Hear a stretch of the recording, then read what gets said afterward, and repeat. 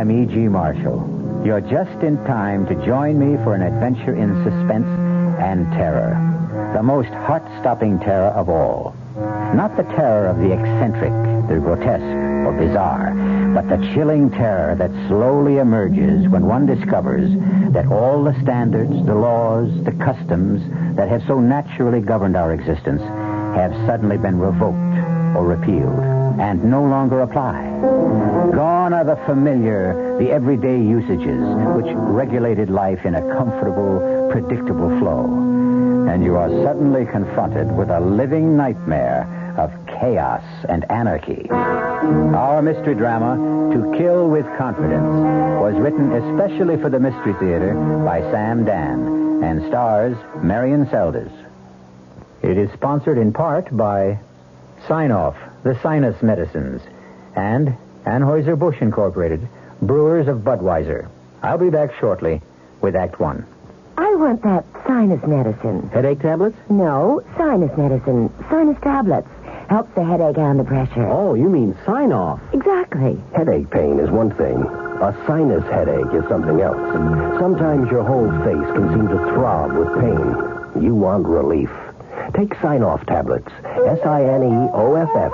The sinus medicine that gives you a full dose of pure aspirin plus a sinus drainer. Sign-Off. The sinus medicine that helps relieve sinus pain while you drain. And Sign-Off doesn't stop there. Have you tried Sign-Off Sinus Spray, the fastest known form of sinus congestion relief? It works in seconds. That's Sign-Off Sinus Spray. When sinus flares up, use Sign-Off tablets and spray, only as directed. Sineoff. Sign-Off. Exactly. Sign-Off, the sinus medicines in the bright red box.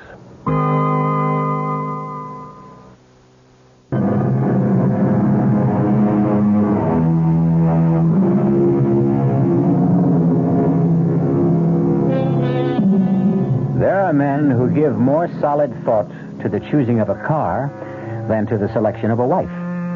There are girls who will take more time and care in deciding on a fall outfit than in picking a husband. Who is to blame? A good deal of it can be placed on the shoulders of society, which somehow tries to imply that marriages are made in heaven. This being the case, why bother being too careful down here below? At any rate, let us consider this extremely attractive, newly married young couple driving along a superhighway near a Midwestern city. Why don't we get off the turnpike, darling? Is anything wrong? No, I just thought I'd like a change of scene. Okay, next exit. You're an angel. Well, it's getting on toward lunchtime, and I think this is the town where they have a place that serves the most fantastic sauerbraten. Really? Mm-hmm. A landmark. You know, one of those terribly authentic restaurants. Ruth, dear, you are in for a treat. Except for one thing. What's that? I happen to despise sauerbraten. Uh-oh, I'm sorry. Oh, don't be sorry, dearest. You and I, well, we'll never have days like this again. Days like what? Well, let's call them days of discovery. Days of getting to know each other. Days of finding out about each other. Such as, you don't like sauerbraten. What don't you like? Oh, I like everything. Even artichokes? Especially artichokes. You'll have absolutely no trouble feeding us. I think that's why I fell in love with you. You're so even-tempered. Oh, no, you don't know that for a fact. I may have been on my best behavior all this time. Well, I just can't picture you as anything but... Well, But what? sweet. Calm. Nice. Well, I tried to keep my temper. I learned what it can mean to lose it. Oh, what happened? Now, that was a long time ago, darling. I found out what it can mean to lose your sense of balance and values, and, well, I plan to make amends for all that. Do you want to talk about it? No. And I'll tell you why. Oh, no, you don't have to explain. Now, what I'll have to do is explain why I won't explain. Can you follow that? Sure. I have to put it all completely out of my mind.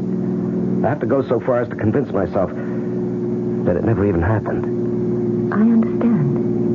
And I may have one or two deep, dark secrets of my own. Well, keep them. That's what I dreamed about, to start a fresh, brand new, clean slate. Agreed? Agreed. Now, I tell you what let's do. Let's have sauerbraten anyhow. Oh, no. Well, you have it. I'll order something simple like hamburger. Oh, no, not in this place. Why? Well, you won't enjoy lunch. The waiters are such frightful snobs if they sense you're not there for the specialty. Oh, it's that kind of a place. We don't have to have lunch there. We can stay on the turnpike. No. Look, here's the exit. Let's turn off. Well, you did have your heart set on... Uh-oh. What is it? Is something wrong? Well, the car. I think it's that mysterious vibration. Do you hear it? I don't know. Well, that funny noise. Oh, Leo, darling, to me these things sound funny all the time. Is it something serious? I hope not. Well, look, we have 1,000 miles still to go. We'd better have it checked. Yeah, that's a good idea. Oh, but in case it is serious, do we have enough cash? Well, that's no problem, darling. We'll stop off at the first station that honors a transnational credit card. But I thought the card's only good for gasoline. No, all repairs, too. Oh, look, just up ahead, there's a big blue transnational sign that says Frank's Quality Service. Let's pull in and have the motor checked.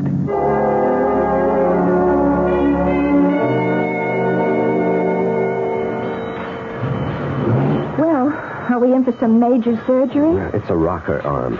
So what does that mean? Well, it means more labor than anything else, and he's short-handed. In other words? In other words, it'll take some time, darling.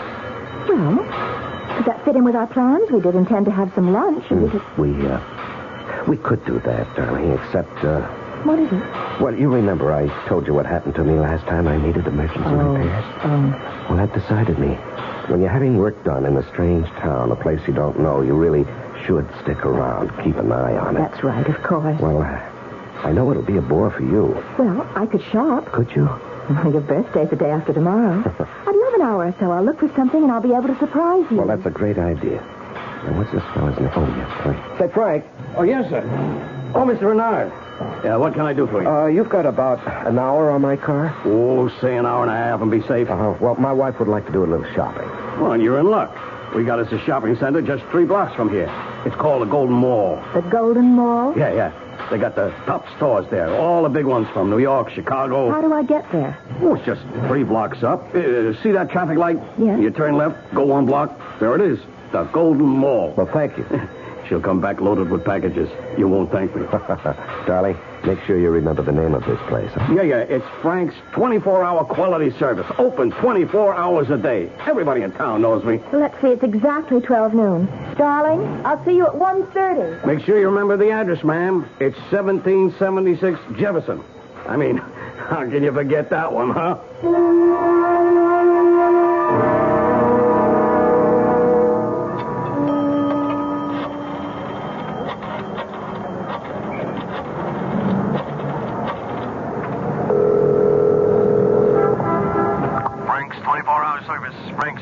Oh, is Mr. Renard there? He should be having his car fixed. Mr. Renard? Yeah. Oh, yeah, sure thing. Hold on, huh? Mr. Renard! Hello? Leo, darling. Oh, for a moment, What is it, darling? nothing, dear, nothing at all. Must have been something.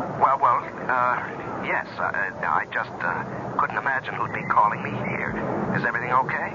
No. Well, darling, what's wrong? I miss you, that's all. You realize we've been separated for almost 45 minutes? Oh. You miss me? Terribly. All right. I just called you up to keep the record clear. Will he be finished on schedule? Mm-hmm. Looks that way. About another half to 3/4 of an hour. All right, I'll be there 1:30 on the dot. I don't like these long separations. Neither do I. Goodbye, darling. Bye.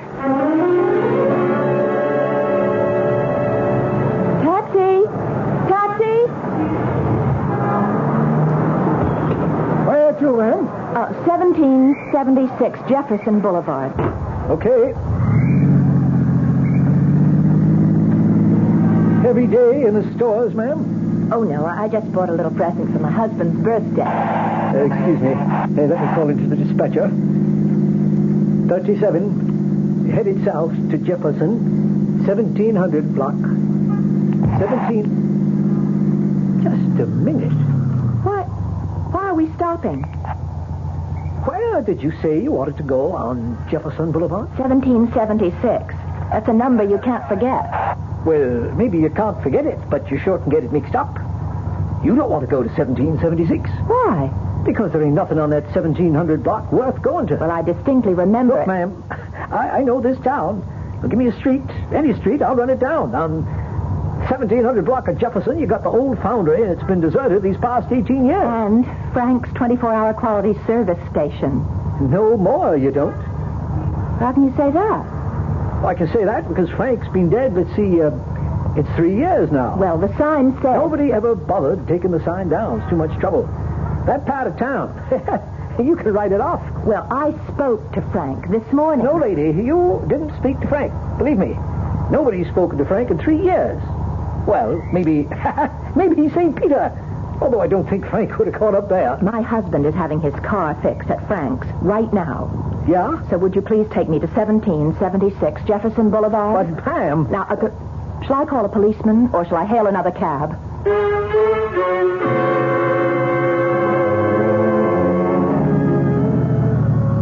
Well, ma'am, here you are. 1776 Jefferson. And it says Frank's Quality Service, so I was right. What were you trying to... Look at what else it says on the windows.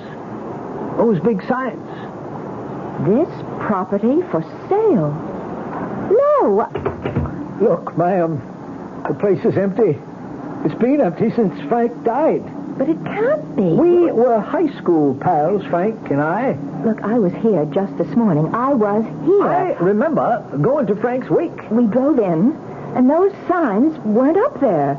There were cars parked and men working in there, And we went to the funeral. He told Leo, my husband, he told Leo that the rocker arm needed fixing. Ma'am, are you sure you want this place?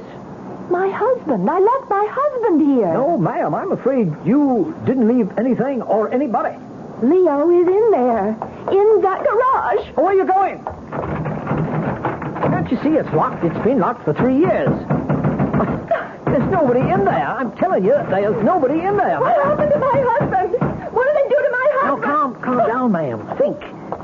Are you sure this is the same? I'm sure. I know.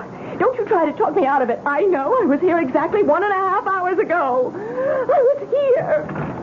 This place was open. This service station was operating, and there was a man here, Frank. How do you know his name was Frank? Because the name was written on his shirt. Now, look, ma'am, I don't know what's going on. My husband. I want my husband. Now, what happened to him? Ma'am, try to hold on to yourself. Don't pass out, please. Don't faint on me. I wouldn't know what to do. Here, let me help you back to the cab. Leo, what did they do to me? Oh, no. 37. Come in, quit fooling, answer me. This is 37. Get me some cops. Get an ambulance. Get everybody over to 1776 Jefferson on the double, huh?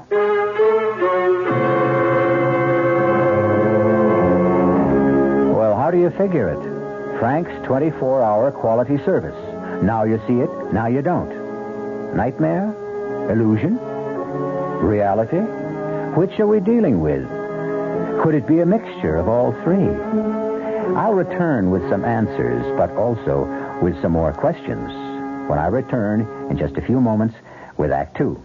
Buick introduces a new concept for you to consider in light of all the concern about miles per gallon. Range. Range is what you get when you multiply the mileage your car gets per gallon by the number of gallons your car's gas tank holds. Range is one of the things that help make Buick Apollo such a special small car. It comes from coupling the Apollo's economical 6-cylinder engine with a standard 21-gallon gas tank. It holds a lot, but it doesn't use a lot. Look into the Apollo. It's the Buick of small cars. Hello, this is Goldilocks. It seems like only yesterday that I was a little girl tasting porridge. You know, this one's too hot. This one's too cold. And now I conduct taste tests on diet drinks. And there's one I must tell you about. Sugar-free diet 7-Up. It has a fresh, natural, delicious taste. It drives my taste-o-meter crazy. Sugar-free diet 7-Up. This one's just right. Hey, Mom, what's for dinner? Hey, Mom, what you got? Don't miss ShopRite's big Dairy Deli Value Jubilee. Some of the great values include ShopRite butter, 1-pound brick, 69 cents. Tropicana orange juice, half-gallon carton, 59 cents. Oscar Mayer bacon, 99 cents a pound, and much more. Big values in the meat case, too. ShopRite Grade A whole frying chickens, just 35 cents a pound. Split or cut up fryers, 39 cents a pound. Roasting chickens up to 4 pounds, 39 cents a pound. Get a lot more for a little less this week at your ShopRite. She loves the family. She wants the best. She does all that she can do. She lets ShopRite do the rest. Hey, Ma, what's for dinner? ShopRite has the answer.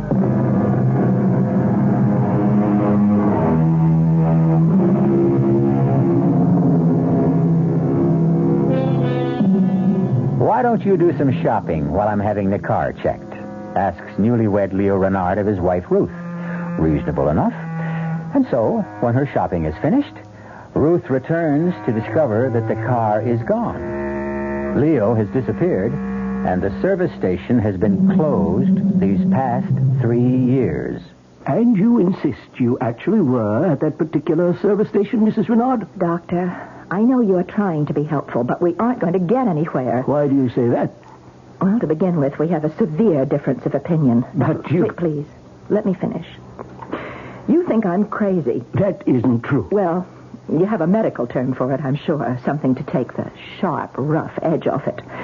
But at this point, according to you, I'm not behaving normally. Now, does that state the case? Well, look at it rationally. Which, according to you, I'm not doing now. That service station has been closed for 3 years.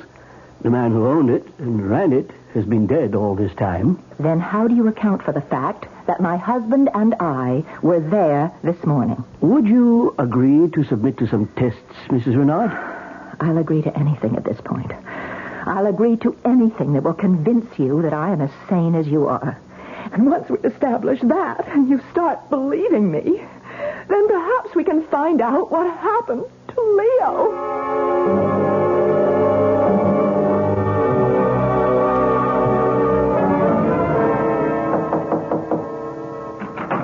Yes? May I come in? Who are you? Lieutenant Powell, City Police. Oh, suppose you can come in. What do you want? I want to help you. Well, you won't help me by telling me I'm crazy. Why would I do that? Because that's all the others can think of. Well, to begin with, you don't look crazy. Well, thanks. Do you have any influence around here? A little. What do you need? What I need is to get out of this hospital. What you need is rest. What I need is my husband. I spoke to the doctors. What do the doctors say to you? You're suffering from shock. I'll buy that. You evidently can't face the fact that your husband has deserted you. No, that's off the mark. All right, tell me about it. Oh, I've already told it to 3 different police officers. Yeah, but I'm the one that counts. How long were you married? 2 weeks. Where? Is all this important? Everything's important. We were married in Reliance City. By whom? Well, what is that? By whom? The Justice of the Peace. His name? His name was Dunley. No, Dunleavy. Well, that's what the sign said. Emmett Dunleavy, J.P.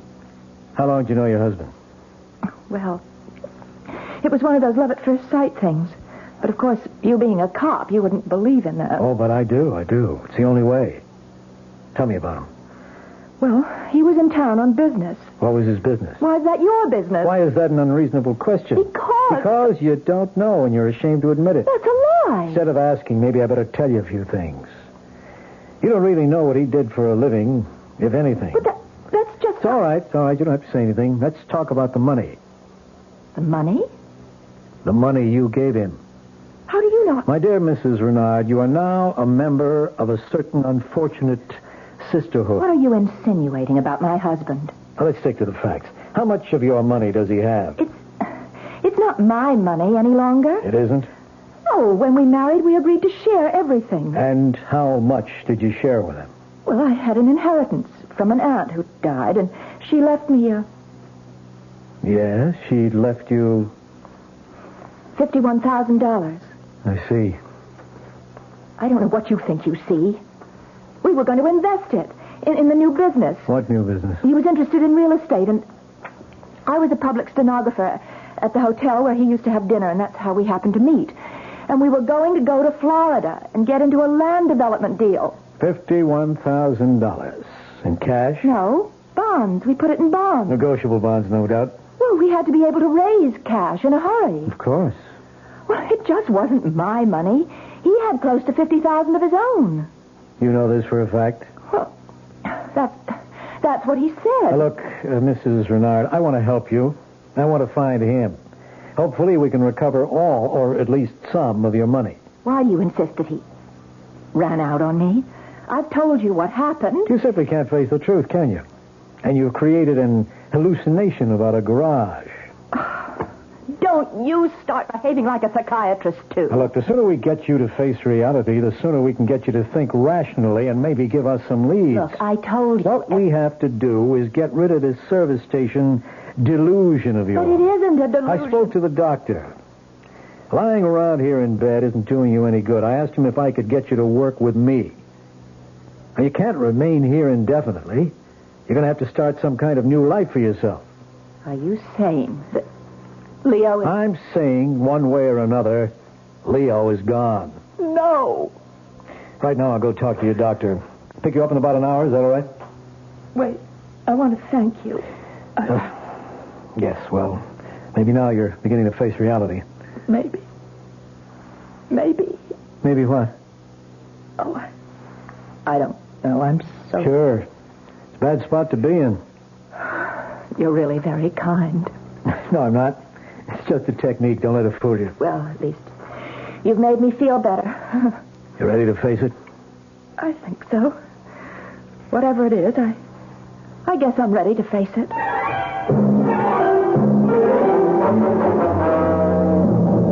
You wanted to see what Mrs. Renard was carrying when she was brought here, Lieutenant? It's important, Doctor. Well, we're about to give her things back since we're releasing her. Just her clothes. That's not important. Her handbag.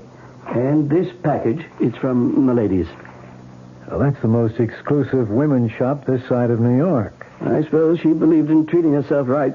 Why not? It was her money. Anything in the handbag? Oh, the usual odds and ends. Papers? We couldn't find any. Driver's license? Nothing. No credit cards. No identification. Well, that doesn't sound right. Well, she said she was going off just briefly to shop, and she didn't want to be loaded down with a big handbag. So she just took a small purse with some money and makeup, left everything else in the car. There is this snapshot. Must be Leo. He'd have to be Leo. You know something? He looks familiar. He looks familiar because you've convinced yourself he's a confidence man. That's right, he has to be. A smooth, experienced operator, too, which means he's been around, which means he may have done time, which means there's a make on him. His photo's been passed around throughout the country, and I would have seen it, and so maybe I'm remembering it subconsciously. All you cops are getting into psychiatry these days. Is that good or bad? Listen, let me borrow this snapshot. I'll have the boys run it down.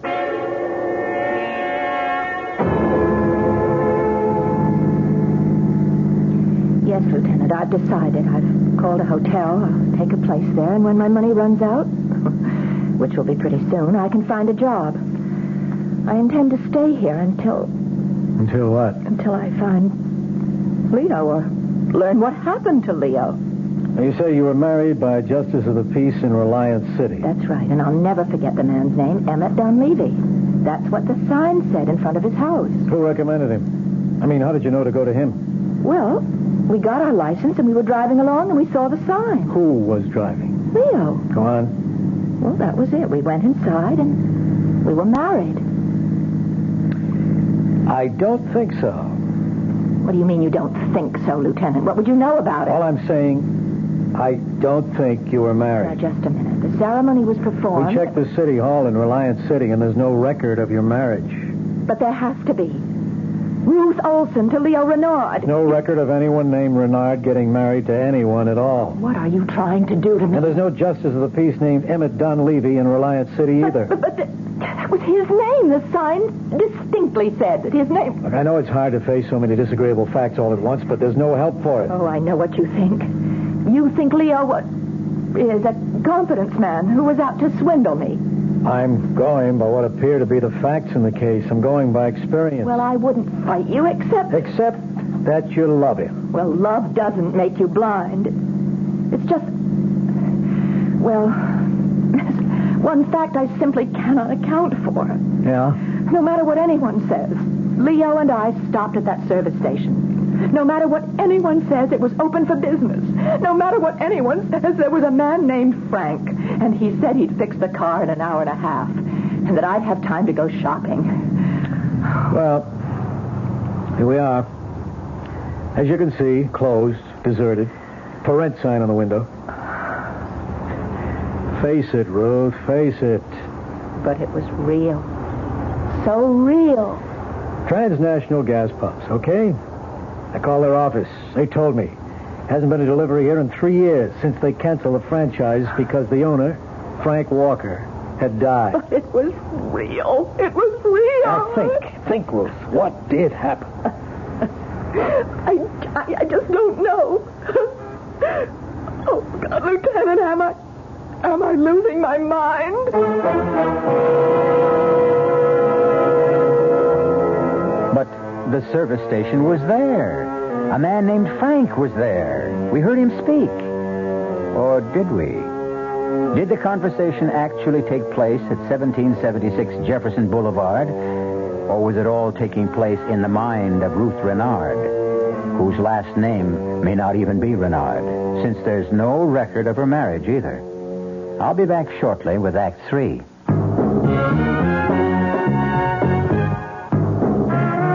You don't see many people putting salt in their beer nowadays.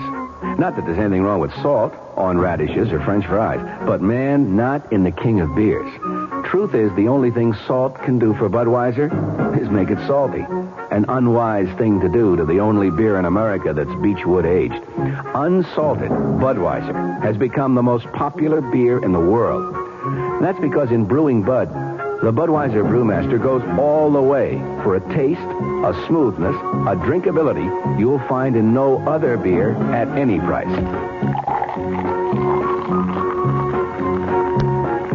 And something else you can take without a grain of salt. The fact that when you say Budweiser, you've said it all. Anheuser-Busch, St. Louis.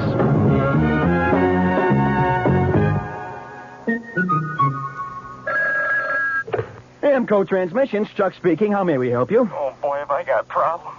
I got a really fantastic 58 Pontiac with a busted automatic transmission and a mother-in-law that's been visiting me for 10 days. well, we can help you with the Pontiac. No, don't kid a desperate man. Now, look, can you really fix up a car that old? Oh, sure. Amco serviced over 3 million automatic transmissions, and over 400,000 of them were Pontiacs. We know Pontiac's cold.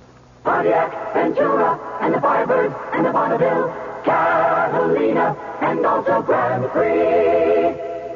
Terrific. Okay, now look, you send the tow truck and I'll help her pack. Oh, you mean? Yeah. The 58 Pontiac belongs to my mother-in-law. Aw, nobody knows her automatic transmission better than Amco. Double A, MCO.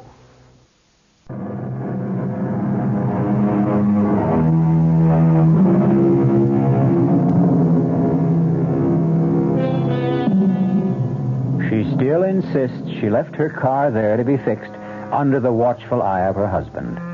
The authorities insist that Leo ran out on her, or perhaps there never was a Leo, and she creates this fiction because she cannot accept reality. Well, what is reality? Well, come on. Let's take a look at the place. As you can see, Ruth, deserted. But as you can see, Lieutenant, it's spick and span. How clean this place looks. Does this have the appearance of a shop that's been closed for 3 years? Well, where's all the litter that would collect? Why aren't these windows grimy and dusty? I checked it out with the real estate people. They keep the place shaped up. After all, they are trying to get rid of the place, you know. I was inside this place yesterday. But there's a padlock on the door. Whatever you want to say, however you want to say it, I know this. I was here. Okay, let's go inside. The real estate people gave me the key. You don't believe me. It's obvious by your manner. Well, that's no good. It's bad for me to have an obvious manner. Sorry. I know you're trying to be nice. Well, I'm only trying to find some answers. Come on in. Well, does it look familiar? This only makes me more certain. I was here. I stood right here at this counter when Leo came out of the shop, which is right through that door, with Frank. Yeah?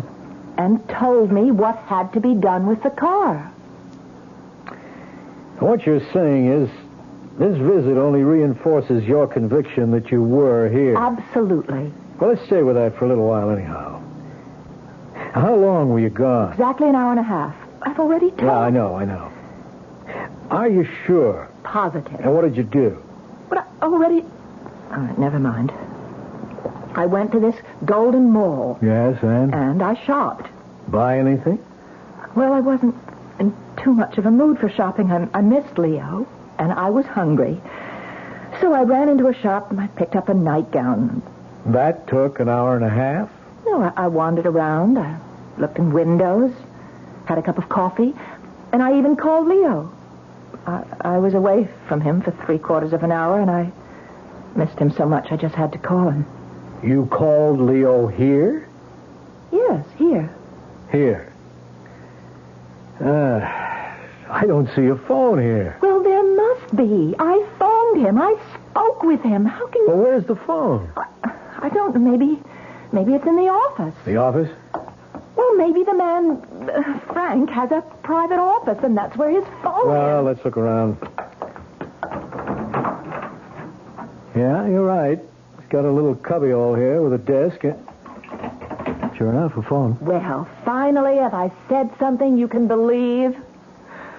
The phone's dead. No dial tone. I guess it isn't connected. I spoke on that phone to Leo. And the man, Frank, he answered it. Sure. Oh, your tone of voice. Oh, please, I don't mean anything. You can't help it. You want to be nice to me, but you think I'm crazy. No, I'm trying to go along with it. With what? With everything you say. What we need right now, more than anything else, is a break. Who knows? Maybe we'll get one.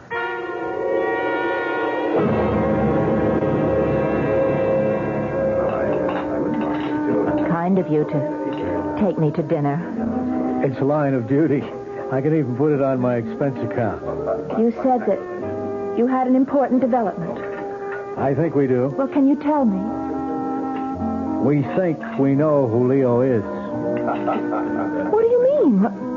You know who he is. His real name is Wallace, Leo Wallace. That's impossible. Better let me finish. But, Listen, wait. we had his picture. Where? How? How could you get his picture? It was in your handbag.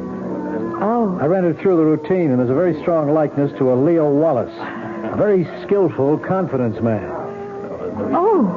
Now, Leo had turned in a very big score. He'd flim-flammed some old gent out of about $1.5 million. Well, I don't believe it. Maybe you'd better hear it first. He denied it. The jury voted against him. He got a minimum of 10 years, but there was an appeal. And just a few months ago, they found some irregularities in the trial, and he was freed. Oh. Now, about the money. The money? The money he's supposed to have stolen. Oh. If he did steal it, he has it hidden somewhere. So you see, there's a motive on someone's part to get him and get at the money. I never dreamed that Leo could... Yeah, well, as I say, we can't prove it. All we know is that your Leo's picture looks like this Leo Wallace. Then I don't have to be crazy. This could have all been just a plot, don't you see? You thought Leo was out to steal my money, and as it turns out, there were people after Leo. They could have arranged the whole service station setup. Well, it's not impossible. Well, then can't you do something? How he could have arrived at this service station is something I'll get to later. The fact is, he did go there. Well, I tell you he did. Me did. If only we can put him there, things would make sense. You wouldn't be crazy. We'd have a lead. Why pick Frank's service station? It isn't the first one you came to. It was the first transnational gas station, and that was his credit card. Are you capable of being objective right now?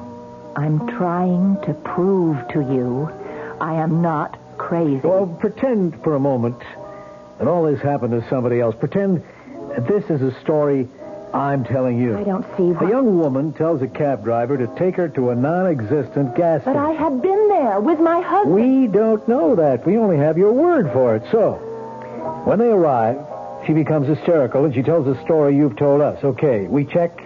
We find out there is no record of the girl's marriage. No record of the justice who she claims married her to her husband. And her husband is most likely a notorious confidence operator, newly released from jail. Why would I lie to continue, please. And we know very little about the girl herself. She worked at the hotel in Reliance City as a public stenographer for only a month. There's no family. I lost my parents years ago. I'm an only child. I had one aunt who's dead. Well, everything is so vague. We can't find anyone who's ever seen this girl with her husband. But we stopped at 3 motels between here and Reliance City. No one remembers seeing a Mr. Renard. You can check their registers. They must prove that Mr. and Mrs. Renard stopped there. Two of the clerks remember a Mrs. Renard. That's because I went into the lobby to sign the registers while Leo took care of the bags. Now, once again, we have that same problem. Admit it now. If this were someone else's story, would you believe it? All right, I know. It sounds like... But if it is a hallucination, where did it start? No, it's real. You said to the cabbie that you bought a gift for your husband. I did. No, you didn't. You bought a nightgown at Milady. Oh, but Why would you lie? Oh, maybe it isn't a lie. Maybe subconsciously you know you don't have a husband, therefore you really couldn't buy him a present. Then why would I have his picture in my purse? You may have found it somewhere. Maybe without knowing it, you fell in love with his picture and... Why is it all so real? I keep tripping you up all the time. Your story has so many holes. For instance, why do you say you called from the mall when that phone has been disconnected for 3 years? But I did call. You have to believe me. Well, that means I have to believe your whole story, all of it. All of it is true. Yeah, and yet I can't check any of it. Wait a minute. There's one part I can check. And if you're telling me the truth about that one little part, then the whole story could make sense. What is that part? No, I don't want to get your hopes up. I'll see you at the hotel. Oh, but I'd like to know. No, there isn't very much I can do about it till the morning anyhow.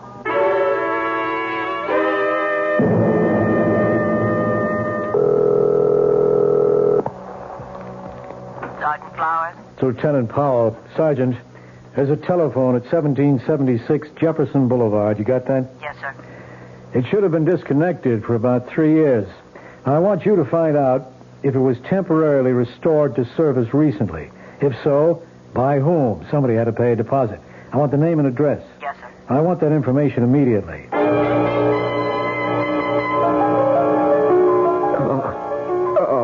Okay, Leo, take a little drink. That's good. It'll make you feel better. There you are. Now, you gonna be sensible? You can drop dead. Leo, as long as you're willing to catch, I can pitch. Be reasonable. I don't want all the money. I don't care if you kill me. It can come to that. Now, look, the old guy's dead.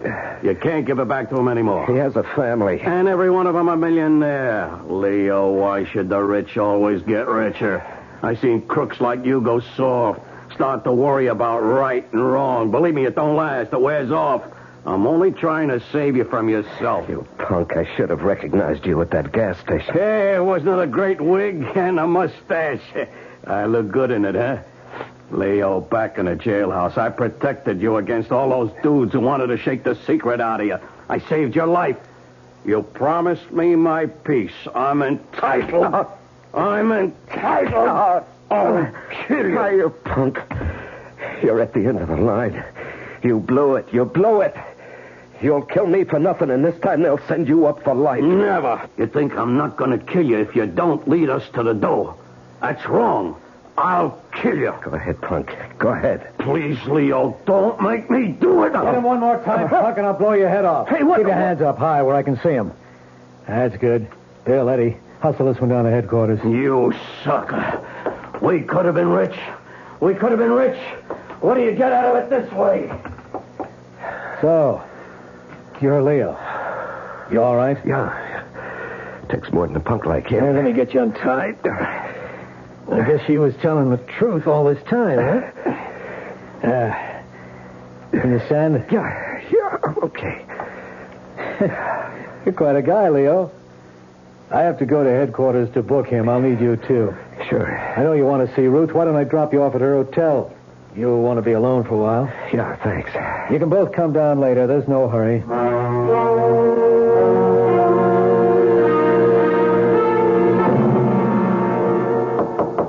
Just a minute. Leo. Oh, Leo, darling. Hello, Ruth. Leo, how did you... What made you... No, I don't want to talk. I just want to hold you. Leo. Oh, Leo, are you... Crazy? No. Oh. But I would be if I couldn't figure it out. Figure what out? That gas station, that was all a setup. Leo. How did they know I would stop right there, huh? What? How could they be sure? Somebody had to loosen the gasket just enough to make that noise. Somebody had to say, let's get off the highway at that particular exit. Somebody had to practically lead me by the hand right into the setup. Leo, why would I... $1.5 million. That's a big enough. Leo, I love you. Oh, sure. How can you even think And that it's the right way to do it, too. I disappear. You become the poor, distraught, deserted wife. The mobsters figure you've been double-crossed, too. The heat's off you forever. Leo, how can I convince you? What can I say? It's a great plan, baby. Even the phone call, that little cubbyhole office. The only place in the station that isn't open to view from the street. The only place where it's safe to jump me. That's why you installed the phone. Get me out of sight, distract me. Leo, please. But the punk blew it. He gave his right name to the phone company, his correct address. So they were able to check him out. The punk wanted to save a $30 deposit. For $30. He blew his shot at $1.5 million. Leo, I swear he always to was you. a punk. And now for you, baby. Leo. Why are you looking at me like that? I think I'm going to kill you. Leo, it's all in your mind. Oh, sure. I swear I had nothing to do with it. I love you. I love you. Let me prove it. Wait, here. Look, that's my purse on the night table. See? In the purse there's a .22 caliber revolver. You look inside it. All right. You'll find it. Now, if you really think I'm guilty, go ahead and kill me. We'll shoot. Kill me. What are you waiting for? See, you can't do it. You love me. You can't do it. You love Leo, me. don't be crazy. Lieutenant Powell, Leo's gone crazy. Just stay where you are, pal. Just stay there. Leo, what are you going to do? Are you out of your mind? I let you come up here alone so you could figure it out for yourself. Yeah, I understand, and I have to kill her. Lieutenant, you can't just stand there. There's nothing he or anyone else can do, Ruth, except... Hey, Paul, if she goes to jail, what can she get? At least 10. 10, huh? In 10 years, that beauty, that terrible, overpowering beauty of hers that blinds you, that beauty will be gone. She'll be old, worn and bitter, as good as dead, with almost half a lifetime still in front of her. Leo, give me a chance. If I kill her now, it's too easy. Leo. That'll be over in Leo. a second. Take her, Lieutenant, take her. We'll kill her the right way, legally, just... Leo, I love you. I love you too, Ruth. I love you more than anything in this whole wide world. But I'll get over it. You'll never get over me. Oh, I'll get over you, baby. And if I can't, if I don't, if I still love you 10 years from now, I'll be waiting for you. Outside the prison gate.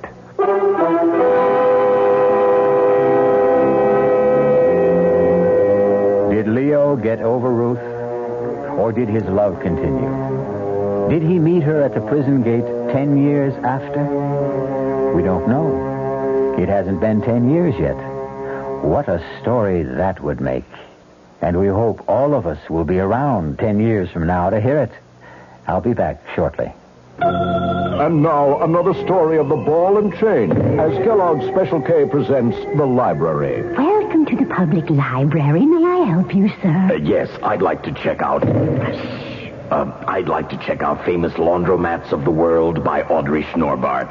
Sir, excuse me, but isn't that ball and chain you're wearing just like the ones they use in the Kellogg's Special K commercial? This ball and chain... Yes, that Juan. How are you going to get rid of it? Well, lots of good exercises, and by eating smart at every meal, starting with the Special K breakfast. Don't you have to watch your calories? Yes, and the Special K breakfast is less than 240 calories. Less than 240 calories? Right. A 1-ounce bowl of high-protein Special K, 4 ounces of skim milk, tomato juice, and coffee. It's really tasty, and it's going to help me get rid of this ball and chain. I'd say it's long overdue, get it?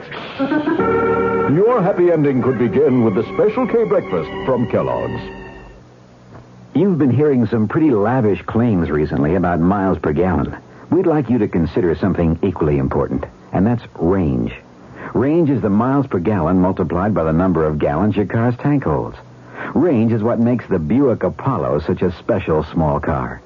It comes from coupling the Apollo's economical 6-cylinder engine with a standard 21-gallon tank. It holds a lot, but it doesn't use a lot. Look into the Apollo. It's the Buick of small cars. Hi, Ms. Goldilocks here. Professionally taste-testing diet drinks can be very difficult, but I've just had to bear with it. Then I found sugar-free Diet 7-Up. It doesn't taste like other diet drinks. It's fresh, light, natural, delicious. Sugar-free Diet 7-Up tastes so good that I've taste-tested it hundreds of times, and each time I've given it my seal of approval. Yes, this one's just right. Now, this word from the New York Graphic Society. Midnight in the cemetery. The casket lid lifts slowly, and a tall creature with glowing eyes rises from the coffin. From time immemorial, man has been frightened and fascinated by the night-roaming, blood-sucking creature. A captivating new book, A Clutch of Vampires, now presents the very best tales from both history and literature. Spanning 2,000 years, it is the most diversified, enthralling collection of vampirana ever published. A Clutch of Vampires by Raymond McNally. Our cast included Marion Seldes, George Petrie, Larry Haynes, and Gil Mack. The entire production was under the direction of Hyman Brown. Radio Mystery Theater was sponsored in part by Buick Motor Division, the Kellogg Company, makers of Kellogg's Special K cereal, and new sugar-free Diet 7-Up. This is E.G. Marshall inviting you to return to our Mystery Theater for another adventure in the macabre. Until next time, pleasant dreams.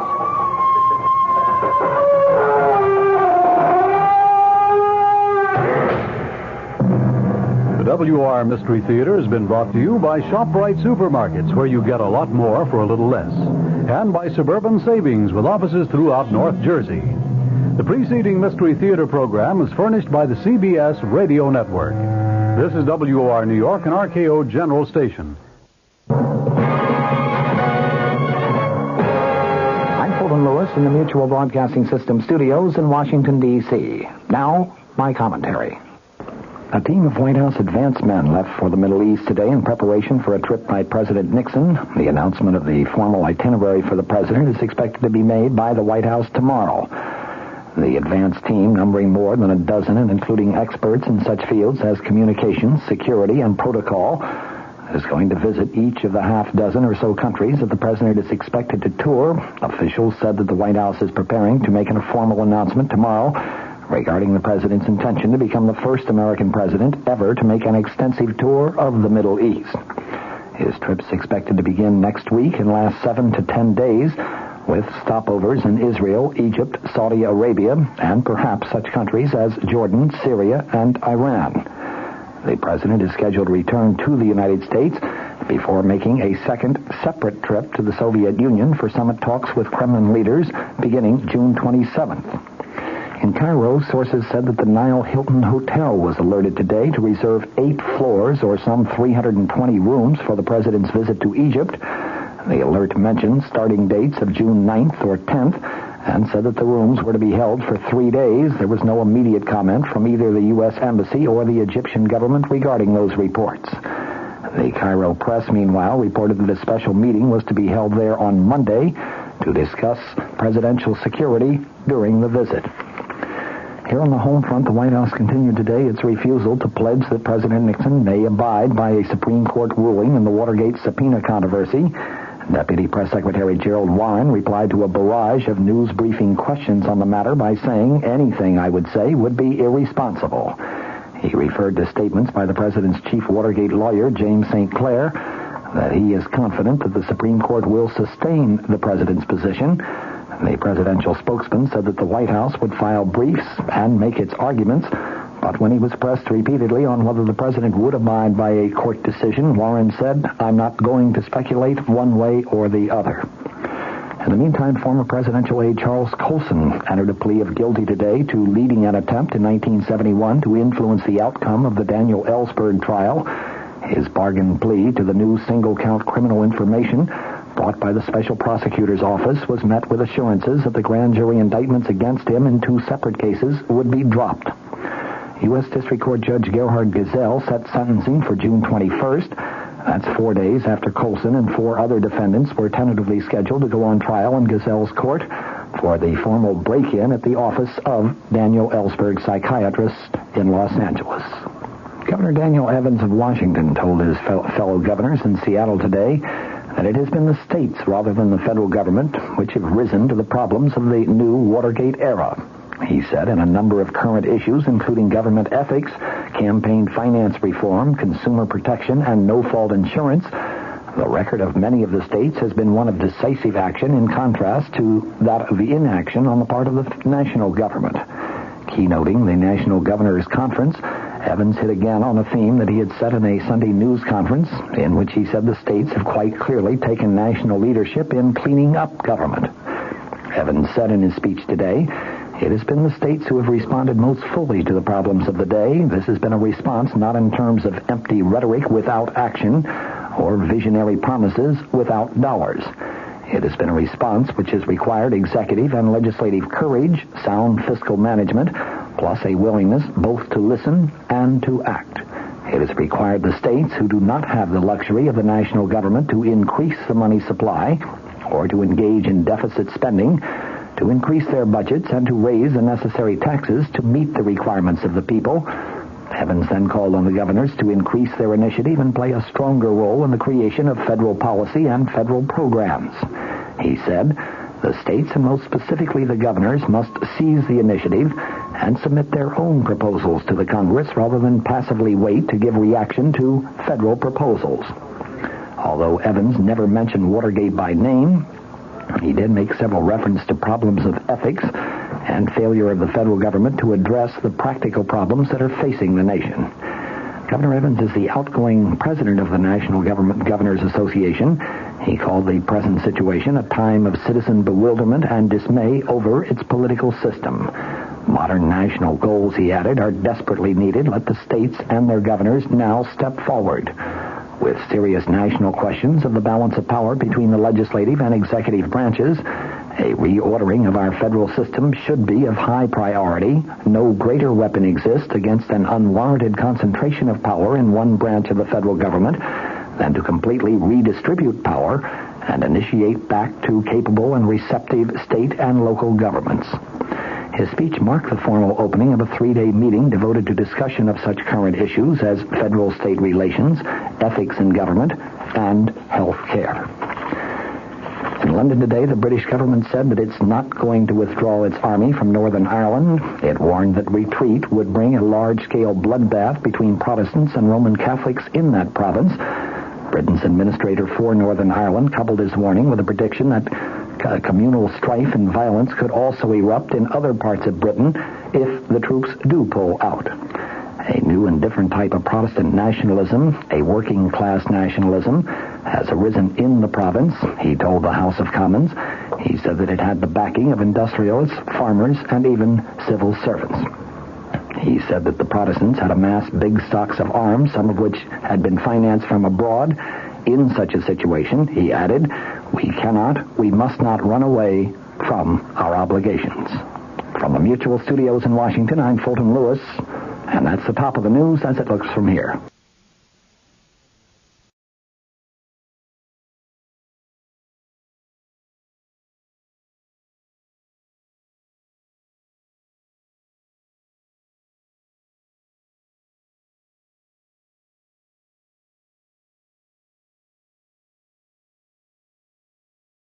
The CBS Radio Mystery Theater presents...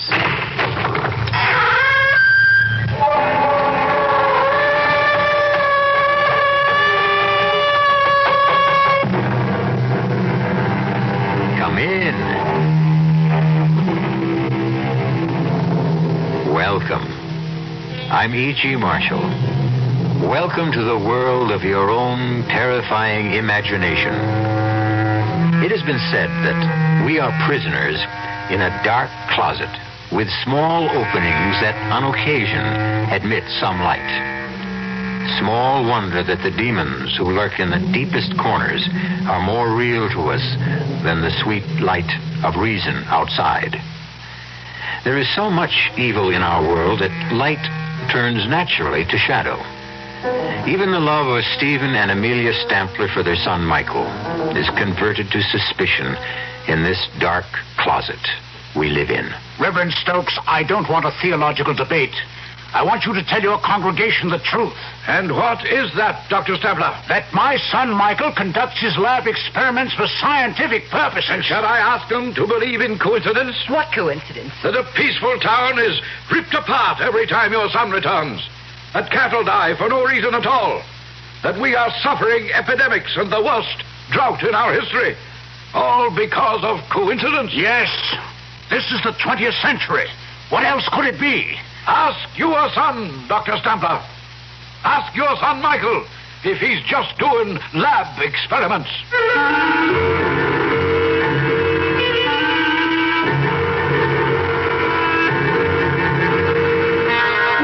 Our mystery drama, A Sacrifice in Blood, was written especially for the Mystery Theater by Milt Wisoff and stars Patricia Rowe and Ralph Bell.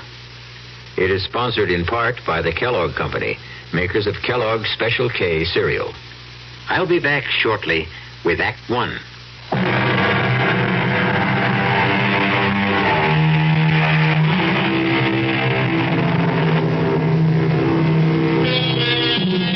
And now it is time to turn to the macabre and nightmare world where there is no shortage of blood.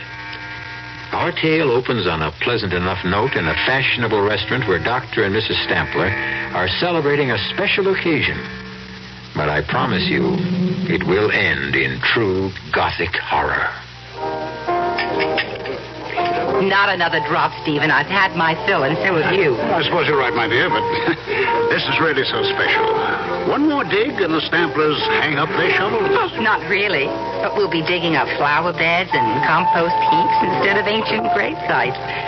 No regrets? None, my dear. We should have retired years ago. Then why not now?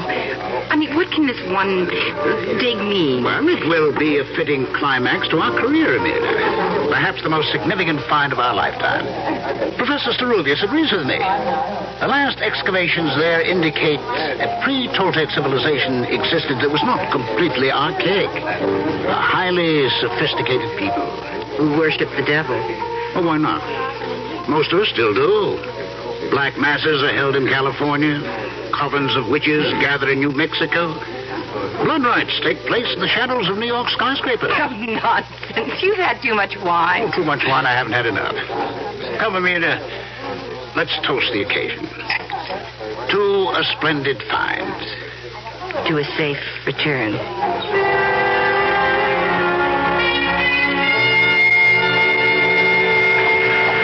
Dr. Stampler? Dr. Stampler? Yes. I am Professor Sarulius. Oh, thank you for meeting us. This is my wife, Amelia. My great pleasure. It's very nice of you. Not at all. Oh, here, let me put your bags in, please. Will you get in?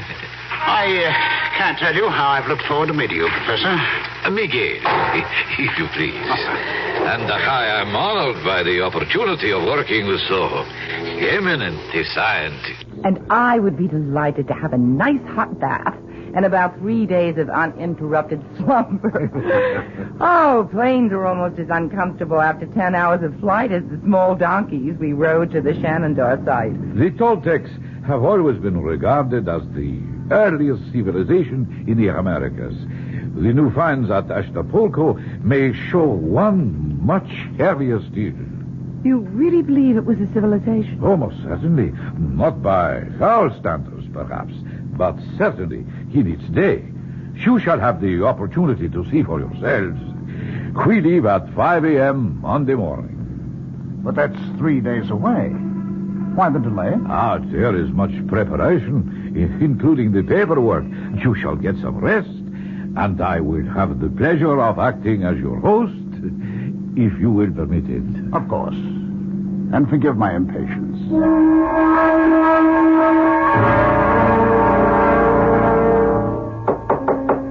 Who's there?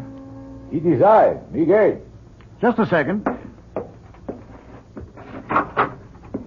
Forgive me. I know it is late, but it was necessary for me to see you. Oh, that's all right. Come on in. We weren't in bed yet. What is it? I am afraid I have bad news for you.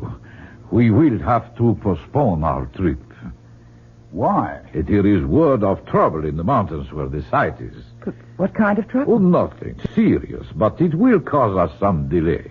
Why didn't you tell us sooner? I just learned it, Stephen, when I returned to my room. How long will the delay be? Well, that is hard to say.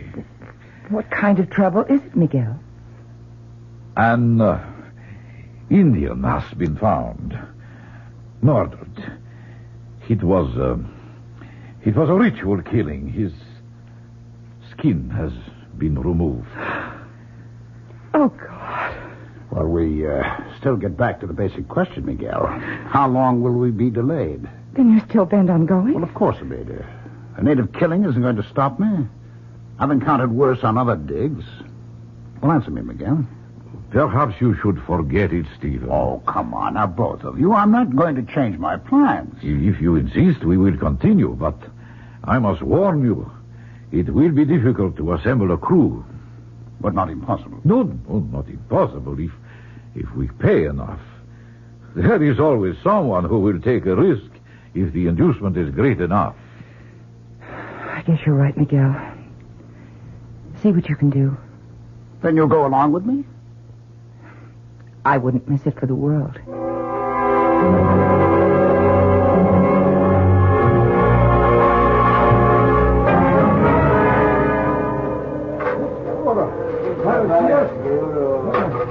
They're not making much headway, Miguel. Can't they dig any faster? We are up very high, Stephen. More than 10,000 feet.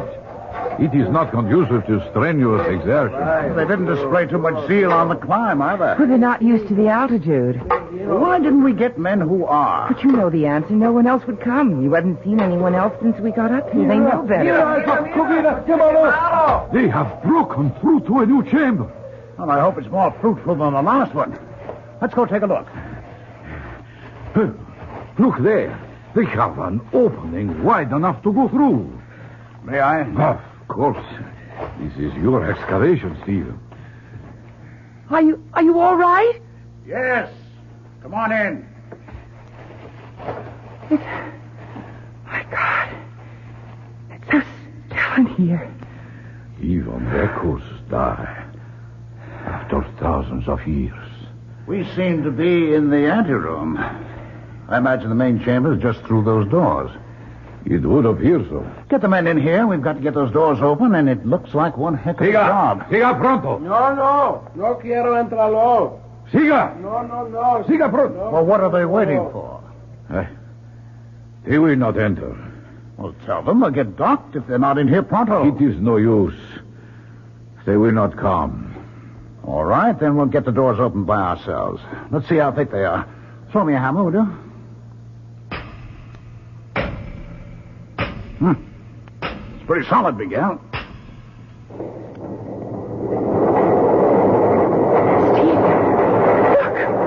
The doors are opening. How? Oh, perhaps Stephen struck some kind of a trigger mechanism by accident. Well, never mind how. It'll save us some sweat, that's all. Stephen, please, be careful. There's something here that makes me... I will go ahead. Not on your life, Miguel. This is one big step I'm going to take. Come on, follow me.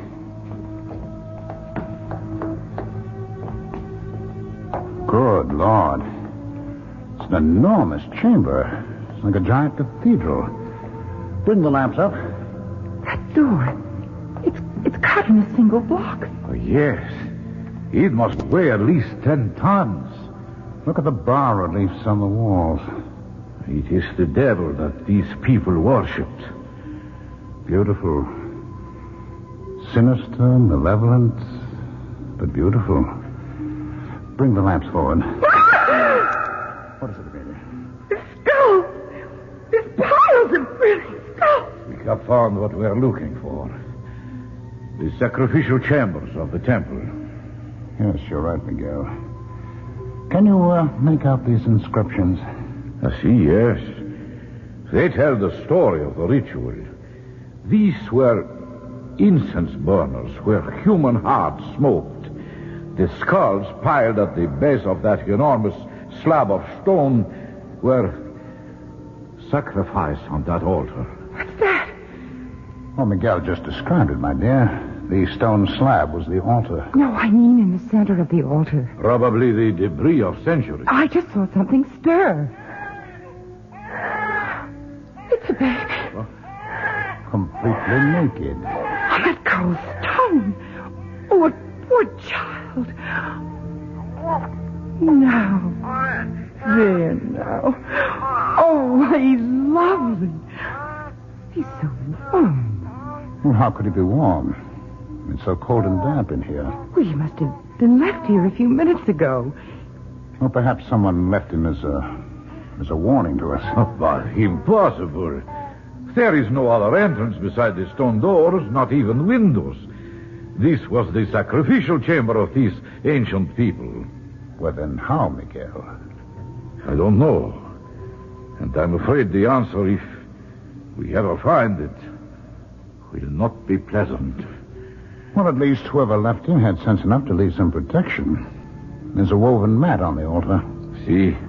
And that is one of the mysteries that troubles me. What are you saying, Miguel? The fabric the child is lying on. Examine it. Yes. Yes, I see what you mean. It was woven when the temple was new.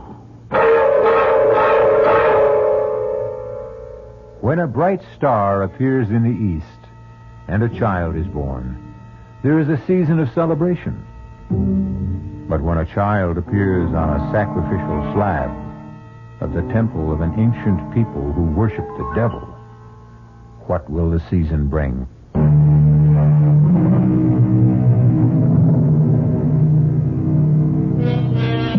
We live by the philosophy that no one is born evil, that only time and circumstance can corrupt the innocence of an infant.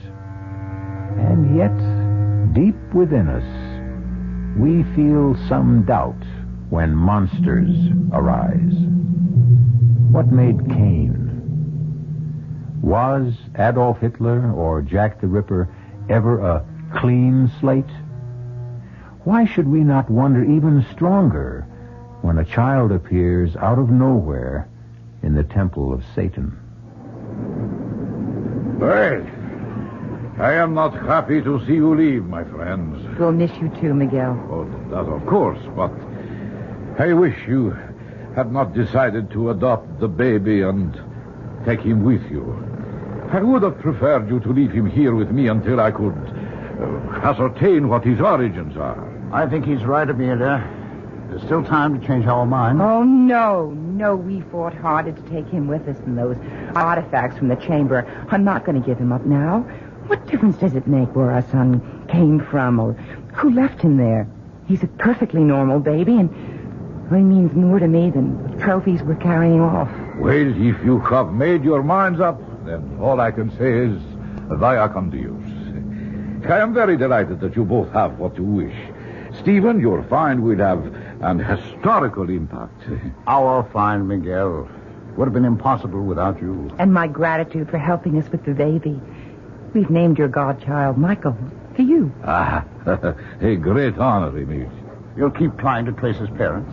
Yes, if that is what you wish. Don't try too hard, Miguel. It doesn't matter where he came from. We're all he needs from now on. I hope you are right, Emilia.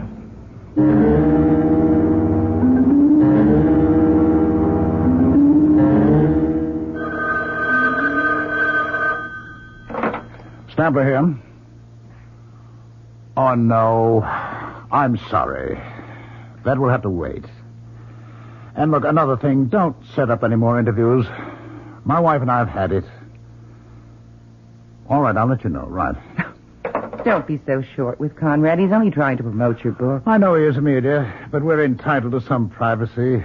We've been back home for almost a year now, and I'm sick of interviews and publicity. The people poking around here. Oh, you know you don't mean that. You're positively glowing with success. Yeah.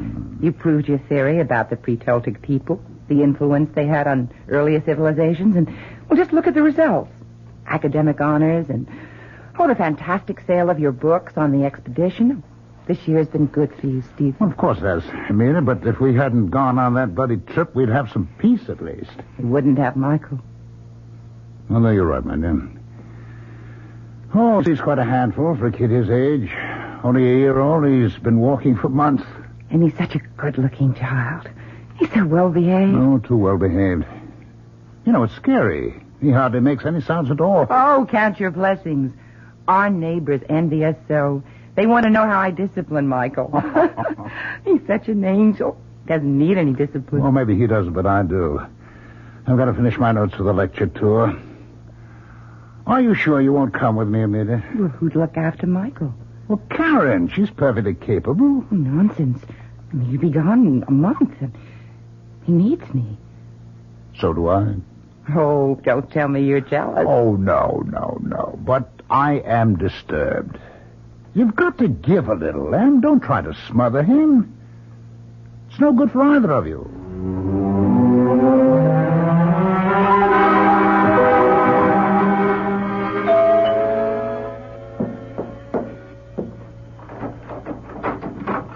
Stephen, well, I didn't expect you home so soon. It's Michael's birthday, so I thought I'd be early. I was taking a sentimental journey back through the years with Michael's birthday books. Here he is at 2. Yes, I remember. We took him to the zoo, and he was fascinated. Here he is a year ago. 5 years old, growing like a weed. Oh, that reminds me. What can I do to help with the festivities? Oh, nothing. Just relax. Where's Mike? Well, I sent him out to play. On his birthday? I don't understand. What's wrong, Amelia? Nothing. The party's off? No one's going to show up? Is that it? Oh, who cares? Well, you do for one. Why aren't they coming? Because we have stuffy neighbors with stuffy children. I just think it's time we moved. Oh, they're all out of step, hmm? That's right. Take their side. Oh, for heaven's sake, Em, I'm not taking any side. I just want to know... Well, he tears butterflies apart. Yanks legs off frogs. Well, he's inherited your scientific curiosity. Oh, you know that's impossible. Well, I mean, you set an example for him. Level with me, would you? What happened between Michael and the Fielding child? Nothing. I told you. All right, then you don't mind if I call them and straighten this out? You go ahead and call. You'll agree. It's a tempest in a teapot. I'd rather hear it from you, Em. Sarah? This is Stephen Stampler. Well, yes, I know. I read your note. Well, can you tell me why? Michael did what? Are you sure? I see. Yes, I know how you feel. And, thanks for being direct. Bye. Well? I just don't understand. Curiosity. It's simple, childish curiosity. Children try to discover the world around them. They smell, taste, feel. They hurt? Well, yes, sometimes they hurt. Not out of malice. Try to be honest, Em. How would you feel if you were Sarah Fielding? I hope I'd have the good sense to take things in stride. Would you? I can't believe it's you, Amelia. You've lost all sense of objectivity. You've lost all sense of proportion. Are you trying to cast Michael as a monster? I'd like to understand him, but I think I need help. And so does he.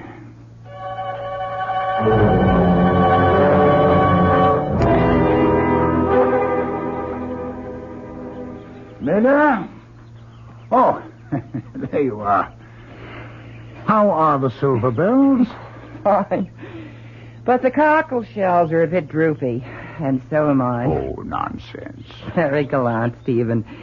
But age is beginning to catch up. I don't know where the last 10 years have disappeared. Seems only yesterday that Michael was 6, entering school for the first time. Now he's almost grown. 17. Oh, my, you look handsome today. You're even wearing a tie.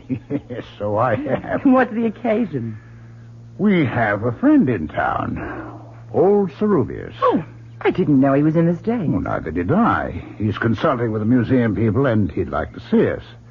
I asked him out to lunch. Oh, that was thoughtful. Now, there's no need to fuss, Amelia. Of course not.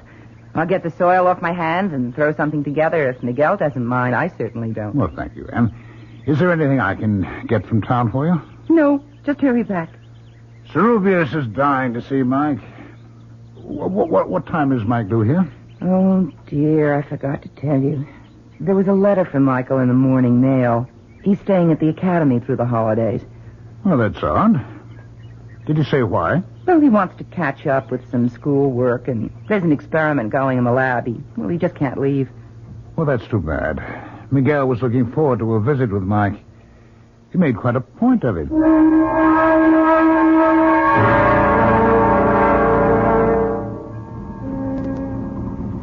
This is quite a machine.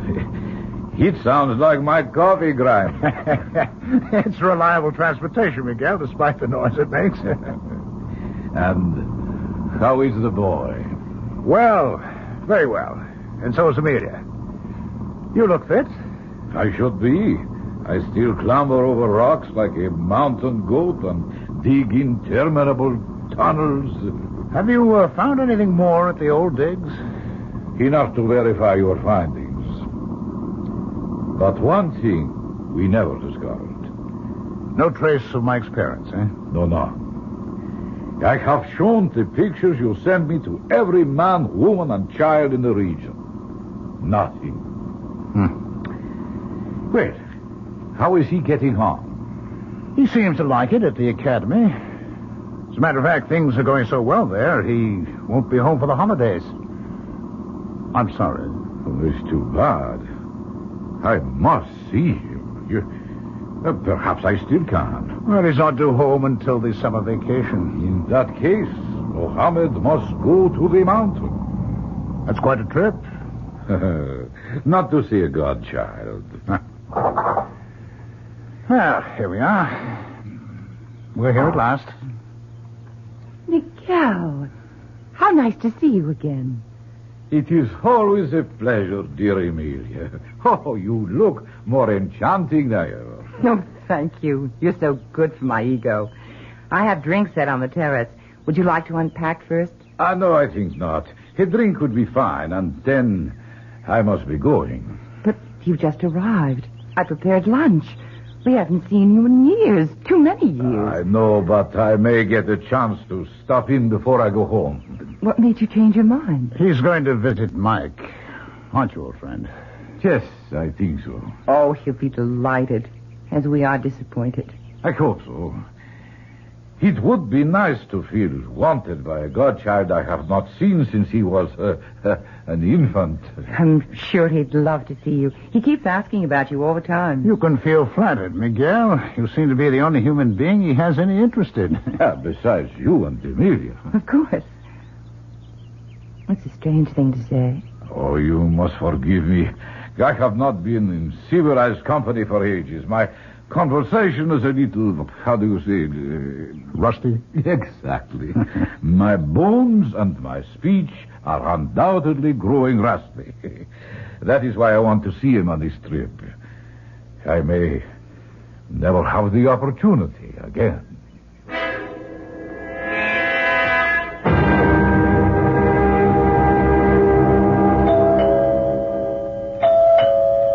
Could you get that, Stephen? I'm just finishing the shelf, dear. Very well. Michael, I don't understand. No hello? Should I go out and start over again? Oh, it's not silly. Hello, darling.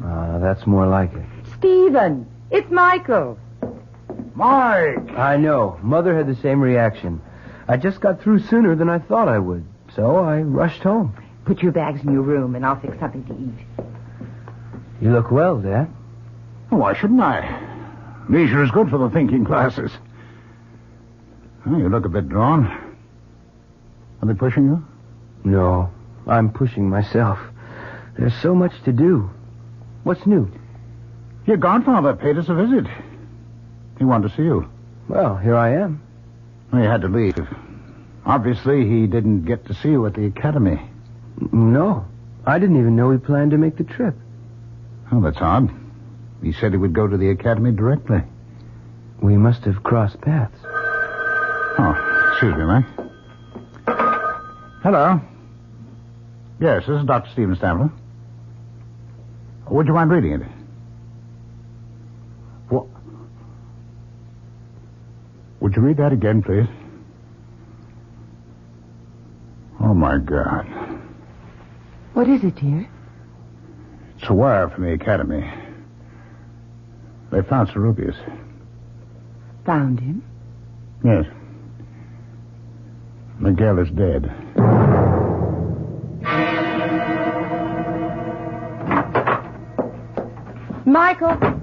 Michael, are you home? He's out, Amelia. His car's gone. Strange. He seemed under the weather this morning. Well, he didn't want to attend the funeral. Oh, nonsense. He just wasn't feeling well. You still believe that act after all these years? You know, he's always avoided unpleasantness that way. Well, it was unpleasant, Stephen. An old friend to go that way. All right, Em. It's all over. What could have done it? You mean who, Em?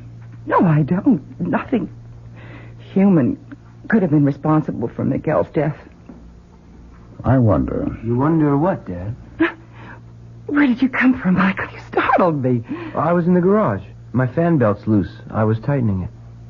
You should have come to the funeral. What for? I never saw Professor Serubius. He was your godfather. You were his namesake. I wasn't feeling so hot anyway. I thought I was coming down with something. How do you feel now? Better, I think. You look healthy enough to me. Well, that doesn't mean a thing. I'll put the tea up, and then it's off to bed with you. She still thinks you're a child, Mike. I know. I want to talk to you, Dad. That's why I came home from school. All right, shoot. I really don't know what I want to do. I think I've had the academy. But you said you liked it there. You're doing well? I know, but I can't make the scene there anymore. Too much work? No, not really. I'm just not on to some of the stuff I've got to handle there. The creeps in Fairmount are still living in the 17th century. They'd have witch burning if the law didn't forbid it. What's that got to do with you? Well, some of my experiments have got them on the warpath. How about you were working in the physical sciences? Well, not exactly. I've been going beyond that. Like what? Well, for one thing, ESP. You've always felt I had it. Well, that's not considered supernatural today. Yeah, I know, but the townies think it is. Well, that's all the fuss I think you should stay on. It never pays to bow down to ignorance. I'm glad you see it that way, Dad. Oh, but there's more, isn't there, huh? What do you know about my people? Where I come from? Not too much. How about Serubius? Well, he thought he was on to something. He was on his way to talk to you about it. Too bad we missed each other. Did you? Well, of course. I told you I was on my way back here when I heard... That's not exactly what happened, Mike. He called me from the airport when he landed. What did he say? I don't know. Amelia and I were out. He left a message with our answering service. He said he was going right out to see you. That he had phoned ahead. I never heard from him. And that if anything happened, there was a letter that he was mailing to us. Well, then you did hear from him. By mail, at least. We never received the letter. Did you? Now you're accusing me of tampering with your mail? I'm only asking, Michael. Do you really think I saw Cerubius that night? Did you, Mike? You're as bad as the townspeople. What do you want to hear? A full confession? Oh, okay. I saw the old man. I killed him. Is that enough? Or do you want me to invent the gory details, too?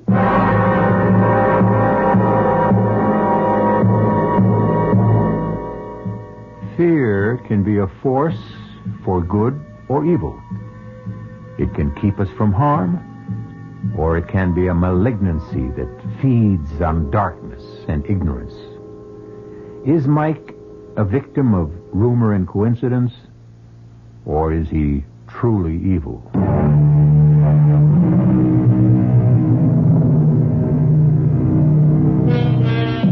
There is a peculiar kind of fear we call courage that makes us go on when all we want to do is find peace and shelter. It makes men who fear heights climb mountains. Soldiers who detest war and suffering advance on bloody battlefields. Some call it pride rather than courage. Choose now. Retreat now and regret it, or go on with me to Act 3. Mark, I've just heard from the police. They're still running down leads on the murder of Cerubius, but they admit it seems hopeless. Too bad. Did you ever get the letter he said he mailed you? No, I don't know what happened. Neither do I. How are you doing in the workshop? I don't know. Thank God frogs are such fast breeders. I killed them off so fast. No results? Only with our neighbors. They seem to connect my frogs with everything bad that's happening. The Gilmore child comes down with meningitis, my frogs are responsible. The drought and the unusual heat, the salmonella outbreak, all part of my wicked machinations. How would you like to come out of retirement, both of you? What do you mean? I'd like to go back to the place you found me, to see if I can trace my origins. Maybe I'll find myself then. Well, I don't know, Mike. I just hadn't thought about it. Well, then don't. Let's just do it. Oh, Father! It's a gift from our loving neighbors. It's a brick. There's a note attached to it. Let me see that, Mike. This is your last warning. Leave, or we will send you back to the hell where you belong. They're not all clods after all. Someone has imagination and a gift of expression. This is no laughing matter, Mike. I'm going to find out who's responsible for this outrage.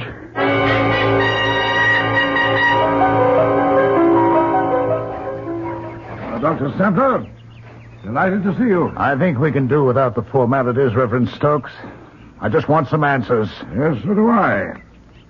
I haven't seen you in church for quite a while. You're very fortunate. I didn't attend last week. I don't think you'd care for my reaction to your sermon. Oh, then you don't believe in the presence of Satan? No, I don't. All I know is what that kind of talk leads to. Oh, the brick, you mean. I'm sorry about that. Well, yes, you should be. You've got these farmers half insane with your superstitious prattle. Some say that about religion. I wonder why. All right, let's not get sidetracked, Reverend Stokes. I don't want a theological debate. I want you to tell your congregation the truth. And what is that, Dr. Stempler? That my son Mike raises frogs for his lab experiments. Shall I tell them to believe in coincidence? What coincidence? That a peaceful town is ripped apart every time your son returns. That cattle die for no reason at all. That we are suffering epidemics and the worst drought in our history. All because of coincidence? Yes, you tell them that this is the 20th century. What else could it be? Ask your son, Dr. Stampler. Ask him if he's just doing lab experiments. I told you, Dad, I'm going back where you found me, with or without you. Mike, that is foolish. Cerubius excavated for years but found nothing. What makes you think you can? Because I was born to it and Cerubius was not. He was contaminated by Spanish blood. My lines are pure. I need to find my way to another world. Will you come with me? You're not serious, Mike. I've got to go, Mother. I thought you'd understand. Well, I do. I just want you to think things through a little longer. Go back to school. Just finish this semester, and then we'll all go back. I promise you. That makes sense, Mike. It's only a few months. What do you say? Okay. But I won't let you stall me past then. I think my word is good enough.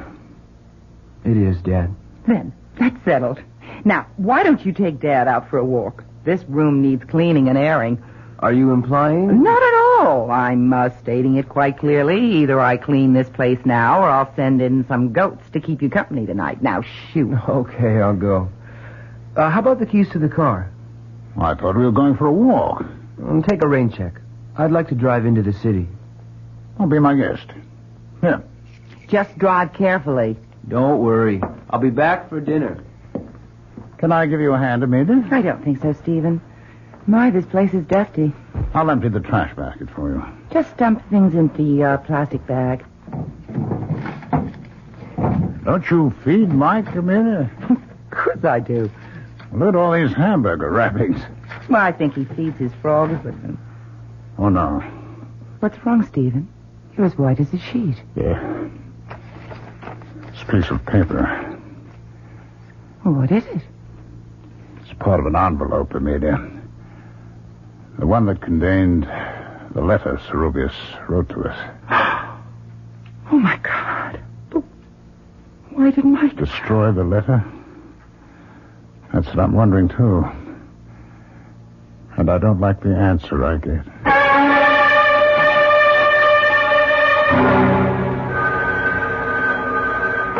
Hello. Yes, this is Dr. Stampler. He what? Can't be. We'll be right over.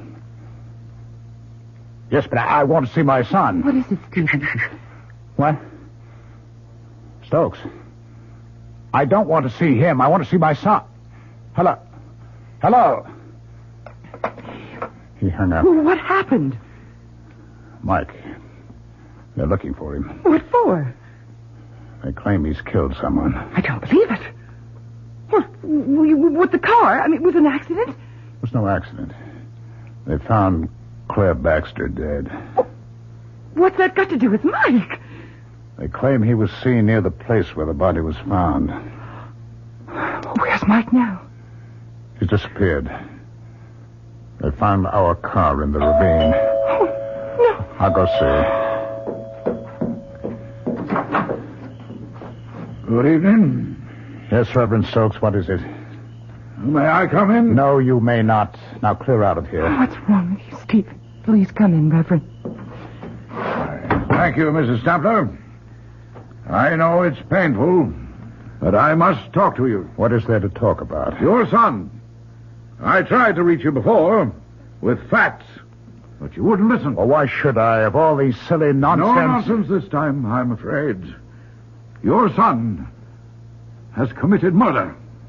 Just because he was seen near where the girl was found, I'll bet half the town would have been No one else in town would kill the way Claire was slaughtered. Please, I don't want to hear any more. Then we just sit quietly and wait. For what? For your son to return. And then what? Then we'll do what must be done. You won't wait here. Now be sensible. There are men just beyond this door. I would prefer to do this as reasonably as possible. Do what? Just ask him a few questions, Mrs. Sampler. Now, please let me handle this. Or would you prefer mob violence Ask your questions, Stokes. I'm here. Run, Mike. Save yourself. Not yet. I've got a score to settle with old Nosy. Sit down, Michael. It's all over for you. For you, meddler. No, Asmodeus, your time has come. Asmodeus? Asmodeus, Satan, whatever you call yourself. Sit down and answer my questions. I'll change my mind. I'll answer your questions if you catch me. Stop him, Stephen. Please don't let him go. No, Amelia, don't worry. Stokes will never get him. Neither will that mob. He's on his way back. Back? Where? Where we found him, Amelia. In the sacrificial chamber. Zerubius said someday Mike would return.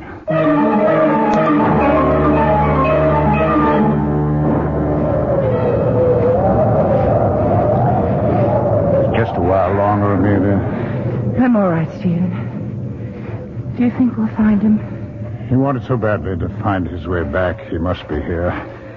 I'm glad he got away from them all. I'm not so sure about that. I pieced together Zerubius' letter from the scraps in the wastebasket. It explains a great deal.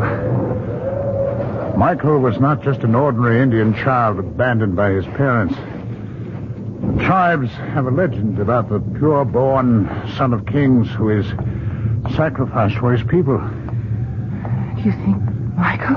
I don't know, Amelia. I don't know what to believe anymore. There's a light in the chamber ahead. I know. Hold this lantern, Amelia. Hold it high. Don't come any closer. Michael. Oh, thank God we found you. Where are you, Mike? Boy, we believe in you. We trust you. Stay where you are. Do as I tell you. We want to help you. Then leave. That's the best you can do for me. You kept me from my destiny when you took me from this tomb. Let me fulfill it now. We love you, Michael. Please save yourself. Hold the lantern higher, Amelia. What is it? There's a child, Em. There's a baby on the altar where we found Mike. It's Michael. Oh, my God. It's Michael. It can't be. Yes, I remember every detail. Stay back. Stay back, Amelia. Don't come any closer. It's a child on the altar. It's Mike. Someone or something is standing over it. Oh, no. I can't believe it. The child's up. Oh, God, no. Michael. Oh, Michael.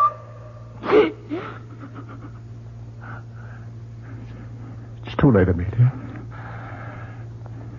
It's all over now. Whoever it was has disappeared, Amelia. He's gone. A child is born, becomes a man, then dies. The natural order of things. No one can upset it. But not in the case of Michael Stampler, or whatever his true name was. He was plucked out of antiquity by accident and returned there by desire. Our cast included Patricia Rowe, Ralph Bell, Don Scardino, and Ian Martin. The entire production was under the direction of Hyman Brown. This is E.G. Marshall inviting you to return to our Mystery Theater for another adventure in the macabre. Until next time, pleasant dreams.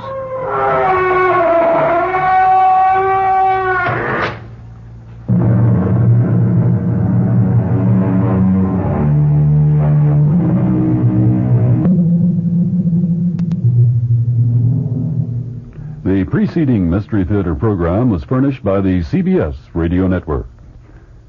Your dial is set for 15 minutes of late news with John Scott reporting. This is WOR New York, an RKO General Station, your station for news as it happens.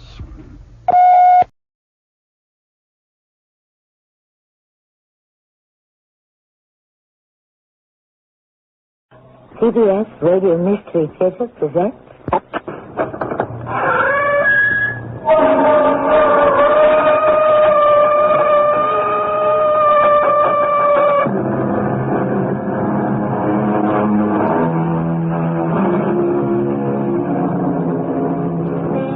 Come in. Welcome. I am Tanner Grimes. Is there life after death? How many times have we heard, or perhaps even asked that question? Of course, it might make just as much sense if we were to inquire, is there death after life? Death, life. Are they the two sides of the same coin? A coin that remains in circulation forever? The accused will rise. Miles Ticehurst Tapley, widow of the late common criminal Will Tapley. He was no criminal. He was a poor man who was forced to steal to feed his family. The testimony of the witnesses contradicts. Liars! Perjurers! Miles Tapley, you are found guilty of witchcraft. No! The accused shall be taken to the place of execution, where all designs and residue of the devil shall be burned away from her soul, which shall then be made pure and fit to meet its maker.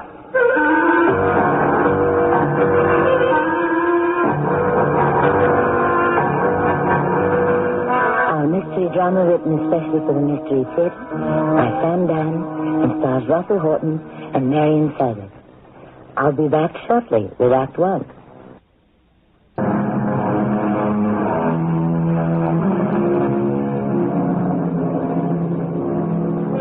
It isn't fair the way the world is set up. Some are born rich, others poor. Some, it seems, are foreordained to fail, and others to succeed.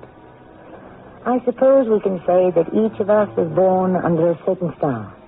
And that constellation, that birth star, or for some, it's a death star, determines our destiny. We can safely assume, then, in light of all this, that Liza Roundtree appears... You're not John. No, ma'am. Has he taken the day off? No. He died Saturday morning. Oh. It's too bad. It must have been rather sudden. He was here Friday. Yes, ma'am. Well, are you going to be their new person? Yes, ma'am. I'm taking over the newsstand. I'm Miss Roundtree. I'm with Landry, Dawson, and Sherman on the 84th floor. Yes, Miss Roundtree. And what's your name? Blake. Miss Roundtree! Just a minute, Jerry. Blake, you look familiar. Huh? Do I? Yes, in a way.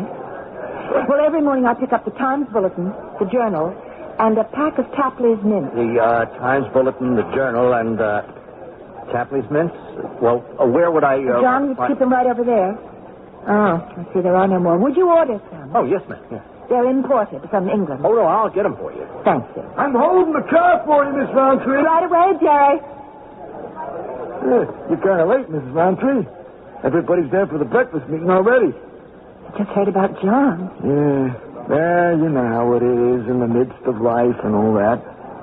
Who's this new fellow, Blake? I don't know. But I can tell you something. He gives me the creeps. You too?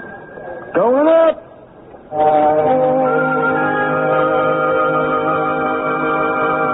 Oh, Liza.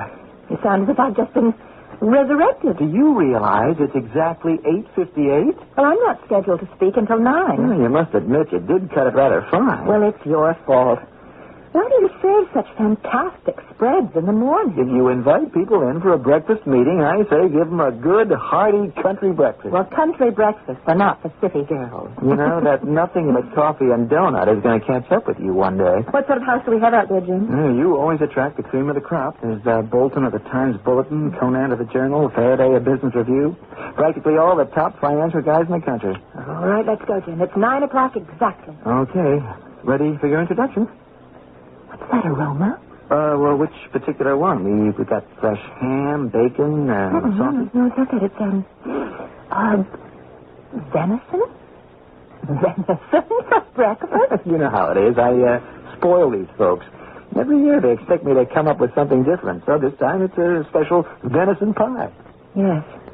And it's called poultry pie. Mm-hmm. I ran across the recipe in an old book I bought when I was in London last year. It goes back to the 17th century in Yorkshire. where you could still be hanged for stealing deer. Now, you cut your venison into strips.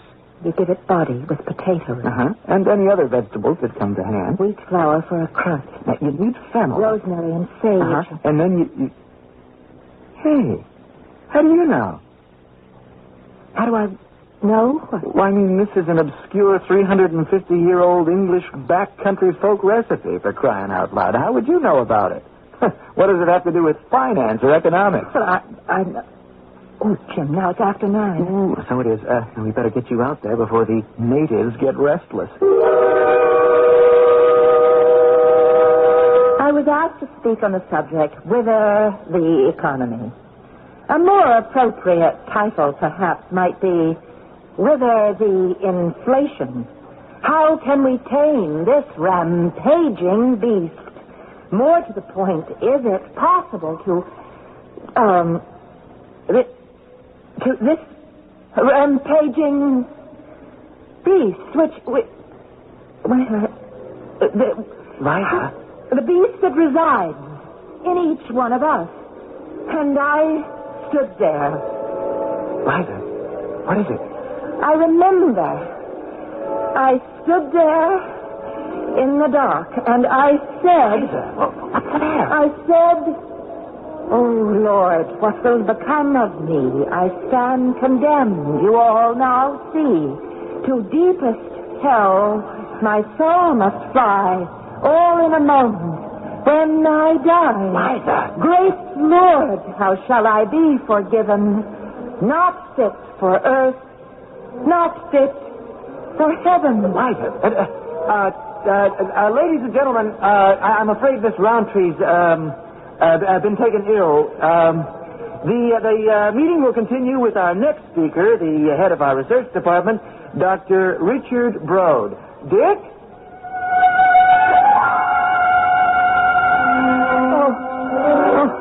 Liza. What happened to me? You don't know? Well, I was standing there and began to talk, and then suddenly I must have blacked out. That's all you remember? I don't remember getting past the rampaging beast of inflation. You don't remember the poem? Poem? You recited a poem. Oh, no, I recited a poem. That's impossible. You did, Liza. You stood there and recited a poem. Is this a joke? Listen, Jim, I have been under considerable stress lately, and it's possible that I'm perfectly all right now. I can go right out there. I'll finish my presentation. We tape the meetings, Liza. Do you want to hear what you said? Listen. Oh, Lord, what will become of me? I stand condemned, you all now see. To deepest hell my soul must fly, all in a moment, when I die. Liza. Great Lord, how shall I be forgiven? Not fit for earth, not fit for heaven. I said that? Well, I must have. Liza, what is it? I don't have the faintest idea. What does this mean? Well, it means obviously that someone's just been condemned to death. Well, yes, that's clear enough, but why should you be saying it? Jim, I don't know. Well, Liza, it didn't sound as if you were just reciting poetry. It was as if you were actually standing in the dock, the prisoner's dock, and... Oh, go on. Tell me more. Look, I think you better see a doctor. Oh, I know what he'll tell me. He'll say, get more sleep. Well, I'm not tired. He'll also tell you to eat a more balanced diet. Well, I'm never really hungry. And that's because you eat all those mints all the time. Anyhow, I didn't have that kind of doctor in mind. I was thinking you might... No, Jim, no, I don't think so. Liza, evidently there's something... Askew in my mind. Well, how do you account for that little episode just before? Look, we could solve everything so neatly. All you'd have to do is just marry me and lead a sensible life. I'm tired, Jim. I'd better take the rest of the day off.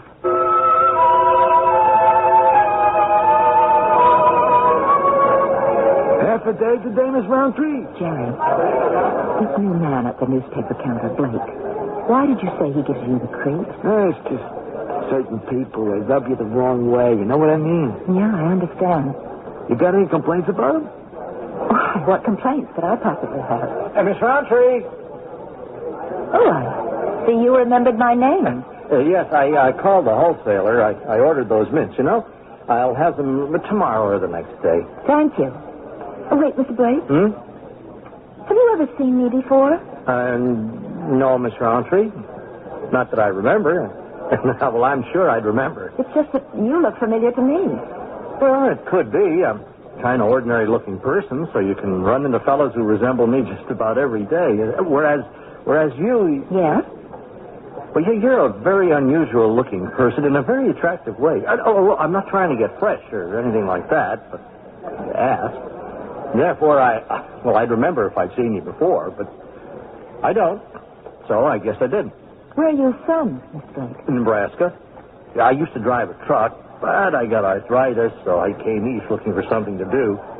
See, I had a little money saved, and this concession opportunity came by. Have you ever been in Nebraska? No. Well, you know, this is the first time I've ever been away from there. I see. Well, it must have been my imagination.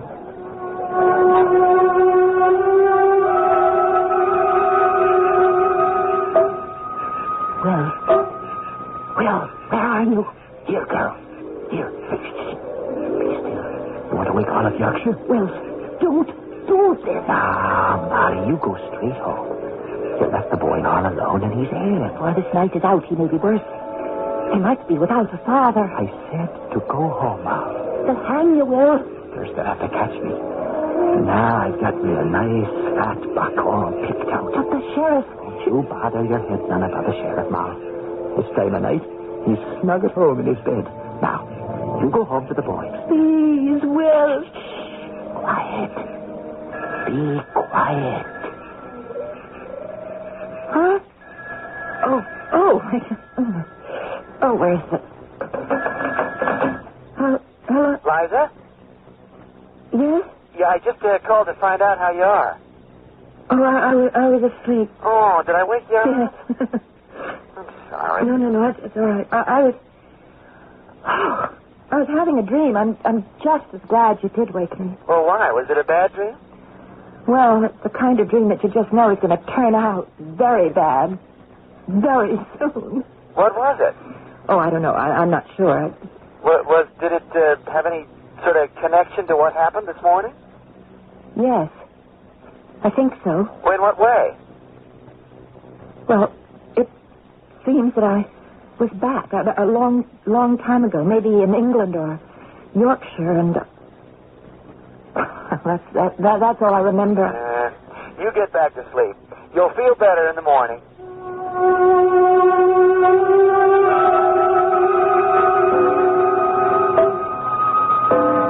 Oh, good day to you, Mr. Tapley. Good day to you, Squire. Enjoying the fair? Yes. Well, perhaps we might enjoy it together. No, I must be off. Why? Oh, my William must have his dinner. Oh, I rode past your house not an hour gone by, and I could smell the dinner simmering on the hearth. Poacher's pie. I doubt it not.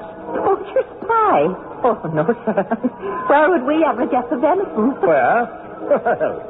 One fine moonlit night, we shall catch your Will in the act, and it's the hanging tree for certain. No. No, don't take on so pretty, Molly. Your Will doesn't have to dance on the air when he has a wife as pretty as you. Why are you so cruel to me? Why?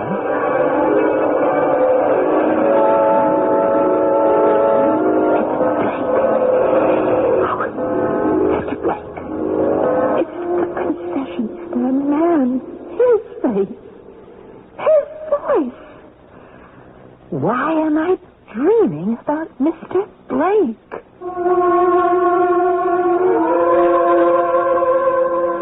Why? We shall need all of Act 2 and possibly Act 3 to answer that question. Why is she dreaming about these people who lived so long ago and far away? If she were the romantic type, perhaps we could understand it. But obviously, she's the practical, no-nonsense sort. However, when that kind go, they usually go all the way. And we shall see shortly.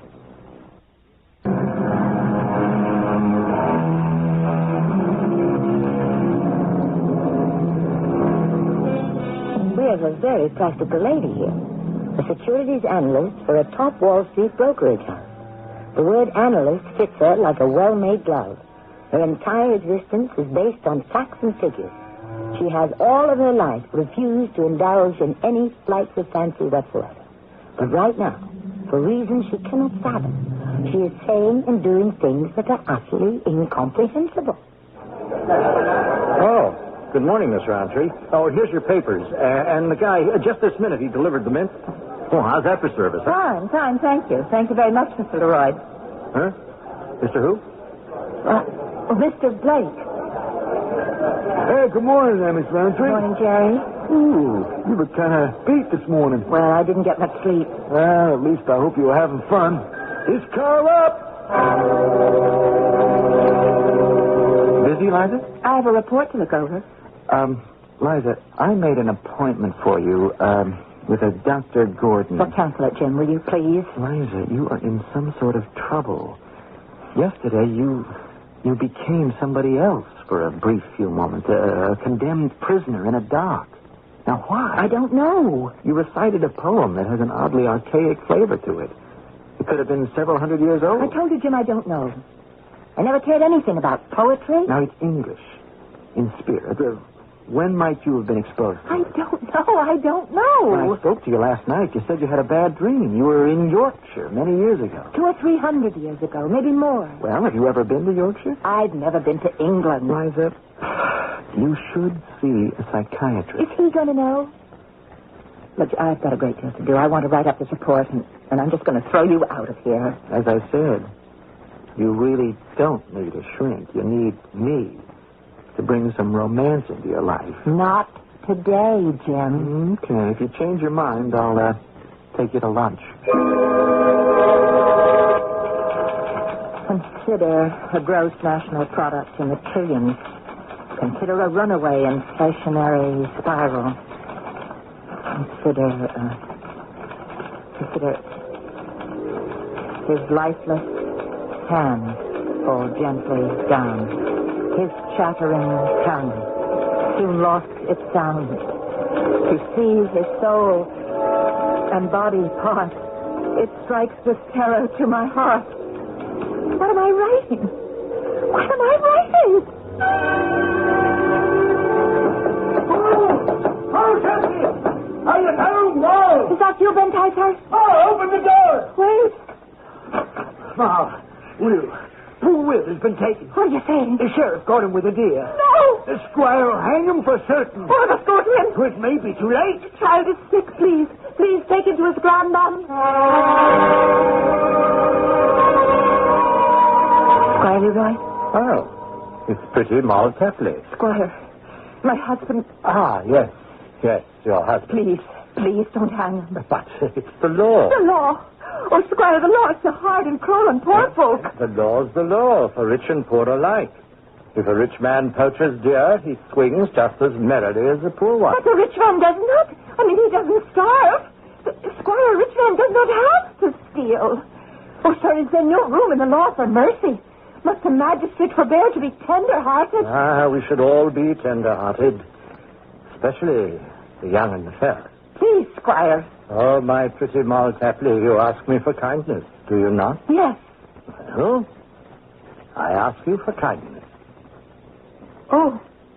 One good deed deserves another. Please, Squire. Come, dear little Moll Tapley, let us be kind to each other.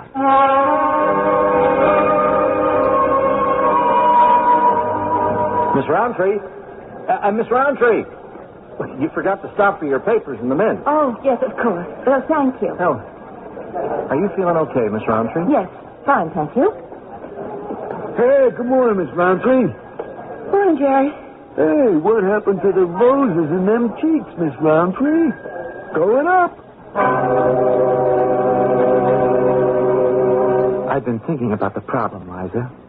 Problem? Mm-hmm. I went back to your original application for employment here. What for? Now, just listen. You were graduated from Rudiger Prep, a school for unusually bright girls. You were a class valedictorian. Yes. Now, from there, you went to Yale. You were graduated, as usual, first in your class, summa cum laude. You had asked one of your professors, a Dr. Ullman, to write a recommendation. Oh, Dr. Ullman. I haven't thought about him in years. Now, he wrote something quite perceptive. He said, she's a brilliant young lady, but she will really come into her own when she no longer feels it necessary to prove that a beautiful girl can also be smart. He just thought I didn't go out enough. Well, did you? Frankly, I was bored by most of the boys my age. I really did rather sit at home and study. Mm-hmm. And it became a habit, so there hasn't been very much, if any, romance in your life. And you miss it. I disagree. No, unconsciously, subconsciously. Therefore, you are constructing this romance. You have become, what was her name again? Moll Capley, married to a poacher. You see, already there's some excitement. And he's about to be hung by the squire. But the squire has always been sweet on Moll, and now we have here the possibility of a quid pro quo. Now, what set you off was that poacher's pie that I served at the breakfast. But where would I have heard of that? Well, the same place you heard or saw the rest of the story. People have seen or read hundreds, thousands of stories, and they forget them. But these stories remain hidden in the memory. And then, one day, something happens to jog that memory. In this case, the poacher's pie, the aroma. Oh, no, I was already on the edge. I was disturbed when I arrived for that meeting. Why? Well, John, the regular newsstand man, he died a few days before, and then this new fellow took his place. His name is Blake. Well, what about him? He's the squire. The man at the newsstand in the lobby? He is the exact image. And he inspires the same fear in me that the squire did. Liza, this is all just a fantasy. Is it?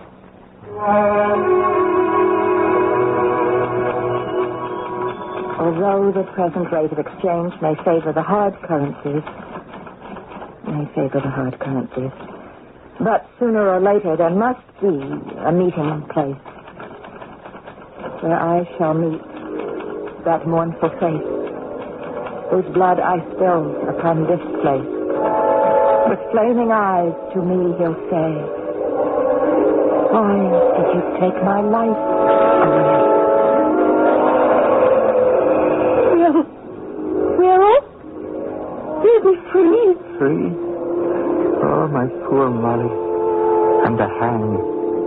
And never to see you and the boy again? No, you won't hang. Why not? The squire promised me.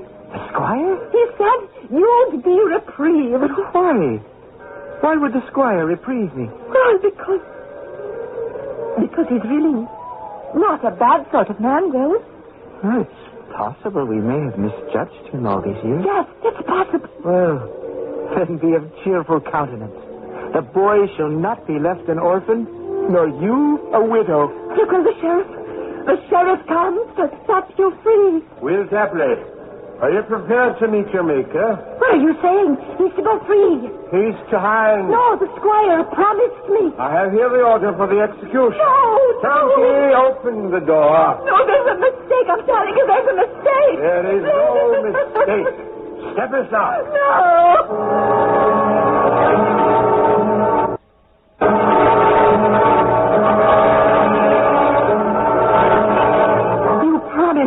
Squire.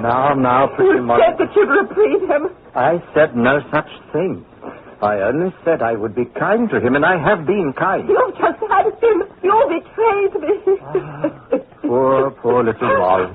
I meant to let him go. No, that's a lie. No, by my soul, it's true. Then why didn't you? Because everyone in the country would have known why. I let him go because he had a pretty young wife. Now, isn't that true? What if it is? You promised. But how could I keep that promise? My wife would never let me know a day's peace for the rest of my life. The vicar would expel me from the church.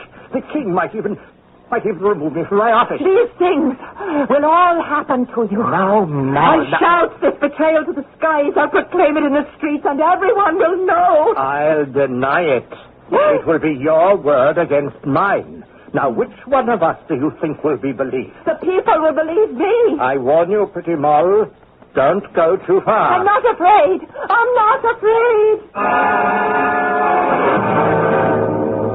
Of course you're not afraid. Oh, I must have been dreaming. Well, just tell me what it is you're not afraid of. I'm not afraid of it. I'm not sure. Are we back in Yorkshire or whatever it is, a couple hundred years ago? Yes.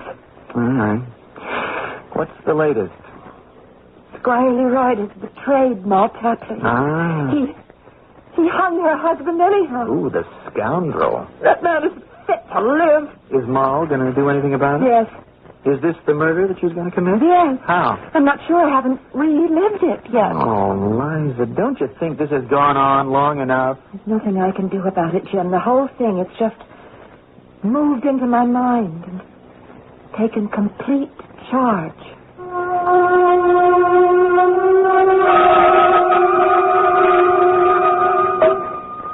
If our physical existence is drab and constricted, do we invent violent adventures for the mind?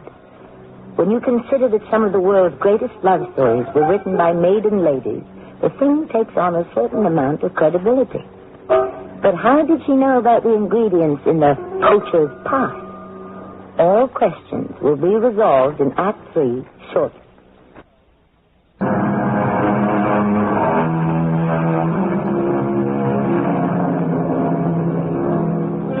It's all in the mind, they say. And of course, it's true. The problem is, how do so many strange and frightening things find their way into the mind to begin with? Sometimes our mind can be filled with people we never met, words we never spoke, deeds we never performed, music we never heard, and pictures we never saw. That is, in this life, anyhow. But is there? Was there? Can there ever have been another one? Yes? Oh, I heard your typewriter, so I knew you got in. Finally. Oh, you mean I have to go back to punching a time clock around here? Oh, my, we're edgy this morning. But what happened to you? Your shoes, your skirts, you're all covered with dust. Nothing. It's nothing. Liza. I came upstairs this morning on the freight elevator. You went all the way around? Yes. All right, you asked me, and I told you. Well, why? I didn't want to go through the lobby. Why didn't you want to go through the lobby? I didn't want to walk past the newsstand. It's that Blake. He sets me off. I look at him, and I see Squire Leroy. Oh, now, Liza. Liza. What are you going to say to me? Don't be foolish. This thing came to me out of nowhere without warning, and I'm just going to hope that it will go away by itself. Okay. If you need a hand... I know, Jim. Just remember, marry me. I know. I'll have real romance, and I won't have to create fantasy. That's the right idea. Now, will you get out of here so I can finish this report, which is 3 days late?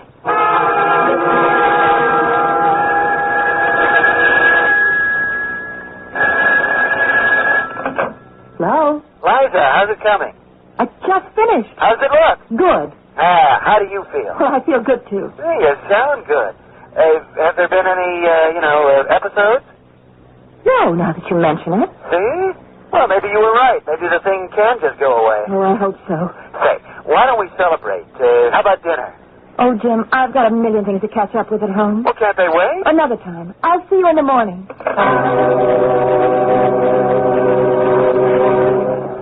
Hey, Miss Roundtree. I forgot. Oh, I should have gone around the back way. Hey, Miss Roundtree. Pretend not to hear him. Hey, wait up, Miss Roundtree. I guess you didn't hear me. You must have forgot to stop by this morning, so here's your Times Gazette and the Journal. Oh, and the pack of mints. How thoughtful. It's nothing. You have to do things like this when you're in business. Yes, thank you, Mr. Blake. You're welcome, Miss Roundtree. Note to Jim Landry. At this point, we should advise our clients to take their defensive positions in the market and what? What do I want to say? This dreadful, dark, and dismal day has swept my glories all away.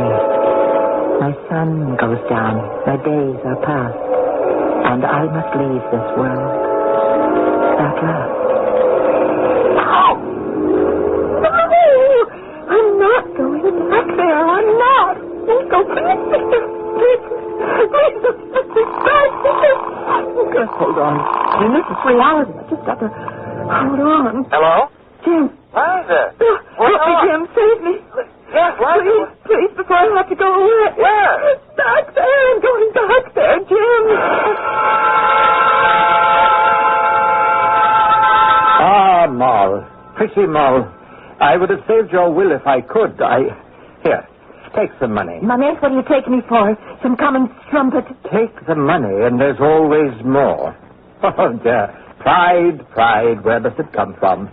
Your husband was a thief, a poacher. Do you give yourself airs? I want nothing from you. But you have a small child. The boy must eat. But you're so concerned with my son's well-being. Why did you hang his father? His father was doomed in any case. If not today, tomorrow. If ever a wretch were destined for the gallows, it was his fate. Come, take the money. I want nothing from you. But justice. Justice, indeed. And what is justice? To have you tried and condemned for adultery. The sin of adultery requires two. Have you thought of that, my pretty Molly? I have nothing to lose. I warn you, dear Moll. What can you do to me now? Prison? The rope? You'd share them with me. Don't be sure of that.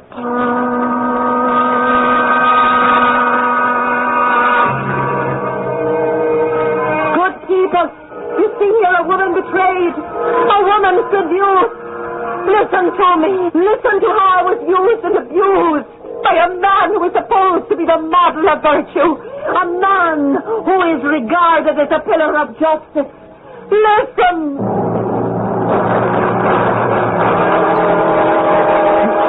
I told you the people would listen to me. I'm to report to the assizes tomorrow for judgment. And I told. Say it's a lie. Why should I? Say you were driven mad with grief by your husband's execution. Say you were seized by a fit of madness, but now it is past. Nothing will happen to you. I shall tell the truth. It shall do you no good. I shall walk away a free man. You will be burned at the stake. It's too late for your lies, and I don't fear your threats. Very well. Be it on your own head. Just remember, I tried to save you. John Leroy, Esquire, you stand accused of adultery with one Molly Tapley, widow of the late Will Tapley. I'll plead you guilty. My lord and gentlemen of the jury, listen. Yes, I have had carnal knowledge of the woman. I was bewitched. No, wait.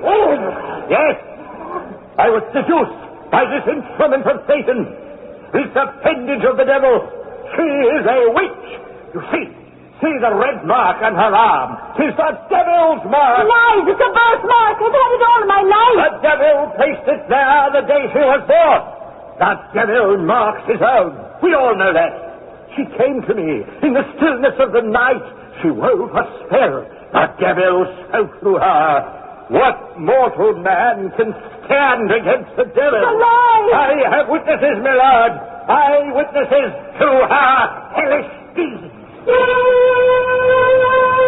Yes, since she was but a child, she heard voices. Ben Kaiser, you're my cousin. How can you? And I noticed where she stood in the field, there was no shadow. And then a cow sickened and died. Liars, perjurers, among them, false witnesses, bought and paid for. The accused will rise. Moll Tapley, widow of the late common criminal Will Tapley. He was no criminal. He was a poor man who had to steal to feed his family. The accused shall remain silent. The accused is hereby found guilty of witchcraft. No! The accused shall be taken to the place of execution, where all designs and residue of the devil shall be burned away from her soul, which shall then be made pure and free and fit to meet its maker. I am not a witch. The accused is free to make her statement. And he goes free. This liar, this scoundrel, this oppressor of the poor, this despoiler of decent women, he goes free. No! He must be punished. I will have justice. I will make justice. She has a knife. More! Justice, John Leroy. Justice. No. Justice.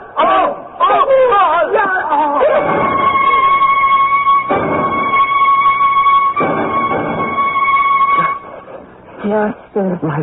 Liza, open your eyes. I'm not asleep. Well, you're having a nightmare. I'm wide awake. I came as quickly as I could. What were you screaming about? I was condemned. And the next time there'll be a fire at the stake. I just can't go through that again. I won't go through it again. I know just what to do.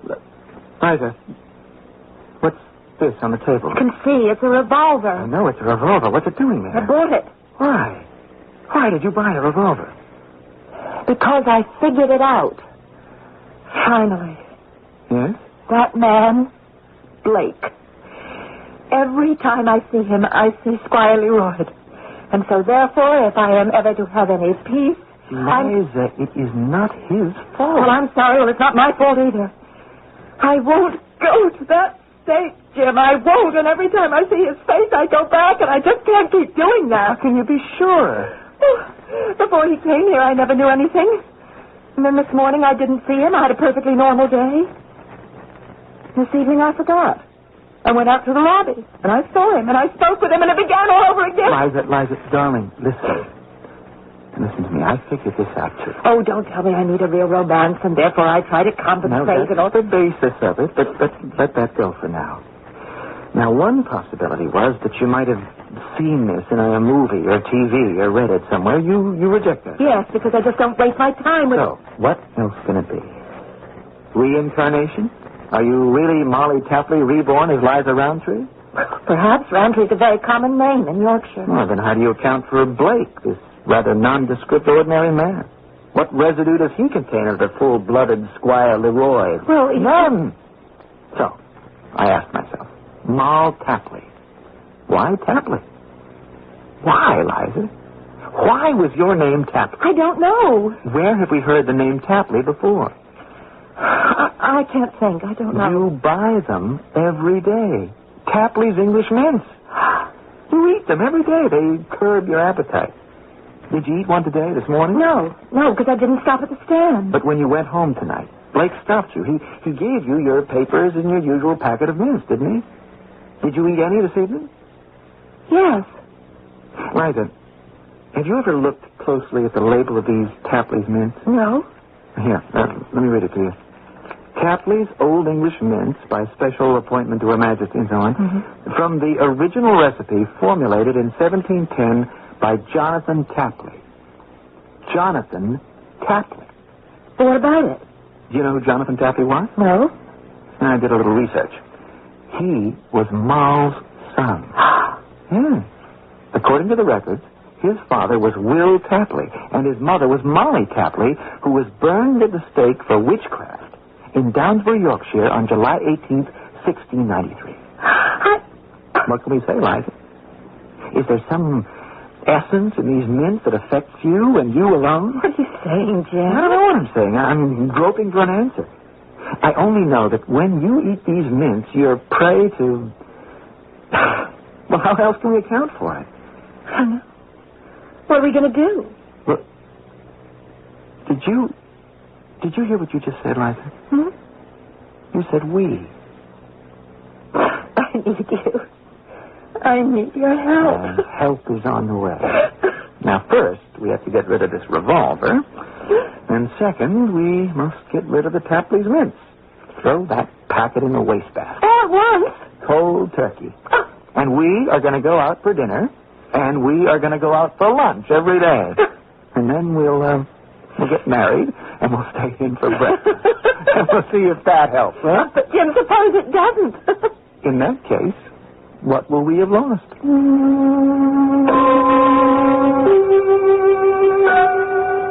Every now and then, we like to have you write your own ending. Why not? Audience participation is the name of the game today. There's a list of possibilities. A, she really did read it or see it somewhere. B, it's reincarnation. C, as Jim says, there may be a certain unique essence in those mints which can affect certain susceptible people. You can have your choice. I shall return shortly with more choice.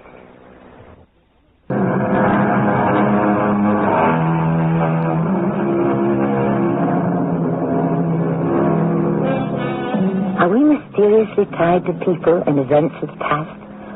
Can we ever hope to find a satisfactory answer to such a question? What does it take to set our minds racing in some frightening direction? A taste? A touch? A brief glimpse? A distant sound? Do we come back over and over again to play different parts? As the bard said, all the world's a stage. Does that mean that all of us who live in it are members of one vast repertory company? If that's true, and you don't like the part you're playing now, take hope. Next time you'll star as the leading man or lady. Our cast included Russell Horton, Marion Seldes, and Earl Hammond. The entire production was under the direction of Hyman Brown. Radio Mystery Theater was sponsored in part by Raven House Paperback Mysteries. This is Tammy Grimes, inviting you to return to our Mystery Theater for another adventure in the macabre. Until next time, pleasant dreams.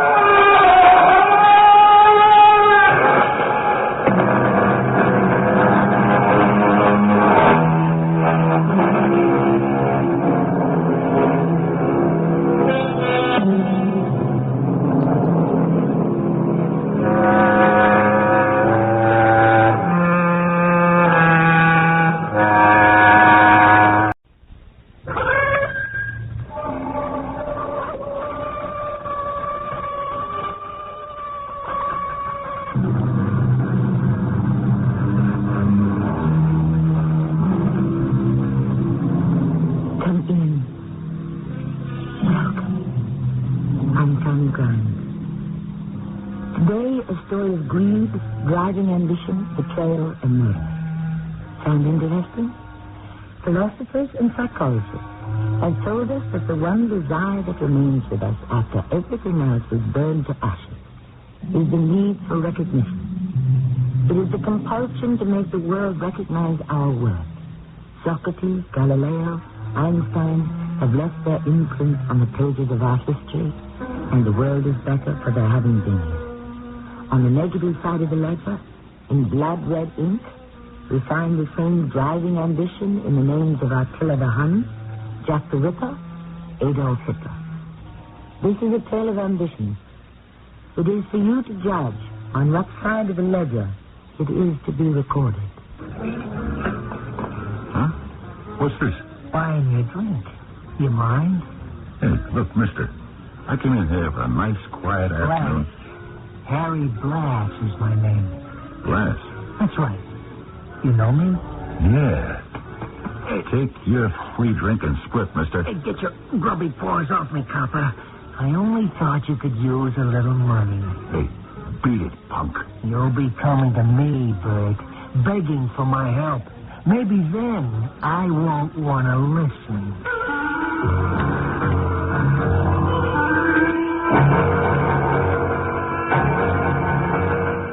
Our mystery drama, The Blood Red Ink, was written especially for Mystery Theater by Sidney Sloan and stars Fred Gwynne. It is sponsored in part by Cat's Paw, Heels and Souls. I'll be back shortly with Act One.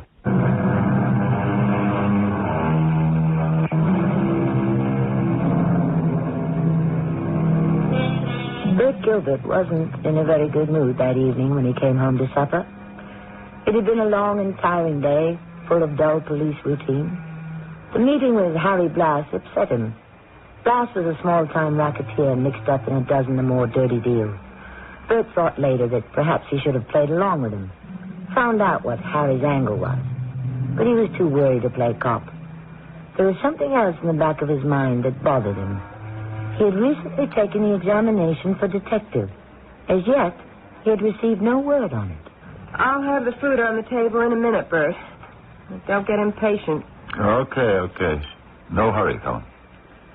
Want another beer while you're waiting? No, thanks.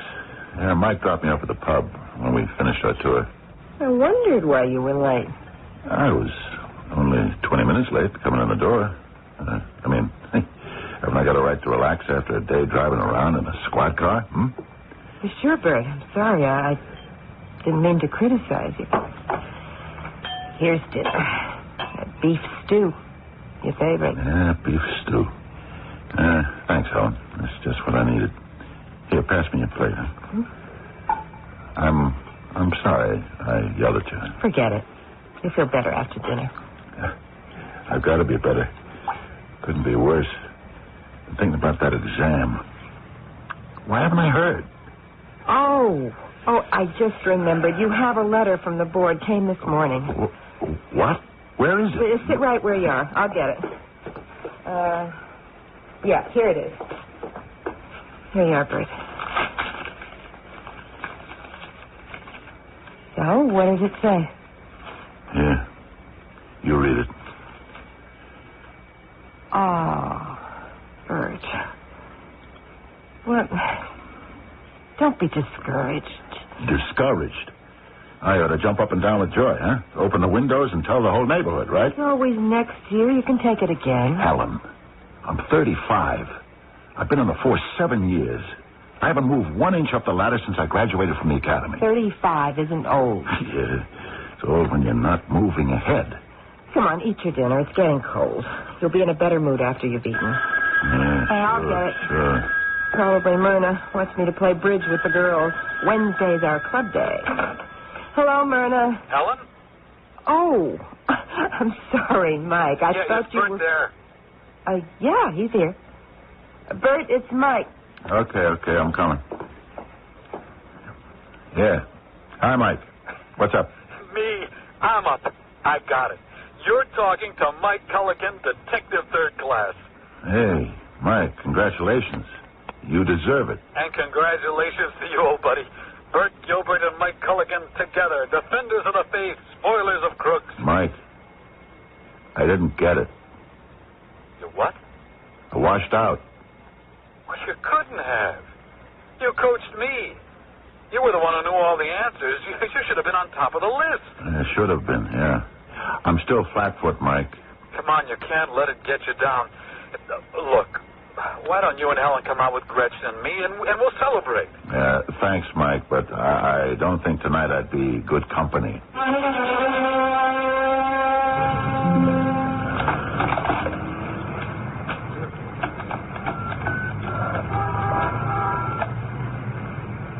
Hello? Yeah, this is Patrolman 342987, Bert Gilbert. I'm calling Captain Sullivan. Yeah. Right, I'll hold. What? No, it's a personal matter. No, I'd like to tell it to Captain Sullivan himself. Okay, I'll put it in writing to him. Thanks. He talked to you? No, Mike.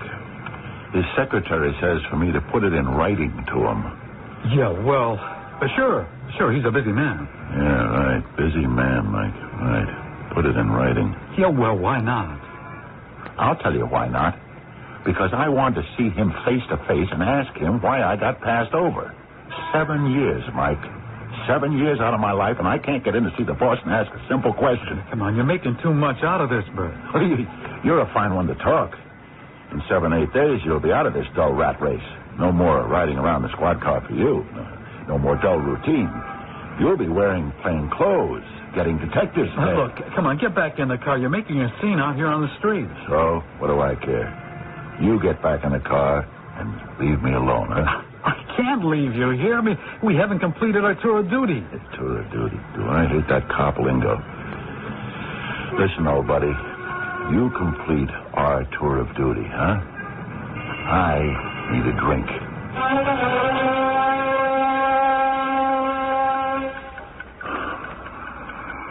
Bert, you asleep? No.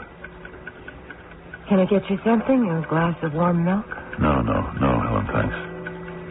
You keep tossing and turning. You've got to get your rest. What for? You won't be fit for work tomorrow if you don't get some sleep. Helen, I've been suspended. What? Suspended. You know what the word means. How long? 5 days. What for? I quit work a little early last Tuesday. You what? I just felt like I couldn't work a minute more, so... How early? 35 minutes. I don't understand. Yeah, I do. I'm tired and I'm fed up. But you could have applied for a leave if you weren't feeling well. I'm sure they'd have given you time to get yourself together. Yeah, well, I got the time. 5 days, suspended without pay. Oh, Bert. Helen, don't get upset. It got me what I wanted. What? I wanted to see Captain Sullivan. Ask him why I got passed over when the commissions were being handed out. He finally saw me, and I had a chance to tell him what I thought of the whole business. You didn't say anything insulting. No. I didn't insult him. But I got a little head up. Well, he listened to everything, and then he sat down at his desk and said he thought I needed a vacation. Without pay. Oh, Bert. It's going to be on your record. So what? Up to now, towing the line hasn't got me much, Helen. What have I got to lose?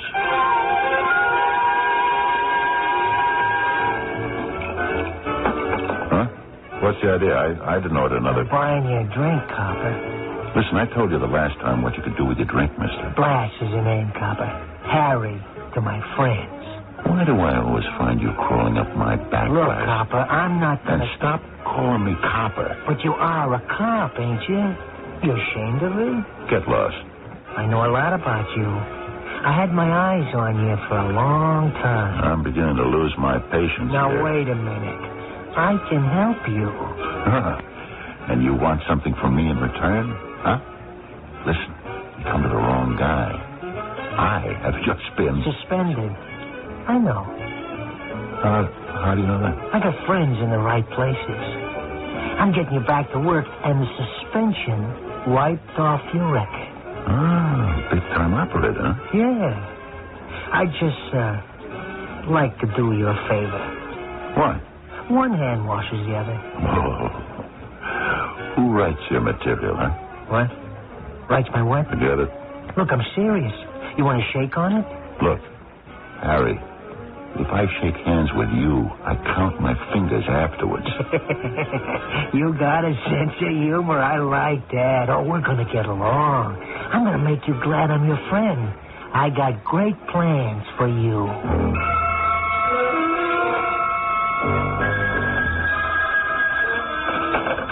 Hello? Yeah? Where? I'll be there in 10 minutes. Who is that, Bert? Friend.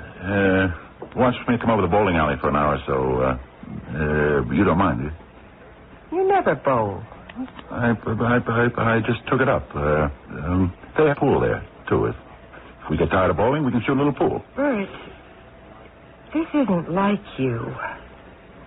Do you realize this is the third time this week you've had some reason to go out after dinner? Third time, huh? I really wasn't counting, Helen. How many weeks have I just sat here reading the paper or looking at the boob tube? How many times? All right. I don't mean to argue. Go out. Just don't be too late. You've got to be out of here tomorrow morning at 7. Remember? Look, it just occurred to me that you might have something on your mind.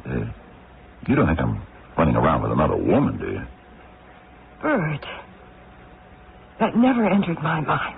Yeah, well, good. I'm not chasing around, Helen. You're still my girl after 8 years. Don't you forget it. I know, darling. I know that. Now, who can that be? Hi, stranger. Hey, Mike. Where in the world have you been? I haven't heard from you or seen you in over 2 weeks. That's why I came over. Well, you know how it is. Hey, you big shot detectives don't cross our paths too often. You're too busy with important assignments. Come on, old buddy. You're putting me on. Aren't you going to ask me in? Yeah, Mike, come in. Please, come in. Bert's only kidding. But I'm not kidding. Hey, look, the reason I came over was to ask you guys to go to the movies with us. Gretchen's waiting in the car, and Mike, I've got another engagement. But maybe Helen would like to go. But I've got to run right now. I'm 10 minutes late. Can't you break that other engagement? I wanted to see you, talk to you. Can't. Gotta go. Bye. See you later, Helen. Bye. Oh, well, that was what I'd Oh, kind of abrupt. I'm sorry, Mike. I'm sure Bert didn't mean to be rude. It was a good imitation. Well, Helen, what about it? You want to go to the movies with us? No, thank you, Mike. But please forgive Bert. He's upset because he didn't make detective with you. Yeah, I know. And I'm worried. Well, he'll get over it. It isn't what I'm worried about. Helen, I'm going to tell you something I shouldn't. Bert is my best friend, and... Well, look, Helen, he's in trouble. Or he will be if he continues as he's going. I don't understand. He's hanging around being palsy-walsy with a slimy character by the name of Blass. Mike, I'm sure you're wrong. Hey, I wish I was. This Harry Blass guy is mixed up with 1,000 crooked deals, and he manages to slip out and around the law every single time the police catch up with him. And you think Bert is involved with this man? I know he is. Look, as a friend, I'm asking you to get him to stop seeing Blass. Immediately. Oh, good Lord. Please, remember I never said a word to you. He mustn't know that I talked to you. Okay, Mike. You're a friend. A real friend. Bert Gilbert has taken a dangerous step. His association with Harry Blass can only lead to dishonor and prison. He seems to believe that he can beat the law by jumping in, getting what he wants, and then quickly getting out. In his frustration and disappointment, he is forgetting the irreparable damage he will be doing to himself and his wife. We will be back shortly with Act 2.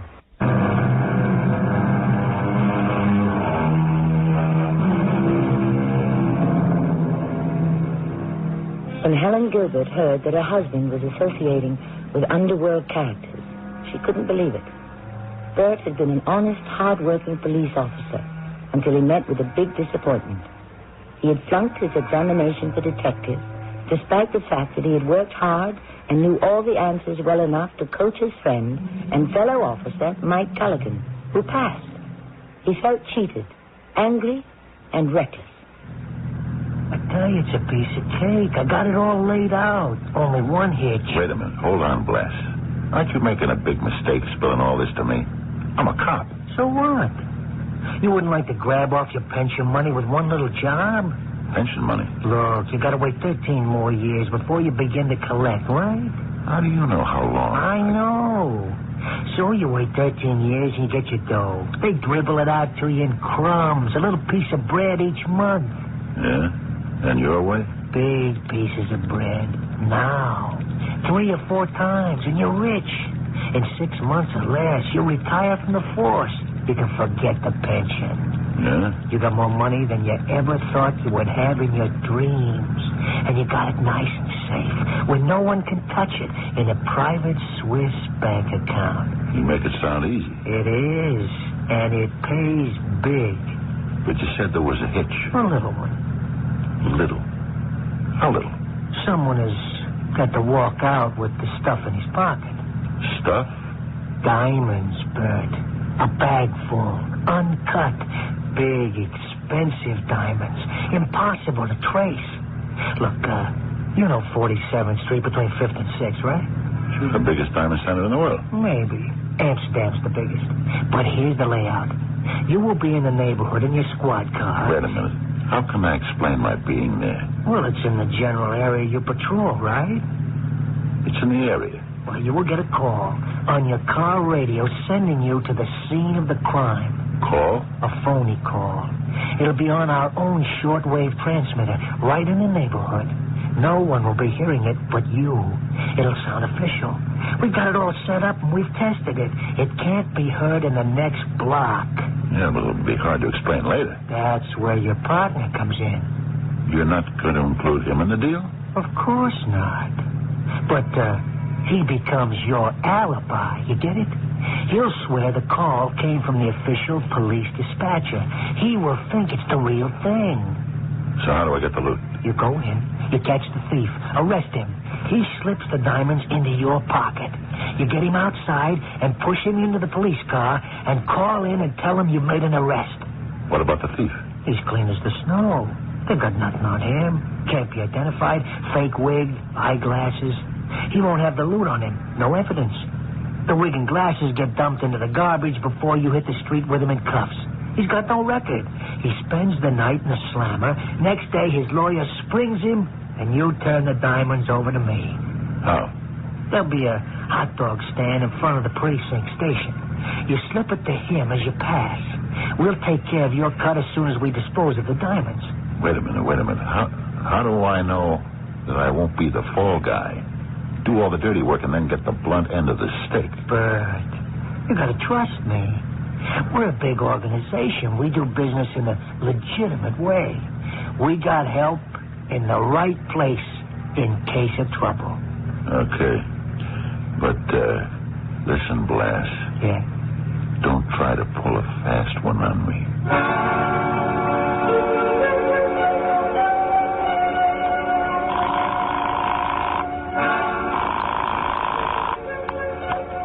Hello? Helen, I won't be able to make it home for supper. I'm going to be a little late. Where are you, Bert? Don't ask me any questions. I'm with a friend. We're talking business. But do you want me to hold supper till you come? No, I said no. Don't you understand me? Yes, Bert. So when will you get home? When you see me come in the front door. Helen, are you still on the line? Yes? You crying? I'm all right. Helen, I'm sorry I was short with you. I'm a little tired. It's okay. I understand. Yeah. Okay, I'll see you later. Bert? Yeah? Mike was here about 20 minutes ago. He called twice before to talk to you. He said for you to call him and meet him someplace. He said it was urgent. Good old Mike, huh? So what's he doing, playing Sherlock Holmes? Bert, he's your friend. You've said it yourself, your best friend. Yeah. Sure. I'll call him, Helen. Bye. See you later. Hey, Bert, I thought you were just going to call your wife. That's what I did. Took you an awfully long time. You checking up on me? Because if you are, the whole deal's off. Either you trust me... Oh, come on. You got a short fuse. Take it easy. Well, stop breathing down my back, huh? I said we had a deal, and I meant it. Just naturally careful, Bert. Sit down. You know, you do look a little worried. Maybe I am. My old partner... Mike Culligan? Yeah. He's caught on that you and I are seeing a lot of each other. Yeah? So? Well, he's a new detective. So he wants to look like one. You talk to him? Why not? Oh, nothing about our business. You sure? Because if you did, he wouldn't like it. He? Who is he? Never mind. Look, Blas, if you want me in on this thing, don't hold out on me, huh? I gotta know who's involved. I thought I was working with you. Now you let me know you got a boss. I can't tell you that, Bert. He'll let you know who he is when he feels the time is right. As for your buddy Mike, I'm leaving it up to you to keep him out. He's my friend. You wouldn't spill it if he did know. You're sure of him? Absolutely. Have you settled on a date? Well, there's a big shipment coming in from South Africa on the 20th. We'll give them 2 days to check it out. The 22nd? Yeah, definite. Well, how's your man going to get into the place?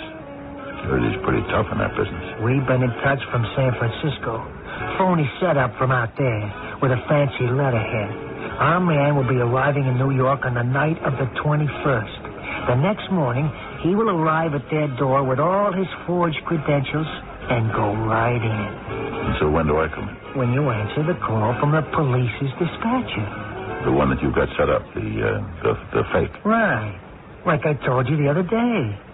I just want to be sure. Good. Keep checking and, hey, keep an eye on your old buddy, Mike.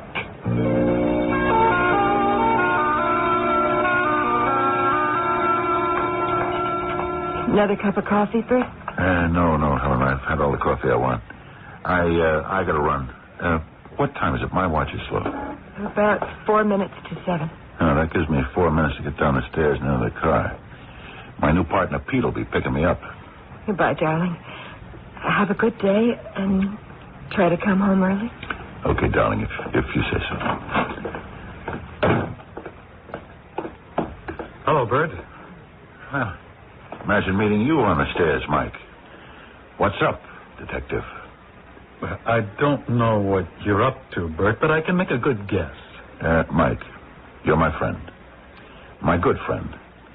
And I am now going to ask you to butt out of something that is no business of yours. Look, I think it is my business. Number one, I'm a cop. A detective. Look, are you sore at me because I got it and you didn't? Not at all. I'm your friend. Once you said your best friend. Mike. I know you're mixed up in some rotten business with Blas.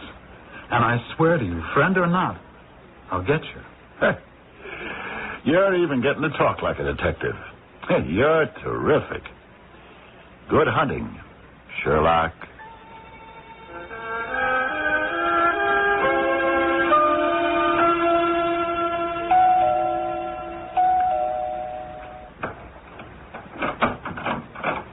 Bert, I told you never to come here. You left a telephone message with my wife. But I didn't want to meet you here. At the bowling alley, I told her. Yeah, I know. But I wanted to see your place. See how the better class lives. Hey, some joint you got here, Blas. A little flashy, but quite elegant. All in great taste. Okay, you've seen it. Now get out. I'll meet you in 5 minutes. I'll let you out through the cellar door in the back. What's all this cloak and dagger stuff? Hey, you jumpy? Yeah, I'm jumpy. And you want to know why? Your buddy, Mike Culligan, has got a tap on my phone and yours. A tap? You must be kidding. It's hard to get permission for a tap. How do you know? Never mind. I know. Oh, that's right. You have connections. Still, it's hard to believe. It's real. I got it from a source I can trust. Who? Don't ask questions, and you'll live a lot longer. Punk, are you threatening me? No, Bert. I ain't threatening you. You're important. The scam won't work without you. But don't ask me to tell you things that I can't give out. I told you that before. When it's the right time, you'll meet the key man. Okay. Is that all you got to say? That you think our phones have been tapped? No, think. It's for sure. Now, there is one other little thing we cover. What? Detective Culligan. Okay. I'll handle it. You sure you want to take care of it? Wait a minute. What does that mean? Well, he's getting too close, Bert. He'll blow the whole thing. I told you, I'll take care of him. How? Talk to him? Cut him in a small piece? It won't work. He's straight. He won't play. He's my friend. He won't do anything to hurt me. Yeah? He's got a bug on your phone. I tell you, there's no other way but to... Now listen, Blas. Bert, we don't take chances. I'll get to him. Talk to him. No good. There's only one way to stop him. Okay, that's it. I'm through. You're asking me to be party to a murder. The murder of a man I have known Bert, since... let me tell... That wasn't what I agreed to, and I don't want it.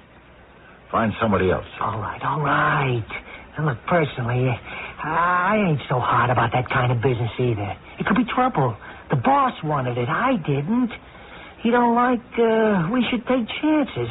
Look, I respect your feelings, Bert. It's something that's, kind of hard to live with after. You know what I mean? You talk about murder as though you were planning a little fix on a horse race. I tell you, it's out. Or I am.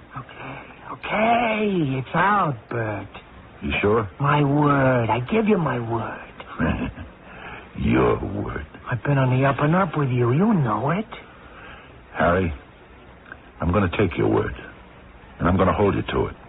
You and your boss both. You know what I mean? Sure. No problem. All I got to do is tell the boss. Tell him how you feel. He'll go along. Hey, Bert, he needs you.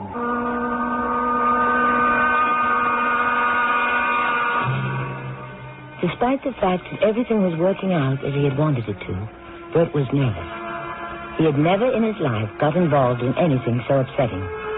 Even though he'd been on the police force for 7 years and had faced dangers so regularly that it was almost commonplace. this was different. He was mixed up in a dirty business. Something that all his moral values found repugnant. Nevertheless, he seemed determined to see it through. I'll be back shortly with Act 3.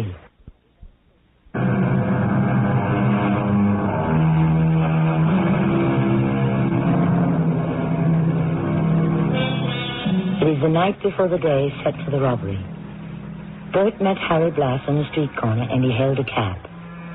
Since Harry knew that his phone and Bert's were tapped, he varied his meeting place with Bert to make it impossible to set up any kind of trap. They ride in silence for some minutes, and then Harry begins to give Bert his final instructions. Now, Bert, at 18 minutes before 11 tomorrow morning, you will be turning off 5th into 47th Street. I understand. You will get the call on your radio at exactly 16 minutes before 11, the one we're setting up. The phony one? Yeah. It will come in maybe 5 minutes before the official call will come in. 5 minutes? That's not much time. With traffic, before we answer it, get up the elevator, it might take 10 minutes or more. It's got to be 5 minutes, no more. Or the rest of the police will be right in there with us. Okay, I'll try to move. I want to warn you. You'll have a different partner in your car tomorrow. Wait a minute. What about Pete? He's been Mike's replacement. He's off on another assignment. I see. You manage that. What for? I thought it might be better if you got a temporary new partner. Just out of the academy. Just got a badge and a revolver. We could go Friday. Her? Well, you don't mind, do you? Oh, good-looking dame. 27, 28. And we got her through your friend? Yeah. I told you I have connections in the right places. And she knows what's going on? She ain't in on nothing. Oh, yeah, something else. Your friend, Mike Culligan, won't be around when all this happens. What do you mean? Relax. We got a good break. Culligan is in Arizona. Left this afternoon. Extradition business. He was sent to pick up a con out of Arizona State Prison and won't be back till Monday. Oh, that's good. Yeah, thanks. Hey, don't thank me. Just coincidence. Yeah, I'll bet. Okay, give the cabbie your address and then we'll... No. Better drop me at the pub. I'll have a beer, and I'll have an excuse for coming home late.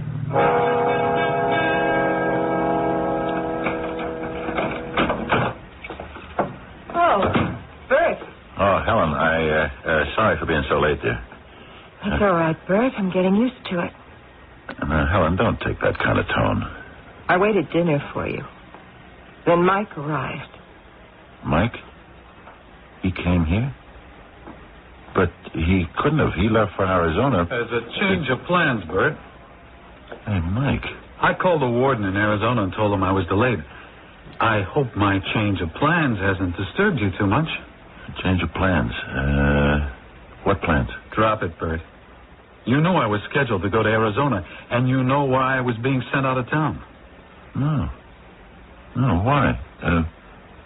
Look, I didn't invite you into my home, Detective Culligan, but I'm inviting you out right Bert, now. don't say anything you're going to regret. Stay out of this, Helen. You, Culligan, out. Bert, please. Pardon me, Detective. I forgot to ask if you had a warrant to enter my house. Have you? Now, Bert, you know I haven't. No search warrant. No warrant for my arrest. Bert. Then what are you doing here? The door is open, Mr. Culligan. Good night, Helen. Bert, you know, you once said to me, nothing worse than a dirty cop. Well, you were right, friend.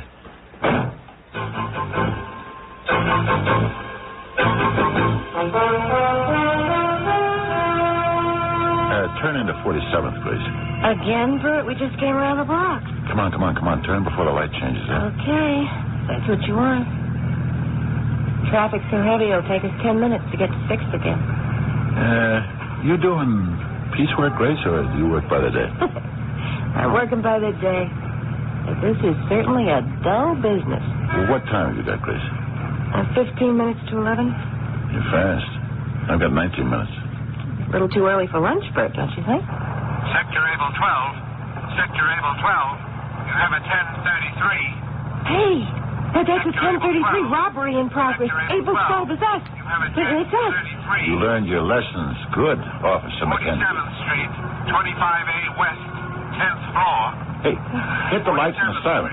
That's just right ahead. Here. Hit the brakes. What units are responding? You stay in the car. Call in and tell them we're responding. Okay, Bert. Come on. Only 5 minutes. You gotta do it. That way! He went that way, officer! He's got a gun! Okay. Stay where you are. Stay out of the hall. All yes. Out of the hall. Hey, cop. Here, right here in the closet. Oh, yeah. Come on, shut the door. Okay, put the cuffs on me and let's go. Hey, where'd you ditch the wig and the glasses, huh? Garbage can. Garbage will be picked up by the morning. Not to worry. Come on, let's go. Wait a minute. Where's the loot? You're supposed to give it to me, and I'm... Yeah, look, the signal's changed. The stuff is already mailed in 4 pre-stamped manila envelopes. Wait a minute. Blast told me... Now, changed his mind. He didn't want to put you in any trouble. Look, if you don't have the stuff and I don't have it, we're in the clear. So where was it mailed to? Where? I don't know. I didn't look at the address. I just filled the envelopes like I was told to, sealed them, dropped them in the mailbox at the end of the hall. Goes right out down to the first floor. 3 o'clock mail pickup. I see. Look, what are we waiting for, copper? Take me out of here. Throw me in the slammer. Come on, I'm your prisoner.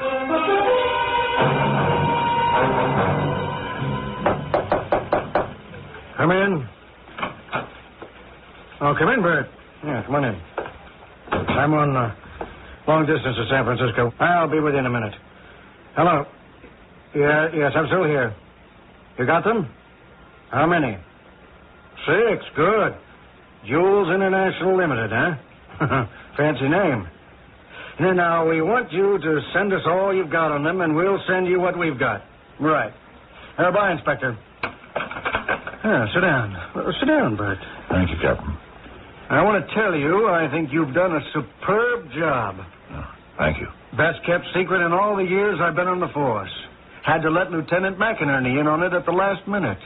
Mike Culligan's new boss, you know, to get his cooperation on the Arizona thing. But outside of that, well, even your wife didn't know. Thought you were in trouble. She was about to divorce me. When I spoke to her just 10 minutes ago, she sort of broke down. Well, then she laughed and came immediately to your defense and said she never believed you were anything but good and decent. It sounds like her. I did give her a bad time, though. Well, I think we have the whole case wrapped up. You heard my conversation with San Francisco. Your thief is going to get a little surprise when his lawyer gets here. We found the wig and glasses, and there'll be no trouble getting absolute identification. Postal authorities cooperated and found the envelopes containing the diamonds, all $750,000 worth.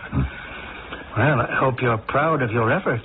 Yes, sir, but I still have one worry, sir. Oh? Maybe we jump too quick, and the big shot, Blass's boss, will be warned and take off. No. Your idea to flush him out worked. Sending out word that Mike was going to Arizona trapped him. He immediately got that information back to Blass. What he didn't know is that we had suspicions he might be the leak and put the arm on him right after he got the word out. Who was it? A man by the name of Reach. Works for the company who handles our electronic maintenance here at headquarters. He had access to all our information, and he yielded to temptation. Then he wasn't the big boss. No. I'd say a small but important cog in Blass's operations. Blass is the big man, and we'll have him within the hour. He doesn't know that he's in any trouble? Not an inkling. Everything was done so swiftly and without fuss that Blass couldn't possibly know. Lieutenant McInerney sent Mike Culligan to make the pinch. Mike? Any backup? Mac didn't think he needed any. Blass would be taken by surprise and... No. He's dangerous, Captain. He'd just as soon kill someone as talk to them.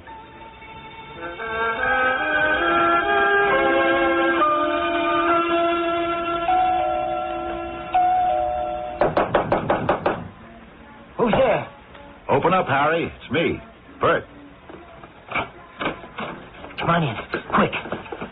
Look, I told you that we had to stay away from each other. Hey, I see you got yourself all packed. Like you're going away. Shame to leave this gorgeous apartment. Yeah. Orders from the boss. What's up? Trouble? Look, don't be worried about your cut, see?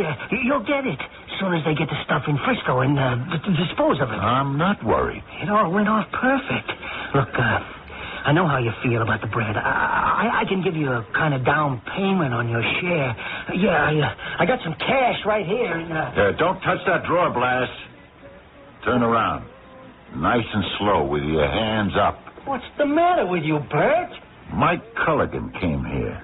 Not more than 10, 15 minutes ago. Came here? Why? Don't give me a performance, Blas. He came here to pick you up. What happened? Look, Bert, you and me, we're partners. Whatever gave you that idea, punk? You walked into a setup. We've got all of you, including your plant, your mole, at headquarters. Now, where's my colleague, Mike Culligan? How should I know? A little while ago, somebody came to the door. He banged on it, but I didn't answer. He went away. Yeah, he would have never gone away. He is in this apartment. Oh, yeah? Well, go ahead. Look around. He isn't here. What's in this other room? Nothing. Take a look. Don't move. I'll open the door. Oh, Bert. Bert, I'm hit. Mike. Blas, he's going to get away. Get him, Bert. Mike, I can't leave you like this. I'll call for an ambulance. You're a cop, Bert. Get him for me. I'll be all right. Okay, Mike. Blas, I see you. Down the stairwell. Stop or I'll shoot. Stop.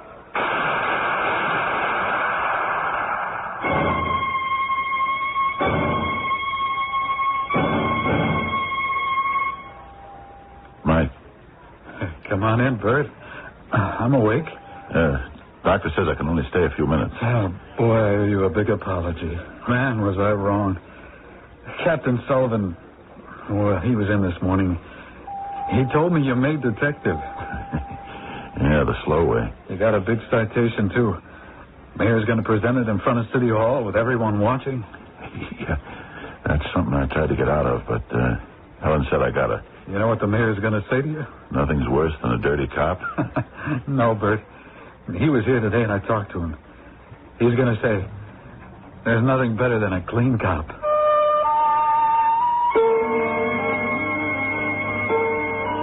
Detective Third Class Bert Gilbert stood on the steps of City Hall with his head slightly bowed while the mayor read the citation. He was embarrassed by all the ceremony. Then he glanced up and caught the look in Helen's eyes as she watched her husband being honored. And he knew then that the look was worth all the embarrassment and discomfort. I'll be back shortly.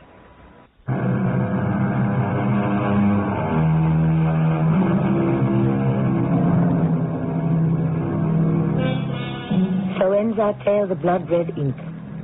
Bert Gilbert and Mike Culligan had the fire and ambition in them to make something of their lives, to gain recognition from their fellow men. Their names were not to be found on the negative side, the blood-red side of the ledger. Their names in great block letters could be found on the positive side. They had achieved what most men want, the knowledge that they had received the recognition for a job well done. Our cast included Fred Gwynn, Terry Keane, Roy Batista, and Bob Caliban. The entire production was under the direction of Hyman Brown. Radio Mystery Theater was sponsored in part by Raven House Paperback Mysteries. She was going to paint the king. He was going to set it up. And they were going to split $10,000. How was all this to come about? Find out tomorrow night when the CBS Radio Mystery Theater presents The Wedding Present on 1230 WCOL. 30 WCOL Columbus, 72 degrees downtown. It's 11 o'clock.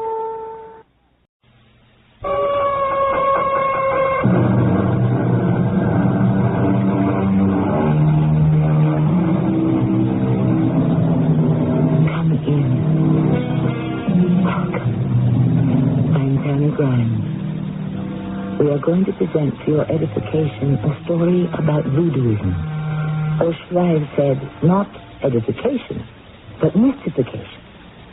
For no one knows how voodooism works, why it works, or even if it works. It belongs to the misty, uncertain world of the supernatural. That is a world few of us visit. Or should I have said, none of us. Jebba. You call, Doctor? What are you doing here in the dead of night? I wait for the White Hunter, sir. What for? We make walk in the forest for the elephant. Elephants at midnight? That's impossible. No, not impossible.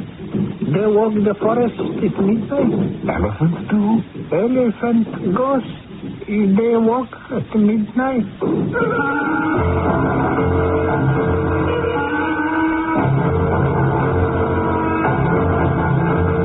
Our mystery drama, Death at a Distance, was written especially for the Mystery Theater by Elspeth Eric and stars Norman Rose. I'll be back shortly with Act One.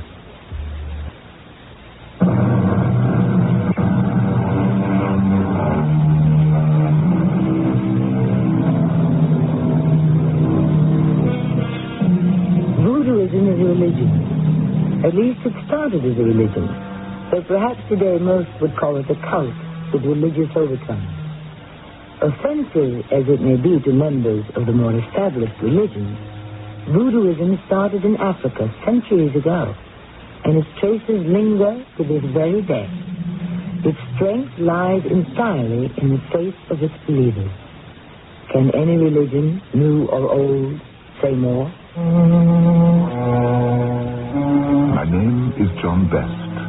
I'm an old man now, but hardly a day passes that I don't think, however fleetingly, of the time long past that I spent in West Africa. I'd worked my way through medical school by dint of hard work and intense application. And at 24, I was entitled to call myself a doctor. Being without family or close friends, and without a farthing to my name, it was imperative that I find a paying job.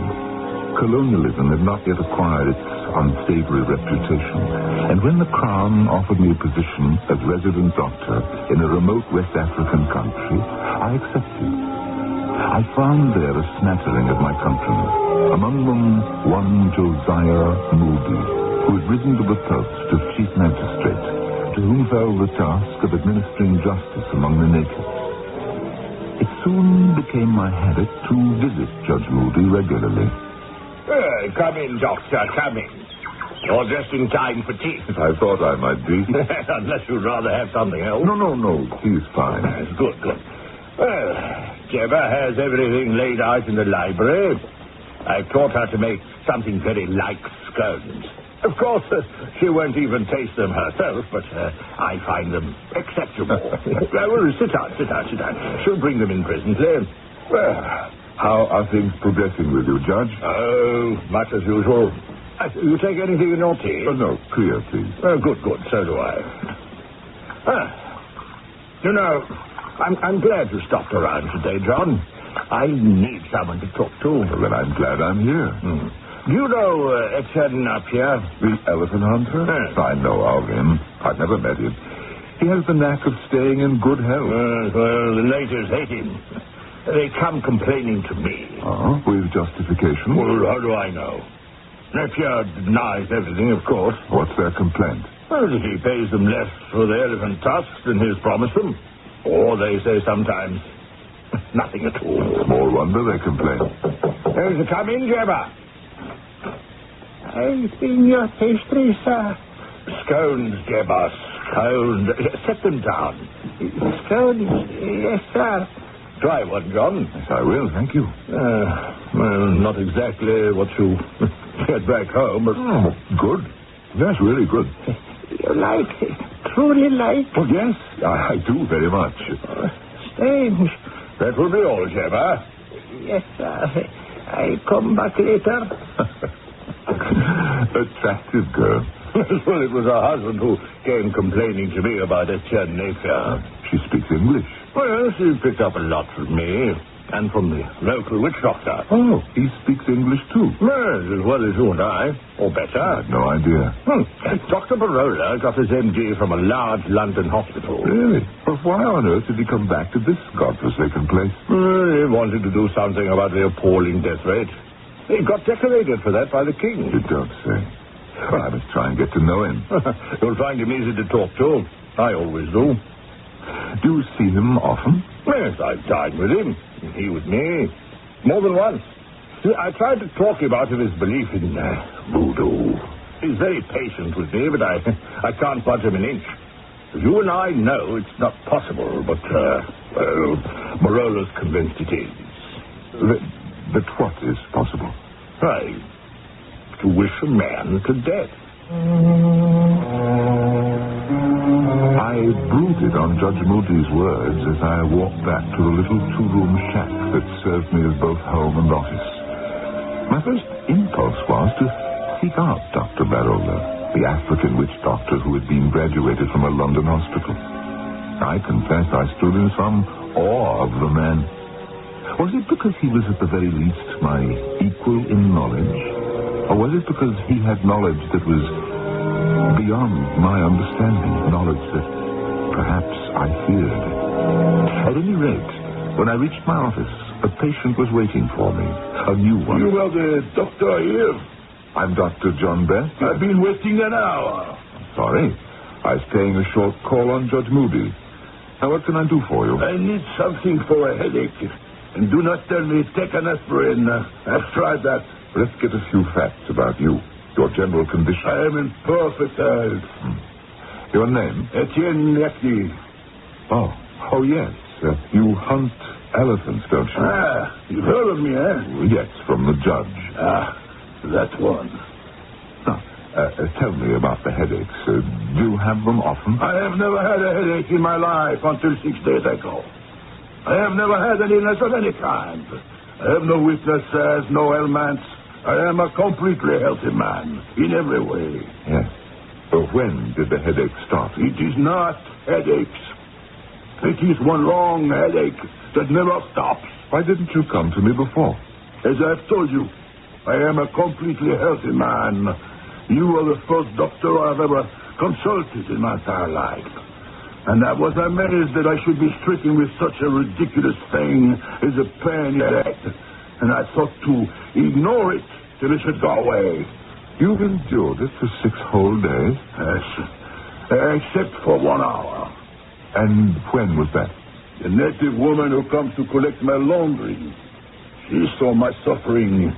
They can be very perceptive, these savages. And she offered to massage my throbbing head. I was desperate, and I permitted it. And in a minute or two, the headache disappeared, and I fell asleep. And when you woke? I was myself again. I called for my bearers and my trackers, and we started on the hunt.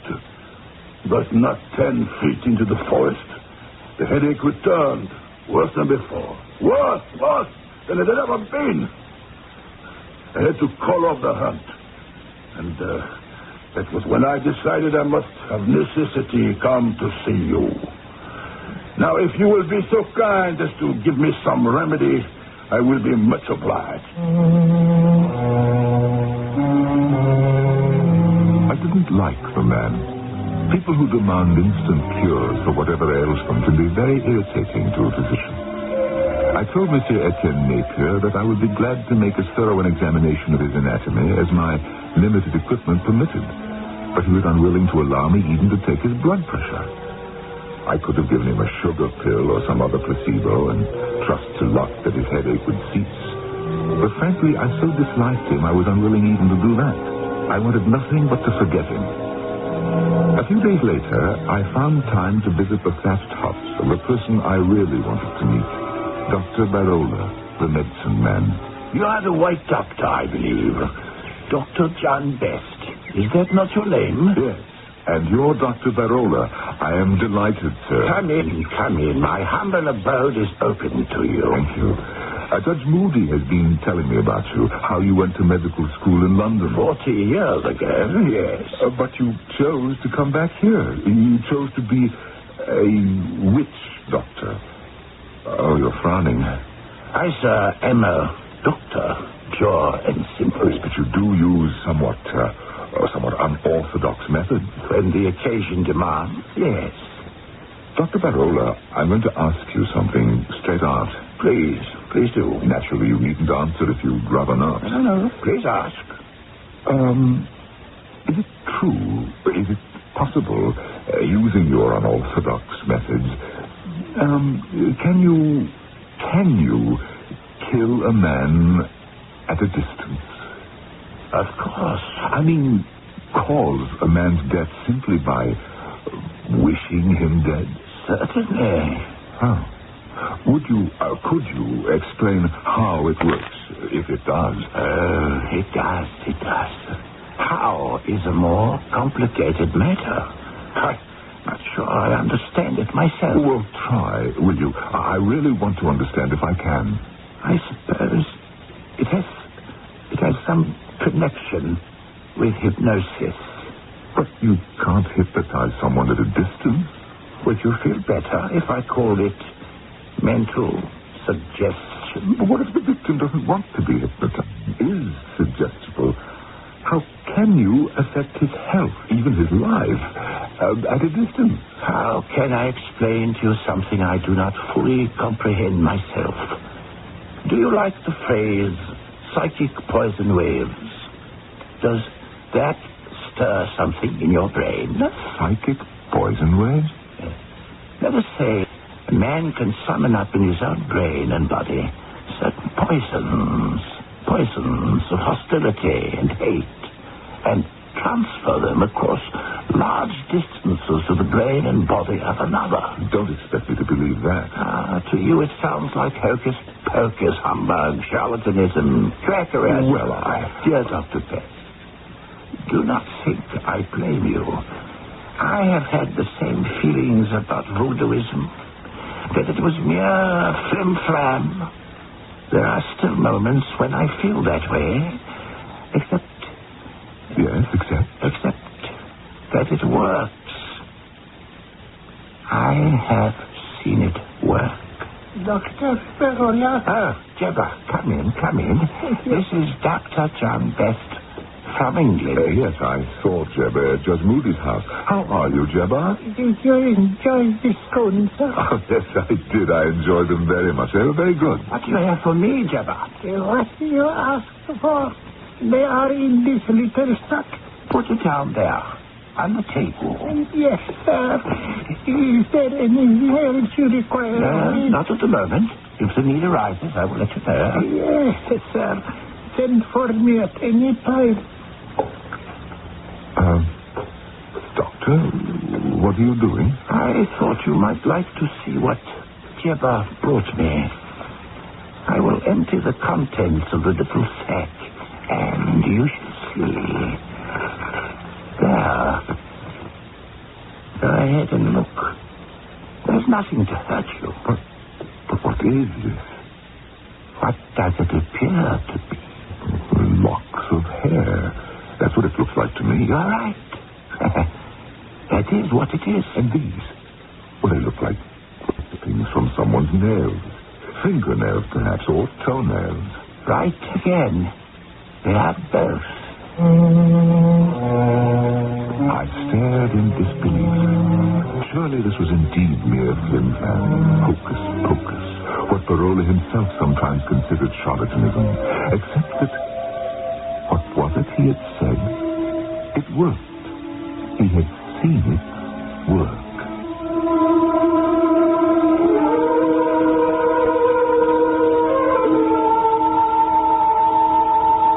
As so very often happens, when we are at a loss for words to explain the inexplicable, we must fall back upon that greatest of writers in English, William Shakespeare. Here, in our helplessness, we are forced to quote the words of Hamlet to his friends. There are more things in heaven and earth, Horatio, than I dreamt of in your philosophy. I shall be back shortly with Act 2.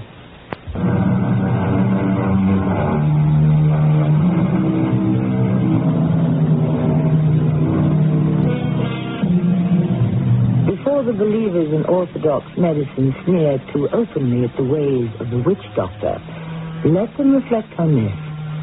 While they extol the virtues of iron as a tonic and prescribe various pills, liquids, or injections, let them remember that for centuries Africans have been told by their medicine men to get from their local blacksmith a quart of his dipping water, the water in which he cools his iron work tools, and to drink it. It seems to work very well, as it always has.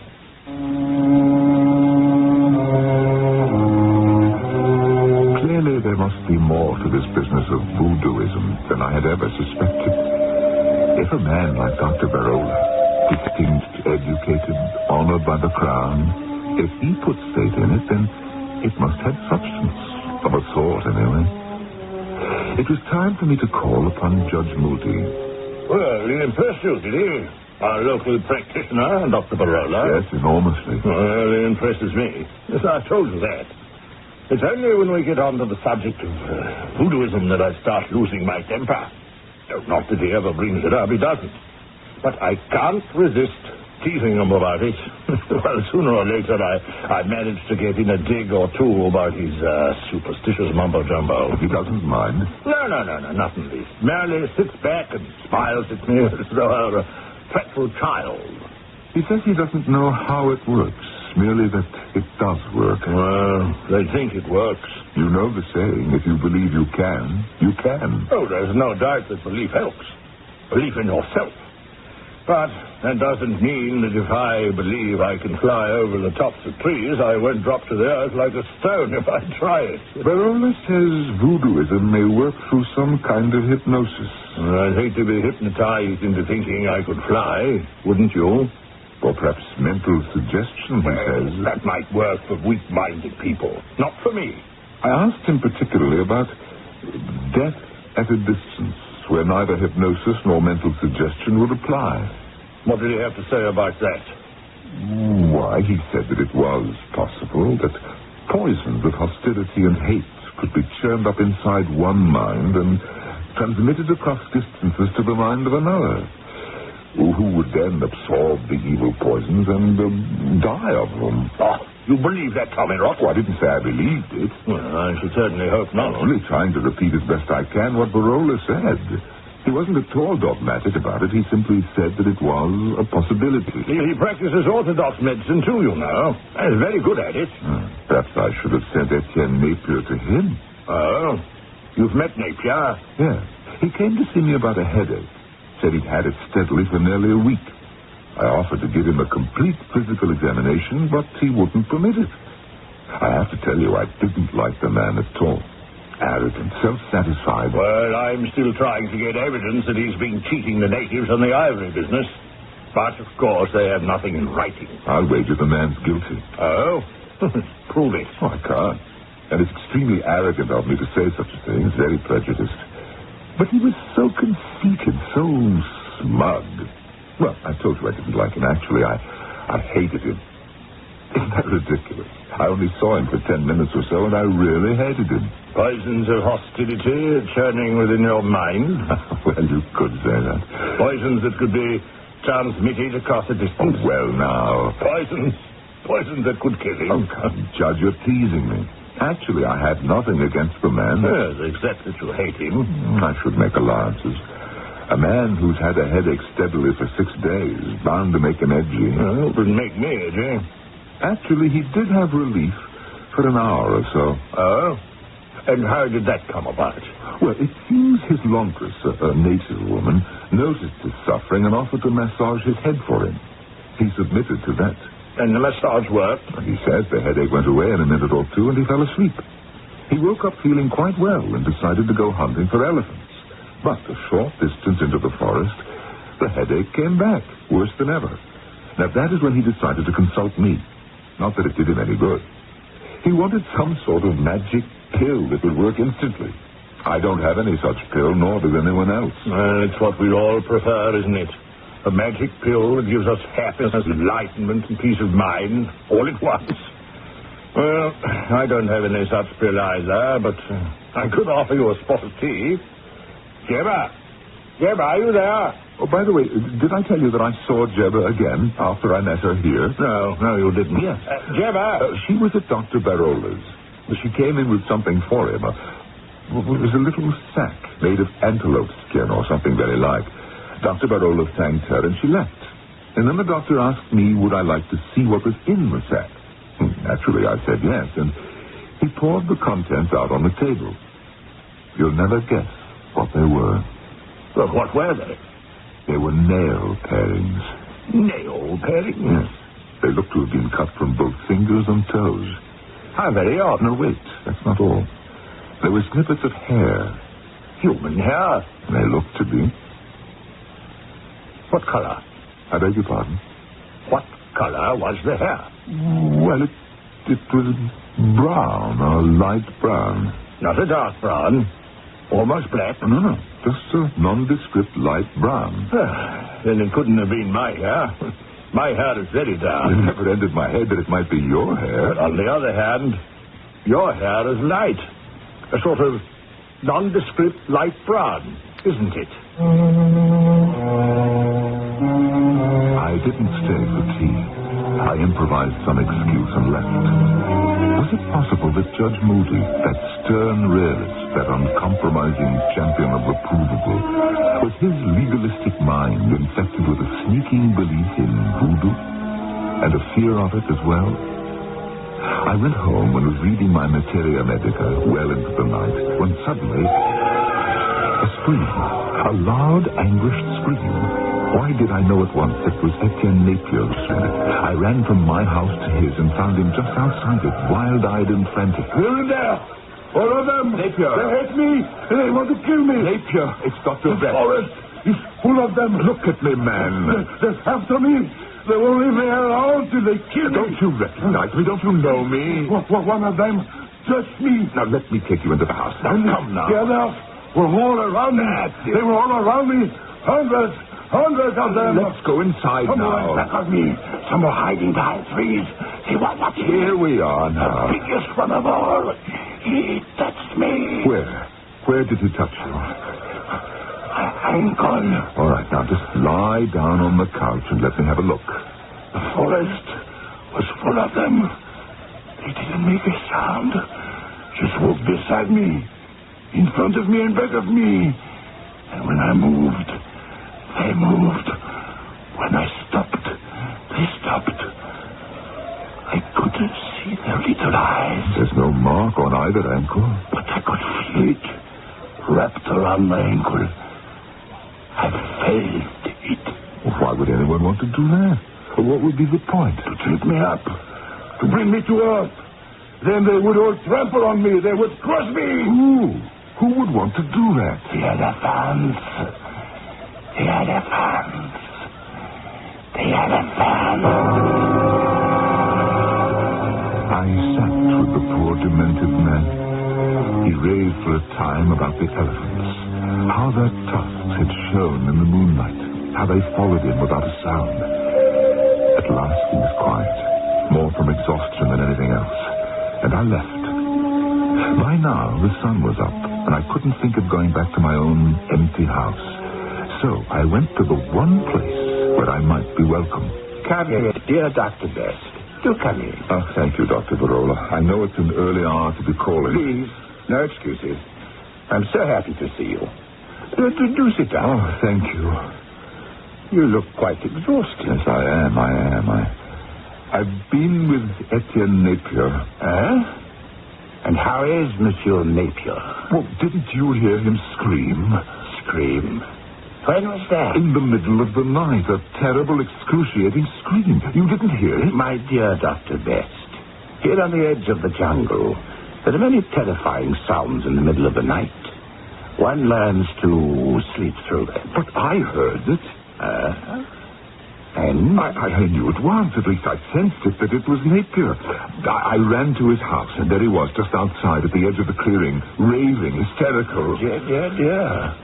What about? Well, he'd gone for a walk in the forest. Why at that time of night, I've no idea. And there in the forest, there, They were, he said, all round him, in back and front beside him, some hiding behind trees, their eyes shining, waiting for him to fall down so that they might trample him to death.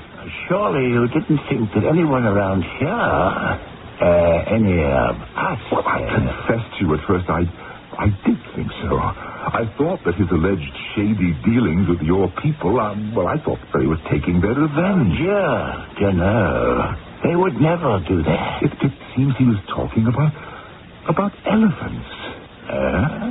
He even said that one big bull elephant reached out and wrapped its trunk round his ankle. Dear me. I examined his ankle, both of them. And this was before I knew he was talking about elephants. And, of course, there was no mark on either. No? Did you think there would be? One never knows. Do you think there actually were elephants in the forest? Watching, following him? Hundreds of them? Elephant? Ghosts? Perhaps. Oh, Dr. Barola, really? You go too far. Perhaps I do. On the other hand, perhaps I do not go far enough. Perhaps elephants were real. Oh, come now. Monsieur Napier has killed many of their kind. I knew a farmer here who shot an elephant that was stealing vegetables from his garden. He left the dead animal lying there, and in the morning, the body was gone. Are you saying? And the elephant's friends came in the night and carried the body away? Yes, I am saying that. There is loyalty and humanity among elephants. All the same. Wait. You have not heard it all. A few days later, 2 thigh bones of an elephant were found by the farmer on the exact spot where the beast had fallen. Reproach? A reminder? A warning? Who can say? Not I, certainly. Can you? Dr. Carola, may I come in? Come in, Jebba. Come in. Thank you, sir. I brought for you what you asked. The shirt? Yes, the shirt. Hand it over. Now, will you both excuse me for a minute? I have something that must be attended to. Oh, Jebba, that shirt belongs to Monsieur Napier, doesn't it? Yes, doctor. Jebba, Monsieur Napier told me that a woman of the tribe did some work for him, some laundry. He said this woman had remarkable powers, that she could massage him and make his headache go away. And that the relief he'd had in 6 days came from this woman. Jebba, are you that woman? You are, aren't you? Never mind, I know you are. And you went to his house this evening, too, didn't you? And he asked you to relieve his headache again, didn't he? And you did. And after you left, he went into the forest. Now tell me, Jebba, when you were massaging him, did you suggest to him that the elephants were waiting for him there? Did you hypnotize him? Did you put a spell on him? You must have done something before you left the house with his shirt, the one you just gave to Dr. Barola. Am I right, Jebba? Forgive my rudeness, won't you? It was very important that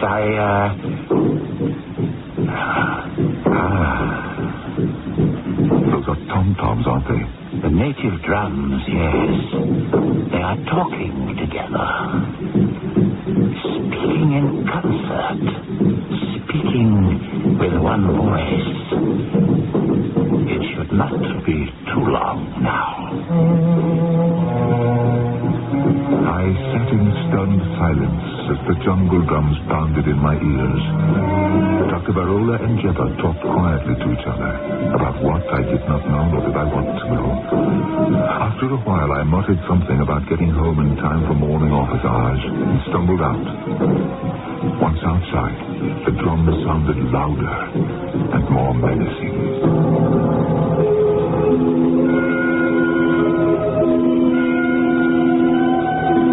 How does it seem to you? Mad, perhaps? Ignorant? Or does it appear simply silly? Consider us silly.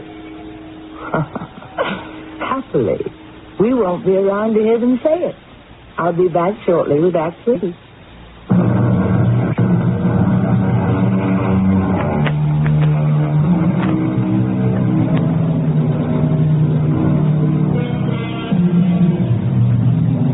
would all agree, I suppose, that voodooism belongs to the world of the supernatural.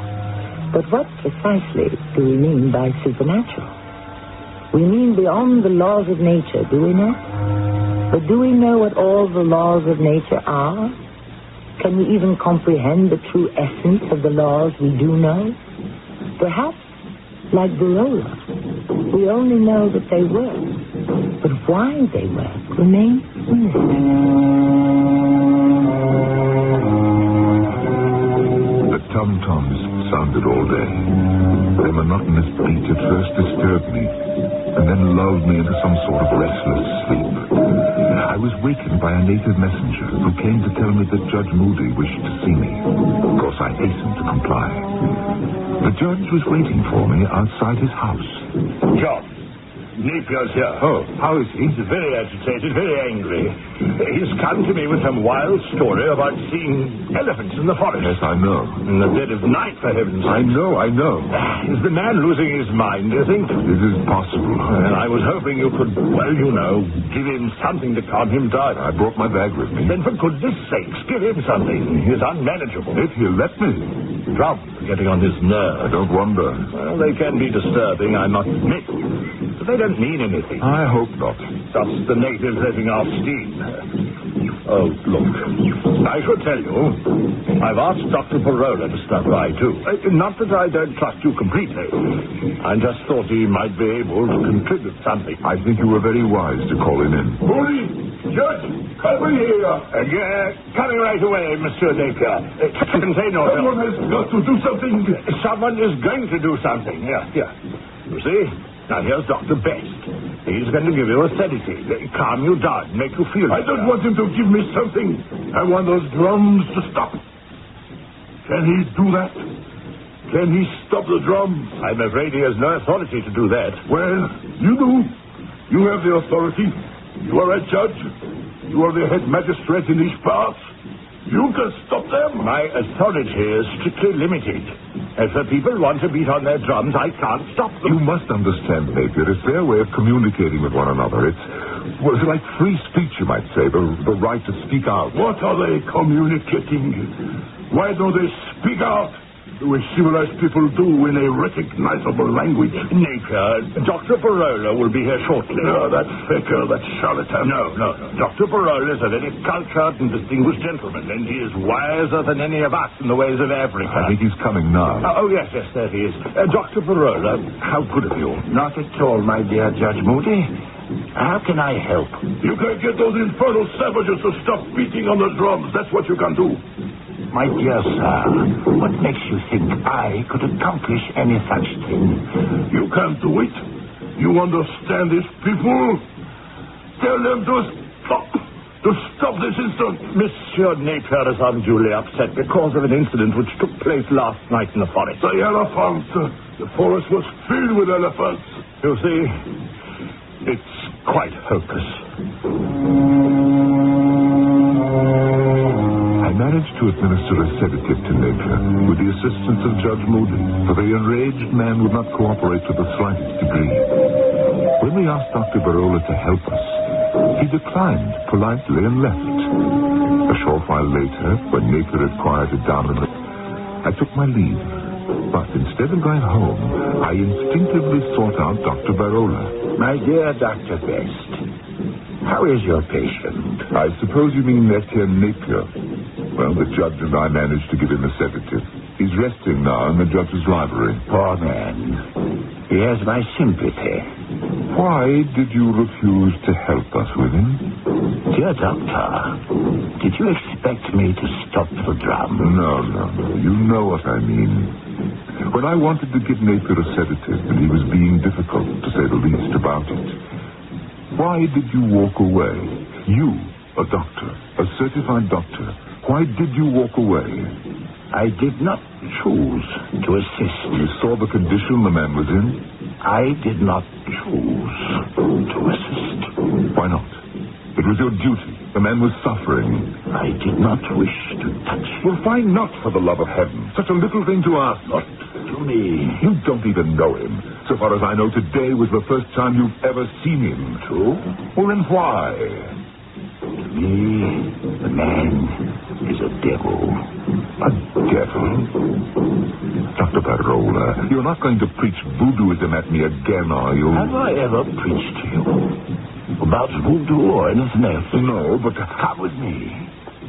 Just into the back room. I want to show you something. Something I think will interest you. As a matter of fact, I think it will interest you greatly.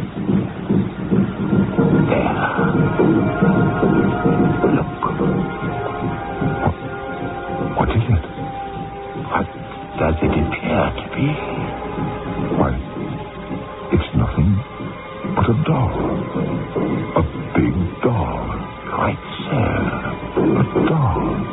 The size of a man. Quite so. It's quite complete. With feet and hands. Quite so. And fingernails. Good Lord, Barora.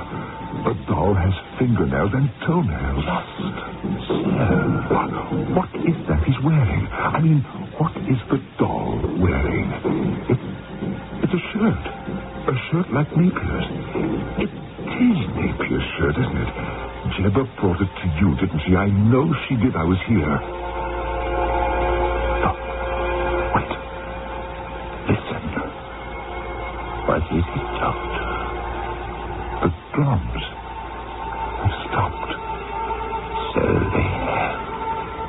What does it mean? Why have they stopped? Their conversation has come to an end. But why? What were they saying? Tell me, what were they saying? Dr. Barola, sir, if you please. Yes, Jebba. What is it? The judge said to tell you, man is dead. You mean Monsieur Napier? Yes. He be dead.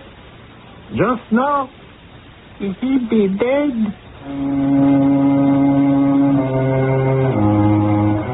It did not surprise me that I was called in by Judge Moody that same day.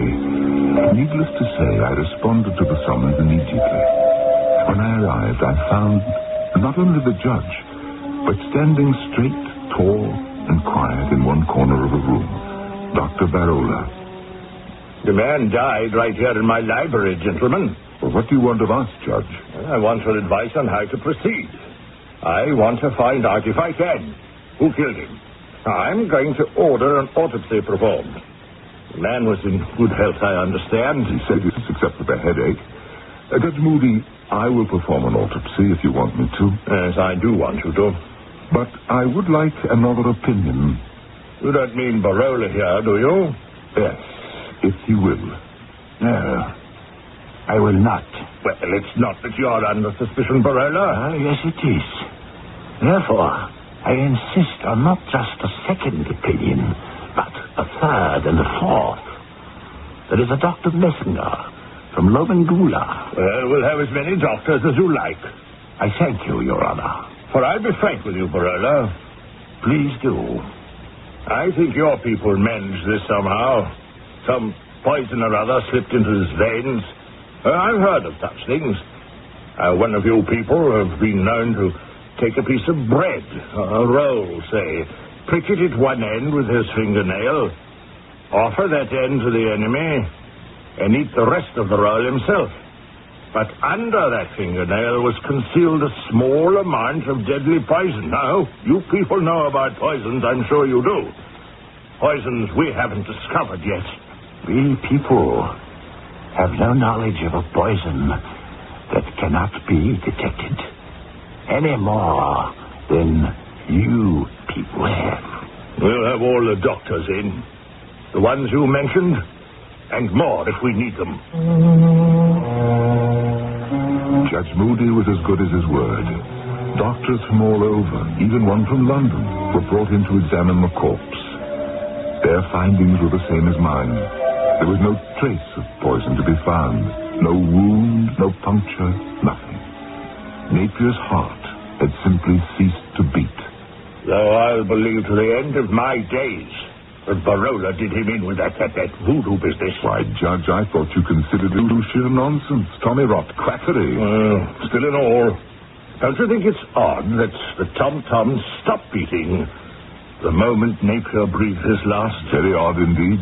But the drums don't kill a man, do they, huh? Not that I'd ever heard. And that big doll Barola had in his office, wearing Napier's shirt. Peculiar thing to have standing around, don't you think? Most peculiar. But dolls can't kill people. Most unlikely.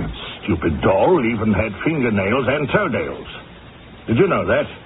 But fingernails and toenails, they don't kill people, do they? Or shirts. No, Judge, they don't. So how can I take the thing to court, huh? Tell some wild tale about voodoo killing, which I don't even understand myself, don't even believe. I did bring one person into court. Who is that? Jebba. Jebba? Why Jebba? She stole Napier's shirt, didn't she? Yes, that she did. She was his laundress, and he trusted her with his clothes, and she stole his shirt. She admitted it. What sort of punishment did you deal out to her? I fined her. Took it out of her pay. Jebba, make some tea for Dr. Best and myself, will you? She is still working for you? Oh, I couldn't get along without Jebba. Matter of fact, I've raised her wages. Jebba, bring some tea, will you, for being my friend.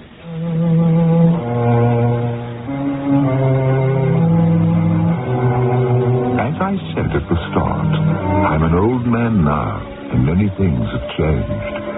I suppose the greatest change of all is in our attitude toward the power of the mind over the body. I've tried to keep up with all the developments, and there's no doubt that it's a great new field of endeavor. I'm too far along in years to start delving into such things, but I've read a lot on the subject. All very interesting, very intriguing. But one thing they haven't even started to explain. Death at a distance.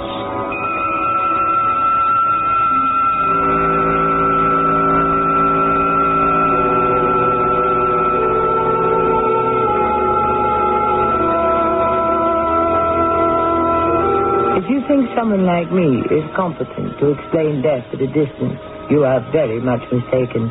I wouldn't even try. I don't understand it at all. If you want the truth, I don't even believe it's possible. I think it's tommy rot, humbug. But then, what do I know? I shall be back shortly. To Larry, another reader, or is it victim of Raven House mysteries? I was at the bus stop reading the latest Raven House paperback when a lady walked by. She seemed familiar, like I knew her from somewhere. I followed her. She started to run, and I lost her in the crowd. The next day, I saw her again in the supermarket. Our eyes met over the lettuce. I said, "Sarah, you're supposed to be dead." Raven House mysteries are so engrossing, you can't help but let the mystery take over your life.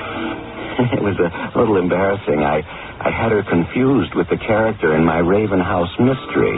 Raven House publishes new mysteries every month. Which one will claim you as its victim? If you're clever enough, you'll find Raven House mysteries wherever paperbacks are sold.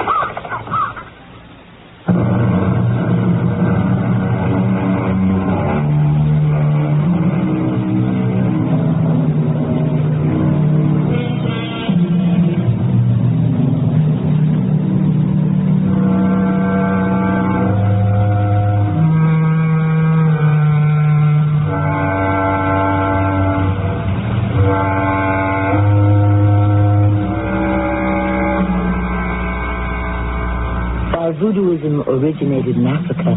It spread after a while to the West Indies. It is popularly regarded as a kind of sorcery, of magic. But it has its roots in a deeply felt religion, and its adherents are as fervent and devoted as we are to whatever religion we cling to.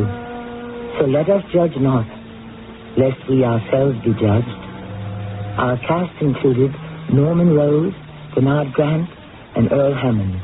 The entire production was under the direction of Hyman Brown. Radio Mystery Theater was sponsored in part by Raven House Paperback Mysteries. This is Tommy Grimes.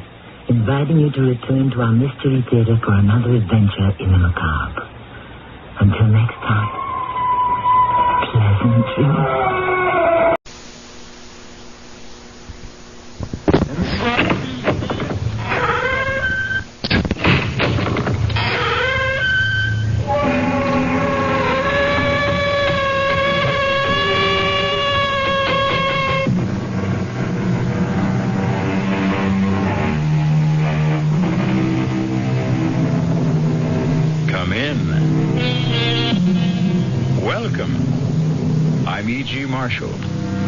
Welcome to the world of eerie imagination, the fear you can hear. Vendetta. The very word itself invokes dread and strikes a mood of brooding terror. But to live on the island of Corsica, home of the vendetta, is to be steeped in the tradition of violent massacres and the fatalistic expectation of ferocious vengeance as a way of life. At least it would have been so just 100 years ago when these famous words were first written. It was a hand. A man's hand. Not a skeleton hand, all bright and clean, but a hand black and desiccated, with the yellow nails, the naked muscles, and traces of blood upon the bones at the point where they had been severed as with the blow of an axe about the middle of the forearm. The fingers, extraordinarily long, were attached to enormous tendons, still held in their places here and there by strips of skin. That hand was something hideous. It made one think involuntarily of savage vengeance. And in spite of the putrescent look of death and dissolution, it seemed to have a life of its own.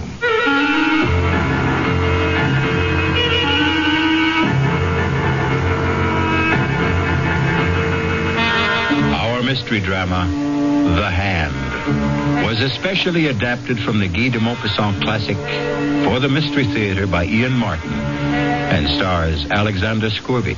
I'll be back shortly with Act One.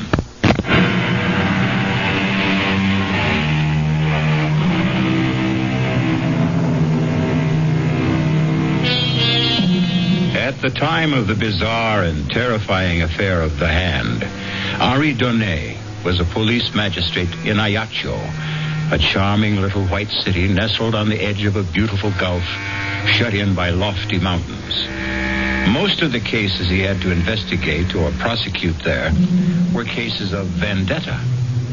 But these were Corsican against Corsican. This affair of The Hand was alien against what? Something far more alien, perhaps supernatural. That was not until later, of course. For now, the only alien presence was a neighbor of Henri's, a Sir John Rowell, lately come to the island to settle down, and an object of great speculation among the native population. Well, there goes my new neighbor again. Does he go hunting at twilight? No, Bernard. At least as a magistrate, I hope not. Well, what's he shooting at then? I don't know, Marguerite. We have no sharks. The wolves and other predators stay in the mountains, and he's not been here long enough to start a vendetta. Oh, I am not sure. Listen to that. Oh, no call for alarm, Doctor. I'm quite sure your services will not be needed. It is the same pattern night and morning. Well, Henri, then what is he shooting at? A target, I suppose. He's keeping his eye sharp. But for what? Ah, now, that is the question. Have you seen him? He is immense and very powerful. And he doesn't encourage visitors. He has 2 huge Alsatian hounds that look ready for the kill at a word. You are chief magistrate and in a far better position to judge him than any, Henri. What do you make of him? I don't know. His papers are in order. I have no reason to have any professional interest in him. Well, has he no one to share his loneliness? He has a manservant he brought with him from Marseille. No one else? There was a woman listed on the ship's manifest as his wife. Oh, his wife? Well, I never knew. Well, then, but no one seems to know that. In the months he's been here, no one has seen hide nor hair of her. I've watched these evenings myself, and I've never seen her move from the house. If, indeed, she is inside it.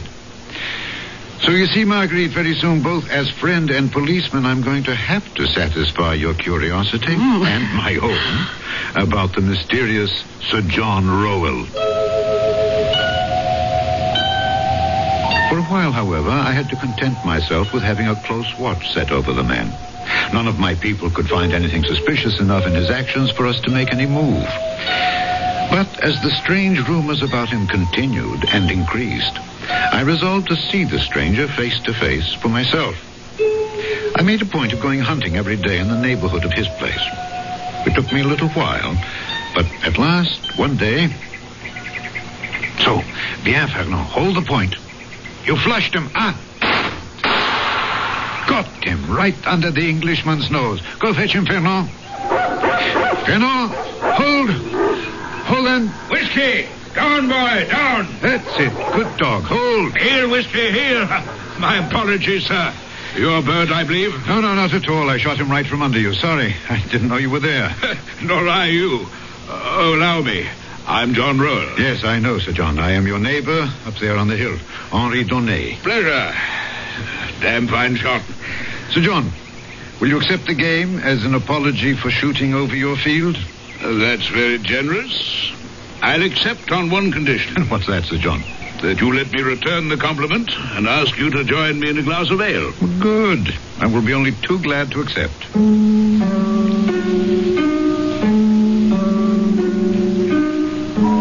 It was less the heat of the day than my professional interest that prompted me to accept the invitation from the tall man with the red hair and beard. Very tall indeed. And also very broad, a sort of placid and polite Hercules. I was most anxious to be able to question him about his life and his projects. Joseph, out here on the veranda. Change your mind and have something stronger? Oh, no. Ale will be perfect. Are you cold, Sir John? Yes, 2 glasses of ale for Monsieur Donnet and myself. Very well, sir. And bring a cut of Stilton and some water biscuits. You like our English cheeses? Oh, yes, I do. We are quite insular enough here on Corsica. It's a rare pleasure to indulge in a foreign taste. I know what you mean. Still, I can't feel that Corsica, or for that matter, anything French is anyway foreign to me. Now, Joseph, splendid. Thank you. Put the tray on the table here. Yes, sir. You can loose the dogs again. It'll be quite safe while I'm with Monsieur Donnet. Very well, sir. Oh, those are the big Alsatians I see occasionally, huh? 2 of them. Yes. They look quite savage and fierce. Do you think perhaps my dog will... Oh, have no fear. Castor and Pollux are as docile as kittens where other animals are concerned. They're trained as man-killers. Huh? And then... only at my command. Your health, Monsieur Donnet? To yours. Delicious. So refreshing. As the view of the sun setting across that blue Mediterranean water. Yes. Does Madame Rowell also share your enthusiasm for your adopted island? Lady Rowell is an invalid. I hope to nurse her back to health here.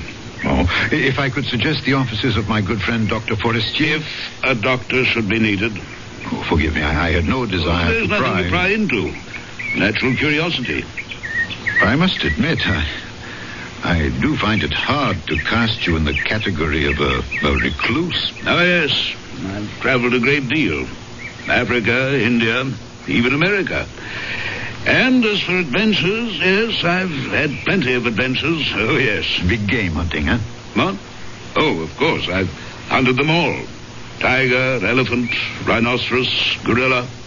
The name's a legion. Oh, all very dangerous animals. Terribly so.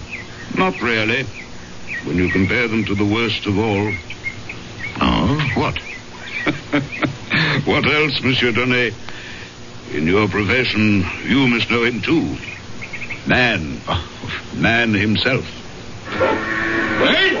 Sir John, come quickly. What on earth? Forgive me. I followed Sir John down the front steps of the veranda as he took them two at a time and disappeared around the corner of the house. I would have followed him further, except as chance had it, I turned my ankle quite severely on a loose stone after the bottom step. Stopping in momentary pain, the yelp and snarl of the dog suddenly quieted, and I was conscious of the squeak of the front door of the house.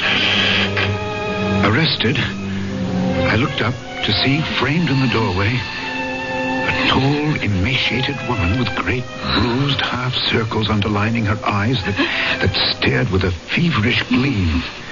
She wore a long, loose, trailing peignoir, and with one hand she beckoned towards me while clutching something in the other close beneath her breast. Painfully, I limped back up the steps. Help me, whoever you are. Help me. Lady Roll? Whoever I am, this side of the grave, help me. But how? By sending this letter. Post haste. Oh, but please, I beg of you on all our lives. Don't tell Sir John. Well, I'm afraid, madame, Please, don't refuse me. You are my last, best hope. Hope for what? I cannot stay in case he returns, but please, I beg of you, send my letter. She was gone. Like a wraith, as though she'd never been. But the letter in my hand was real enough. Before I had time to read the person to whom it was addressed, I found myself involuntarily concealing it in my pocket before Sir John, returning, could see it. Nor could I stop to ponder why my impulse had been to accept the lady's part rather than that of my charming and seemingly outgoing host. Why I chose to conceal its existence rather than reveal it. My dear Monsieur Donnet, pray forgive me. I'm most sorry we had to be interrupted. Oh, forgive me for not following you, but I turned my ankle. What happened? Oh, the curse of trying to maintain privacy. The curiosity seeker. A farmer from back in the hills named Deschamps, who passes by here on his daily route, for some unearthly reason came skulking round the back of the house and was cornered by the dogs. But what would he have expected to find here? Heaven knows. I've no secrets worth anyone's concern but my own, as I hope you believe. Or is your presence here today more than just a seeming accident? Are you concealing something from me, sir? I was aware that he wore about his loins an American-style gun belt, and that low on each hip, concealed by the flare of his coattails, were two matched pistols with mother-of-pearl handles, on one of which his right hand rested lightly. The letter in my pocket seemed to burn through the lining as I tried to judge whether it caressed that handle by accident or design.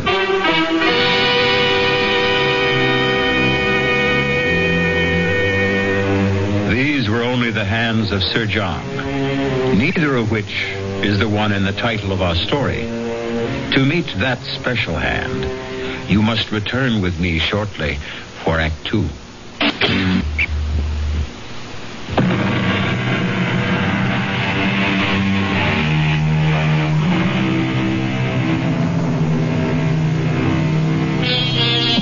The huge, red-haired and bearded Englishman towers over the small, dapper Frenchman.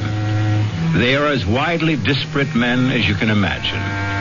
One all muscle and vital force, the other elastic, supple, poised always for the counterstroke, like a rapier. Antagonists? No, only in a sense. But whatever their relationship, mutually admiring of each other. Why should you imagine I have anything to conceal? Why, indeed. Come, let's go inside. I'll show you some of the trophies of a roving life, if you'd be interested. But very, of course. Can you stand on your ankle all right? Is it sprained? No. Just a slight twist. From the hall, he led me into his parlor, which ran the length and breadth of the whole house across the back in a great L. His parlor was all hung in black silk, embroidered in gold. The fabric is Japanese work. Yes, but the rest is yours. Not the panels. What's mounted on them? Yes, tiger, lion, black panther. Those I recognize. And elephant tusks, I see. The hippo and he and the rhino are a little large for mounting. The rhinoceros is the most dangerous of all, I suppose. Except, as I told you before. Now, you're not honestly going to tell a policeman that you're a manhunter. Not within the confines of civilization, I hope. But I've done a good deal of manhunting, too, in my time. As a soldier? That's a profession, not a sport. I've saved a mount in the center for the ultimate trophy. But never had, shall we say, the courage to make the necessary bag to mount it.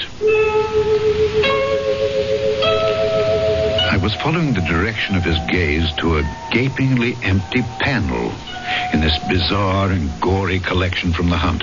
A panel conspicuous from all the others since it was lined in red velvet, as if in expectance of framing the pièce de résistance. What would you hope to put there? Once, I would have been tempted. Now, nothing. I keep it there to remind me that it could be my own head that poetic justice could have easily decided to frame. Oh, Gad, it's suddenly getting dark. Yes, then I must be off for home. I mustn't hold up your dinner. I've enjoyed our meeting thoroughly. Please, come again. You're always welcome. I am not quite so sure of your Alsatians. Oh, you need have no worry. From now on, they'll treat you as a friend, as I hope I can. As I want to be.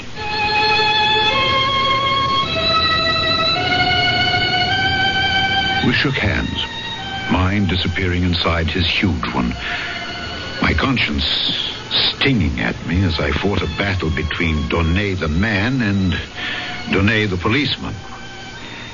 Climbing the hill back to my villa with Fernand frisking along beside me, I tried to tell myself I was only being practical, that I was giving myself time to make my decision. A decision that was tipped by the testimony I received from Michel Deschamps as I questioned him at the barracks the following morning. Michel, why did you go so near to his house? Well, everybody is curious about him and... Everybody doesn't go near enough to have two dogs attack him. Well, everybody does not have a milk route which takes him twice a day by the Englishman's house to see her. What, to see her? Well, it is at dawn, you know. Just before the sun comes up in the half-light and I am passing by in my cart. Naturally, I'm looking at the house when I pass. Naturally, I would myself. So, you see, at that hour, nobody is stirring. Even the dogs are not yet awake. And then I see by the upstairs window a woman. The first few days, I'm not sure. I crossed myself. She's not some witch or somebody who wants to steal my soul. Why would she be a witch? Because... Well, at any rate, in that light, she looked so... I was afraid to answer. To answer what? Her signal to come near to her. She kept beckoning as if there was something she must ask me to do. Finally, yesterday morning, I could stand it no longer. I had to go see what she wanted to ask. Was that so wrong? No, of course not, Michel. I would have done the same. But the dogs stopped you, huh? Yes. In a way, I'm sorry. Don't feel that you let her down.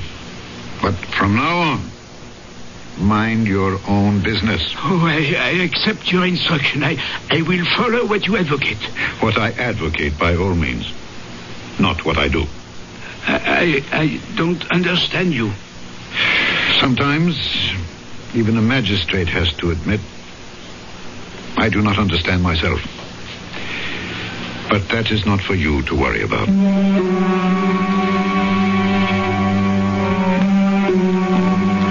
That very morning, there was a mail packet sailing. And I sent off the letter.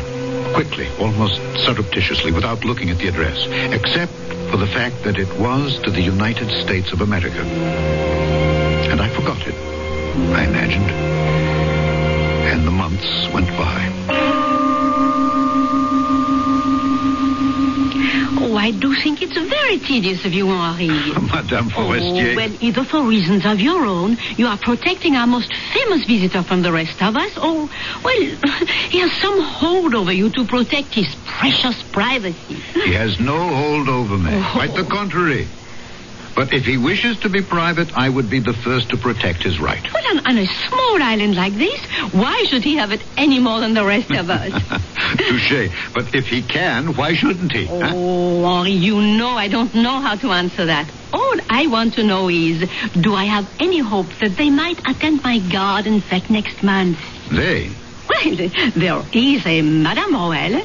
Yes, but she is sickly. Ah, well, is there some hope that at least Sir John might be coaxed to appear? No, I have no reason to suppose that he would refuse. Now, Lady Roll, I would find it hard to answer for. Well, then all I want for you is to issue the invitation.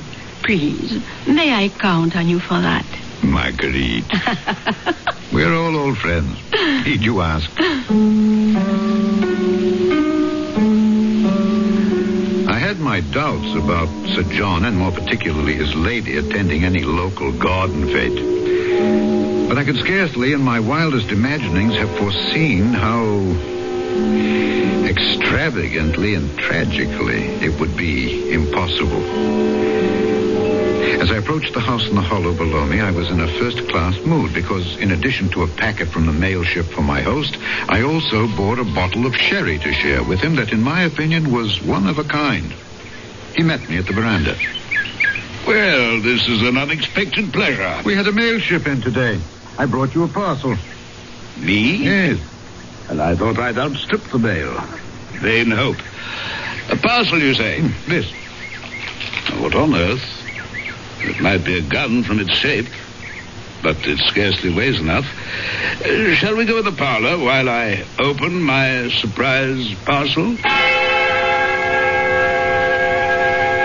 As we moved into that parlor, I was super conscious of my host's reaction to the parcel he bore in his hands.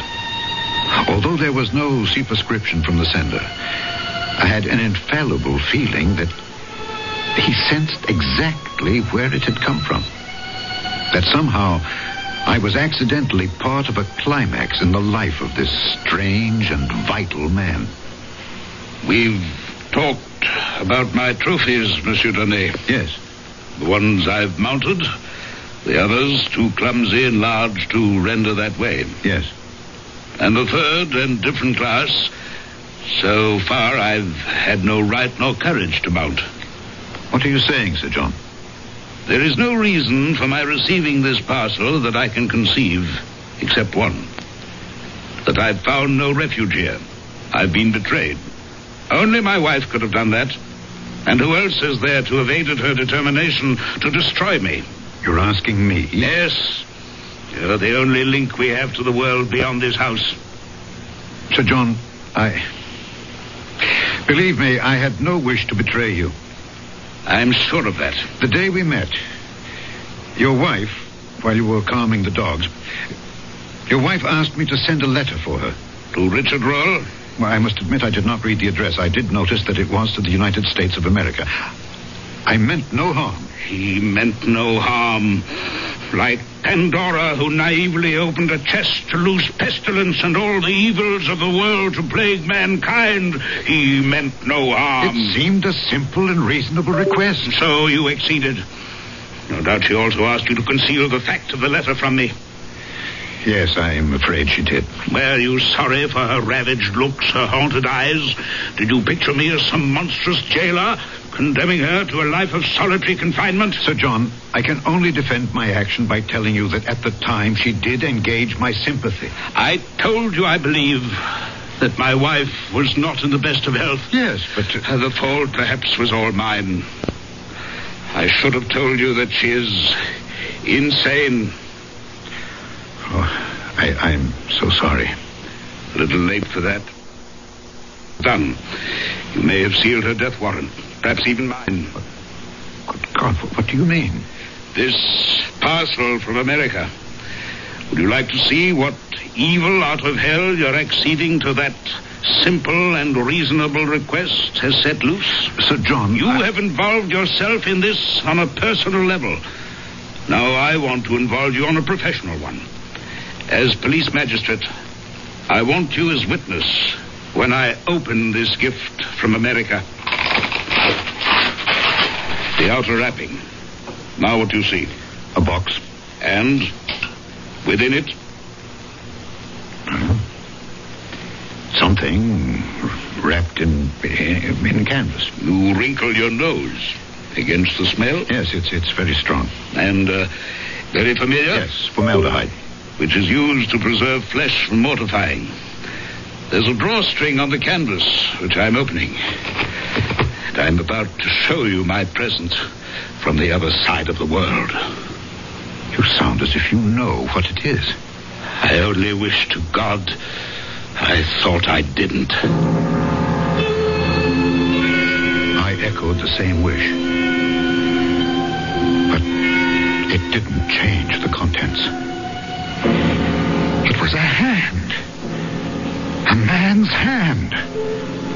Not a skeleton hand, all bright and clean, but a hand black and desiccated, with traces of blood upon the bones at the point where they had been severed as with the blow of an axe about the middle of the forearm. The fingers, extraordinarily long, were attached to enormous tendons still held in their places by strips of skin. Flayed as it was, that hand was something hideous. It made one think involuntarily of savage vengeance. And in spite of the putrescent look of death and dissolution it had, it seemed to have a life of its own.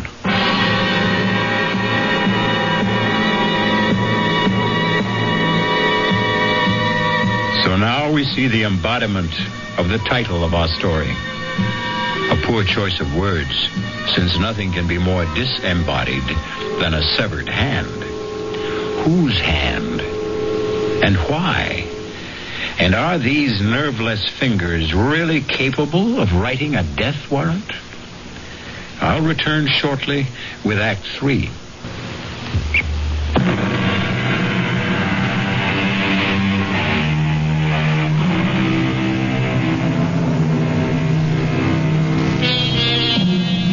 In sick horror, his stomach churning with revulsion, Monsieur Denay looks at the loathsome object spilled on the desk between him and Sir John.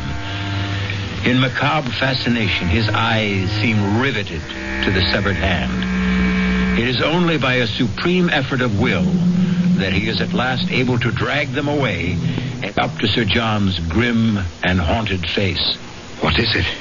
The hand of a thief. But why? Why is it sent to you? So that there'll be no mistake in my mind who sends it. You said before, Richard Roll. A relation? My twin brother. Younger by less than an hour.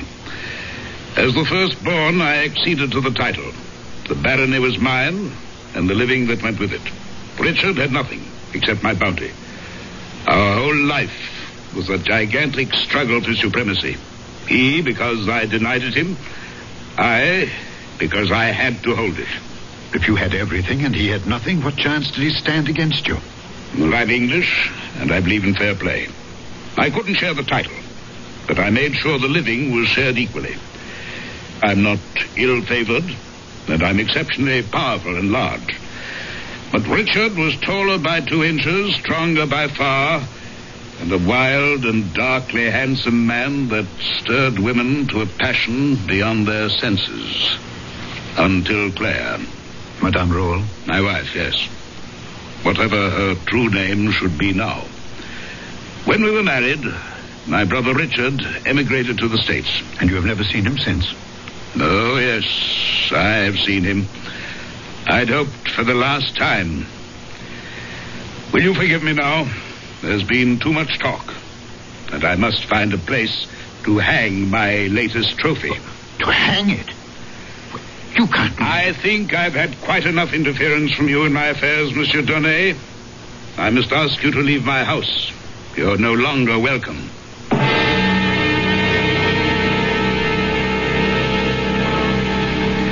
It seemed a long journey up the hill that night, for I did not climb it alone. On the way back to my house, I was haunted by 100 thoughts.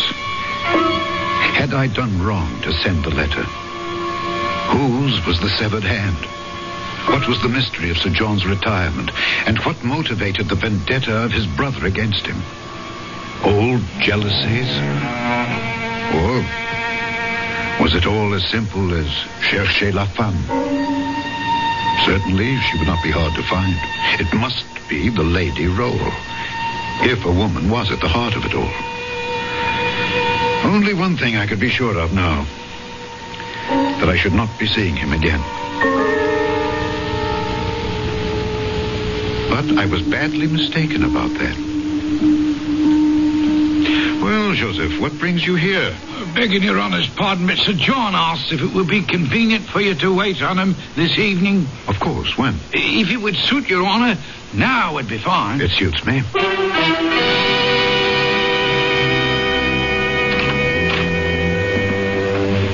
After my churlishness on your last visit, I am more than touched that you do me this honour, Monsieur Donnet.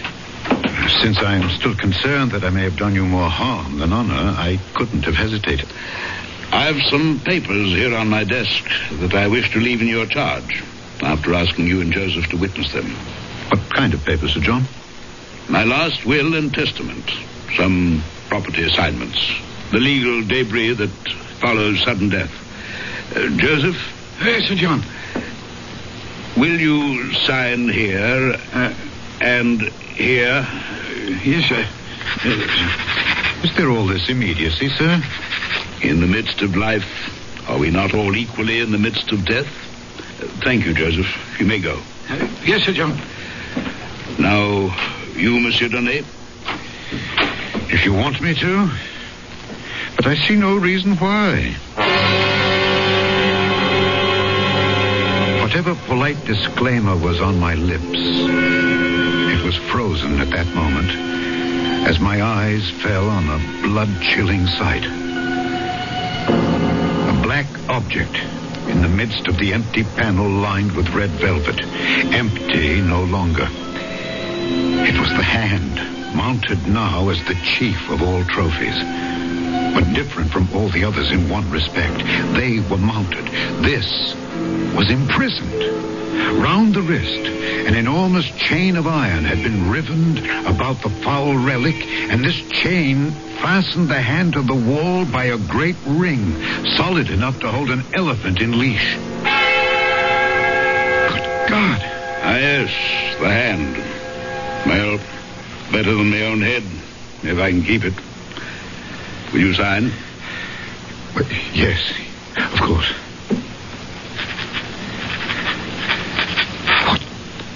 What is it? That hand? That was part of my best enemy. It was cut off with a saber. Good thing for me, I can tell you. It's huge. Enormously powerful. The man must have been very strong. And so far, I've proved stronger. I put the chain on the hand to hold it. The chain is no use now. The hand can't get away. The chain is necessary.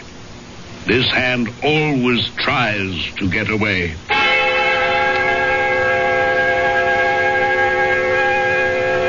That night, I had a hideous nightmare.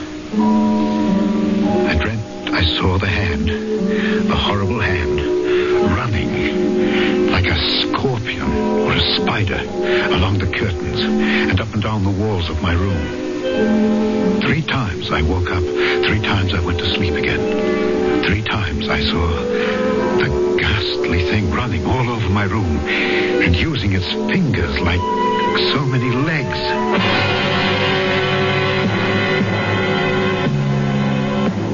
The next morning, I was awakened by the news that Sir John Roll had been murdered during the night.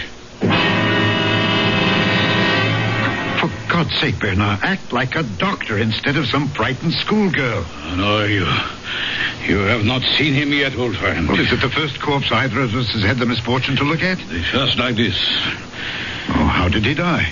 The cause of death was strangling, but under what shocking conditions. I tell you, Henri, in 30 years as a physician, I have never seen anything like it. In what way? We found him lying on his back in the middle of the room.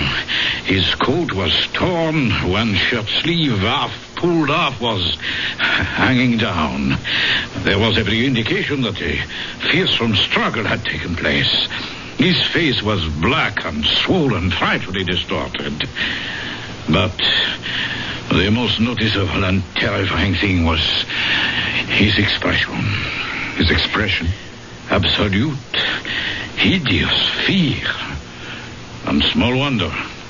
For in the welter of blood that was coagulated about his throat, 5 separate wounds pierced through it as though driven by points of iron. Only 5? It was as if he had been strangled by a skeleton. But that is odd. What? What you just said. Only 5. Well, of course, how stupid of me. There was only evidence of one hand having done the strangling. That makes it even more bizarre. Is there anything even faintly normal about this whole affair?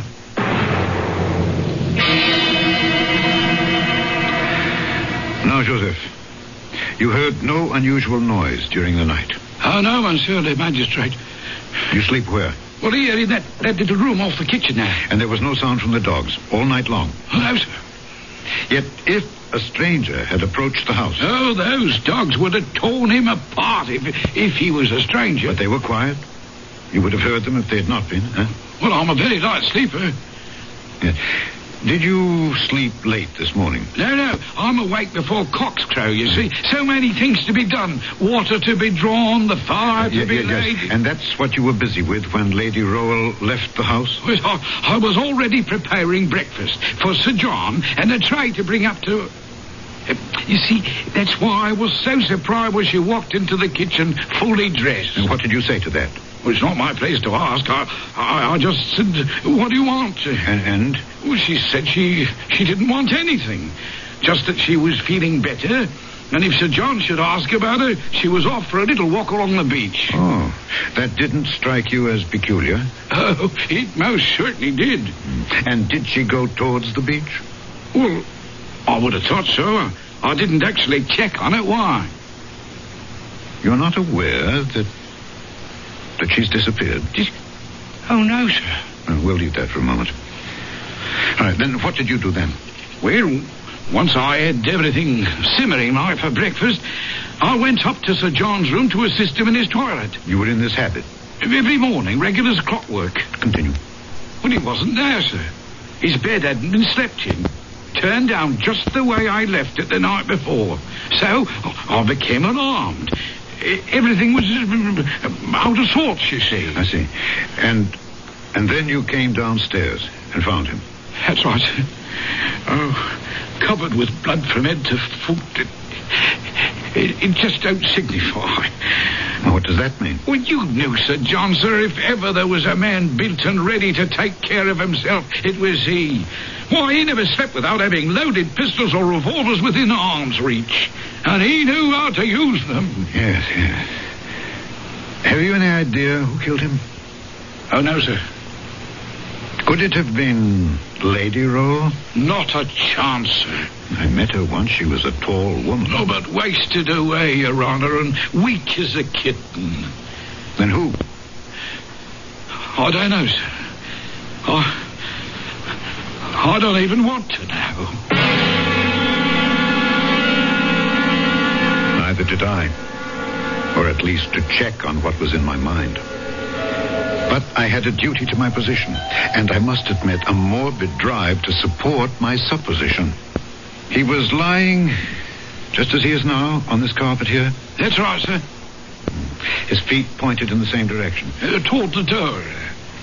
And his head? As it is, sir. Towards the panel directly ahead of you.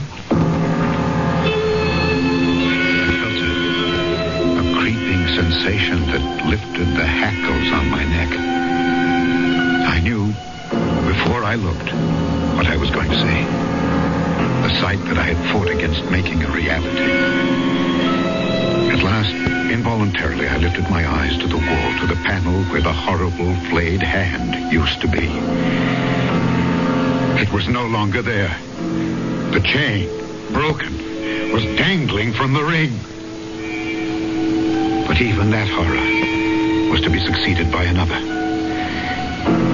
As I bent again over the dead man, between his clenched teeth, I found one of the fingers of the vanished hand, severed or rather sawed off by the teeth about the middle of the second joint.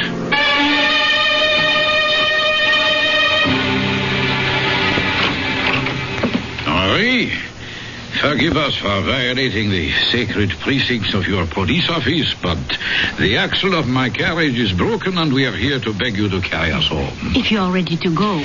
I'm always at your service. And tonight, since it grows dark early these evenings, I will welcome company. But surely you're not still brooding over Sir John and his vanished lady? The missing Lady Rowell I can accept. Our Gulf is beautiful, but the tides are treacherous, and her hold on life at best was tenuous. Perhaps she wanted to end it. The mystery of Sir John is something else again. Something best forgotten, I think. Yes. But it doesn't seem to want to be. Let me show you. Marguerite, forgive me. If you feel faint, close your eyes. Yes. Bernard, you remember you said he might have been strangled by a skeleton? Yes. Yeah. Might he have been strangled by this? Good Lord. So that is the famous hand, huh? Yes, if it were possible, such a hand could have made the wounds on his throat, but where did you find this? It was discovered last night in the cemetery on the tomb of Sir John Rowell. And mark one thing well. What? The index finger is missing. The one we found in the corpse's mouth.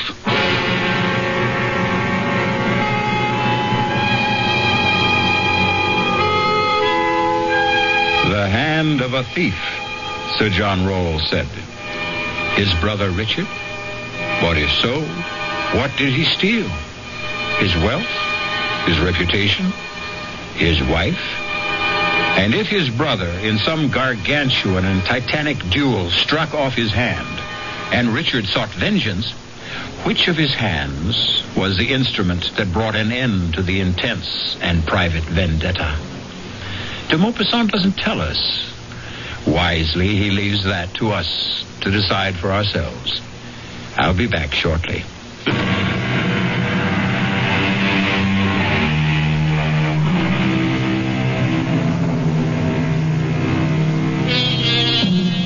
I won't easily close my eyes tonight, for fear that my mind's eye will conjure up a vision of the black and desiccated hand with the yellow nails, scrabbling like some loathsome crab across the floor, up and over my bed, and scuttling around the walls.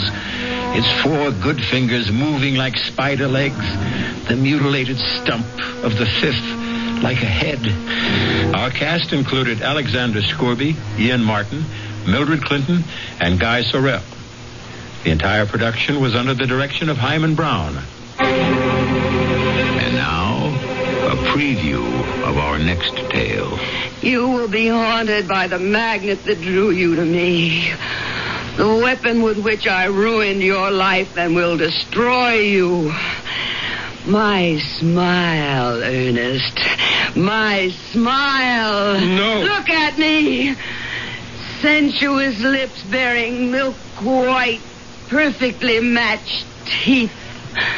Look. Here, let me. She's falling across the table. I think Yes. She's gone. Berenice is dead. No. Ernest, don't. Her mouth. She is staring at me with her teeth. Anthony, in heaven's name, close her mouth. Close her mouth! This is E.G. Marshall inviting you to return to our Mystery Theater for another adventure in the macabre. Until next time, pleasant dreams.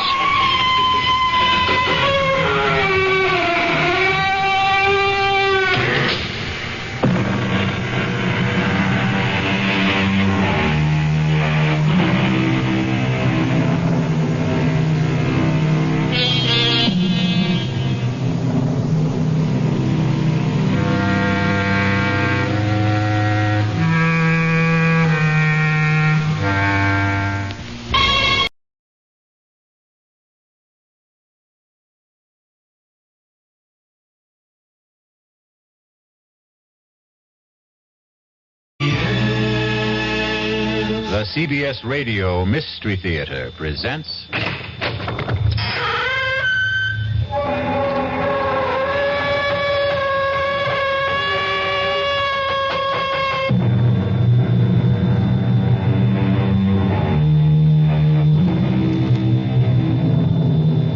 Come in. Welcome. I'm E.G. Marshall. Welcome to the sound of suspense, to the fear you can hear, to the world of terrifying imagination. They say, hell hath no fury like a woman scorned. And perhaps it's true. But the question is, how long can that fury endure? How long can the passions burn? Well, Miss Charity Youngblood was left waiting at the church some 200 years ago, and she still isn't over it. Sheriff's Office, Deputy Palmer speaking. Sheriff, there's someone who wants to murder me. Yes, sir. Your name, sir? Well, is that important? Yes, sir, it is. Well, I hesitate to give you my name because you might think I'm unbalanced. Now, why would I think that? Because of the peculiar circumstances involved. Why don't you let me be the judge of that? Well, this young lady wants to kill me, and she's armed. What's her name? Well, I wouldn't want her to get into trouble. What? She doesn't look like a killer, and besides, I can't prove it. It's just that I know it. Now, sir, calm yourself and tell me, why does she want to kill you? Because I broke our engagement. All right. It's possible. Now, when did you break that engagement? Oh, about 200 years ago.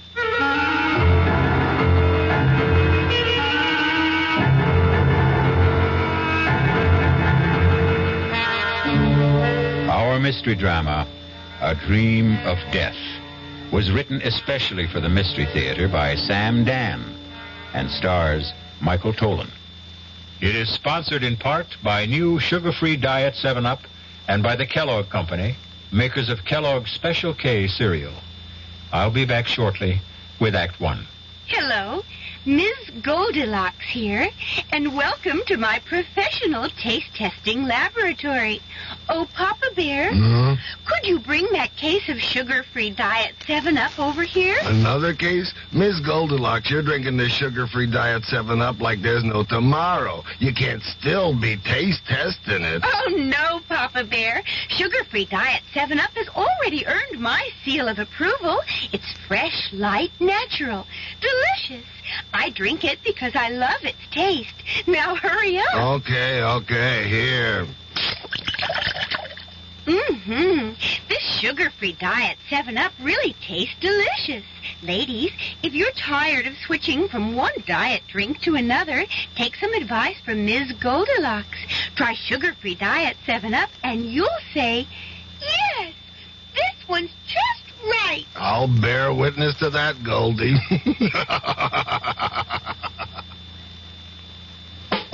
Young I may be, but still turned 18 and I'll do what I can to find me a place where I can be me.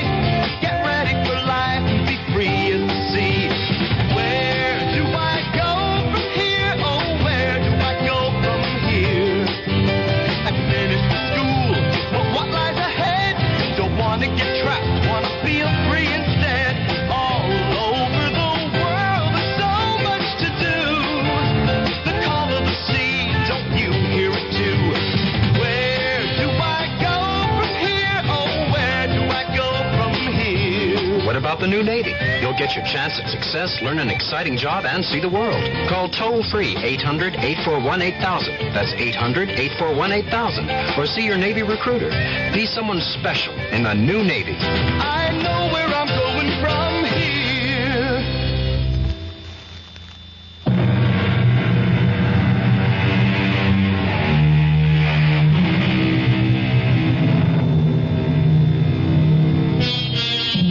Sometimes a few notes of an incomplete melody may steal through your head. It isn't like any tune you know, and yet you've heard it before. For no reason, a name, a noise, an aroma may evoke a dim and distant memory. A memory of a place you cannot clearly remember, but it's a place you cannot completely forget. A great poet said, "Life is a dream, and even dreams are dreams." Perhaps. But sooner or later, there must be an awakening for every dream. And for Rexford Patterson, there was the rudest awakening of all. Hey, Patterson, wake up. Your lawyer's here. Huh? What? Your lawyer's here. Lawyer? Why? What do I want a lawyer for? Where am I? You're in a jailhouse. Jailhouse? How did I get... I demand to see a lawyer. Mister, no sooner said than done. He's all yours, Counselor. All right, Sheriff, if you would leave us. Bang on the door when you want out, Counselor. Who are you? Why am I in here? My name is Peter Evans. I'm an attorney. I was retained by the university on your behalf. Why do I need a lawyer? Why? Well, you're going to be tried for murder. Who is? You are. But that's impossible. You don't remember? Murder? Murder. No. Well, according to the sheriff, you were found unconscious on the floor of your study and she'd been shot. Who? Your fiancée. Charity? I killed Charity? No. Madeline Betty, your fiancée, Madeline Betty Powers. Who's Charity? Charity Youngblood. She was my fiancée. You had two of them? Look, we know you were engaged to Madeline Betty Powers. Now you say you were also engaged to a Miss Charity Youngblood? Yes. Well, what happened to that engagement? I broke it. Was the parting amicable? No. How did Miss Youngblood take it? She was hurt, angry. She was violent. What do you mean, violent? She swore she would make me regret it. She swore she would have a revenge. Can you prove any of this? Oh, yes. How? I have it in writing. Well, now, this may throw a new light on the case. When did you break your engagement to Miss Youngblood? When? About 200 years ago. Good. See, if we can produce written evidence... When did you say you broke this engagement? I was killed at the Battle of Monmouth in 78.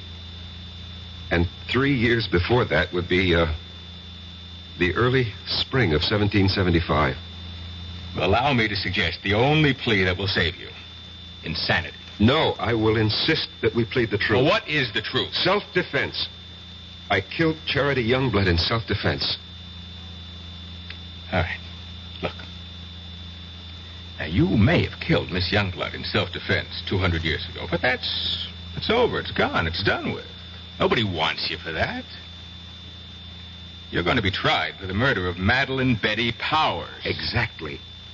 Charity Youngblood is Madeline Betty Powers. Professor Patterson. You're my attorney. I have to tell you the truth. But I can't believe it. But I can prove it. Look, go to my apartment. In the middle drawer of my desk, there's a book. An old book, an old leather notebook. Bring it here. You'll see. You'll see for yourself. Proof.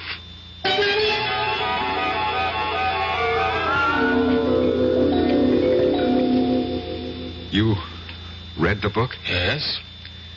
It's a diary kept by a girl named Charity Youngblood, daughter of a Connecticut gunsmith during the Revolutionary War. She was jilted by a young officer named Eli Wallington. Naturally, she was quite upset about it.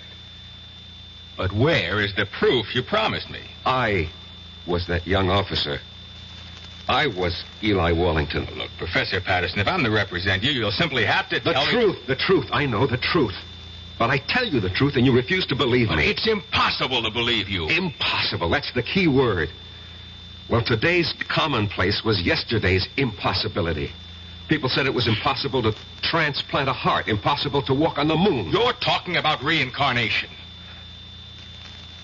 Last summer, I stopped at an antique shop in central Connecticut.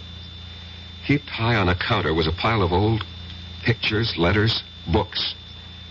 I picked up that little notebook, the one you're now holding. I read that name, that hand-lettered name, Charity Youngblood. And suddenly I felt as if I'd been stabbed through the heart. I knew that name. I knew that name. Please, Professor Patterson. No, don't tell me to be calm. Don't humor me. Just listen to me. I knew that name. I knew the girl. I knew the time. I knew the place. Here, turn to the page where she describes how he proposed to her. Just don't see how Just all of... do it.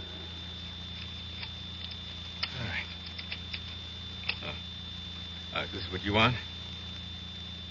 Monday. Eli proposed marriage to me this morning. I read the name Eli. An electric shock ran through my system.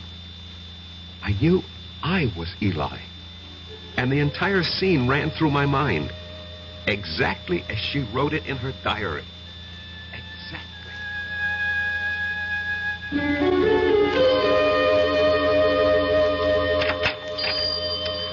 Good morning, Charity. Oh, it's the high and mighty Lieutenant Eli Wallington. Come to see my father? Well, that pistol of yours isn't ready. I've come to see you, Charity. I've been foolish. It doesn't interest me. Charity, I love you. Oh, yes, you love me. Believe me. Oh, I believe you. You love me here. You love me now. But tomorrow you'll be somewhere else. You'll see someone else. You'll love someone else. Men are fools.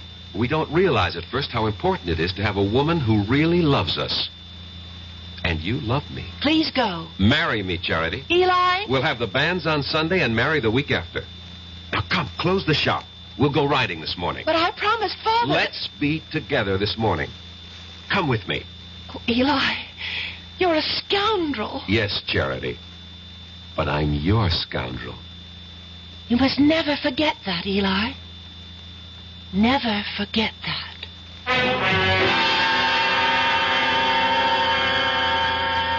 What are you trying to tell me, Professor Patterson? Don't you see, as Eli Wallington, I had lived through that scene. I knew how I felt. I loved her. How do you know you were Eli Wallington? How do we know you're Peter Evans? You know, you just know, that's all. None of this is proof in a court of law. You can read in her diary. Yes, Sunday. This morning, the banns were read in the church. But Eli never married her. Do you know why? Because Charity was right. The very next week, Eli was somewhere else. He saw someone else. He loved someone else. He never saw Charity again. And 3 years later, he was dead at Monmouth. Turn to Charity's diary. See what she wrote when she heard the news of Eli's death. Here's the evidence you need to defend me in court. Read it. All right. Now, Friday. This morning, the Reverend Fallowfield came into the shop with news.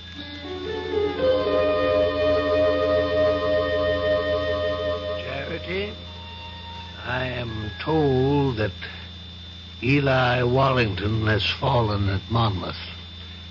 I thought you might wish to know. Thank you, Reverend. He died bravely for his country, and I hope you can find it in your heart to forgive him.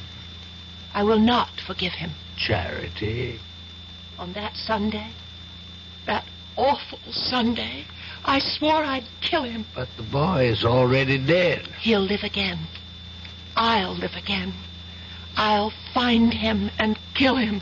Give up this frightful hatred before it destroys you. He won't escape. If only I could help you, Charity. No one can help me. And no one can help Eli. Somewhere, somehow, someday, I'll have my revenge.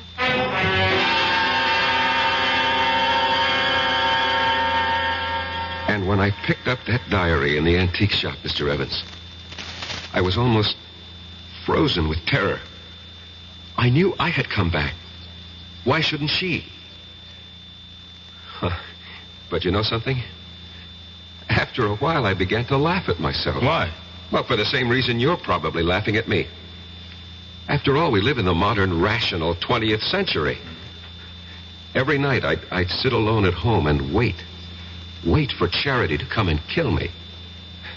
And nothing happened. She didn't show up. No. And you can't maintain an emotional pitch forever. And so soon, I stopped thinking about it. And then one afternoon, I was sitting in my study.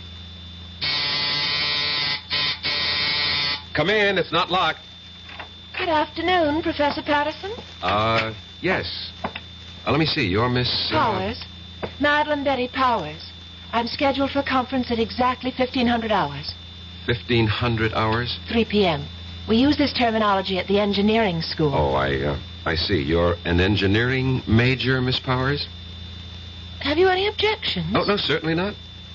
Professor, I require 3 credits in the humanities for my degree. I chose your American history course. I am flattered. It was the only one open. You shouldn't have said that. Oh, I have no interest in the dead past, only in the dynamic present. How can I survive your course? First, show up for class, occasionally. Second, don't snore too loudly at my lectures. Third, write me a term paper. On what subject? Oh, any subject related to the Revolutionary War. I know what I'll do. I'll write a novel. Miss Powers, what are you saying? Yes, a novel. A novel about a girl. But, Miss Powers, you ask for an easy way out. A novel is the most difficult project. You know what gave me the idea for it, Professor? This antique pistol on your desk. What? Broken down, rusty old relic? It just came to me by just looking at it. I'll write about a girl whose father was a gunsmith. What did you say? In one of the 13 colonies, Connecticut. But, Miss Powers, do you know anything about Connecticut during the Revolution? No, I'll make it up. After all, it's a novel. Have you ever been to Connecticut? No, never in my life. Now, the girl, the heroine of my novel, will be beautiful, sexy. I can see her. I can just see what she looks like. And her name, I even know her name. What is it? I think I have a good one. Her name No, don't tell me. Write it down on a piece of paper. But don't let me see what you're writing. But why? Please do as I ask, Miss Powers. All right. You've written her name? Yes, Professor. Her name is Charity. Charity Youngblood. Professor Patterson. How did you know?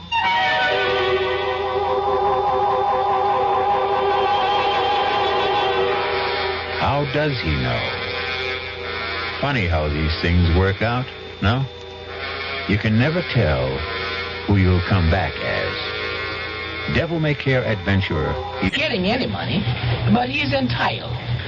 Well, what's wrong with writing a letter saying that under the law, this man is entitled to receive $220 a month?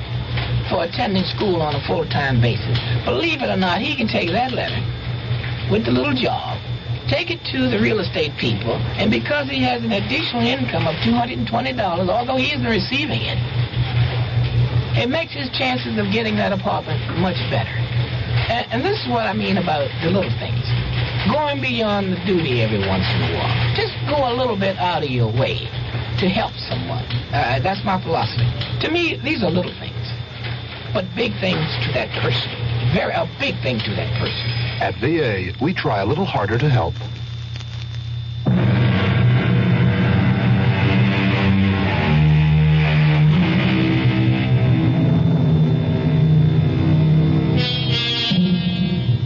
Professor Patterson, a quiet teacher of history, is in jail, accused of killing his fiancée. He doesn't deny it. What he's desperately trying to prove is that he killed the one he had 200 years ago. Where, Miss Powers, have you heard that name, Charity Youngblood, before? Nowhere. I made it up. You made it up? Well, Charity sounds like a name a girl might have had 200 years ago. And Youngblood has a kind of colonial quality to it.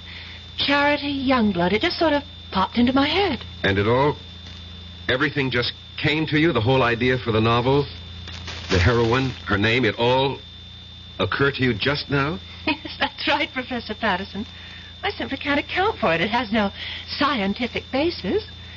But suddenly, I have feelings that I've never experienced before. What sort of feelings? I can't describe them. Vague ideas, hazy pictures. Of what? But this woman, this girl, this Charity Youngblood, she's a creature of my own imagination. I only conjured her up a few moments ago, and yet she seems to be alive. Give it up, Miss Powers. You know, sometimes when you write fiction, the character takes over, and unless you're a skilled professional author, this can be dangerous. Just attend class, look intelligent, and you'll pass the course. Well, Professor, that wouldn't be ethical. Miss Powers, we'll just let that be our secret.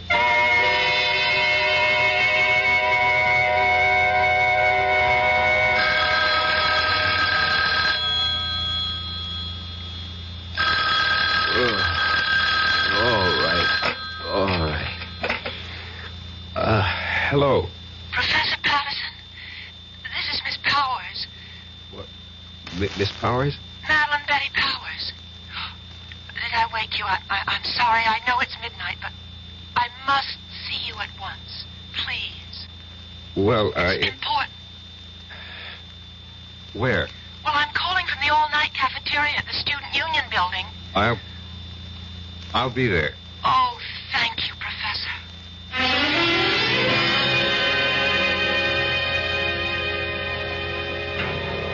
I had to see you. And I didn't think it would be proper for me to go to your apartment at this hour. Well, what seems to be the problem, Miss Powers? The story. The story? The story of Charity Youngblood. Well, I thought we decided to drop it. But that's the problem. I can't seem to get it out of my mind. Well, I'm sure you... It's taken over. I can't think of anything else. Well, I'm obsessed by it. This girl, Charity Youngblood. I know her so well, I sometimes think... No, you'll laugh. No, tell me. I sometimes think she's me. Well, of course she's you. What are you saying? Well, when you write fiction, every character has to be yourself in one form or another. No, it's more than that. It's a feeling in my bones. I seem to have an urge to do something. What? I don't know. But I keep writing. Now, I've written 20 pages so far, and most of the time it doesn't even seem that I'm the one who's doing the writing. I get the feeling that I'm just holding the pen, and my hand is being guided. I'd like you to read what I've written so far. Please. Miss Powers, you've been working too hard. No, I just feel that something is happening to me. I seem to feel I have some sort of mission. What kind of mission? Well, I don't know. But every day I feel it's becoming clearer. But I still have no idea of what it is.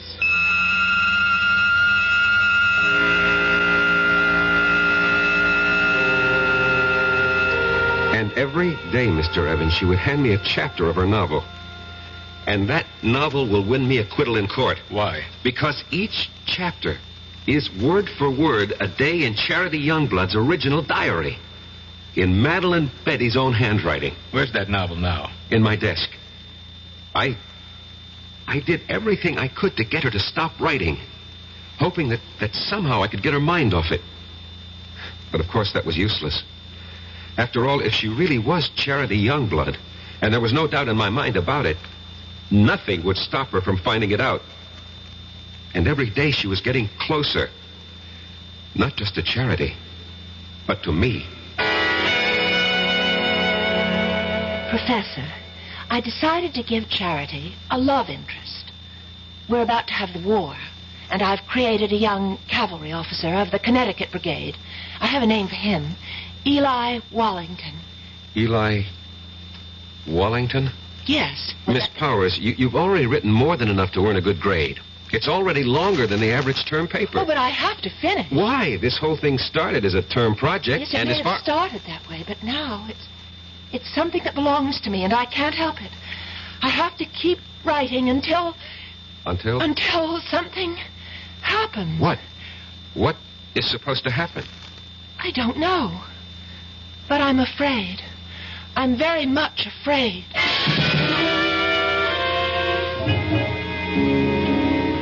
I was afraid too, Mr. Evans. Afraid that at any time she would suddenly realize that she wanted to kill me. But surely you Surely realize... what? You mean I had nothing to be afraid of? Suppose someone's determined to kill you, and you know it. You tell me. You know what I think? Although it's academic now. I think you should have gone to a psychiatrist. I did. I went to the top. I went to the head of the Department of Psychiatry at the University Hospital.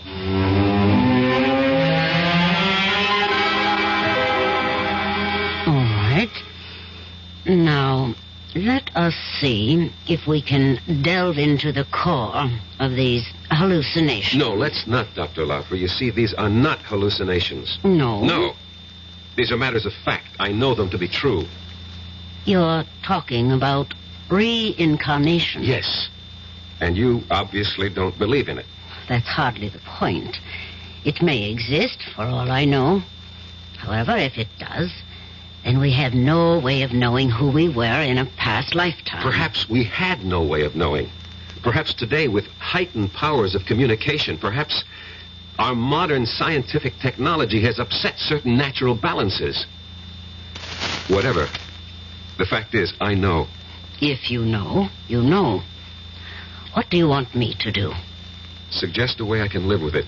I'm afraid I don't understand. Look, if a man was an alcoholic or a drug addict or a gambler, and he said to you, this is what's wrong with me, how do I live with it? What would you tell him? You are oversimplifying. I am I'll coin the word. Reincarnate. How do I live with it? Especially since my life is in danger. Very well. Why is your life in danger? I told you. Charity Youngblood wants her revenge. And she's here in the person of Madeline Betty Powers to exact it. Don't you see what you must do? No. This is all within the framework you yourself have created. If you remove the motive, you can prevent the crime. I still don't know what you mean. If she wants to kill you because you jilted her, well, all you have to do is give her satisfaction. How? Marry her. Marry her?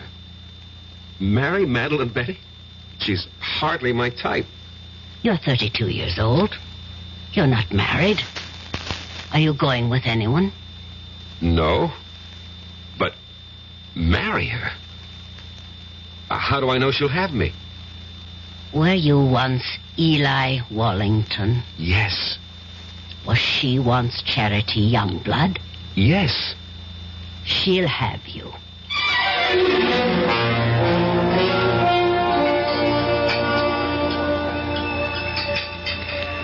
Oh, Professor Patterson, you really didn't have to take me to dinner. Well, our conference ran late. We have to eat. Well, I mean, to a place like this. Well, this is a very nice place. Or so I thought.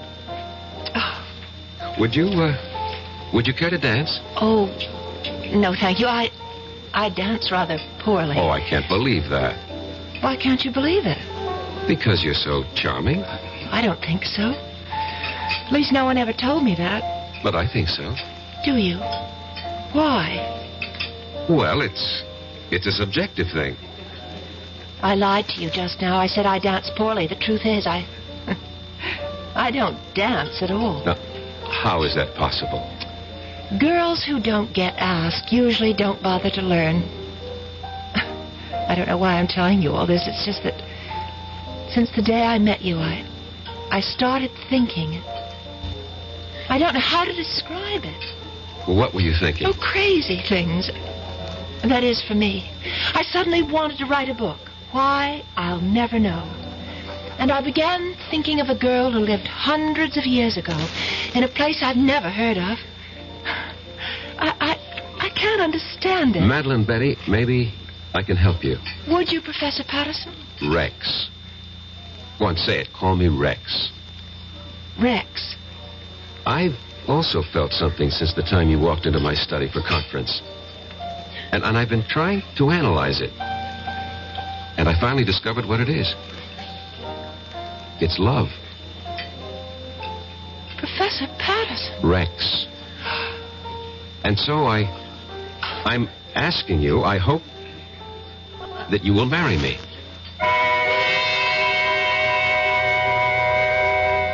If you're going along with what Rex believes, they're playing the scene again. Rex and Madeline Betty have now reached the point where Eli proposed to Charity.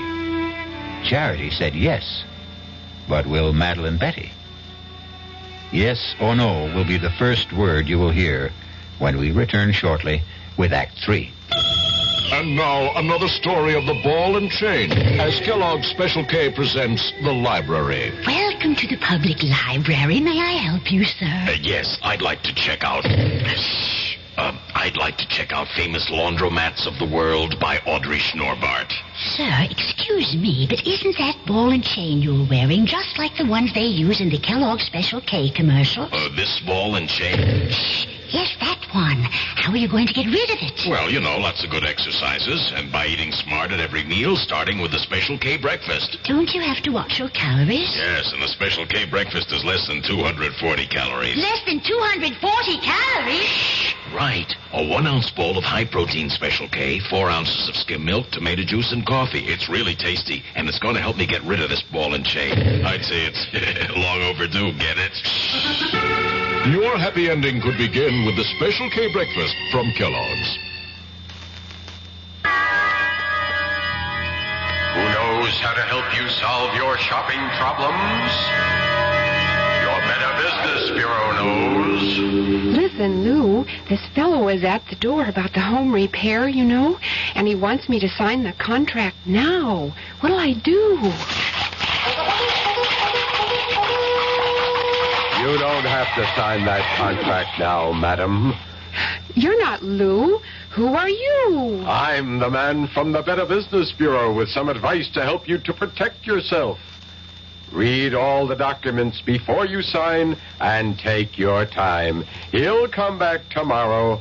And incidentally, keep a copy of any form you do sign. And be sure you understand what you're signing. Oh, thank you for telling me. No need to thank me, madam. That's what Better Business Bureaus are for. To help protect consumers like you.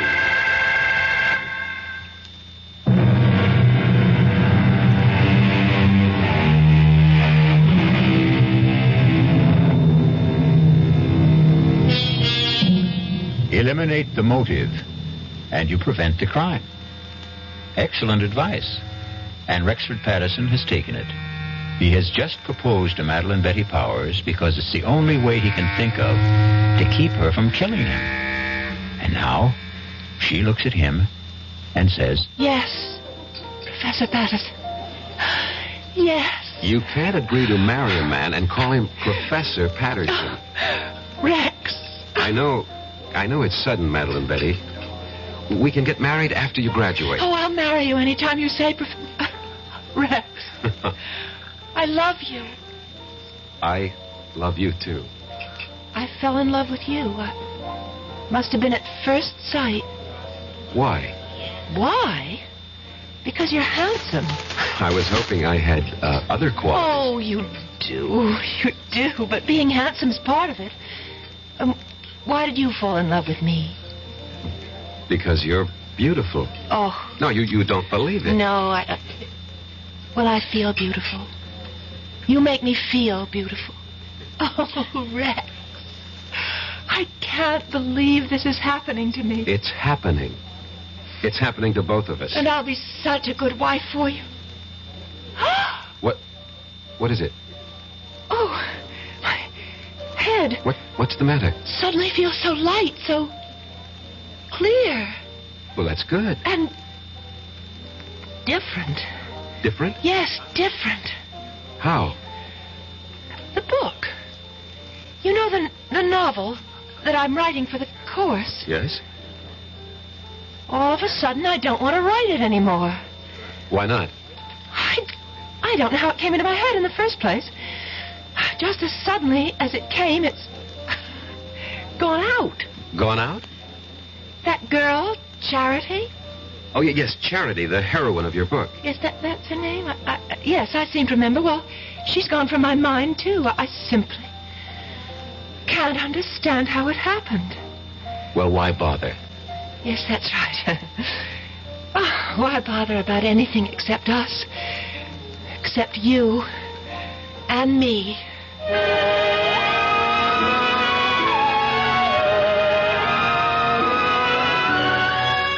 So you proposed to her, Professor, and you were accepted. She seemed happy. Apparently you were reconciled. What was the problem? The problem was, Mr. Evans, I didn't really love her. Just as Eli didn't really love Charity. But within the theory you'd set up... Don't call it a theory. It's a fact. Oh, whatever. But this is what you had to do. You had to marry the girl. And I tried hard. But she made it impossible. She was... What did she do? Nothing, really. She was just so grateful to me. You pay attention to a wallflower, and what you create for yourself is a clinging vine. A vine that can strangle and suffocate you. And besides... Yes? Besides, there was Susan Miller.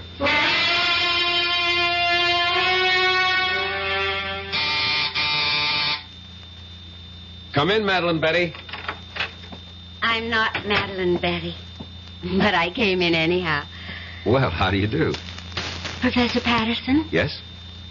I'm Susan Miller, of the English department. You're new here. Oh, I received my teaching appointment last week.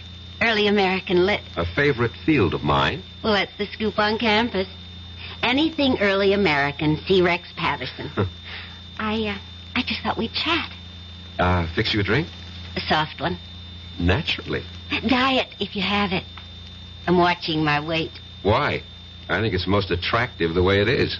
Well, if you think so, I'll keep it that way. Did you know that General Burgoyne wrote a play? Yes, it was called Maid of the Oaks. And it was produced in New York during the Revolution. Yes, and I'll tell you who was in the cast.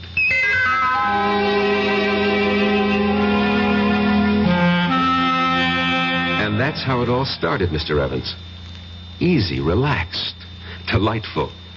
There is such a thing as love at first sight. And it was there for both of us. But Madeline Betty... Madeline Betty. Well, I knew I had to do something about her. Yeah, exactly. So you killed her. No, that's not the reason. You wanted to marry Susan Miller. It never reached that point. I mean, we didn't get that far. But the prosecution will know about Susan Miller. No, they don't have to. No one really knew. No one? No one. Except Susan, myself, and Madeline Betty.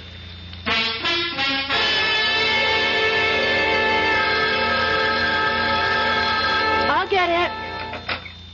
Hello? Chesterton there? Oh, who's calling? This is Susan. Miss Susan Miller. Rex, it's for you, Miss Susan Miller.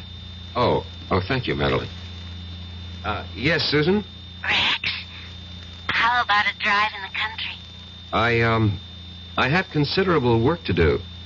But I thought you had nothing to do all weekend. So did I, but, I have this research project. I see. Did your project answer the phone? No, it's nothing like that. Well, maybe we can get together tomorrow. Sure thing. Goodbye. Bye. And who is Susan Miller? She teaches here. I'll bet. What does she teach? English. You could look it up in the catalog. I'm sorry. I'm so jealous. Forgive me. You're forgiven. I just can't believe my good luck, that's all. Rex, you said you'd marry me any time I chose. Well, yes. Well, I choose now. Now? Well, next month. I want Mother and Dad and my sisters, and I have some cousins. I'd like to see the looks on their faces.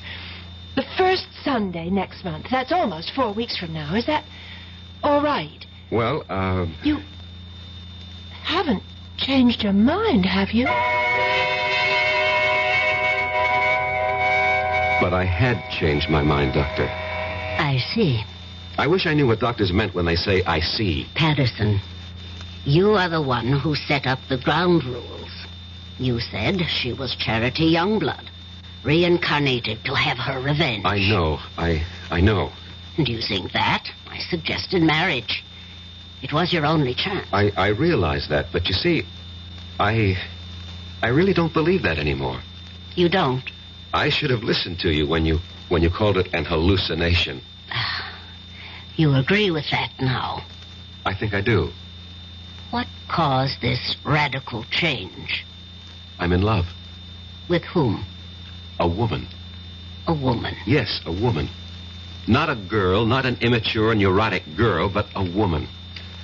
A woman who is beautiful, intelligent, who has everything in common with me, who has something to offer me, just as I have something to offer her. And what of Madeline Betty or Charity Youngblood?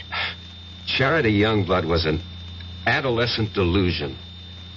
You're hardly an adolescent. In many respects, I was. I fell in love with the idea of Charity Youngblood, this voluptuous creature, but... Yes. You grow up when you meet a real woman. As I said before, you're hardly a boy. It takes some of us longer than others. And Madeline Betty? What of her? She'll have to grow up, too. Somehow, all this, it doesn't seem fair to her. Life itself is unfair, Doctor. You make everything seem very neat. Somehow, I don't think you'll be able to unwrap the package as easily as you think. But why? Why? I told you, Madeline Betty. I told you. But you said you loved me. I thought I did. No. Please, Madeline Betty, don't make this difficult for both of us. Oh, Rex, please, marry me. No, it wouldn't be right. I told everyone, my parents, my sister, my friends. Oh, Rex, what can I tell them now? Would you want us to live a lie? I don't care. Rex, why did you do this to me? These things happen. You loved because I was here. You went somewhere else. You saw someone else. Now you love someone else. What do you say? I don't know what I'm saying. Look, you'll find someone else, too. I'm sorry, Rex. I've been speaking to you like a fool. You want to break our engagement? Only because it would be best for both of us. For whatever reason. I won't stand in your way. Excuse me. Hello? Rex? Could you... She doesn't have to call back. I'm leaving.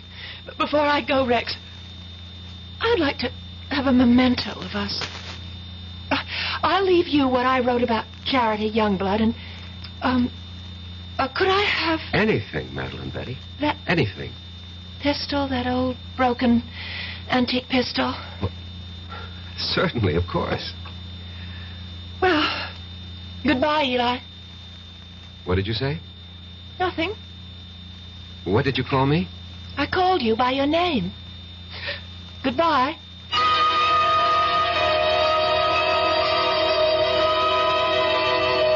That night, Mr. Evans, she left the college. Her roommate called me and said Madeline Betty had disappeared. Didn't you feel that perhaps you should investigate? No. Well, to tell you the truth, I felt relieved. I thought she was embarrassed and had decided to go somewhere, and I forgot all about her. You forgot? How could you forget? Maybe I wanted to forget. Anyway, about a week later, I came home. It was late at night.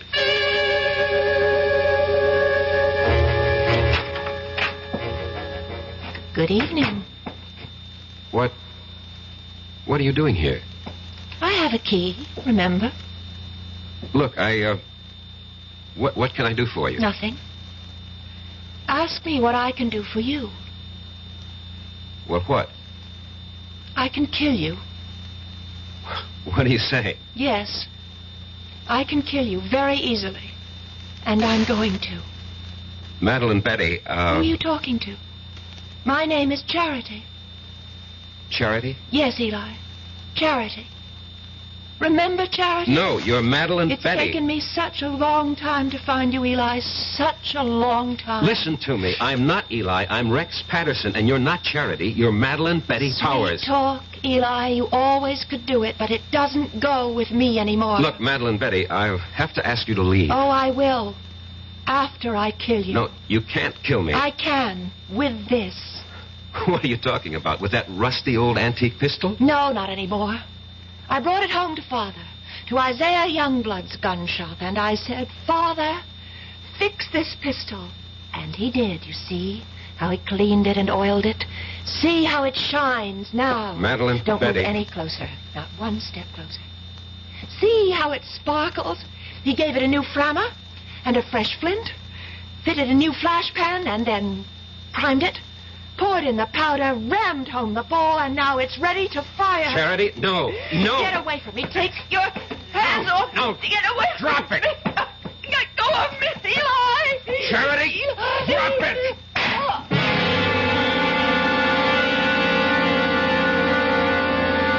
We struggled for the gun, and at the last second, the barrel must have turned toward her, and she pulled the trigger. And that's your defense? That's my defense. You want me to plead that defense? I want you to tell the jury exactly what happened, why it happened, and the way it happened. Show them the written proof. You're sure that's what you want me to do? Yes, I'm sure. I'm sure because it's the truth.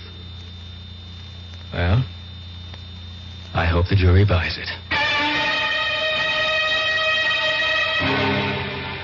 Would you have bought Professor Patterson's story? You would. A pity you weren't on the jury. Because 12 good men and true, actually 6 of them were women, deliberated for a full week and decided that Rex would have to pay the price. Not just the price for Madeline Betty, but also, as it turned out, the price for Charity. I'll be back shortly. This is Ray Scott for the President's Council on Physical Fitness and Sports. Sometimes we're accused of exaggerating the importance of a game, along with millions of Americans across the country. Well, maybe so. But one thing is sure. We certainly under-exaggerate the importance of physical fitness and sports among our children. We send our kids to the best schools we can to get the best education they can, and yet we often completely neglect their physical education. Phys ed departments are usually the first to suffer when budgets are cut.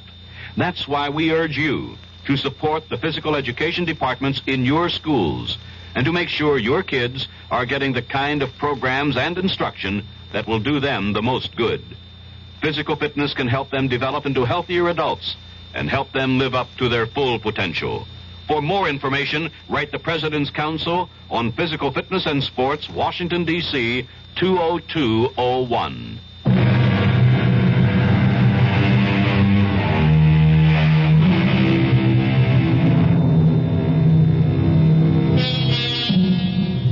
a desire for revenge span the centuries? Not a comforting thought, exactly. It's all most of us can do to hew to the straight and narrow during one lifetime.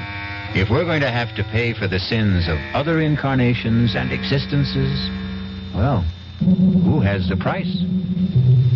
But there is no price for our next meeting, when we shall enjoy another suspenseful experience.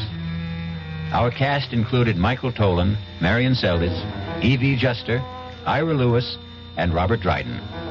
The entire production was under the direction of Hyman Brown. And now, a preview of our next tale.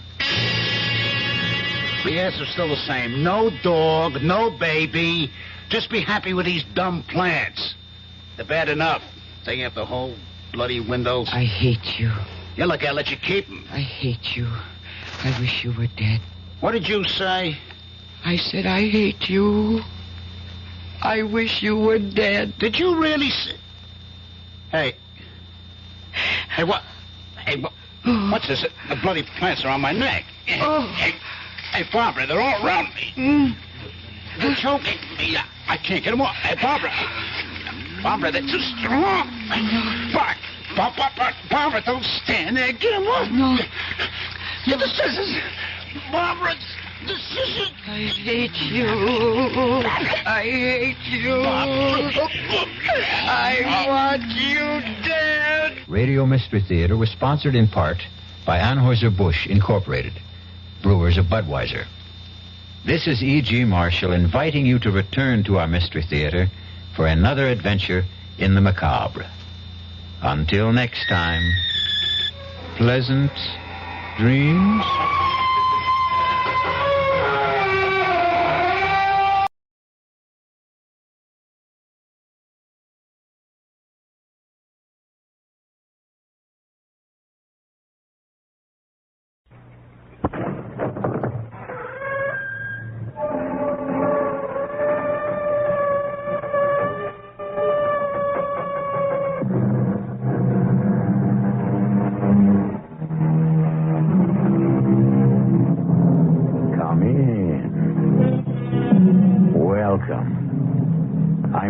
Marshall. Why does a mother awake the instant before her child starts to cry? Why do lovers anticipate each other's wants? Why, for that matter, does a family dog raise his head and growl a warning when a stranger approaches noiselessly in the dead of night? No one knows precisely why. Lacking a better explanation, we call it something in the air. Max? Are you there? Max! You don't open the store. I'm going to call the police. No. They'll break it down. No. Go away.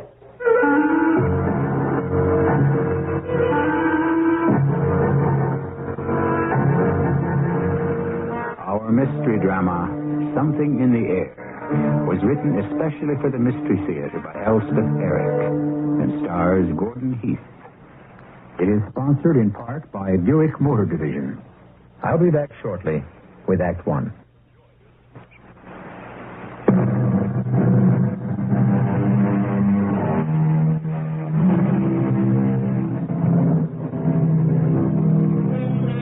This is a love story. It's about love, about lovers, about loving. Do not expect that we will define or explain love, lovers, or loving. No one can do that. But at least we can present for your consideration some of the aspects of love, some of the obsessions of lovers, and some of the strange manifestations of loving. Max? Max, are you there? It's Hester.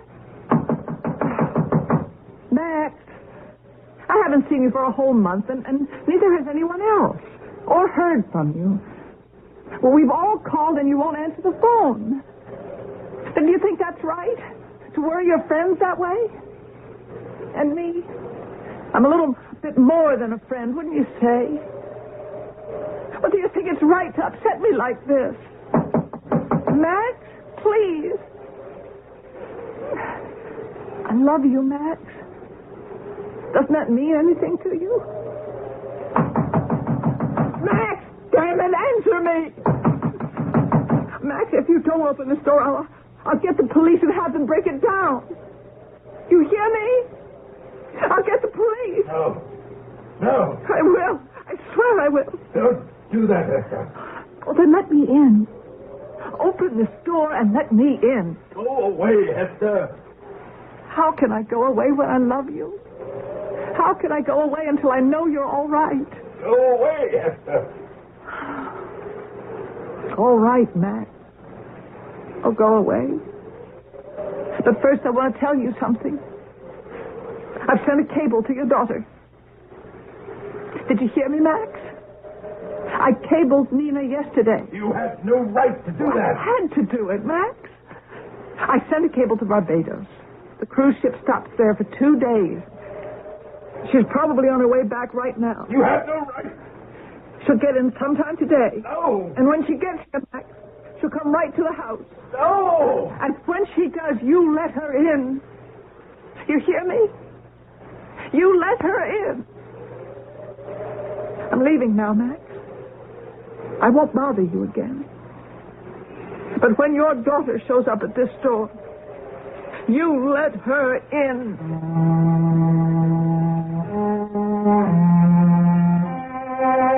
That was a year ago. I'm Max Avery. Perhaps you've heard of me. Max Avery, the great modern painter. Esther was my model during one of my more fertile periods. Then she became my mistress, and that relationship had gone on for 5 or 6 years. I never wanted to marry after my wife died, but the liaison with Esther had been very satisfactory. Now she had violated every tenet of our understanding.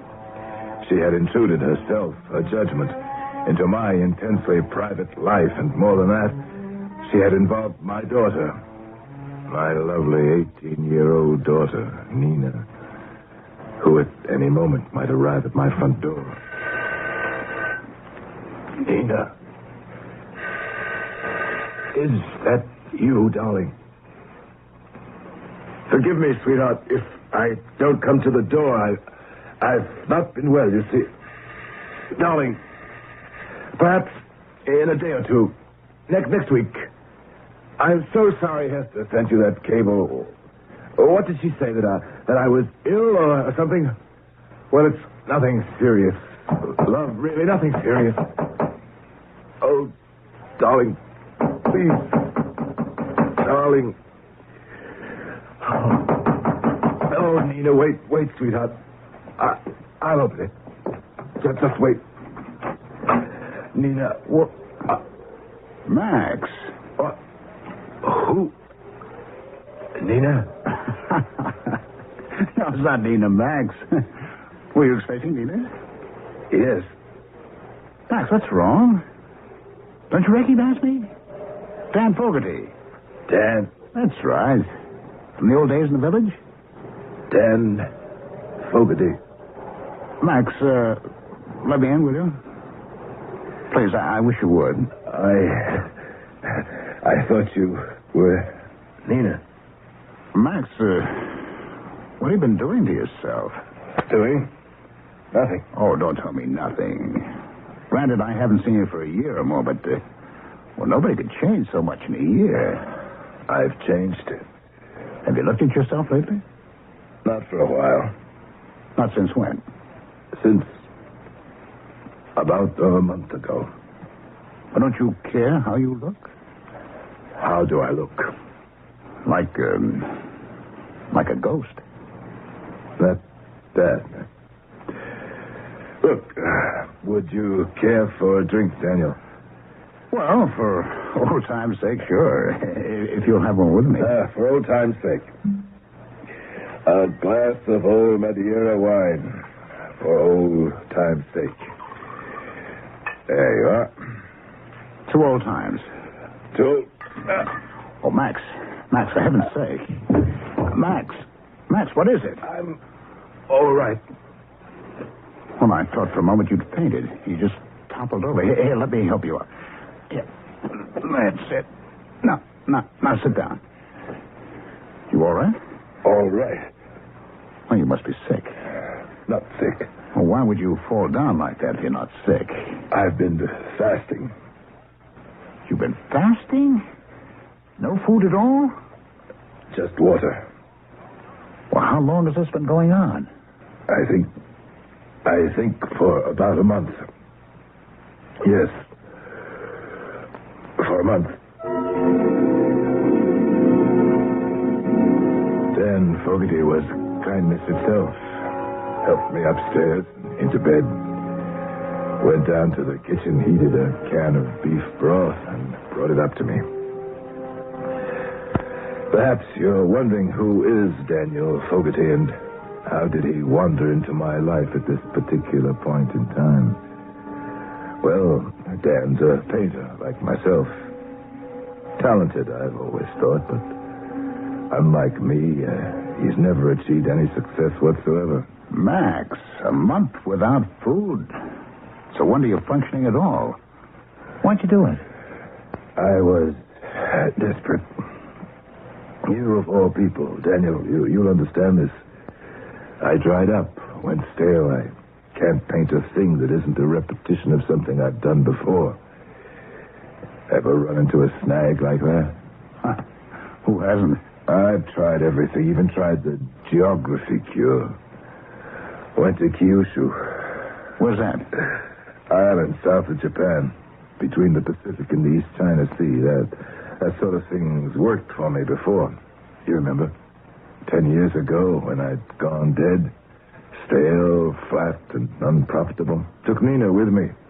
She had a wonderful time. I damn near died. I did die. I kept turning out the same old stuff, dry, boring, rehash of everything I'd done before. It was hell. Oh, I can imagine. How is Nina, by the way? All right, I guess. I haven't seen her since she was, 10 or 12, I guess. She's a big girl now. You'd hardly recognize her. She is so beautiful. She's the light of my life, you might say, my reason for being. Especially now that I can't paint anymore. Oh, come on. It'll come back. It's bound to. Maybe. Maybe it will. Give it time. When I decided to go on my fast, I sent Nina on a cruise to the Caribbean. I couldn't have her around. You know, she'd have interfered. Well, sure. She's due back, matter of fact. When you rang the bell, I thought it was Nina. Yes, I know you did. See, Hester was here before. You remember Hester? The gorgeous redhead. She was your model, wasn't she? The last few years, she's been my paramour, you might say. Oh. Esther's been trying to bust in here, find out why I was holed up. I wouldn't let her in, wouldn't answer the phone. Just before you showed up, she was banging on the door, threatening to call the police.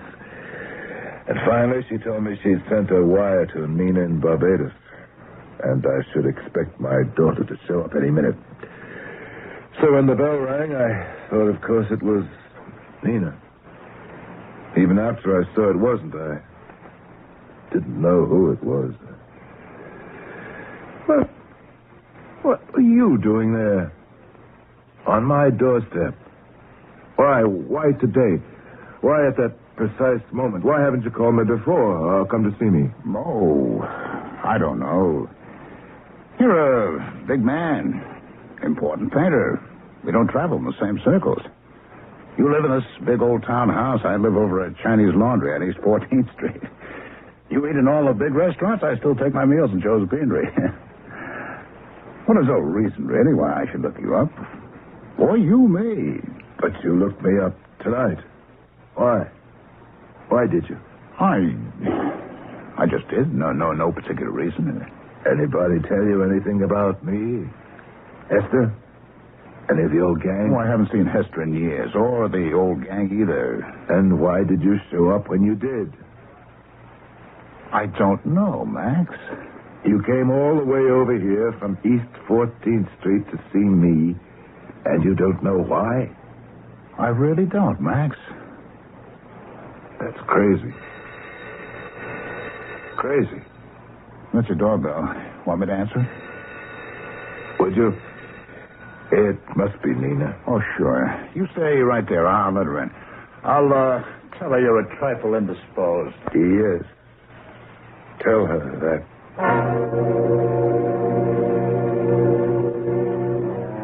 I lay in bed, staring at the ceiling, pondering what Daniel had just said. From downstairs, I could hear the door open. I could hear voices. You're Nina. I'm Daniel Fogarty. Oh. Your father's not feeling quite up to par. I'm an old friend. I've been sort of taking care of him. Oh, I see. I don't suppose you remember me. I think I do. Well, I remember you when you were a little girl. Why don't I come inside? Oh, yes. Why don't you? Come in. Come in. I was growing impatient. What was going on downstairs? Why didn't Daniel bring my daughter up to see me? What were they doing? What were they saying? I got heavily out of bed and walked out into the hall to the head of the stairs. When I leaned over the banister, I could see him. His head was bent over hers. She was looking up into his face. Their voices were low and tender. I could feel, yes, from where I stood, I could feel the tenderness. Yes, feel it in the air. The tenderness and the love.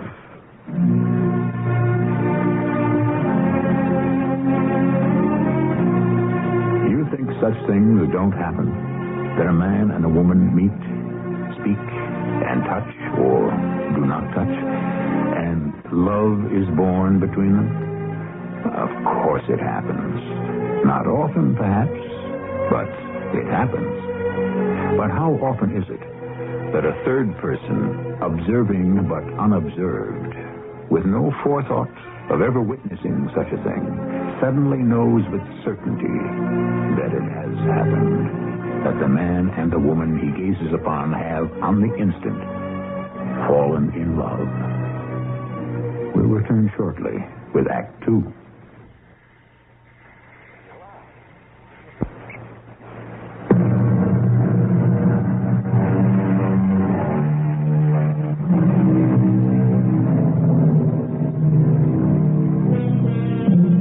Oddly, if not ill-matched couple that stands at the front entrance to Max Avery's house.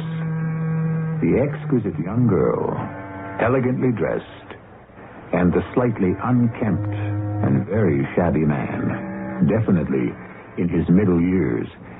Yet something in the air tells Max Avery, standing at the top of the stairs and looking down at the incongruous couple, that these two have simultaneously and instantly fallen in love.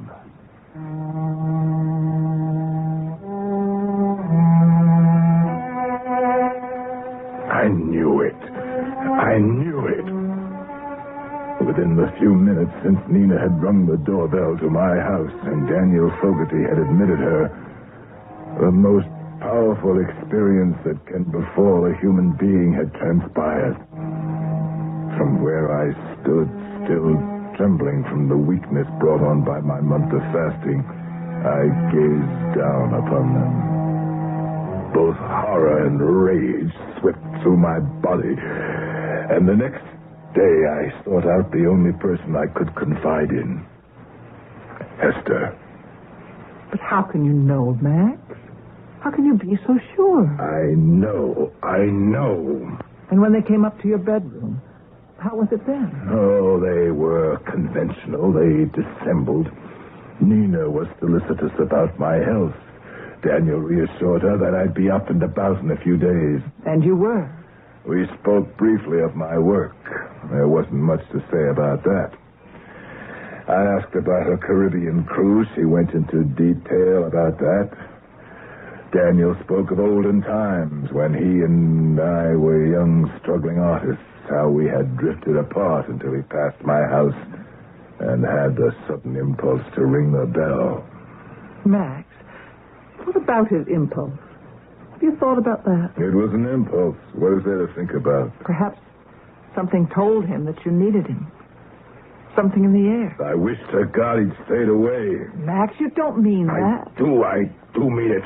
With all my heart. Look what his meddling has led to. My daughter loves him and he loves her. You don't know. I do know it. As sure as you and I are sitting here, I know it.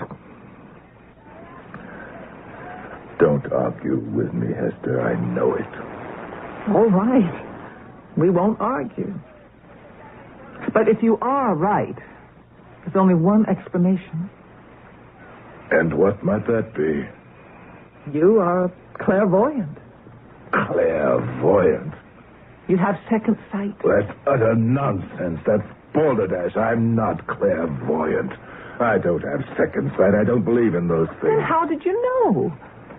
What you say you knew. I mean, with no real evidence. I knew because I knew.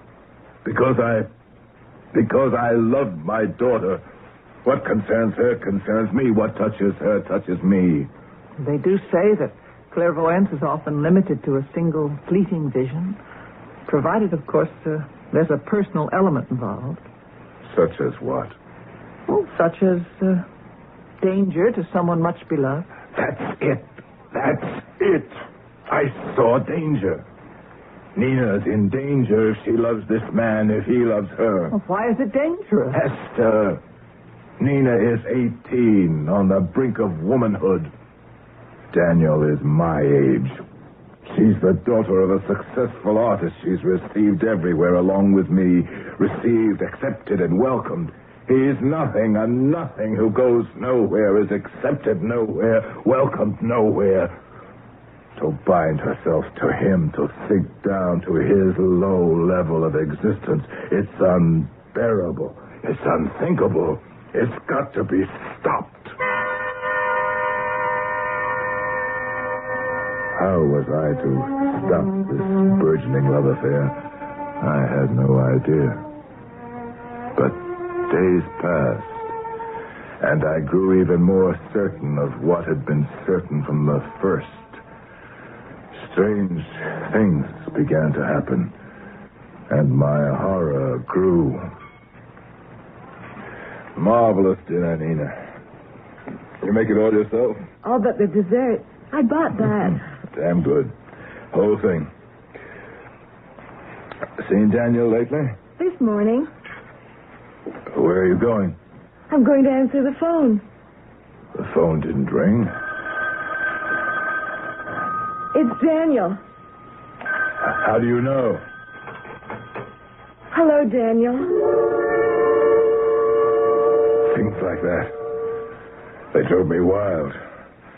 Like the night there was a knock at the door. Want me to see who's at the door? You might as well. It's probably Dan Fogarty. I don't think so. He usually stops by about this time. Not tonight. Well, see who it is. Probably someone to see you. Hello. Hello, Hester. Come on in. She seemed always to know where he was and what he was doing. How he was feeling, how his work was progressing or not progressing. When he would call or come to the house, when he was thinking of her, when his mind was on other things. I never felt free to accuse her of this obsessive preoccupation with Dan Fogarty, for I dared not tell her that I knew, that I had known from their first meeting, and that the two of them were in love. Until one night, she and I were alone after dinner.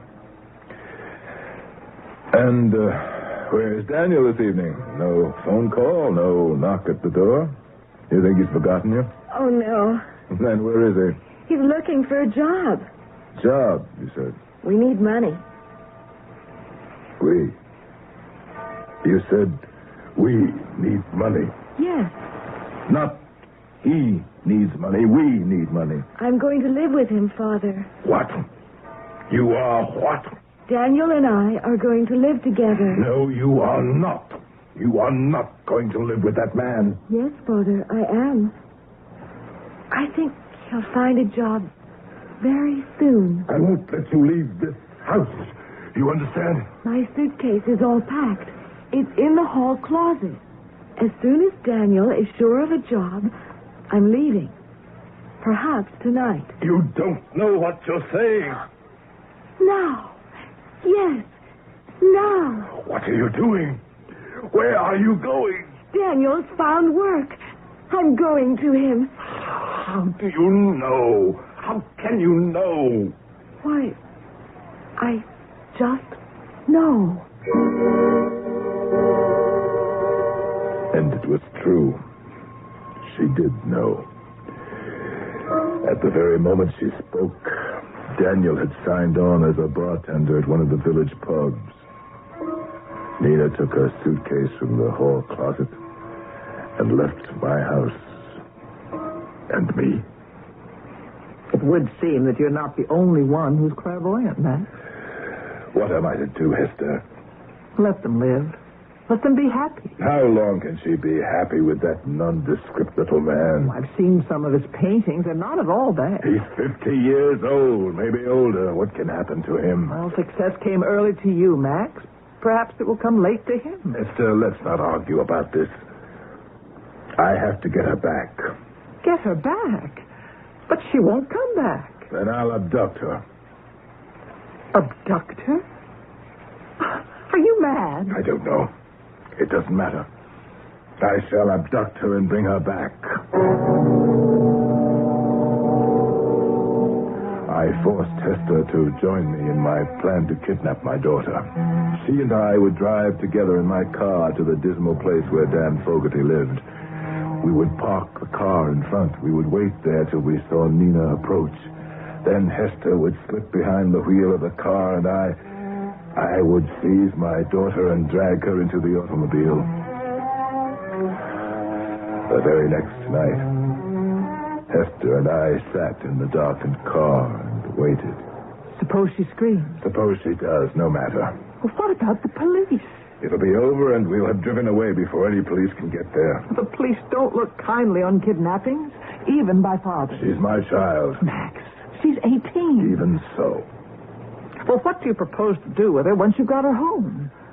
I hadn't thought about that. Wait. She comes. Yes, it's Nina. Now, after I get out, you open the rear door, and when I've got her, I'll put her in the back seat. Max, I wish... Quiet. Nina. It's all right. Father. It's all right. Here's the car. Get in there. It's all right. Don't be frightened. I'll get in with you. Don't be frightened. That's it. Just to start the car. Nina, forgive me. I had to. Don't be frightened. I'm not frightened. It's just that I love you so much. I know. I can't let you waste yourself on that man. I know you think you love him, but you have to trust me, my darling, to know what's best. Oh, Father. You stay home with me. Perhaps I'll start to paint again. We'll have parties at the house. Ask lots of people. Wonderful people. You'll meet a young man, one with prospects. A man your own age that you can be happy with. You see, darling. You see how it will be. I see very clearly how it will be, Father. We'll have good times. Lots of good times. We're there, Max. Oh, yes. Nina, we're home. Let me help you out, sweetheart. That's it. Oh, my darling, I'm so glad to have you home with me. Let's go inside. Father, it's no use. But we're here, sweetheart. We're home. Come inside with me. Max? Look there. Behind you. What? Where? But by the steps. Hello, Max. Daniel. Is it you? Nina, is that Daniel? Of course. I knew he'd be here. How did you know? Why, I just knew.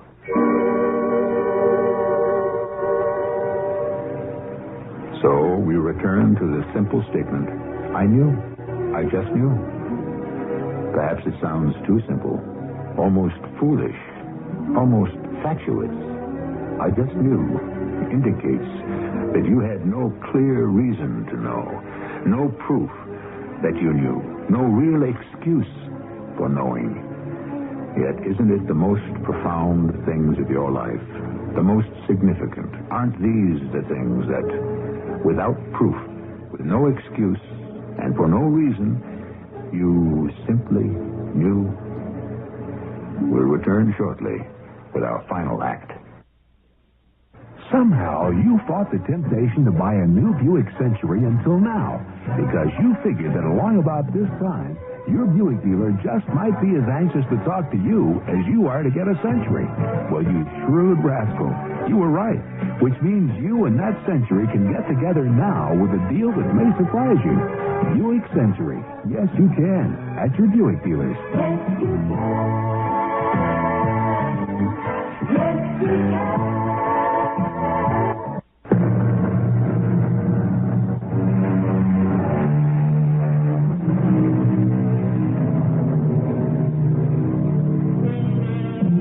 Desperate in his desire to separate his daughter, Nina, from the man she so obviously desires, Max Avery has resorted to abduction, only to find, when he forcibly returns the girl to his own home, that her lover is awaiting her there.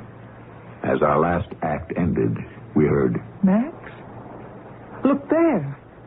Behind you. Where? By the steps.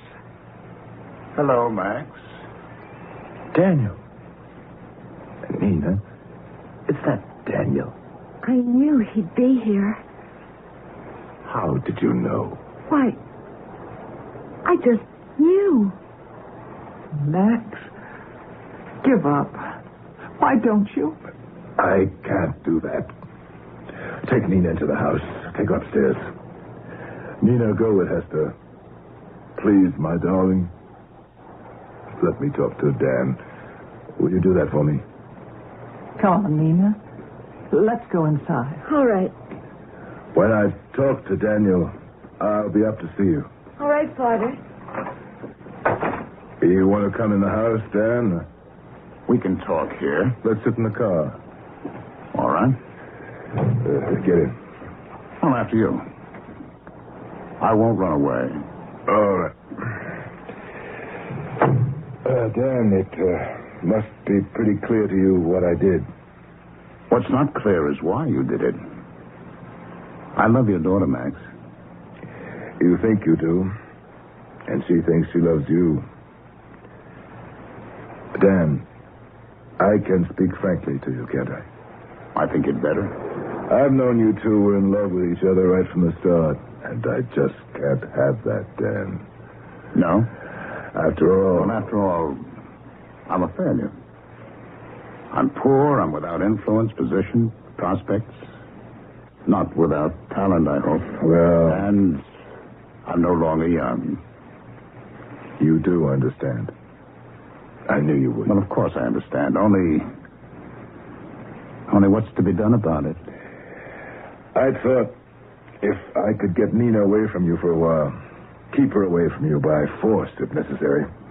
See to it that she met some people, a lot of men. Young men with prospects. I got the idea of kidnapping her. I knew it was wild and desperate, but Dan, I was wild and desperate. I can understand that. Hester tried to talk me out of it, but I had to do it. And it might have worked. But when we pulled up here in front of the house and found you standing there, I knew it wasn't enough. No, it's not enough.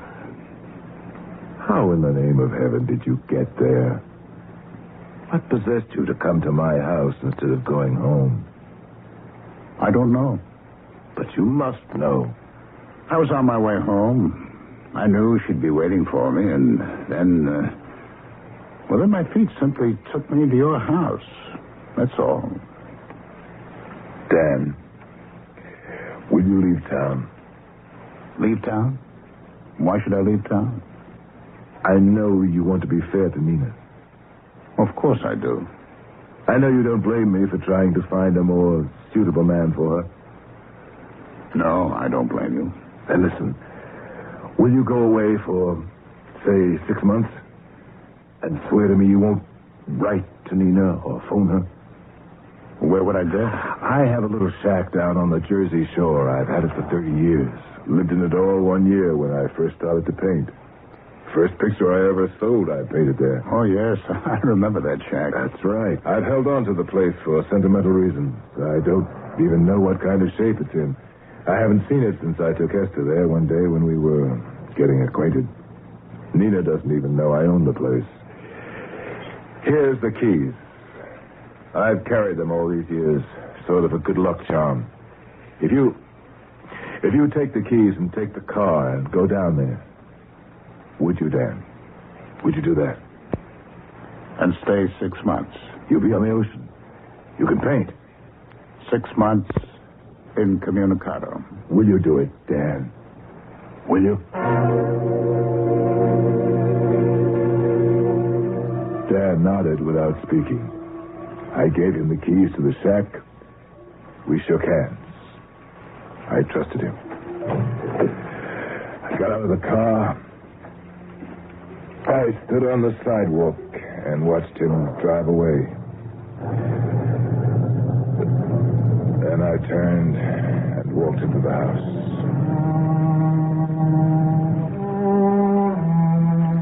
I trusted him to do exactly as I had requested.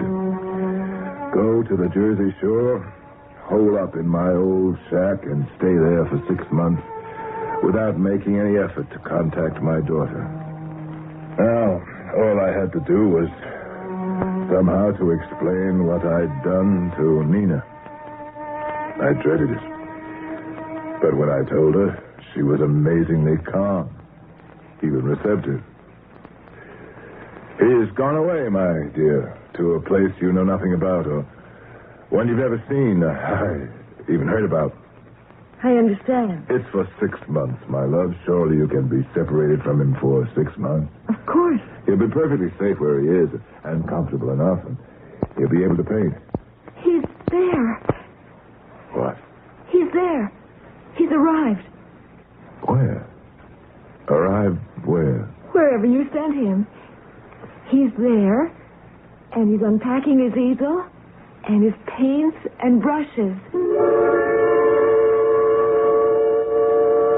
Almost immediately, I began to worry that the two of them would somehow communicate. That my drastic actions had accomplished nothing. That I could in no way prevent these two from reaching each other. What had been true the first time I saw them together at the door of my house was still true. There was something in the air. That something was love. Weeks passed, and Nina seemed calm and content. One morning at breakfast... You look very pretty this morning, Nina. Do I really? You look pleased about something. I am pleased about something. Daniel has started to paint again. How would you know that? Why, I just know. And a few weeks after that, again at the breakfast table, with creeping fear in my heart, I saw that Nina looked not only calm, content, and pleased with life, but radiant, exuberant. Dan has just finished a new picture. A beautiful picture. A great picture. He's very happy about it. And so am I. I was mad with rage and frustration. There seemed to be nothing in this world that I could do to save my child from this man. Only half sensing what my intentions were, I rented a car and started to drive to the shore. Once there, what would I say? I said it all, and nothing had changed. Yet I must do something. Yes, do something. What? A cold, paralyzing fear seized my heart and squeezed it. For I knew what I meant to do. I meant to kill him. I left the car on the road and walked down to the beach. I could see Dan Fogarty. He had just finished work for the day. He was packing up his paraphernalia, giving a last look at the painting he'd been working on, then picked it up and started to walk to the shack. I gave him 5 minutes or more after he went inside. Then, drawing a long breath, I started down the beach, stopped at the door to the shack, and entered without knocking. Well, Max. Well, how wonderful to see you. Come on in, sit down. Thank you. Here, sit here. I was just going to have a glass of wine. You'll join me? Thank you. I've been having a glass of wine every day after work. It's the salt air, I think. Here you are. You won't mind drinking out of old jelly glasses? We've both done it before, haven't we? All right. Now, how about a toast? To your very good health. No, that won't do. To Nina? That won't do either. Well, then to what? To art? To murder. To... Did you say murder? I'm here to kill you, Dan. Oh, now, Max. You've been in touch with my daughter. Max, I haven't. I haven't phoned. I haven't written. But you've been in touch with her. She knows all about She you. doesn't even know where I am. She knows you've been painting. Well, I'm always painting. She says you just finished a very great painting. Well, that would be the one on the easel there. You want to look at it? No. No. Max. Max? What the heaven, what are you going to kill you? Oh, Max. Max, don't. I'm going to choke the breath out of your body, you... Max, no. Max, what are you doing? Esther? Let go of him. Take your hands off his throat, Max. I killed him. Oh. Did I kill him? Get out of here. No. Go back to the city. I'll take care of everything here. Now go on. I should call the police. I'll do that. Go back to your daughter. She needs you. Nina? She's beside herself ever since you left. She's been babbling about sea air and waves and ocean. She had me frantic with worry. Then I remembered the shack. Oh, thank the Lord I found you. Is Daniel... I'll take care of Daniel. Go, Max. Please, go. Your daughter needs you. All right. I'll go. And Max, when you get there, Nina will probably be asleep. I had to give her a couple of pills to calm her down. Go on now. I'll take care of everything here. And I'll phone you. Yes. All right.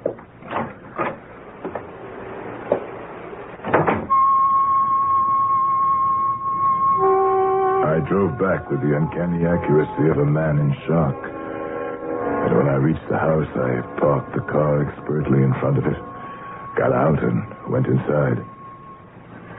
Nina was in her room, lying on her bed, her face turned to the wall. My darling. Oh, my dear, can you hear me? I'm sorry. I'm so sorry. Your father is so sorry. Your father is a fool. He loves you. Nina, turn and face me, sweetheart. I want to tell you what a fool I've been. Nina. Nina. She stirred. A tiny tremor ran through her body. Very slowly she turned toward me till she lay on her back. And there, on her neck, on her pure white neck, I saw the crimson mark of a pair of hands. Then the phone rang. Yes. He's all right, Max. Daniel's all right. You're sure? I'm sure. Thank you.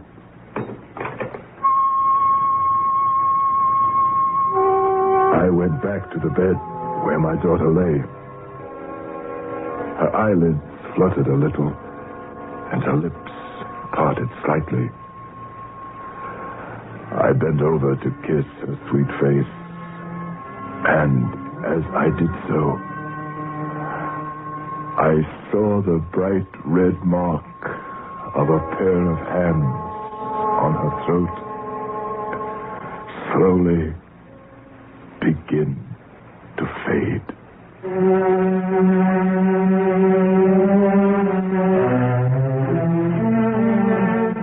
You don't believe this story? Very well. That's your business. But if you have ever been very deeply, really deeply in love, you know how the entire texture of life changed, and how the two of you changed till you seemed two quite different people. If you have never been so deeply in love, what can I say? Except, I'm sorry. I'll be back shortly.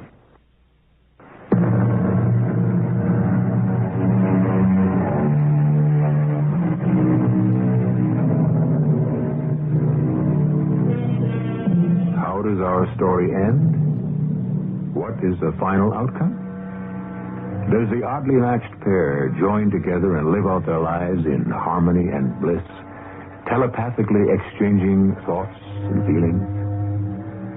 I do not know. And to tell you the truth, I do not want to know. And neither, I think, should you. Our cast included Gordon Heath, Ralph Bell, Ann Williams, and Corin Orr.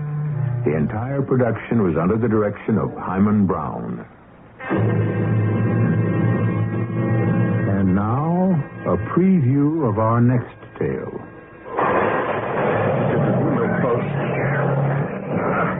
There. I'd better see what's going on downstairs. No, David, no. No what? I don't want you going downstairs.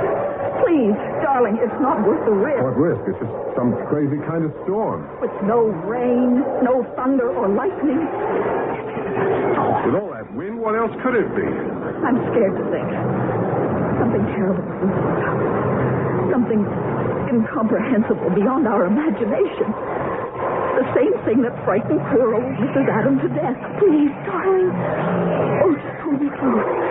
And don't question whatever it is that's happened. For heaven's touch us. Whatever it is that's invaded our house means us no harm. But maybe if we just shut our eyes and ears, please, God, it will go away. This is E.G. Marshall inviting you to return to our Mystery Theater for another adventure in the macabre. Until next time, pleasant dreams.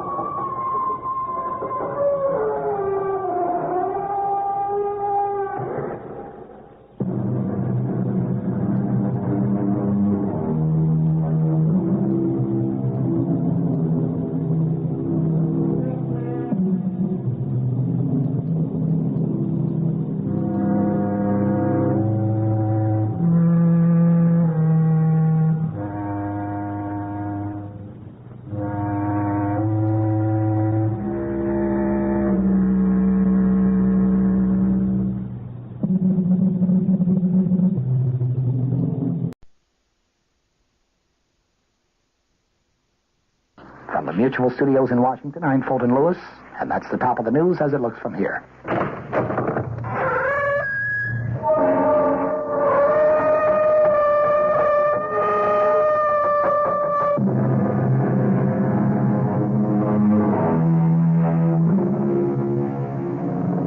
Come in. Welcome. I'm E.G. Marshall. Welcome to the sound of suspense. Welcome to the fear you can hear. But mostly, welcome to the world of terrifying imagination. The story you're about to hear is a love story. But a love story which begins at the point where many love stories end. It begins after the wedding march has been played, after the vows of love and fidelity exchanged. It begins on the honeymoon in a strange and terrifying fashion. Don't come near me. Stay away from me, Dad. Susan, are you out of your head? I saw her picture. Do you hear me? I found her picture on our honeymoon.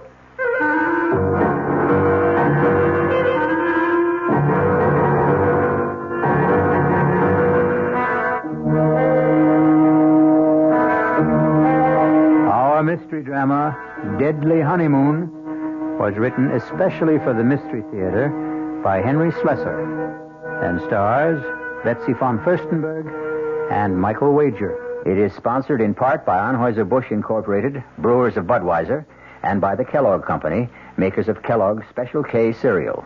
I'll return shortly with Act One. There's nothing wrong with drinking Budweiser sip by sip, is there? Well, the brewers of Budweiser think there's a better way. Sipping's fine if you're drinking wine. But Bud is the king of beers, a hearty drink. Look, rinse a 10 or 12-ounce glass with cold water. Then open a can or bottle of Bud and pour it right down the middle so it kicks up a good head of foam. Now, take a big drink and then swallow big. No sips. That's how it should be done. More taste, more beer drinking enjoyment. Thanks to exclusive Beechwood aging, Budweiser has a smoothness that lets it go down especially easy. Sure, it's an expensive way to brew beer, but brewing beer right does make a difference. That's why, when you say Budweiser, you've said it all. Anheuser-Busch, St. Louis. This is WOR New York, your station for Mystery Theater. Now, ShopRite does the can, selling ShopRite brand of vegetables and cans. For quality that you can trust, for tasty corn, asparagus, for peas and beans, at gourmet scenes, for beef that beat all other treats. The only vegetables that can compare at all with ShopRite brand are vegetables you feed yourself instead of picking off our shelf. Now's the time to shop at ShopRite Can Blast. Now's the time to stock up while the values last. Stock up on ShopRite soda. 12-ounce cans for 79 cents. Potatoes that will make the meal, and carrots that have big appeal. A succotash that makes a splash. Spinach that won't finish last. Now's the time to ask yourself, so why pay more? Now's the time to shop right now at ShopRite stores.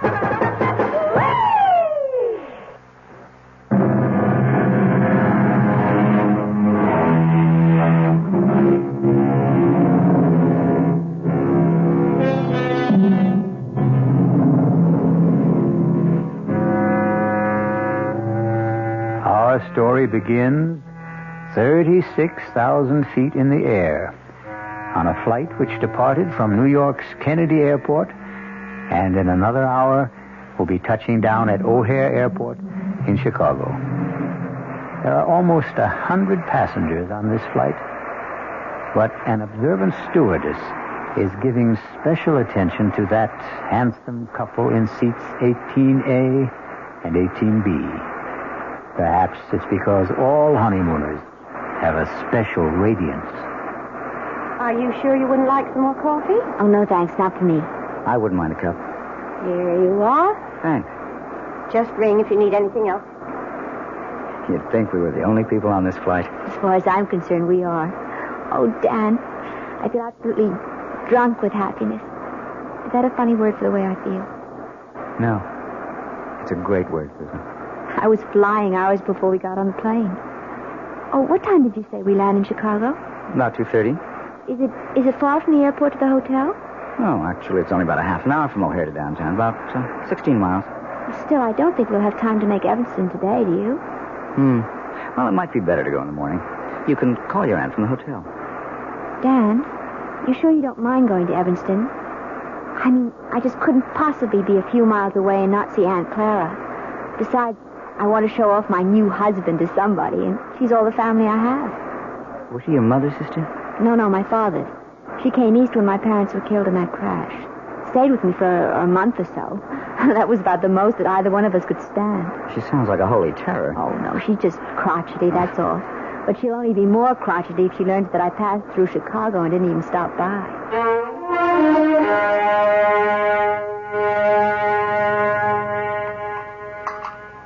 Well, and what kind of work are you in, Mr. Carey? Well, right now, we like to say we're management consultants, Mrs. Rowland. But we also do quite a bit of executive recruitment. I don't understand a word of that. Dan helps corporations find the right people for important jobs, Aunt Clara. His firm is the biggest in the field. Isn't it, Dan? Well, it's always hard to measure business like ours. But it has offices everywhere, doesn't it? In most of the major cities, yes. And now Dan is going to take over the branch in San Francisco. He's going to manage the entire thing. Is that some kind of a promotion? Oh, of course it is. I asked the gentleman, Susan. Speak when you're spoken to. Oh, sorry. Yes, Mrs. Rowland, it is a promotion. Truth is, it's a job that everyone in my office has been after. Oh, it's just worked out so beautifully for us.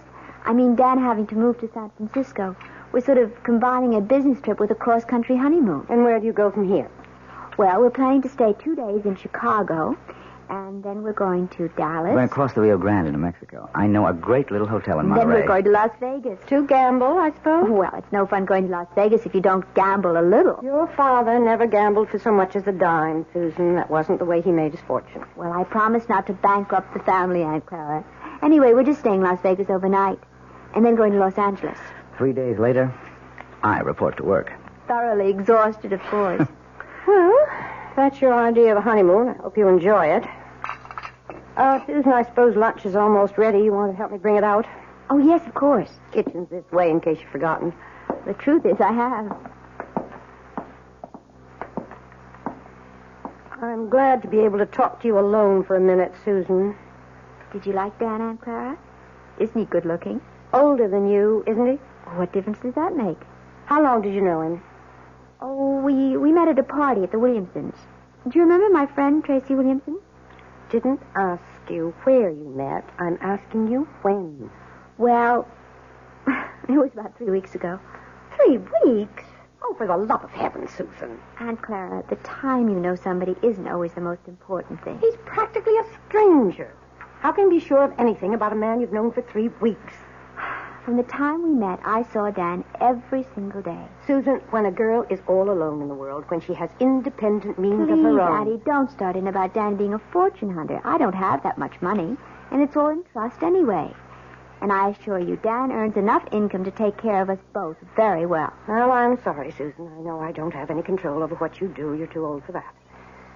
But I've seen something of the world, too, you know. And the most important lesson I've ever learned is never trust a stranger. Oh, Aunt Clara, that's ridiculous. Now, can we bring out the lunch?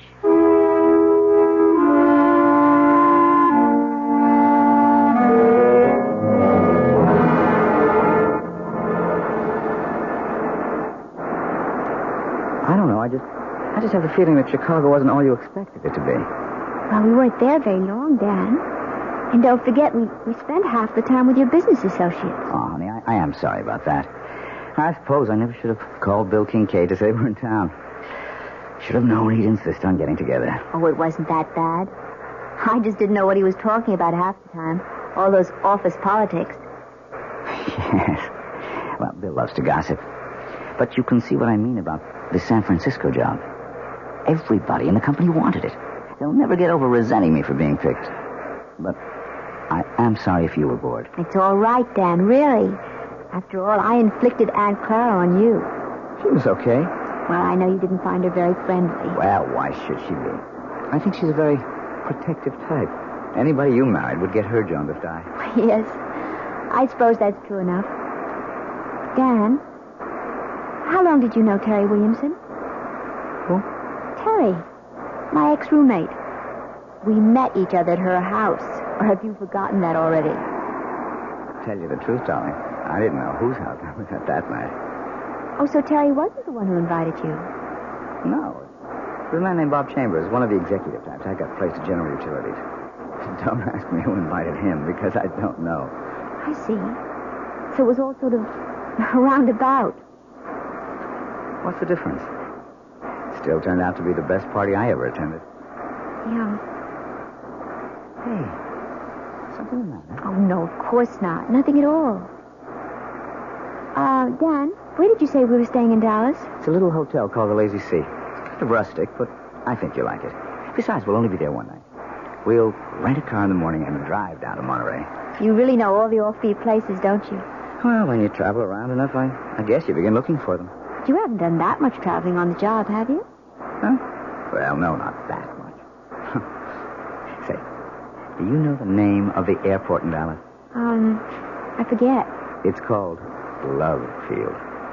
Isn't that a great name for honeymooners? Yes.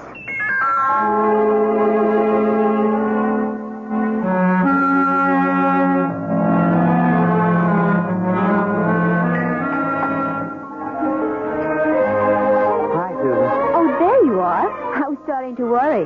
No, I had a little trouble with the phone lines back to New York, but I got through okay. Everything all right? Yeah, sure, everything's fine. Hey, you look a little strange, though. Oh, no, I'm all right.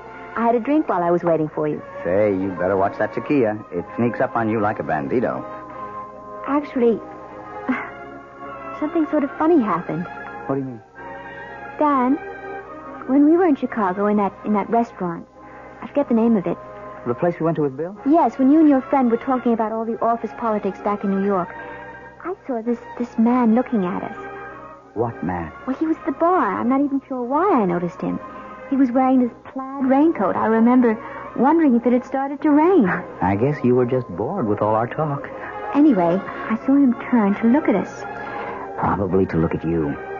Can't blame him for that. The funny thing is, as soon as you turned around, he got up very quickly and left. Susan, I don't remember seeing anyone in a plaid raincoat. And I'm afraid I don't see anything unusual about it. Well, I guess I didn't either. I probably wouldn't have given it another thought, but I think I saw that same man here again today. In Monterey? Oh, you're kidding. I can't swear it was him. I didn't get a good look at his face the first time. All I really noticed was the coat. And you saw the coat again? Is that it? Yes. He was carrying it over his arm. Oh, darling. You know the story about the airport truck? Airport truck? No. Well, this guy on a plane looks out the window and sees one of those little red airport trucks. You know, fueling the plane, bringing food aboard, something like that. Anyway, the plane takes off from New York and lands in Chicago. Another little red truck comes out to meet it. The guy next to him says, "Hey, we made good time, didn't we?" And he says, "Yeah, but that little red truck really made time." Well, I can see that I didn't marry a great audience. Oh, I'm sorry, Dan. It's just, it bothered me a little. Oh, forget it. And speaking of airports, next up, the City of Angels.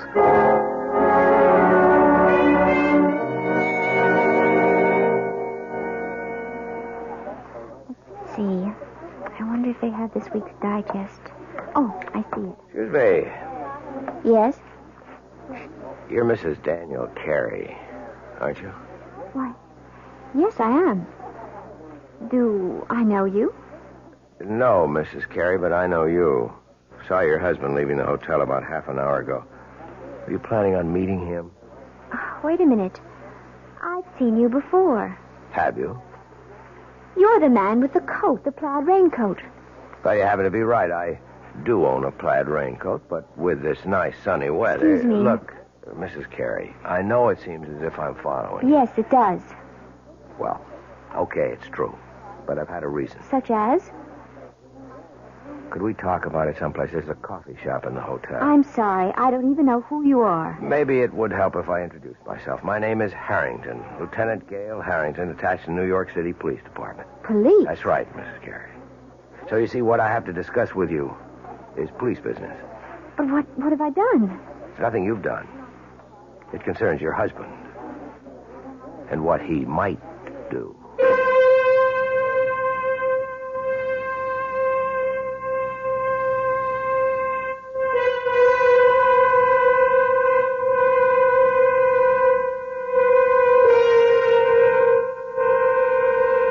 It looks like Dan and Susan Carey's honeymoon is in for a surprise. Or perhaps more than one. Maybe Susan will soon wonder if her Aunt Clara wasn't right about a number of things, including her cynical advice about trusting no strangers. We'll find out about the new stranger in Susan's life when I return shortly with Act Two. And now another tale of the ball and chain. At Kellogg's Special K Presents Last Tango in Pittsburgh. There I was at Raoul's All Right Tango Lounge. My little orchid, will you tango with me? It was Raoul. You're a splendid dancer. Thank you. But what was that? I was what? That sound effect. Oh, I'm a few pounds overweight, and this ball and chain points out how my extra weight can get in the way. I'm pointing you back to your chair. Our heroine decided to lose that extra weight. She exercised and ate smart at every meal, starting with a Special K breakfast. A bowl of Special K, skim milk, tomato juice, and coffee. It's less than 240 calories, 99% fat-free, and 100% delicious. After a while, she was rid of the ball and chain and back at Raoul's. Darling, you're looking fantastic. What a happy ending. What ending? We're just getting started. Raoul, get lost. Your happy ending could begin with the Kellogg's Special K breakfast. And that's another tale of the ball and chain. This is WOR New York, your Mystery Theater station.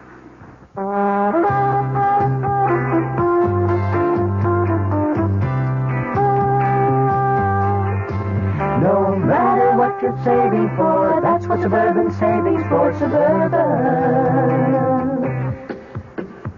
Suburban Savings offers you a regular savings account with flexibility. You can add any amount to your account whenever you wish. Withdraw whenever you want. Suburban Savings pays a 5.25% annual interest rate on regular savings paid quarterly, which earns an annual effective yield of 5.47%. Interest is compounded continuously from day of deposit to day of withdrawal, as long as $50 is maintained in the account to the end of the quarter. Come into Suburban Savings and open an account with flexibility. Our regular savings account in New Jersey at Bayonne, Edgewater, Elmwood Park, Emerson, Hackettstown, Morris Plains, Nutley, Paramus, and Sparta.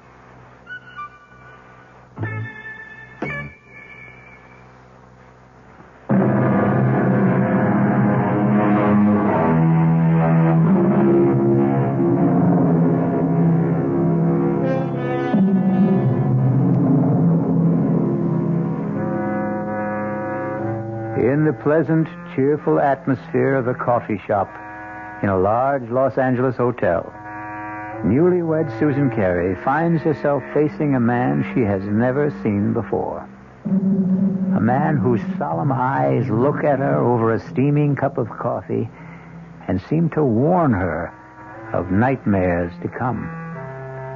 But so far, Lieutenant Gail Harrington of the New York Police Department is merely asking questions.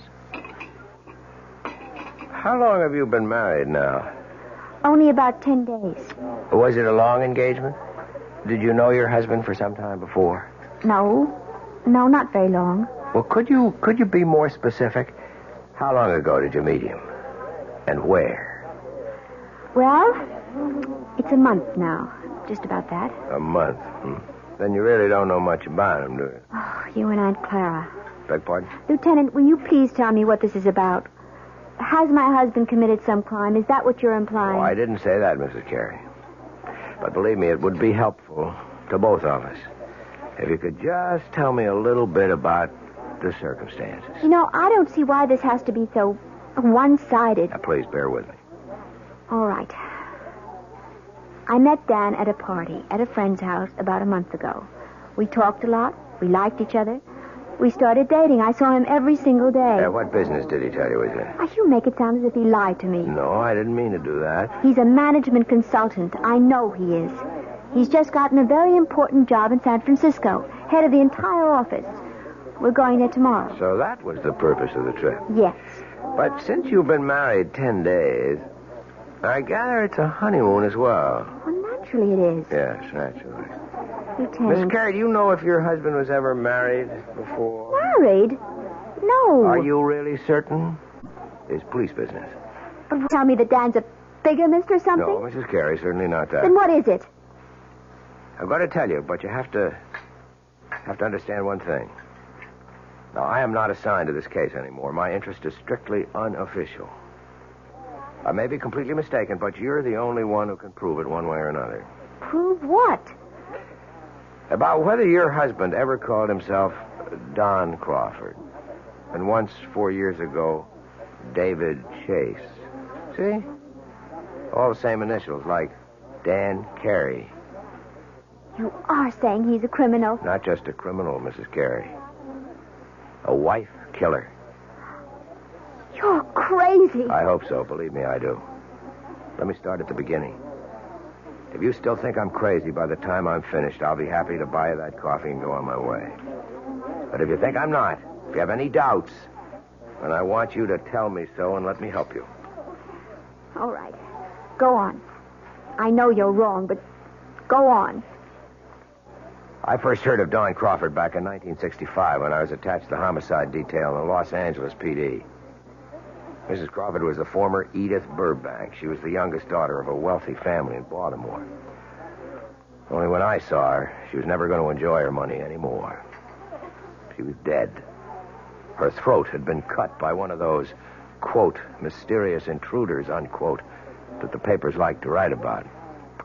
Her husband, Don, was broken-hearted, naturally. They'd only been married 4 weeks. But her death also made him some money. Not a fortune, really. There was a mix-up about her will, and he ended up with nothing but a handsome payoff from the family. Mrs. Carey, you okay? I can't believe I'm sitting here listening to this. I won't be long, I promise. Anyway, I was assigned to the Crawford case, and I didn't exactly cover myself with glory. You mean you never found the mysterious intruder? That's right. So naturally, you decided that maybe there wasn't any. Let me go on, Mrs. Carey, okay? Yes, go on. Anyway, I ran into a similar case about 4 years ago. The murder of a young bride, fresh from her honeymoon. A broken-hearted groom named David Chase. I thought Chase and Crawford were one and the same man. But I couldn't convince the district attorney of the resemblance. But I am still convinced, Mrs. Carey.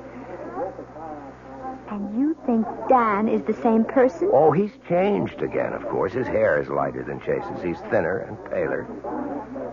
But there's something about the face I can't forget. And even if it's true, you still have no proof. Is that it? You couldn't solve your case, so you're holding on to your first solution. Wait, Mrs. Carey. Let me tell you why I was so sure that Crawford and Chase were the same man. It was because of the honeymoon. What? It's my theory that their honeymoons were identical. A compulsive honeymoon, you might say. That is ridiculous. Criminals are like that. Creatures of habit, most of them. Afraid to change a pattern, maybe for fear that their luck will change with it. What do you mean by it? I stumbled on the coincidence accidentally.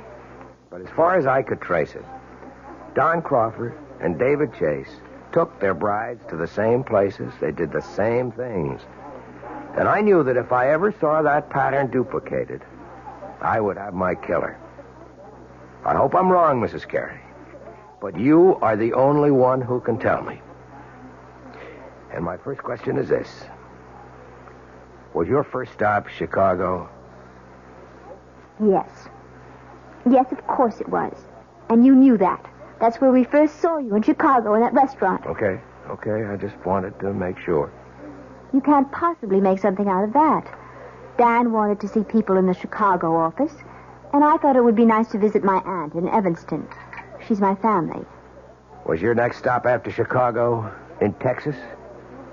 Yes. We went to Dallas. Dallas is a wonderful place to visit, Lieutenant. I don't see anything so peculiar about that. Both Chase and Crawford went to Dallas. They chose offbeat hotels. I guess they didn't care to be seen very much. Where did you stay in Dallas? It was a perfectly nice hotel. I don't think you could describe it as offbeat. All right. And then the next stop would be Monterey. You knew we were in Monterey because that's where I saw you the second time. By that time, Mrs. Carey, I'd made up my mind to follow you. Are you saying that these supposed wife killers you're talking about also went to Monterey? Yes, they did, and from Monterey to Las Vegas. Well, then you're wrong, Lieutenant. You're completely wrong. You mean you didn't go to Vegas? No. So there goes your famous theory, doesn't it? Well, I admit I'm We changed our mind about Vegas. We decided that we might be too tempted to gamble away all the money we had for the trip. Ah, so you did have it on the schedule. Well, yes. Yes, we did, but we didn't go. You really think that changes the pattern? The fact that you didn't go? Oh, please, I can't stand any more of this. I don't want to hear any more of it. Mrs. Carey, Edith Burbank was killed in Los Angeles, in her hotel room. This hotel. I'm leaving. I'm leaving Mrs. right Carey, now. wait. You're wrong. You've got Dan mixed up with someone else. Let me finish, please. Just one more moment. Please, no, please let me go.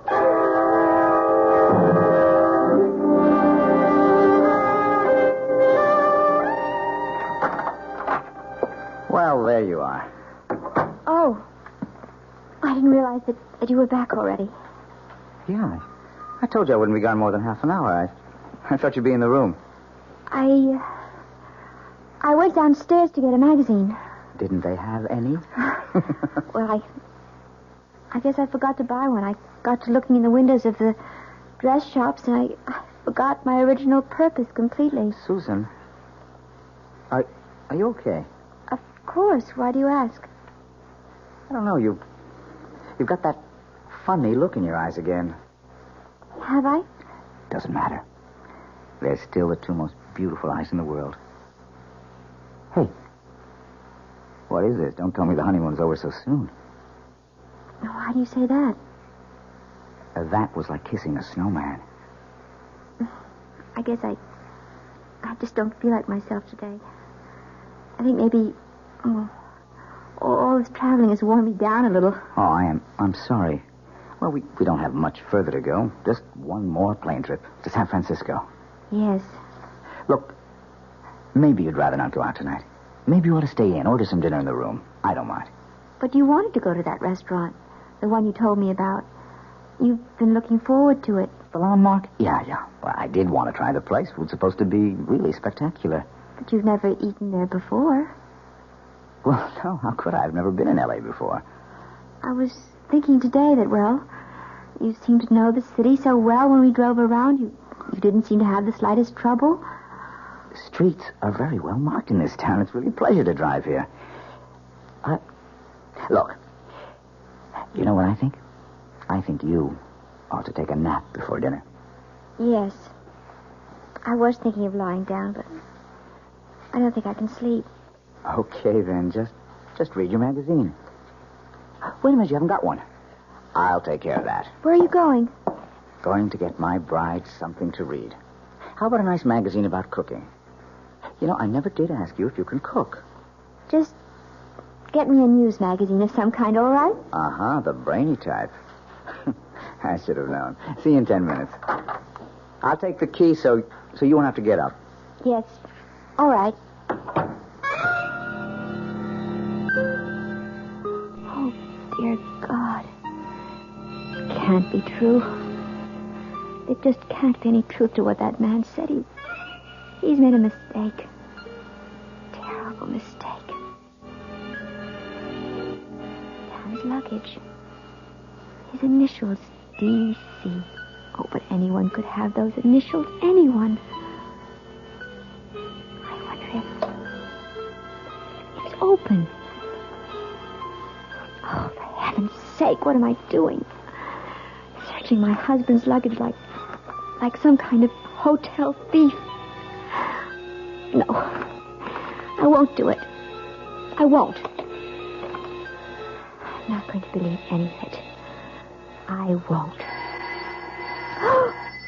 Who's that? Hello? Mrs. Carey, it's Gail Harrington. Leave me alone. Stop bothering me. You shouldn't have run off like that, Mrs. Carey. You didn't give me a chance to finish what I was saying. I told you, I don't want to hear any more. It isn't true. You've made a mistake, Lieutenant. Your husband is at the newsstand right now, Mrs. Carey. I can see him from where I'm standing at the house phones. And the more I look at him, the more sure I am that I'm right. No, you're wrong. I want you to hear the rest of the story about Crawford and David Chase and what they did on their honeymoon. Maybe what I told you before didn't convince you, but if you heard a few more things... I'm going to hang up, Lieutenant, right now. I wanted you to know where Don Crawford took his wife the night she was murdered in a room. He took her to a restaurant called The Landmark. You ever hear of it? Mrs. Carey? Hey, are you listening? No. No, I'm not listening. I won't listen.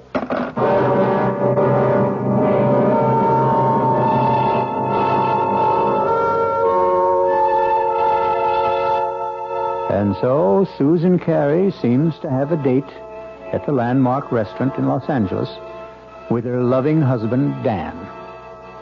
If she keeps the date, something tells me that she's not going to do their cuisine very much justice. Because one needs peace of mind to enjoy good food. Fear affects the salivary glands, and terror ruins the taste buds. I'll be back shortly with Act 3.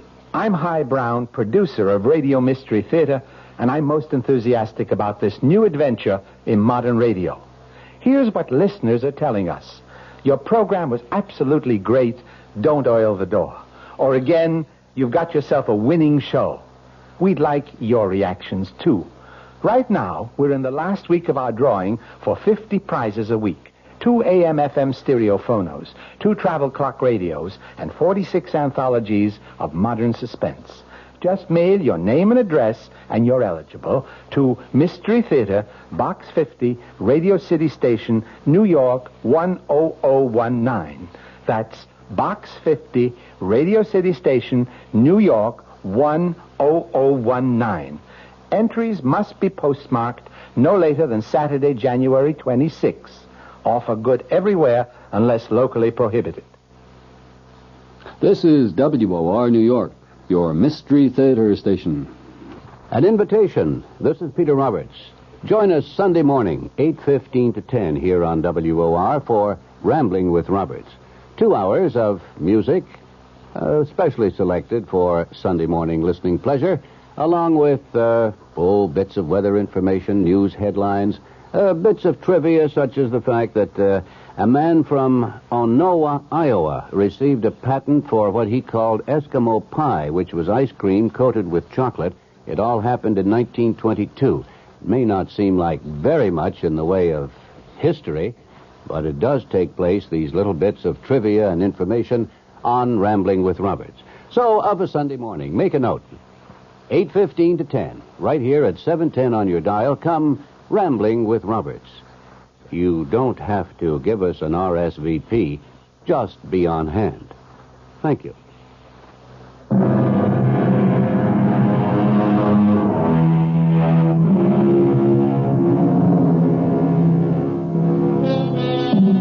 Well, what have we here? A quiet meal for two at the Landmark restaurant? No. We seem to be in a hotel room. The same room in which we last saw our honeymooning couple, Susan and Dan Carey. Obviously, there's been a change of plan. Room service has provided the meal for the two lovers this evening.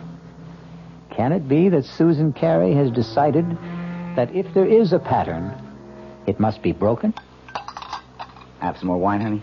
No. I really don't think I want any. Hey, come on. You know what this bottle cost? You shouldn't have been so extravagant. Uh-oh. That sounds more like a wife than a bride.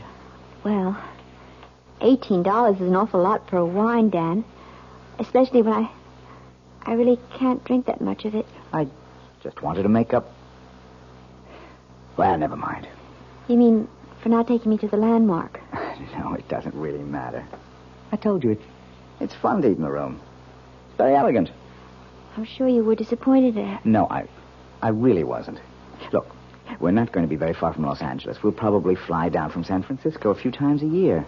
There are dozens of wonderful restaurants in San Francisco, too, aren't there? So they tell me. I'll ask the guys at the office for recommendations. I think this food is quite good, don't you? Yeah, sure. It's fine. Tastes even better with the wine. Well, all right. I'll have some more, I guess. That a girl. Now, look, I'm not trying to get you drunk, you understand, so I can take advantage of you.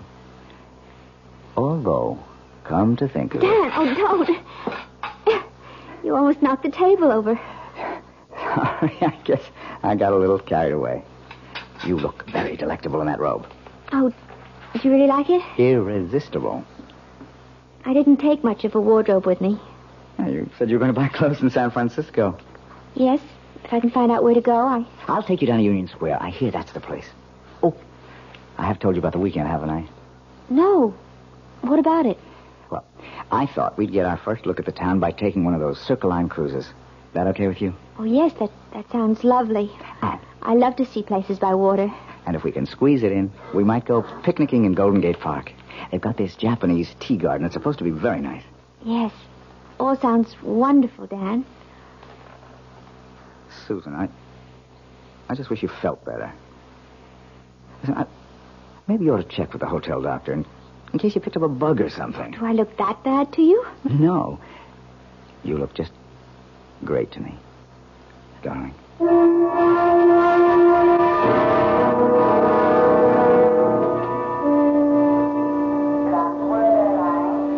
Yeah, I think that'd be a good idea, honey. Reserve the car ahead of time. Then we can pick it up right away in San Francisco. Whatever you think, Dan. You wait right here. I'll go over to the counter. It's all right. Be back in 10 minutes. All right, Dan.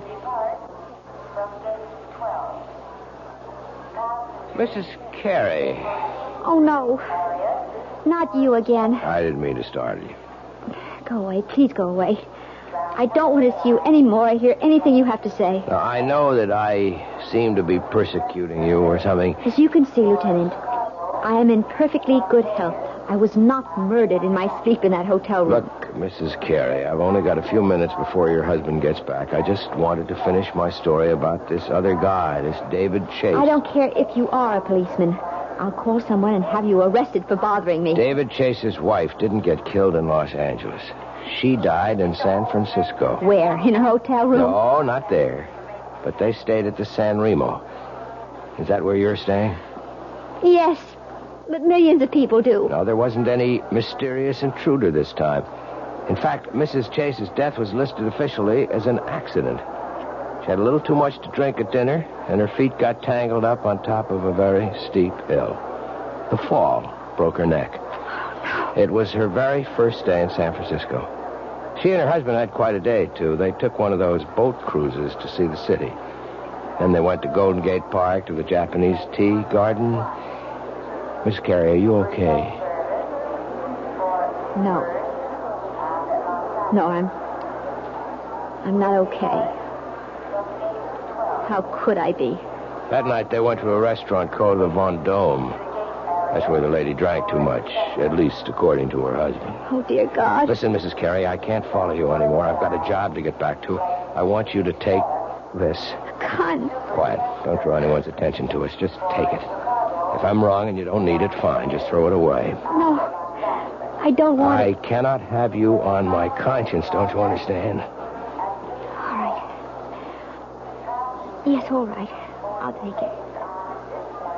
I still say you're wrong. I hope so. But I don't think I am.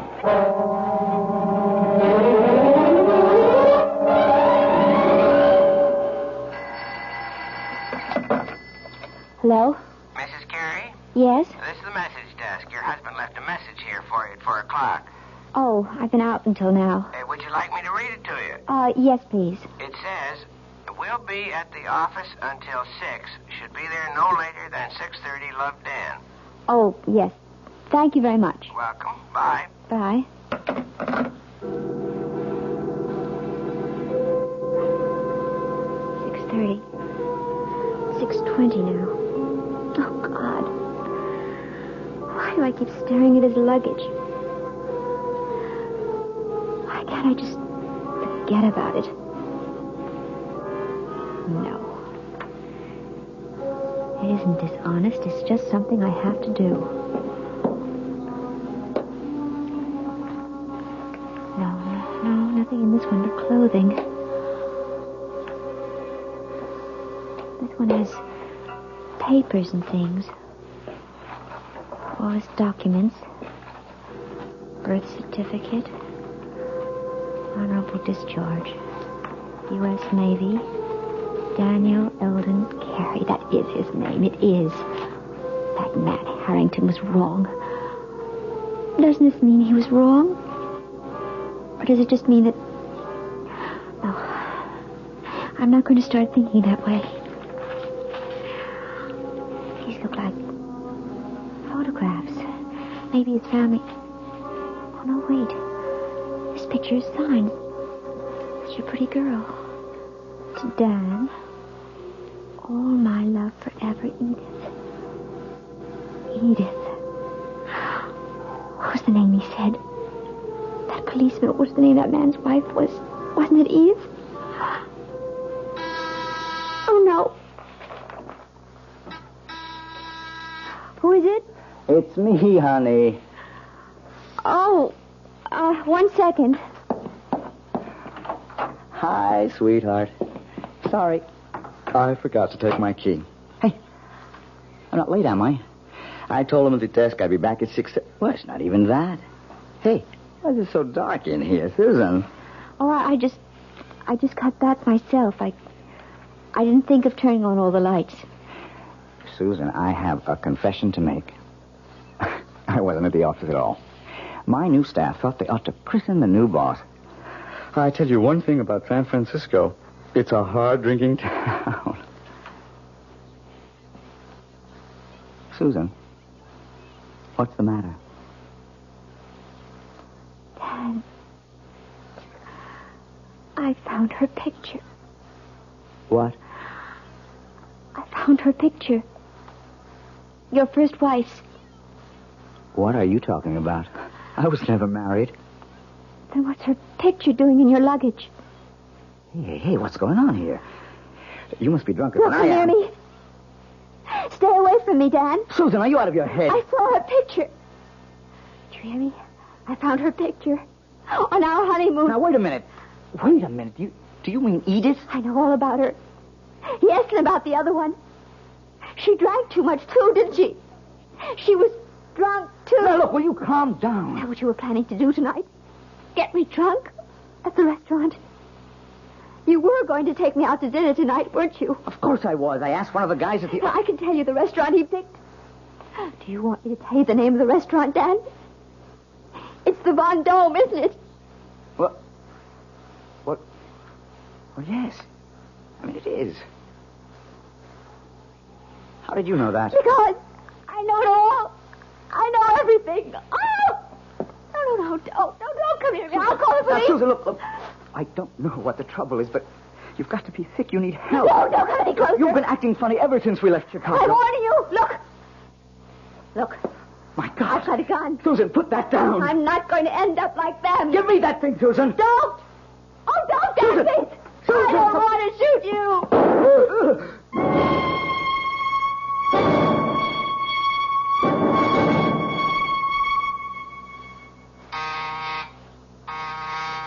One second. Wow. Mr. Harvey?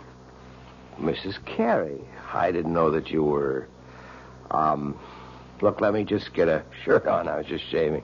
I'm sure you're surprised to see me, aren't you? Yeah, I am. I didn't expect that you'd... what brings you back to L.A.? I'm sure you know, Mr. Harvey. That is the right name, isn't it? Not Harrington? I guess that means you know all about my little joke. The gun wasn't a joke, was it? The gun was real. Now, look, I can tell you're upset, but I didn't mean any harm. I mean, I like Dan. I really you do. You despised my husband, Mr. Harvey. Why don't you admit it? You hated the fact that he got the job you wanted in San Francisco. And all you got was an assistant manager's job in Chicago. You are wrong. I just thought it'd be a good gag, a good joke on Danny boy. Yes. I've heard about your reputation. The great practical joker. You thought of a great one this time. Yeah, but that's all it was. You gave Dan the itinerary for our honeymoon trip. You were just being helpful, of course. You gave him all the names and places, all the benefit of your traveling experience. That was the gag. See, I thought if Dan took you to all the places I listed for him... You even knew about Edith, the girl he was once engaged to, the one who died. She became his murder victim in your little fantasy. What did you think would happen, Mr. Harvey? Did I get frightened enough to kill Dan so that you might get the job he took away from you? Listen, is Dan all right? I thought you might want this back, Mr. Harvey. Your gun. Oh, now, wait a minute. Don't do anything stupid. Oh, you don't have to worry. I found out that I'm a terrible shot. That Dan's alive? See for yourself. Hello, Marty. Dan! Thank heavens you're okay. Look, Dan, I didn't mean for anything serious to happen. See the bandage, Marty? Just a flesh wound in my arm. I'll be okay. I'm glad to hear it, Danny. Honest, I am. Mm-hmm. But I am learning to use my left arm, though. Like Wait a minute. Oh, no, don't, please. I didn't mean it. Don't hit me again. Relax, Marty. I've got better things to do. I've got a honeymoon to finish. Although with any luck, it'll never end.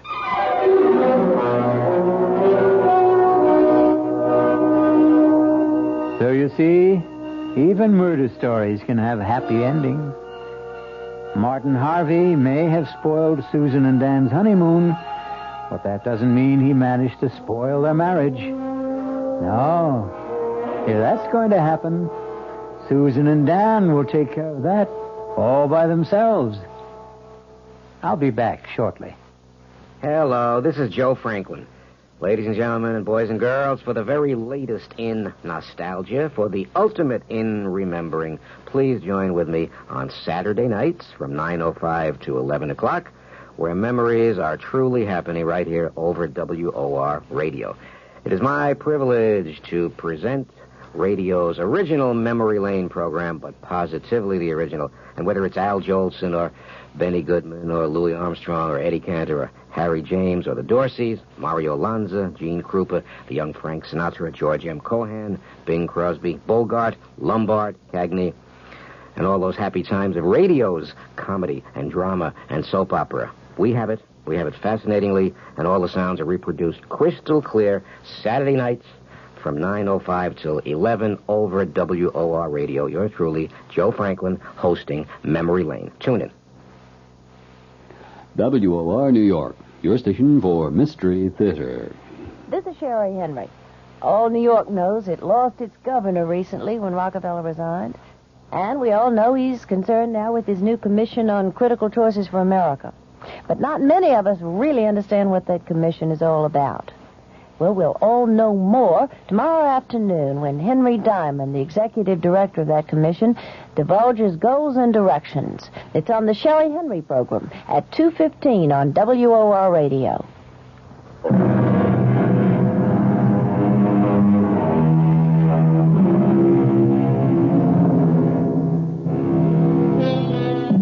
A purist might claim that the story you have just heard isn't a murder story, since no one was actually killed. The murders which took place were all in the imagination of Martin Harvey, who passed them on to the mind of Susan Carey. But it's a good demonstration of the point we've tried to make all along, that the most terrifying crimes can happen within the theater of the mind. Our cast included Betsy von Furstenberg, Michael Wager, Elspeth Eric, and Mason Adams. The entire production was under the direction of Hyman Brown. Now, a preview of our next tale. What are you thinking about, child? The day you said it was bad luck for us to see each other before the wedding. Nobody believes those old wives' tales. Nobody believes so many things that are outside the ordinary. Did you see Michael's body after? Don't talk about that, lass. I know they said the horse trampled him. I asked Dr. Ferguson about the hooves, and he wouldn't tell me. You'd tell me, wouldn't you, Jeannie? Oh, tell you what? Were they like horseshoes, or were they cleft in two? Were they cloven hooves? In the name of God, what are you saying? I'm not speaking of God. I'm speaking of the devil. This is E.G. Marshall inviting you to return to our Mystery Theater for another adventure in the macabre. Until next time, pleasant dreams.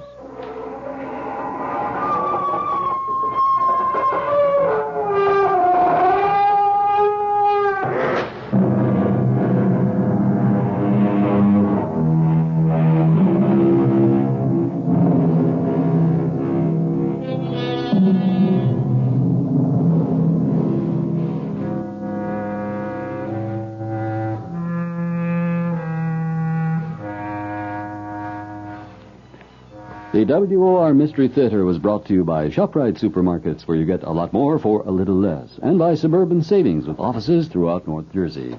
The preceding Mystery Theater program was furnished by the CBS Radio Network.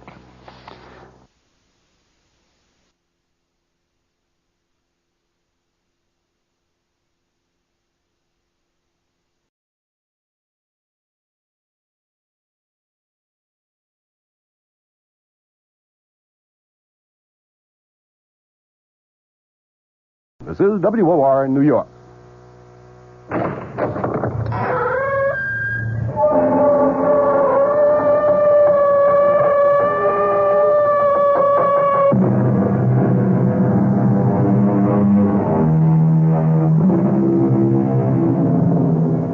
Come in. Welcome. I'm E.G. Marshall. Welcome to the fear you can hear. Welcome to the sounds of suspense. It was the ill-fated Prince of Denmark, Hamlet, who lamented, "The time is out of joint. Oh, cursed spite, that ever I was born to set it right." Many people before and since have echoed the same cry of despair, but none with more compelling justice and reason than Ethan Vigil, clockmaker and destroyer. Ethan Vigil, for whom a special clock struck a magic and an evil hour. You got your box in. Your move, Jake. No, don't rush me. I'm thinking. God in heaven, Ethan, how can you stand that infernal racket? What racket? Oh, you mean the clock striking? I don't even notice it anymore. Well, go ahead. What do you want to give up? No. Who can think of a chess move with all hell breaking loose? From now on, start our games after midnight. Have to drive a man stark, staring mad. I swear to Sam Hill, Ethan, you deliver.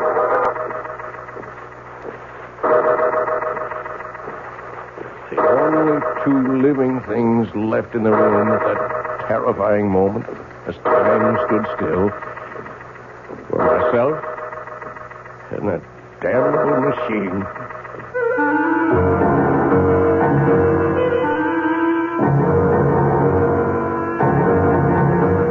Our mystery drama, Time and Again, was written especially for the Mystery Theater by Ian Martin and stars John Beal.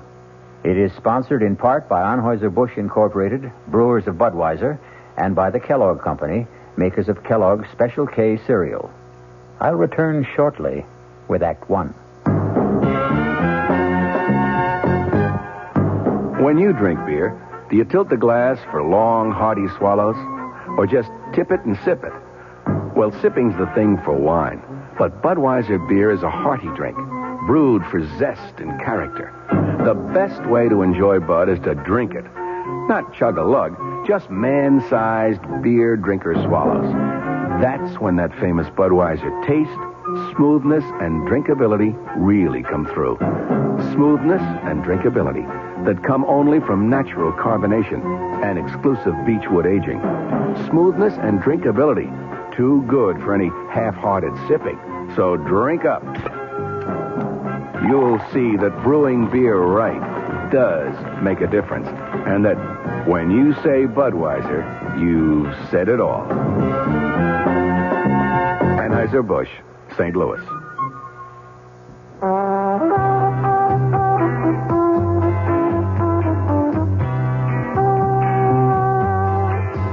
No matter what you're saving for, that's what Suburban Savings for Suburban. Suburban Savings offers you a regular savings account with flexibility. You can add any amount to your account whenever you wish. Withdraw whenever you want. Suburban Savings pays a 5.25% annual interest rate on regular savings paid quarterly, which earns an annual effective yield of 5.47%. Interest is compounded continuously from day of deposit to day of withdrawal, as long as $50 is maintained in the account to the end of the quarter. Come into Suburban Savings and open an account with flexibility. Our regular savings account in New Jersey at Bayonne, Edgewater, Elmwood Park, Emerson, Hackettstown, Morris Plains, Nutley, Paramus, and Sparta.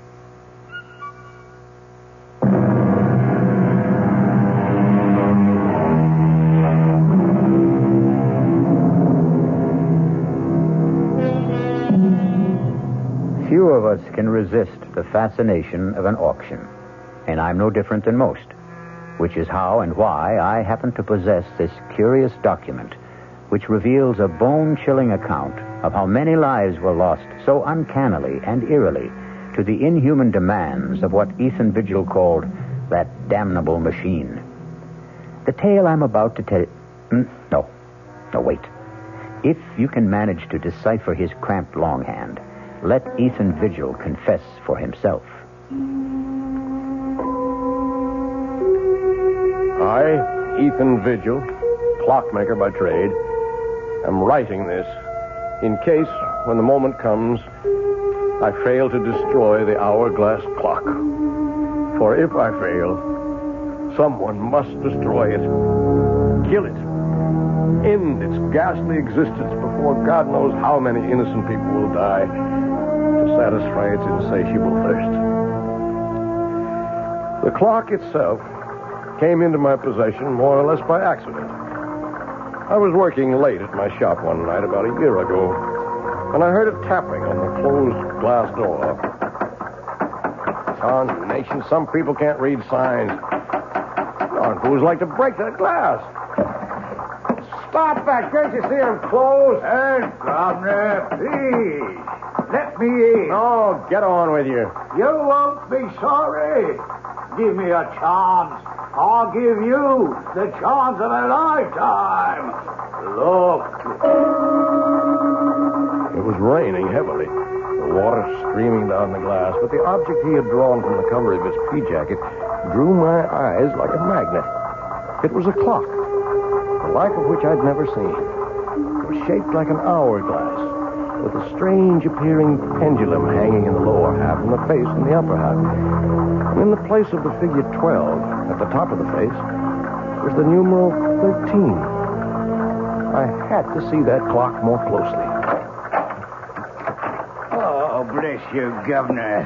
You're a lifesaver, you are. What do you want? Oh, I want you to have a look at this here clock. The clock is the only reason I let you in. I'd like to have a look at it myself. Let's take it over to the bench. You want this clock repaired? I want to sell it to you, is what I want. I hope I don't regret this, but come on to my place in the back. Huh? There's a fire in there to dry you up a bit. You better back up to that fire. Where'd you get this clock? Why, it came into my possession when its owner died. Does it run? Well, no. That there clock, it doesn't run. I'd be the first to admit it. I'll give you $20. Oh, now, look here. $20. Take it or leave it. Well, I may be down and out, but I know a good thing when I see it, and I don't intend to be taken advantage of by somebody else. There doesn't seem to be any question of who's being taken advantage of. Harriet. Ethan, who is this person? He's a customer, more or less. This is my sister-in-law. It's near on to midnight, and my poor sick sister is pining upstairs for her husband to bring her a little faith and consolation. Oh, now, Mom, I certainly am sorry to intrude on family problems. Then don't. Ethan, get rid of this man. You better go. Yeah, but what about our business and the clock? Well, $20 is all I have to my name. I'll take it. Don't you do it, Ethan. Oh, mind your own business for once, Harriet. I had little doubt my sailor, who called himself Harry Stubbs, had dubious title to that strange clock. But like all collectors, to own something totally and unreservedly unique is an overriding obsession. Is he gone? Yes. Oh, just look at this place after you had that derelict in here. Lights on all over the place, eating up money. To say nothing of good hard cash thrown away on that piece of junk on the table. It was my own money. What own money? Oh, you and Henrietta wouldn't even have a roof over your heads, let alone a piece of business if it weren't for me. Oh, no, it's my money that keeps you going, and don't you forget it. Now, you lock the door to the shop. I still have some repairs left to do. You'll have to get up early tomorrow and do them. I just wanted to have another look at this clock. You'll waste no more time or light or fuel down here tonight. If it wasn't for good money paid out, I'd take that piece of junk on the table and dump it in the rubbish. How I wish she'd done just that. Let the city collect it with the morning trash and bury it forever. But fate hadn't planned it that way. So I went upstairs from Harriet to face another problem I didn't know how to solve. My ailing wife, Henrietta. Ethan, is that you? Yes, Henrietta. Where have you been? Working, dear. Are you hurting? Oh, when don't I hurt? I know. How's your back? It isn't my back. It's my stomach, Ethan. I'm scared. I've been afraid to think of it, but I know Harriet's sure I've got... Hush, none of that. You just get off to sleep. That's what you need. You just don't know how it is to be suffering every blessed minute of every day. As I slipped under the covers and lay wide awake beside Henrietta, snoring away, my mind went back to the strange clock on the table downstairs. The intriguing mystery of a mechanism I had never even imagined in 40 years of clockmaking. And the enigma of why 13 replaced the numeral 12 on the face.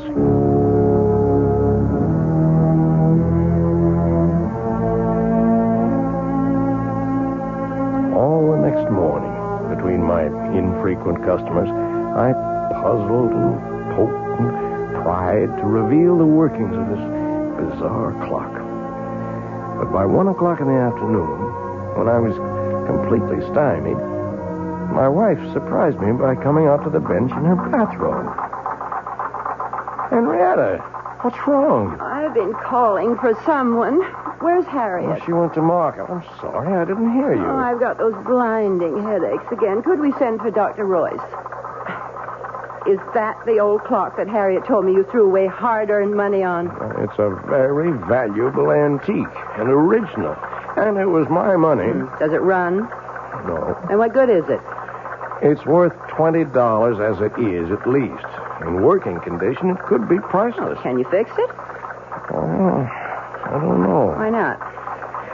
Well, look at it, Henrietta. Have you ever seen anything like it? First of all, the hourglass shape of the case. What's inside?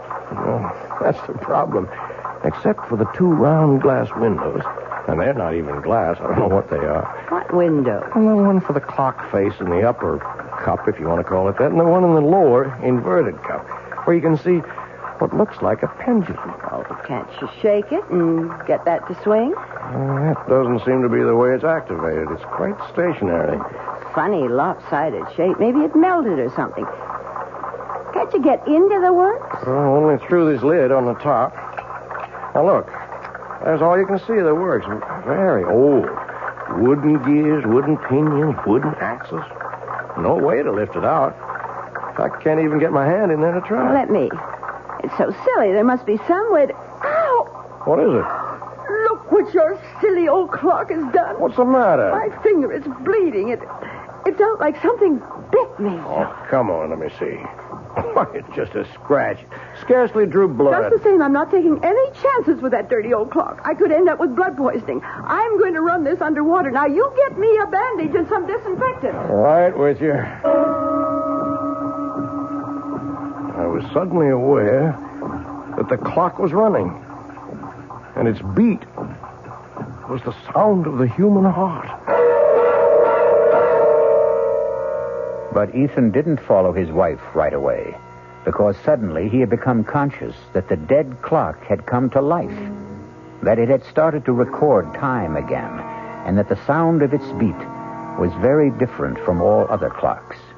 It was a sound akin, if not completely similar, to the beat of the human heart. I shall return shortly with Act 2. And now another tale of the ball and chain. As Kellogg's Special K presents the good, the bad, and the heady. Why is that cowboy wearing a ball and chain? Because carrying around extra pounds can be just like carrying around a ball and chain. How symbolic. What will it be, senor? Give me the Special K breakfast. Here you go. For a Special K, it's milk, orange juice, and coffee. Say, don't I know you from someplace? You probably don't recognize me with my ball and chain. I used to be 10 pounds lighter, but I'm getting back that way by exercising and eating smart at every meal, starting with this here Special K breakfast. What's so special? It's less than 240 calories 99% fat-free, and delicious. It's going to help me get rid of the sheer ball and chain. I bet your horse will be glad to hear that. Another ball and chain bites the dust. Your happy ending could begin with the Kellogg's Special K breakfast. That's Kellogg's Special K. That's right. Good night.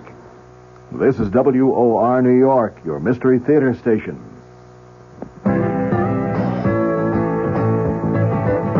Hey, Ma, what's for dinner? Hey, Ma, what you got? Hey, Ma, will it be much longer? My hunger getting stronger and I can't wait. She loves her family. She wants the best. She does all that she can do. She lets ShopRite do the rest. Hey, Ma, What's for dinner? How about Armour canned ham, 3-pound size, $3.99. ShopRite grade A frozen green beans, 9-ounce packages, 6 for $1. ShopRite dairy case homestyle biscuits, 8-ounce packages, 5 for 49 cents.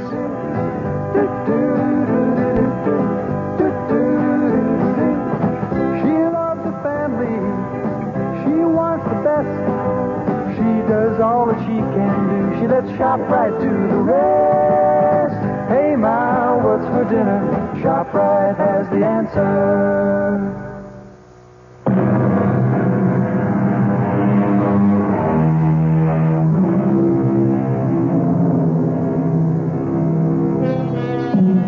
Whatever his wife had accidentally touched, the clock had begun to run and remained running steadily, without any sign of stopping.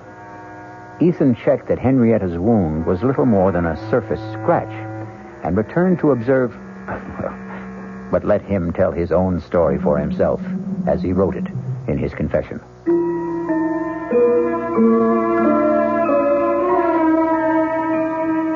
My examination of the clock as it ran made it even more of an enigma. Behind the face, beneath the lid, the gears I saw engage, second by second, operated the hands that told the time.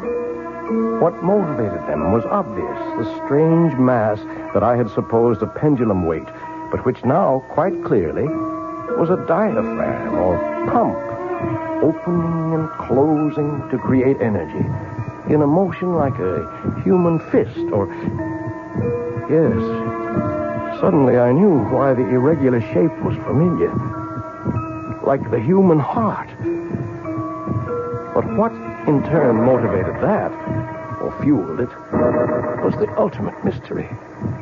Everything about this clock was different, exotic, strange. Even its chime for the hours, plangent, plaintive, almost the sound of a human voice. I watched it irresistibly all day, all during the night, while I waited for Dr. Jacob Royce to come and examine my wife. Even while I waited for the result of that examination. What the devil are you doing out here, Ethan? Oh, I'm sorry, Jake. Just observing this clock. It's got me mesmerized. How's Henrietta? Oh, what am I going to tell you, Ethan? Same thing as usual. Yep. Not a trace of any physiological problem. Never is. Oh, there's a name for it if it's of any help. Chronic inadequate. Someone who just can't handle the simple process of life and has to make excuses for it. I'd better go up to her. Oh, there's no need. I gave her a sedative. Won't hurt her, but it might do you some good. Come on now. Let's play chess. If I set us up out here, all right? With all those clocks rattling away. I want to keep my eye on this baby here. If you can't sit up with one sick friend, you gotta sit up with another. And for the next 10 or 15 minutes, I did forget the clock that was to haunt the rest of my days. Inexorably, as we concentrated on the chessboard, all of the clocks ticked on towards 12 o'clock. And the moment when the explanation of that substitute number 13 was about to be made by the clock itself. Don't think much of your king's pawn variation, Jake. Got you boxed in. Your move. Don't rush me. Don't rush me. I'm thinking. Good Lord, Ethan. How can you stand that infernal racket? Huh? What racket? Oh, you mean the clock striking? I don't even notice them anymore. Huh? Go ahead. Oh, Or do you want to give up? No. But who can think of a chess move with all hell breaking loose? From now on, we start our games after midnight. Enough to drive a man stark, staring mad. I swear to Sam Hill, Ethan, you deliver. After the 12th stroke of the hourglass clock's chime, there was no sound but the beat of the clock and my own heart. Everything else had stopped dead. My friend's mouth was frozen in the act of speaking. His hand poised over a chessman as though cast in bronze. Outside, like the old child's game, people had turned to statues. A car backing into a parking space was stopped in its tracks. The very raindrops hung motionless in the air like a spangled curtain. For everyone else in the world, save only me and that damnable clock, time was standing still.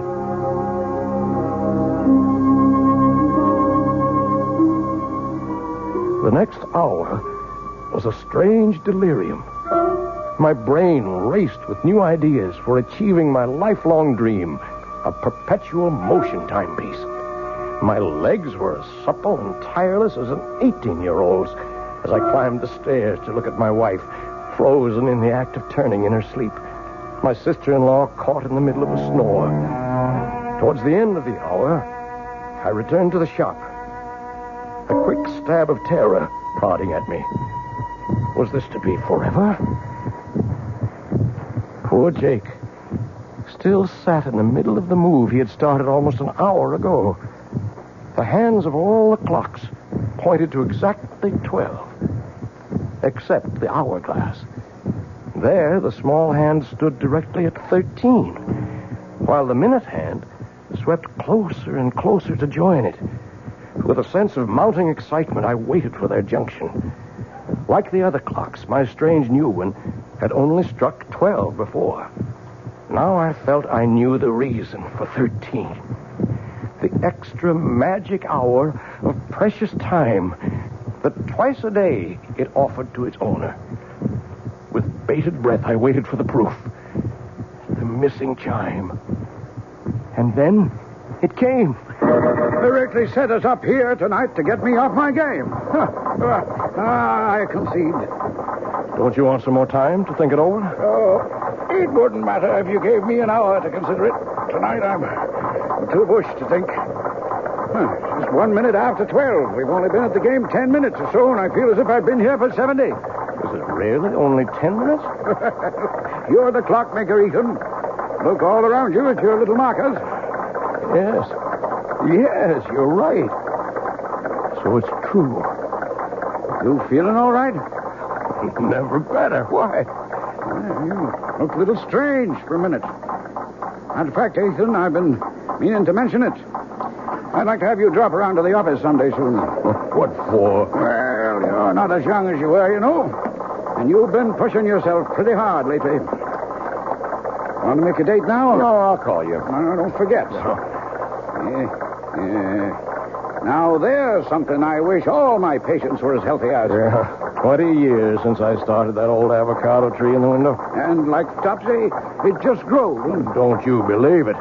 Oh, that took a lot of tender, loving care. Watered just right, pinching it back, bringing it along to grow up right. Just like the child. I love that old tree. Well, listen, man's got to have something to love. Yeah, I reckon. Oh, you don't think there's anything really wrong with Henny, do you? No, I don't. Just another of her eternal spells. Well, night, old friend. Rain stopped. Good night, Jake.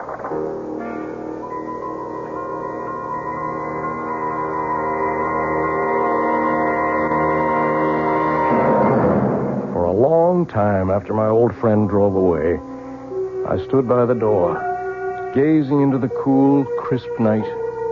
I didn't notice the cold. I was too full of a kind of welling excitement inside me. What a gift that clock had brought me. The dreams were building like castles in my head. Why, I was richer and more powerful than a king. Well, now I knew, no matter what, that for 2 blessed hours every day, from now on, I was a free man. And the last thing I heard that night, as my head hit the pillow, was the triumphant beat of the clock sounding in my inner ear. Or was it the sound of my own heart?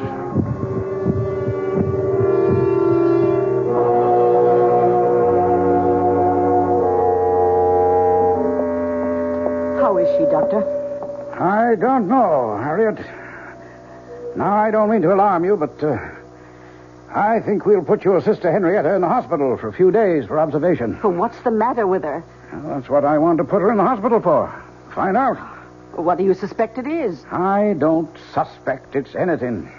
I just want to reassure myself. Now, why don't you go up and keep her company while I talk to Ethan? Oh, you won't have any trouble convincing him.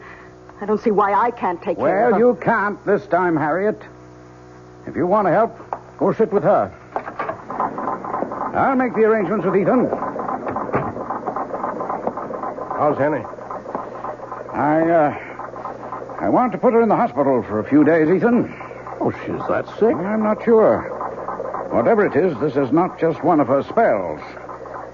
I want her under observation for a while. Oh, whatever you say, Jake. Yeah. I wish I knew what to say. I feel a little guilty. Ever since that night a few weeks ago when we were playing chess. What do you mean, guilty? Well, damn it, for 20 years I've been medicating her imaginary ills. I wonder if maybe I got careless that night. Huh? Well, there's no doubt that from then on, this debility, anemia, whatever it is, started. Well, I'll get along and make all the arrangements. I'll phone you when to expect the ambulance.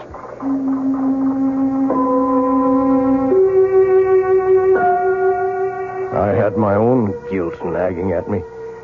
In the months since I'd discovered the secret of the clock, I'd thought of pretty nearly nothing else. I waited as eager as a child for those 2 stolen hours every day.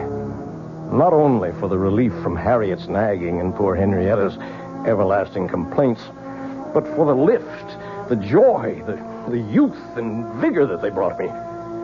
For I'd gone one better than Ponce de Leon. For part of a day, anyway. I had found the fountain of youth. But a wave of shocks was about to jolt me back to reality. The first was Henny's being taken to the hospital.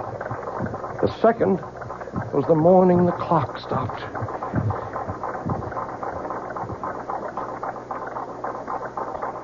Oh, no.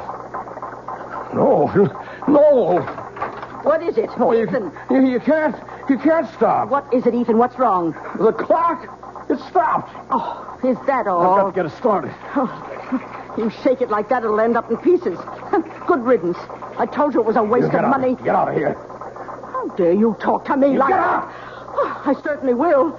Nobody's going to talk to me like that, particularly not you. I was frantic. My golden hours of solitude gone. My extra gift of precious time and the rebirth of youth. I couldn't let them go. There must be some way to bring them back. Start that damned intricate mechanism again. The clock was dead. Its lifeblood somehow drained. Blood? But that's what started it in the first place.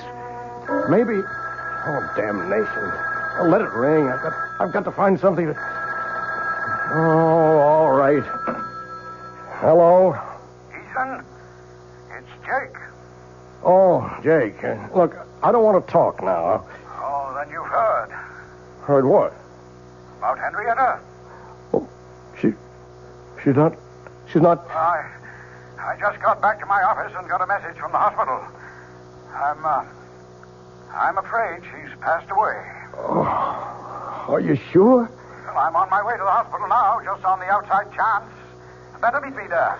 I'm on my way.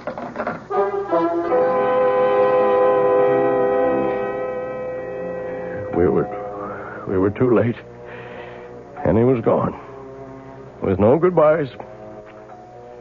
I sat by a nurse's desk, waiting for Jake to complete arrangements and drive me home. A young nurse came down the hall with a tray of blood samples, putting them on the desk.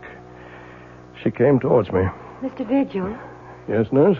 Dr. Royce asked me to tell you he'll only be a minute or two. Oh, thank you, nurse.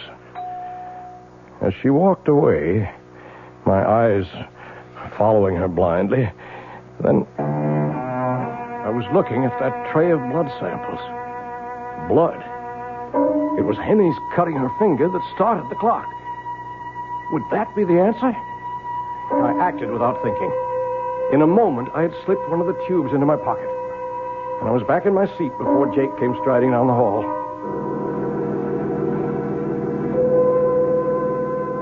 I was back in the shop at last, alone. With shaking fingers, I lifted the lid, exposing the brain or whatever it was of the clock. Uncapping the tube, I poured in the blood. I looked at the dial. The hands were spinning around to the proper time. And then the clock was alive again. Its heart was beating.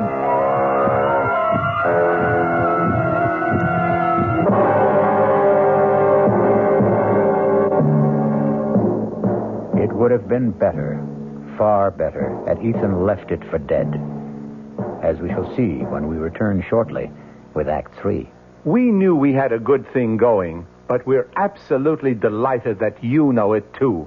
I'm Hy Brown, producer of Radio Mystery Theater, saying thank you.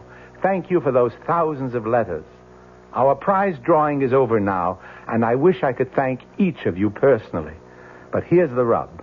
So many of you ask questions about all sorts of things having to do with radio that sifting through the letters will take weeks. So here's a suggestion. If you need a quick reply, do write again, just the question this time, and we'll try to answer right away. Send it to Mystery Theater, Box 5152, Radio City Station, New York 10019. That's Mystery Theater, Box 5152, Radio City Station, New York 10019. And again, thanks so very much for your fabulous encouragement. This is WOR New York, your station for the Mystery Theater.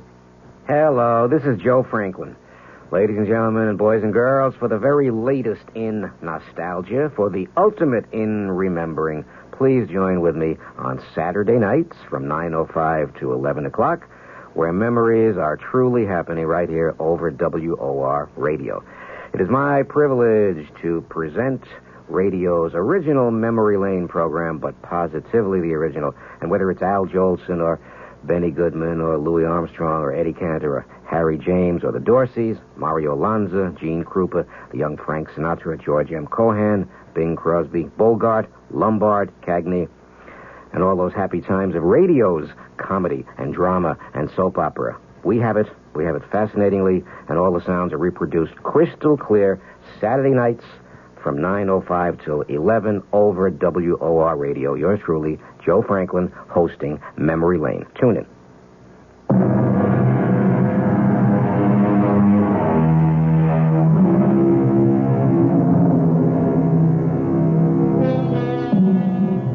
Which of us could resist the temptation of perpetual youth? Or short of that, any extension of life? 2 extra hours a day is 730 a year, almost exactly an extra month. In a lifetime, 6 whole more years. But what Ethan Vigil forgot is that for every action, there is a reaction. For every gift, a recompense.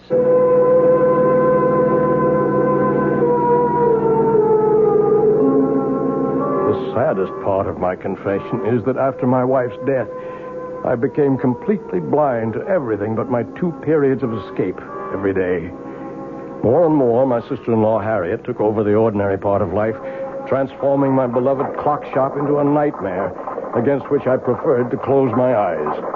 Ethan? Ethan? What, Harriet? Would you mind helping me dress this window, please? Well, what's the matter with it as it is? If you just get away from that bench of yours for a moment and come here, perhaps I can show you. All right, Harriet. You know how I'm branching out now that I'm the active partner in the store. Oh, Igor and Jim Cracks. Well, you might know you'd lag a mile behind the times. This is novelty jewelry, and to sell it, we must display it. Cheap claptrap. Now, first off, I want you to get this cheap, silly rubber plant out of the window. Rubber plant? That's my avocado tree that I grew with my own hands. Well, whatever it is, it takes up the whole window. I want it out of here. No, sir, not my tree. It needs the sunshine it gets. But what use is it? Starvation. Does everything have to have a function? It's beautiful. It's balm to my soul. That's enough reason for its existence. Besides, it don't cost nothing, so you leave it alone. Oh, very well. But I must have somewhere to display my costume jewelry. Oh, let's move that ugly old hourglass clock somewhere else. Why does it have to be right beside your bench where every customer comes... Harriet, I'm warning you. You leave that clock where it is. Don't you ever dare lay a hand on it, you hear me? Oh, my, aren't we touchy? Well, just let me remind you of something, Ethan. With Henrietta gone, her share goes to me, so I am 2/3 of this store. I can have it any way I want to. Over my dead body. You can do what you want with all your cheap, tinselly stuff, but you keep your hands off that clock. Oh, heaven's sake, all right. Don't you have an appointment with Dr. Royce? Oh, no, I forgot. Gotta get right over to his office.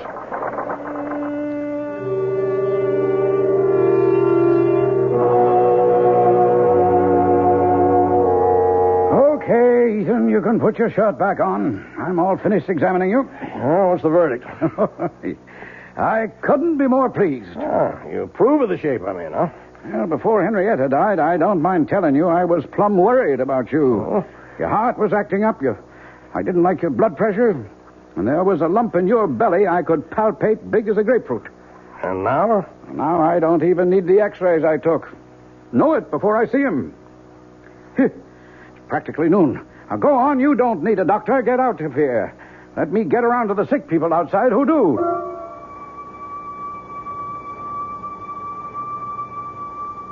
As I went into the outer office, I glanced at the electric clock on the wall. The hands clocked to noon as I did so, and I was looking at a, by now, familiar scene. The nurse who had risen to escort the next patient in was suddenly transfixed, halfway up from her chair. A child about to scream remained with face contorted, the scream not yet uttered. A thought crossed my mind. It was a month since I had fed the clock that first transfusion. I went into Jake's small lab, opened the refrigerator, I helped myself to a blood sample, and left.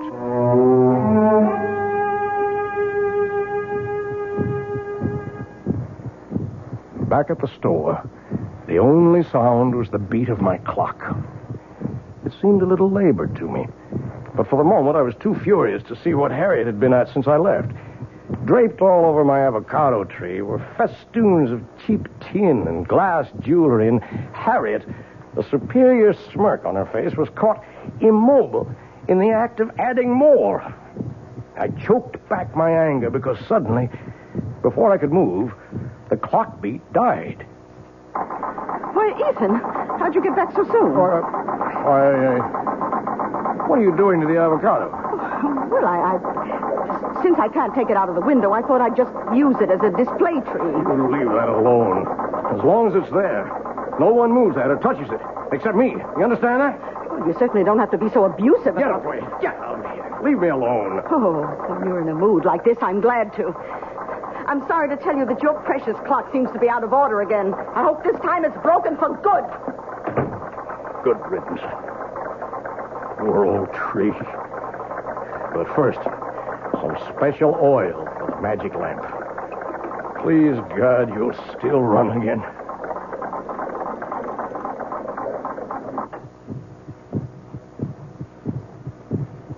And time stood still again.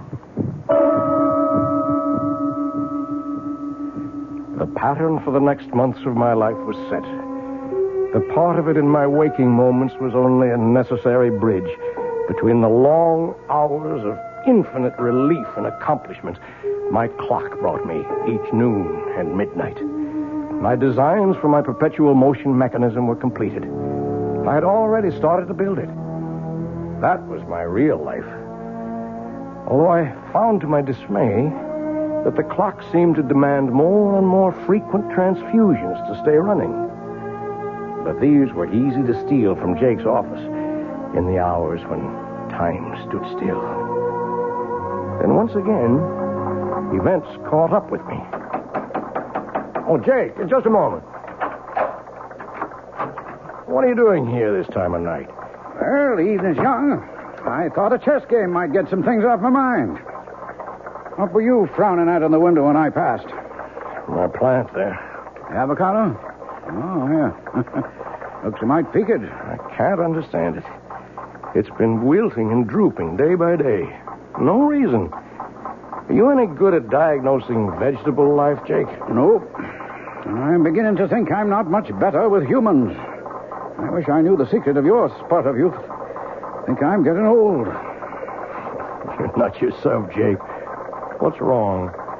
I don't know. In a way, it goes back to Henrietta's death, or seems to. What does? Well, I never said too much about the way she died at the time, Ethan. Congestive heart failure, you said? Oh, that's true enough. That's a condition that produces an end to living. But what caused it? Are you asking me? No, I'm asking myself. And I have no answer. Oh, tests were run and the pathological evidence was clear enough. But in spite of massive transfusions, we couldn't stop Henrietta's blood from simply disintegrating. Quite literally turn into water. And that's unusual. Abnormal. Never seen a case like it before. In the last 3 months, I've lost 3 of my patients to the same sort of, what shall I say, same sort of malady. I might have seen it developing, except for a strange thing. What? Well, all of them had been to my office and had routine blood samples drawn for physical checkup. And the samples didn't warn you? There weren't any samples to examine. Unaccountably, they disappeared from my office. And one other strange coincidence. The night your wife died, a blood sample for a patient in the hospital disappeared. And that patient died later? Yep, about 4 weeks later. But I don't know why I'm worrying you with all this. It's none of your business. But it is. Huh? Oh, you mean as far as Henrietta is concerned? No, I mean much more than that. Ethan, what is it? I didn't mean to upset you like this. I'm not upset. I mean, I just want you to understand. Understand what? That I'm sorry. Oh, I'm so sorry. Well, you're a good friend, Ethan. And I guess I don't feel like any chess tonight now. I'll run along. Jake. Yeah? I never asked before, but do you remember exactly what time Henny died? Oh, about 25 to 12, I think.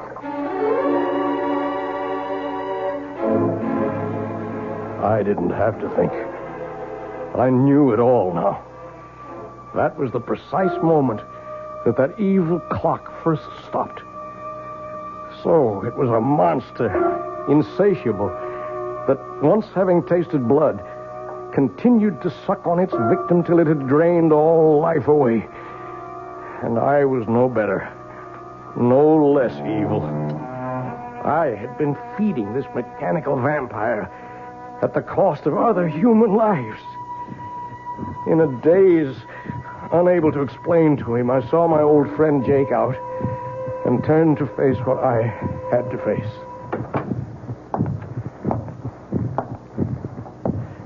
The shop was dark as I walked to the clock. My ears were so attuned to it by now that I'd been aware that it had started to labor and needed a fresh transfusion. I was more than a little mad by now, as in the dark I said to it, "Die! Damn you, you devil! Die!" My moment of triumph was brief. I still had my own expiation to make. Not only for my wife, but for all those others. And there was a personal sadness as my hands in the darkness traced the form of my perpetual motion machine, which would never be completed now.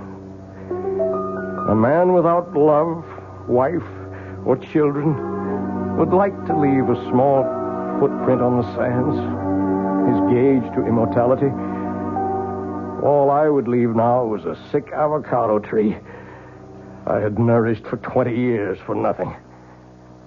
And then suddenly, I heard stealthy footsteps and pulled back into the shadows.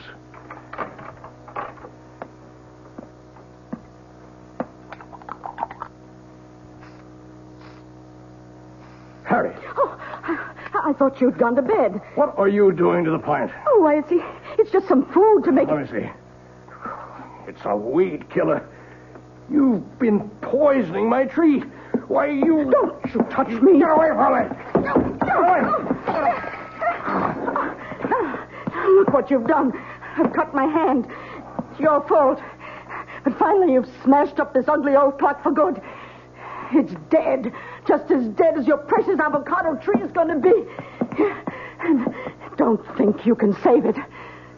I knew you'd never agree to take it out of the window, so I've been poisoning it for weeks. It's as good as dead right now. And so were you, Harriet. So were you. Her blood had started the damn thing again. But this was to be the last time. What is there left to say? I have to watch another human being die. Slowly, inexorably, unable to arrest the inevitable. And even though it is someone I despise, my guilt is in no way lessened. The only pleasure I can take is that as Harriet sinks, so does that remorseless, evil, damnable machine. And once its heart is stilled, I shall destroy it forever. The one element I have not tried against it is the enemy of the devil. I shall take it, chained to my body, when we go to our grave in the river, to share it for eternity. As I finish this confession, to mail to my good friend, Dr. Jacob Royce, I can hear the evil thing labor, about to die. It's time for me to write the end.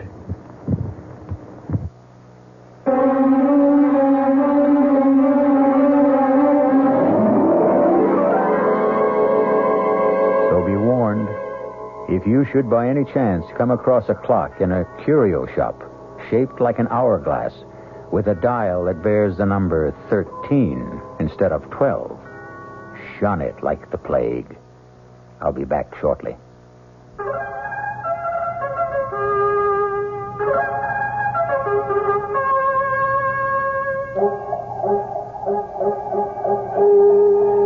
Hello, mystery fans. This is the Creeping Claw. Yes, this is the Claw, and I'm coming your way. I'm coming your way, and I'm gonna get you.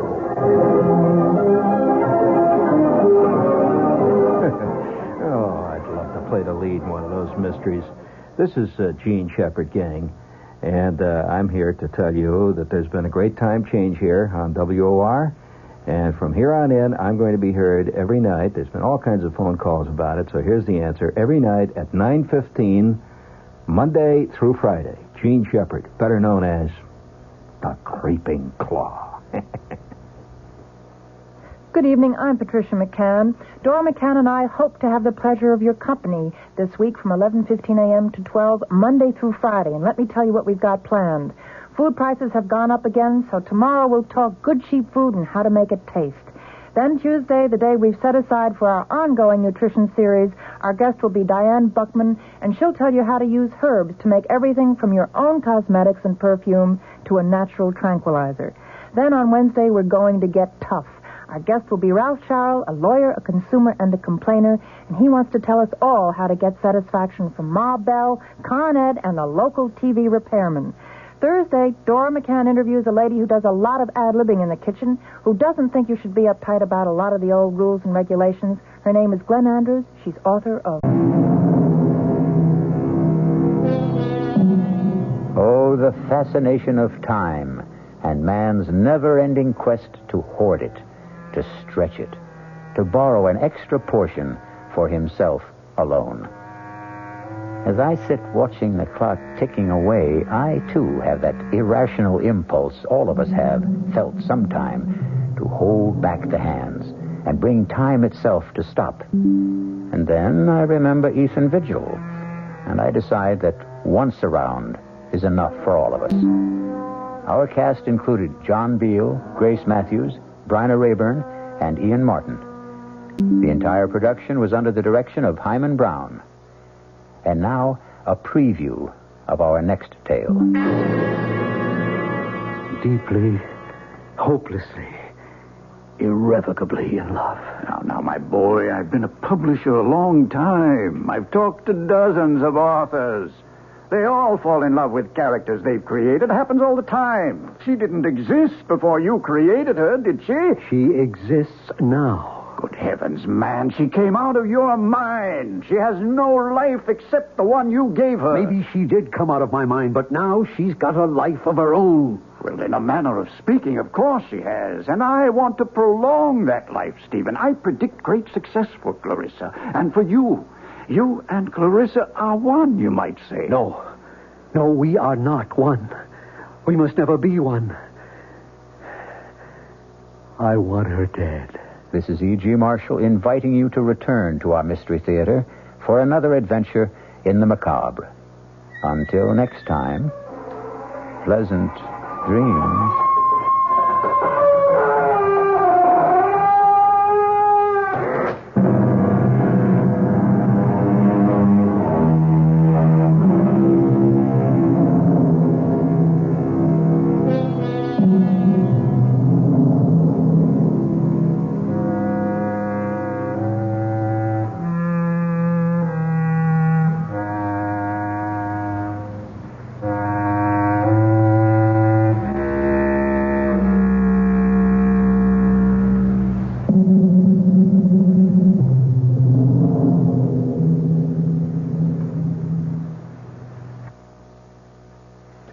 WOR Mystery Theater was brought to you by ShopRite Supermarkets, where you get a lot more for a little less, and by Suburban Savings, with offices throughout North Jersey.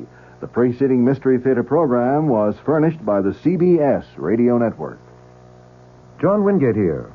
You have a problem? Money, stocks, medical, or whatever.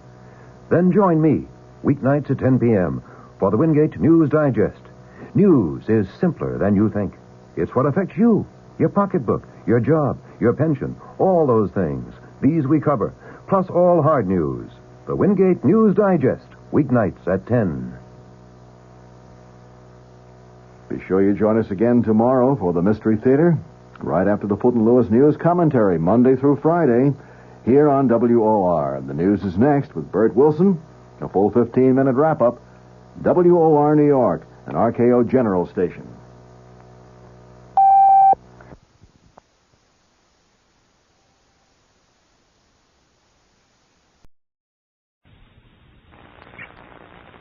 The CBS Radio Mystery Theater presents...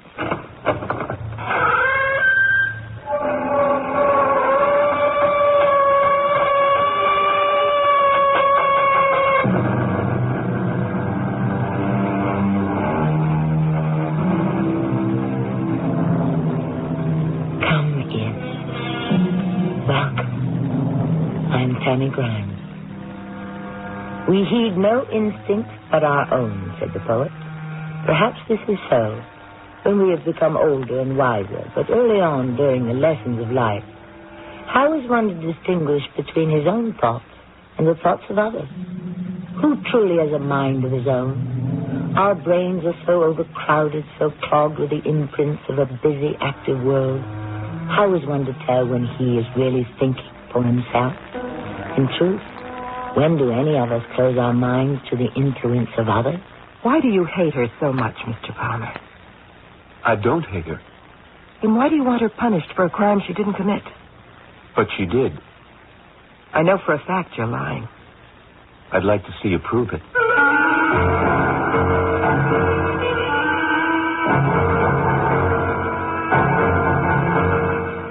Our mystery drama, First Impression, was written especially for the Mystery Theater by Victoria Dan and stars Terry Keane. I'll be back shortly with Act One.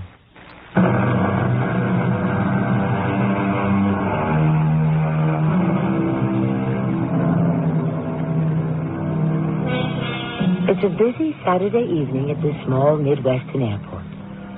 Some passengers scurry to catch their flights while others wait impatiently in the long line at the ticket counter.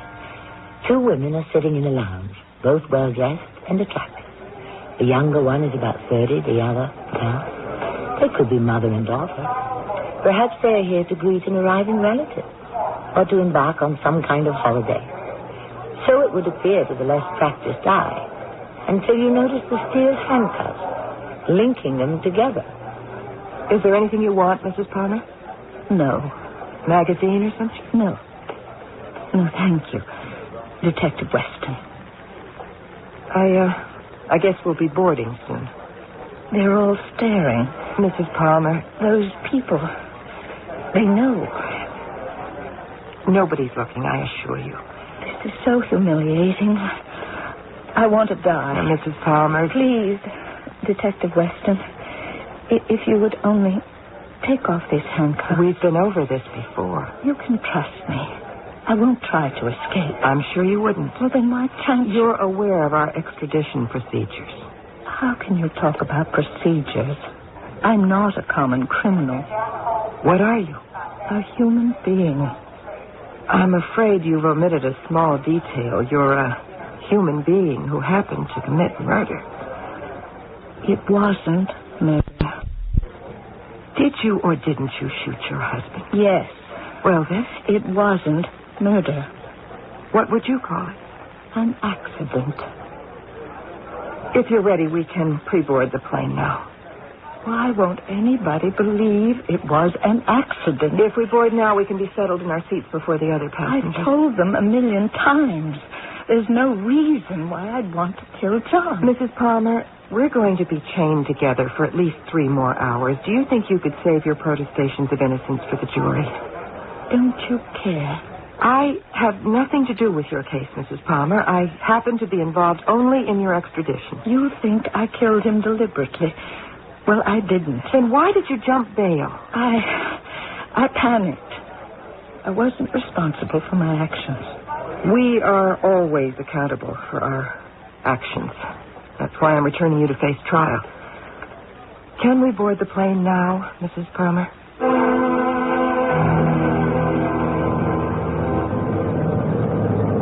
Are you all right, Mrs. Palmer? Considering the circumstances, I suppose so. You don't look very well, Detective Weston. Oh, I don't like flying. I love it. That is, I used to. John, my husband and I, we traveled everywhere by plane. Oh, that's nice. Before John retired from the company, there wasn't a week that we weren't jetting someplace for one reason or another. Oh, that's very interesting. You see, I was indispensable to him. Well, obviously, he wasn't indispensable to you.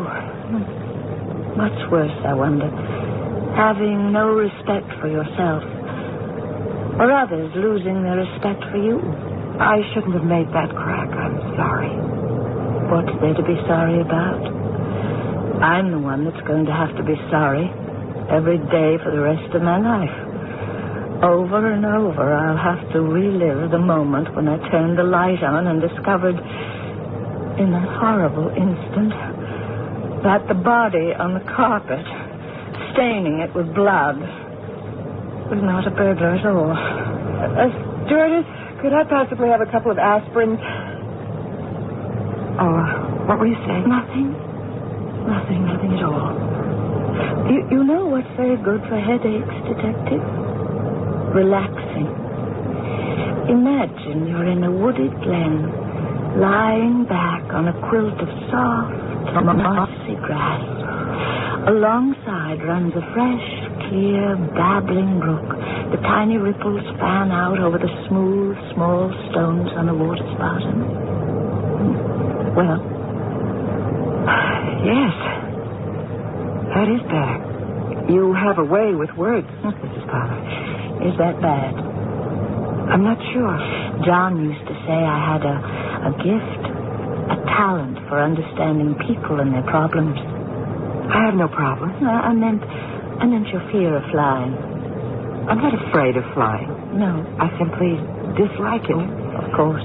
Even if I were afraid, as I said, I'm not. It goes with the job. You love your job, don't you? Sometimes. I love my job all the time. I started right out of high school. Mr. Palmer was still married to his first wife. Back then, I was gawky and unattractive.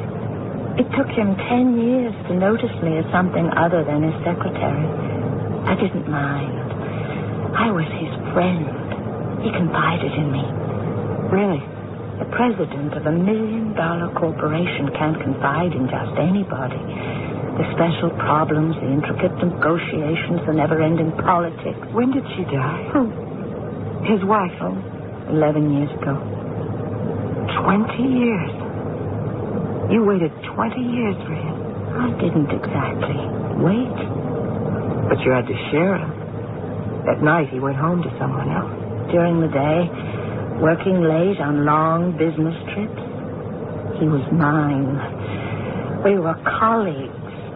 That part of him I never had to share with anyone. Besides, there was still the company. The company? His company almost became our company. I helped it grow, watched it expand.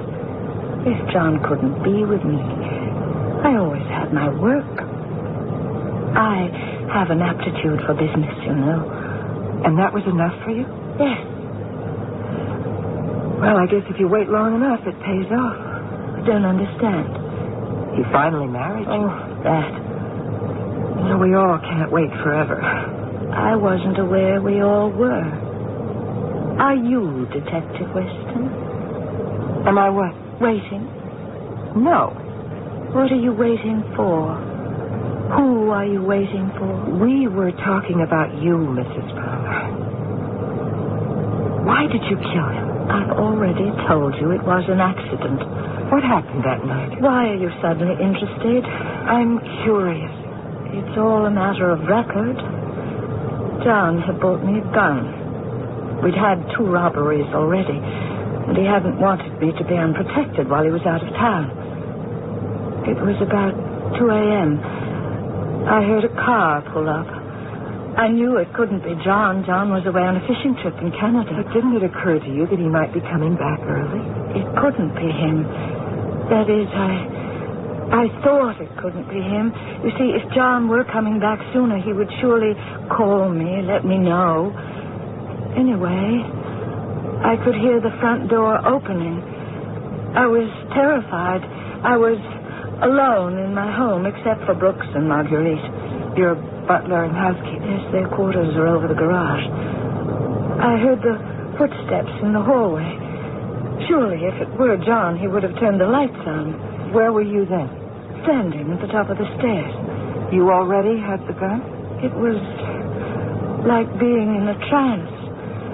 I could hear my heart beating against my ears. I couldn't feel my arms and legs. I started to walk down the stairs. I was weightless. I floated. Below was a shadowy figure in the darkness. It was tall, frightening. See, it wasn't a person. It was an apparition. I had to be dreaming. Then this apparition, this thing, raised its arm at me. The gun in my hand started firing. You know the rest. Yes, I know the rest. I just have one question. What? Why doesn't anybody believe you?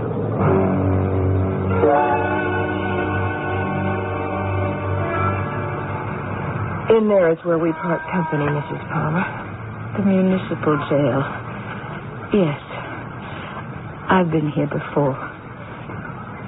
Detective Weston? Yes? When they finally set a new date for my trial, will you be there? I don't know. It would be very, very encouraging to see one friendly face. Oh, I find it hard to believe that a woman like you has no friends.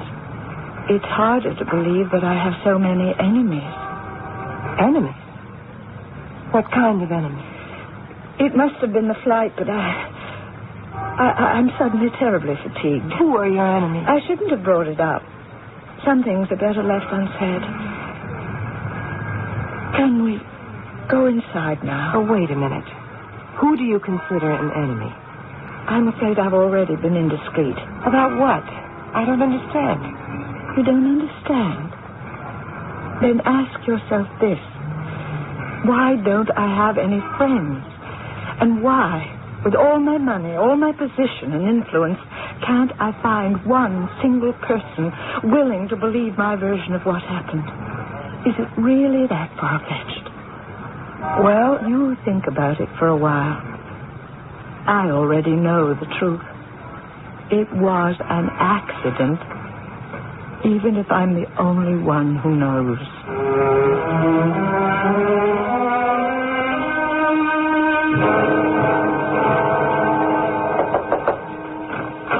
Weston, come on in. How are you? Captain? Sit down. Tell me about your trip. It was all right. She didn't give you any trouble? It depends on what you call trouble. Well, what's that mean? About this Palmer murder case, there's something very funny about it. No? I read up on it last night.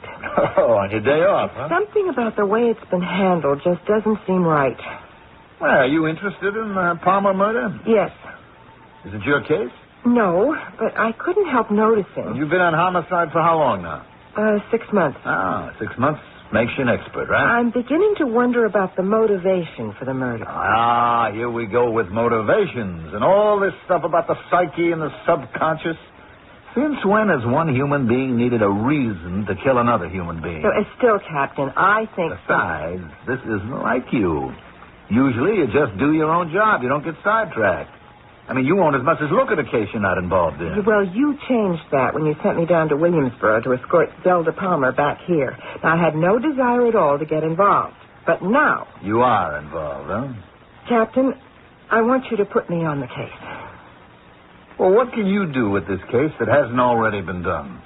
I believe I can prove that Zelda Palmer is innocent.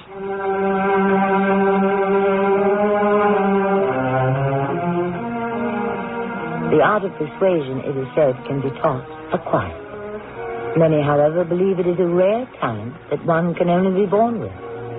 And though all the people we've met thus far seem to be trying to persuade other people in some direction, it would appear that only one has so far been successful. Of course, this is only Act 1. And when dealing with the human nature, anything is bound to develop. When I return with Act 2.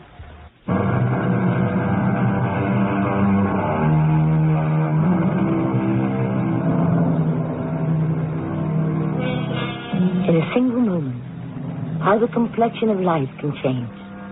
We look in the eye of someone we think we know so well and see a light we never saw before.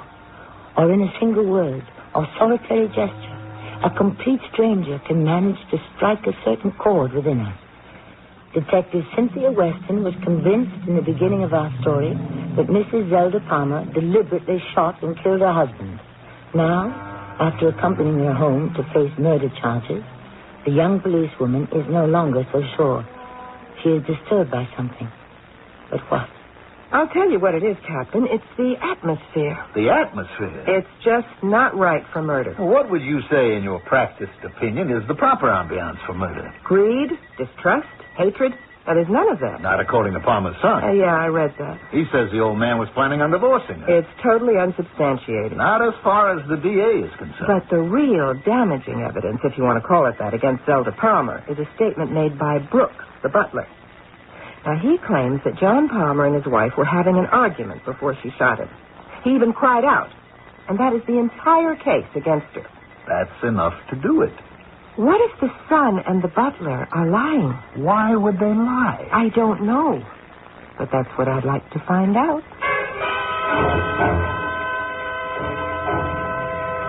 Yes? I have an appointment. I'm Detective Weston. Well, go right in. Mr. Palmer is expecting you. I'm not interested in your excuses, Murphy. Find out what price they want and give it to them. Get back to me in an hour. So, you're the detective who called earlier. Mr. Bradley Palmer? Oh, I hate that name. Bradley. Sounds like a little kid who won't eat its spinach. Well, then what do people call you? Mr. Palmer. Do you mind if I sit down, Mr. Palmer? Go ahead. Is this going to take long? I've got a conference scheduled for 10:45. How long have you been running Palmer Industries? 3 years. And what were you doing before that? I was, out of the country. Where? Here and there. Is there a reason you can't be more specific? What bearing does it have on my father's murder? I believe you were somewhere in the Far East, weren't you, Mr. Palmer? Well, if you already knew, why bother asking? Your reluctance to be candid with me is very interesting. What were you doing in that part of the world for over 7 years? Why don't you tell me? You were in a monastery. A very obscure teaching sect in the Himalayas known as the Gahari Shimta. What does this have to do with... Aside from preaching a doctrine of nonviolence, the Gahari Shimta reject all material wealth. How do you know about Shimta? Now, today you drive a Mercedes, wear $500 suits, and run one of the largest corporations in the country. What made you give up the monastery, your entire way of life, and return to the state? My father asked me to. And anyhow, my time with Gahari was complete. Why did your father want you home? I should think that would be obvious. He's getting older.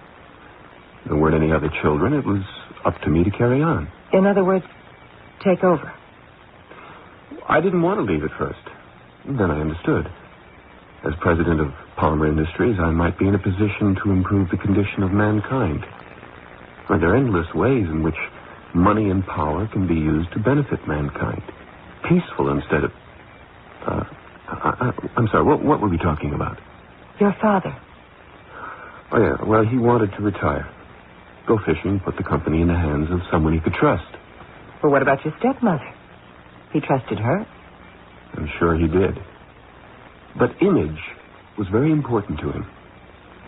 You see, Father was convinced that a woman, no matter how competent, would convey an image of weakness, which would reflect on the entire company. Weakness, vulnerability, that's what sets the wolves at your door. That is the nature of the world, I suppose. Mr. Palmer, who would stand to gain the most by your father's death? Gain? I consider death a loss. Or on a purely material, financial level, who would benefit the most? My father had already divested himself of the bulk of his estate. Which means? Well, the house, other properties abroad, and cash assets he left to her, my stepmother. What about the company? He signed the controlling interest over to me a year ago. Why do you insist your stepmother's actions were premeditated? Because they were. On what do you base your opinion? I just know, that's all. Mr. Palmer, why did you lie to the district attorney? I haven't the vaguest idea what you're talking about. You claimed that your father confided to you his desire to initiate divorce proceedings against your stepmother. Now, I don't believe such a conversation ever took place, except in your mind. And by what method do you deduce that? Just a hunch. But your answer sewed it up for me. Notice your first instinct was not denial or outrage, but a smug retort. Thank you for your time. I assure you we'll be speaking again very soon.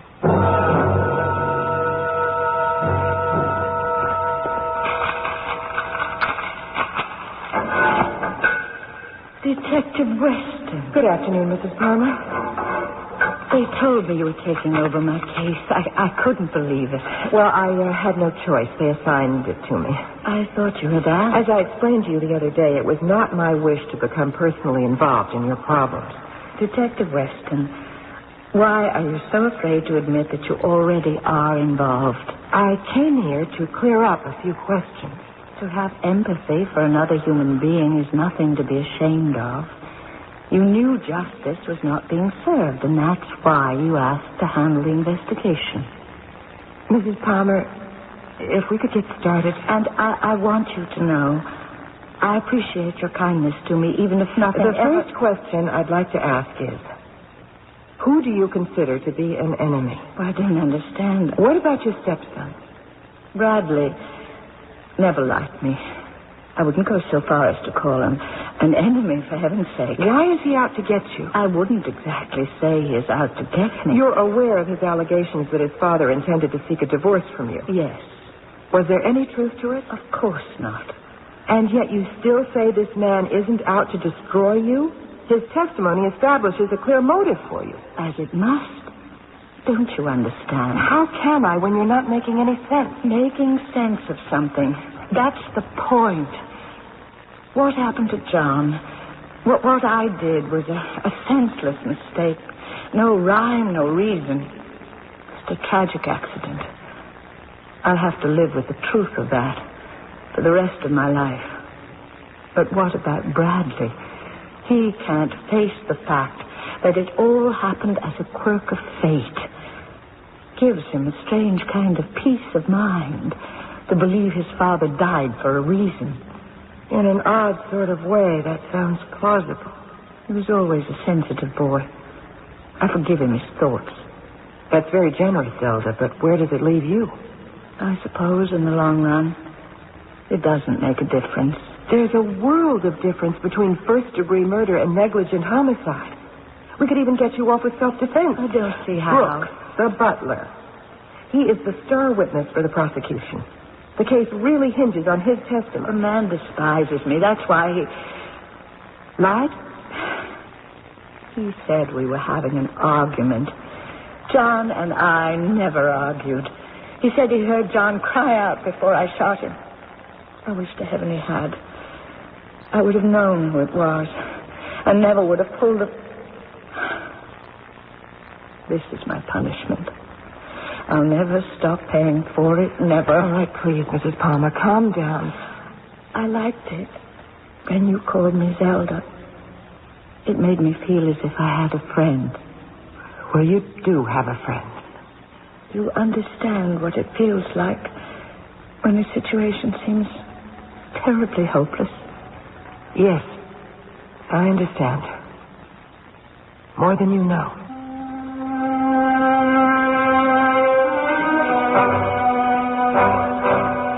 He was a good man. He didn't deserve to die. Well, nobody deserves to die, Mr. Brooks. Well, just Brooks, if you please. And if I may, I disagree with you. There are many who deserve to die, making the world a better place as a result of that absence. Yes, well, about that night. They already have my statement. I don't. Margaret and I were asleep in our quarters over the garage. I heard this car pull up in the driveway. A moment later, I heard the front door open. You must be a very light sleeper. Yes. My wife, bless her heart, is sleeping like a log, dead to the world. Then what? I have gone over this before. Not with me. Very well. After a moment or two, I heard voices. It was Mr. and Mrs. Palmer. Her voice shrill and hysterical, and his low and calm. And suddenly I heard him shout, "No, don't." And? That is when I heard the gunshots. And by the time I arrived at the hall, the light was on, and Mrs. Palmer was standing over her husband's body, with the gun still in her hand. She was just standing there. Yes? Cool as a cucumber. Calm as can be. And she said, "Brooks, I believe we shall have to summon the authorities." One moment she's hysterical, and the next she's, as you put it, cool as a cucumber? Well, you know how women are. No, I don't. How are we? At any rate, I hope they put her away for life. That's what I hope. If we may depart from your aspirations for just a moment, could you tell me how long you've been working here on the estate? Margaret and I were employed 3 years ago. Who hired you? Mr. Palmer. Oh, so Mrs. Palmer had nothing to do with your being hired? They were out of town on a trip. But I thought you said... Oh, I meant we were hired by the present Mr. Palmer. Bradley? Yes. You see, the previous couple had quit rather suddenly, and Mr. Bradley consented to put the household in order while his father and Mrs. Palmer took a badly needed vacation. I believe you said on the phone that you wanted to see the house. Yes. I cannot imagine what you expect to find. Maybe I don't expect to find anything. Very well, this way, if you please, Detective Weston. So here's the spot where they had the argument, and this is where he fell? Yes. It was quite dreadful. Yes, I'm sure it was. Well, thank you so much for the guided tour, Brooks. That's all you wish to see? For the moment, at least. Oh, wait, there's just one other thing. Yes? When you heard the car pull up in the driveway at such a late hour, weren't you concerned as to who it might be? No, not at all. 2 o'clock in the morning and your boss is away on a fishing trip. Didn't the thought occur to you that it might be a burglar? Well, it was a clear moonlit night. I could see the car quite clearly from my window. It was Mr. John's white Mercedes. You're sure? Of course I'm sure. Thank you. Brooks, did you ever hear the saying, thy strength is honor, thy honor is strength? No. Does it mean something?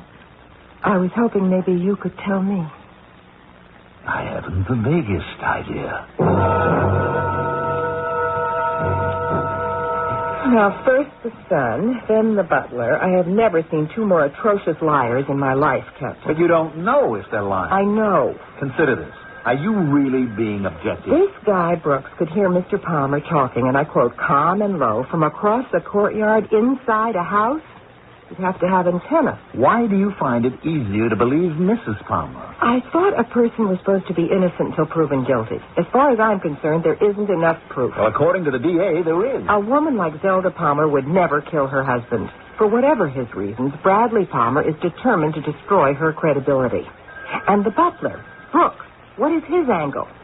How does he benefit by perjuring himself? Oh, and something else about Mr. Brooks. I have the feeling that I've seen him before.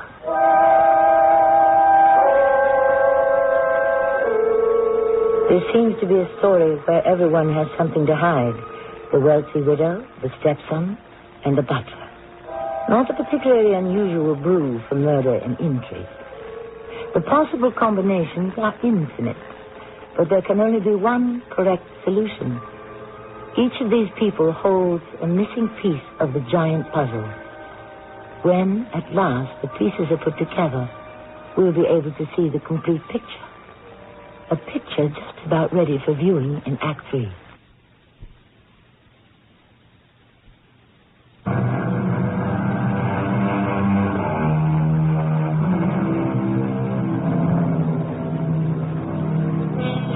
We rarely plan the great events in our lives. So very often we are victims of the cold, random winds of fate. It's possible to say that we are all wandering through this mammoth mystery called life without a roadmap, bumping into obstacles in the dark. Of course, some of us are better drivers than others. As long as we're on the subject, what exactly is driving our young detective? And more important, where exactly is she going? Now, that man Brooks, why do you think I've seen him before, Captain? Am I really supposed to answer that? I wonder if his real name actually is Brooks. Why do you keep insisting he's lying? Because he is. You can't prove it. So what have you really got? You got nothing. I've got everything. I just haven't managed to put it all together yet. Look, can't you see what this Zelda Palmer is doing? She's conning you. She's not conning me. 20 years. What? She waited 20 years for him to marry her. And that makes her innocent? A woman doesn't wait that long for a man and then shoot him. Wouldn't be the first time. A woman who waits that patiently for a man doesn't waste it all in a moment of anger. Oh, you want to bet? From what I can make of it, the Palmers were deeply in love. They had a very happy marriage. I don't care what the son claims. He was never there. And neither were you. I didn't have to be, Captain. Oh, really? I just know. I just figured out what's been puzzling me. What didn't sound right. No one has ever disputed the fact that the shooting took place in the dark. Well, she had enough light to take aim and get him right in the head. I'm not arguing that point. The fact remains that the incident occurred in almost total darkness. So? The entire case rests on the butler's statement that the Palmers were having an argument, a violent argument. Well, there we are. Where are we? Who has a violent argument in the dark? Who has an emotional, face-to-face confrontation in the dark? That's it? Yes. How many quarrels take place with the lights out? Obviously, you're not married. Quarrels of sufficient magnitude to result in murder? The lights are almost always turned on. The confrontation is eye to eye. That is your opinion. But it's so obvious. Maybe to you. So now the question remains the same. What do Mr. Palmer and Mr. Brooks have to gain by lying? Detective Weston, unfortunately, you've caught me at a rather busy time. This will only take a few minutes, Mr. Palmer. I must say you're very persistent. Brooks, the butler on your father's estate, he's very indebted to you. Why say that? Well, you hired him and his wife. Well, it doesn't exactly make one indebted, does it? It's very difficult to find a job of that caliber with a police record. See, I knew Brooks' face was familiar, so I spent some time going through old mud books. Mr. Brooks' real name is Wilbur Hopkins. His wife's real name is Edith. Both of them served over 20 years for armed robbery. They paid for their crimes. You're quite a believer in justice, aren't you? I believe that the punishment should fit the crime. It was very generous of you to give Wilbur and Edith a new lease on life. It takes a lot of influence to establish two people in new identities. As I said, they paid for their crime. And they deserved a second chance? Yes. Mr. Palmer, is this what you meant by using power and position to help those less fortunate? Perhaps. How very charitable of you. Acts of charity should be performed discreetly. I suppose you learned that from the monks of Gahari Shinta? No, from my father. Kindness and generosity are signs of weakness. Competitors are more likely to try to take advantage. One's image becomes less intimidating, more human, more vulnerable. We're on the topic of image again. Now, a man at the mercy of a woman, how much more vulnerable can he be?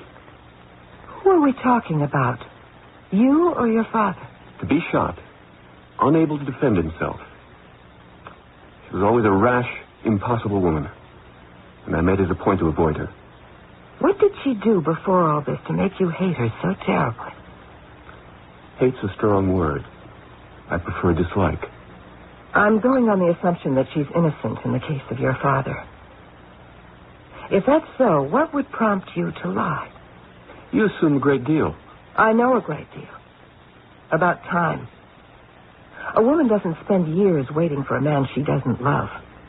And a man doesn't spend 7 years in a monastery just to kill time. Not a man like you. I learned a great deal. I believe that. Much of what you learned, you still practice. This entire subject of vulnerability, weakness. You claim the philosophy is a legacy of your father. But doesn't Shimtar also preach hiding weakness? Conveying an image of strength to avoid violent confrontation? How do you know about all these things? There's a very fine university in this town with a very fine library. Mr. Palmer, in many ways, you are still Shimtar. Everything you do and say has a special motivation behind it. Why are you out to destroy your stepmother? Destroy, that's another word I find distasteful. Detective Weston, do you have any children? I'm not married. I mean, with your intelligence and Beauty should be married. Look, I can go home and hear this. You were saying about children? Perhaps if I'd been her real son, instead of her stepson, perhaps if she'd been able to have a child of her own, maybe she would never have felt the need to... The need to what? That I can't tell you. Can't or won't? Both.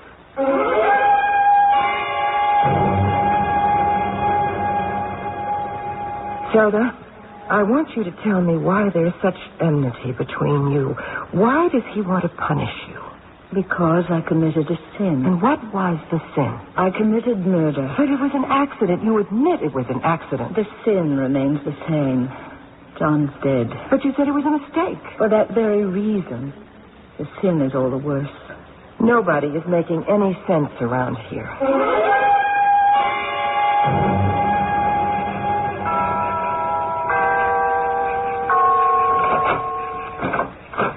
Detective Weston? I hope I haven't disturbed you at this late hour, Brooks. Well, you did tell me to expect you sometime past midnight. I wanted to check a few things out when the light conditions were similar to the way they were on that night. The moon is about the same. As you requested, I have switched off the lamps. Maybe you could just turn them on to guide me up to Mrs. Palmer's room. Brooks? Whatever you wish. I want to see just what she saw that night. Very well, this way, please.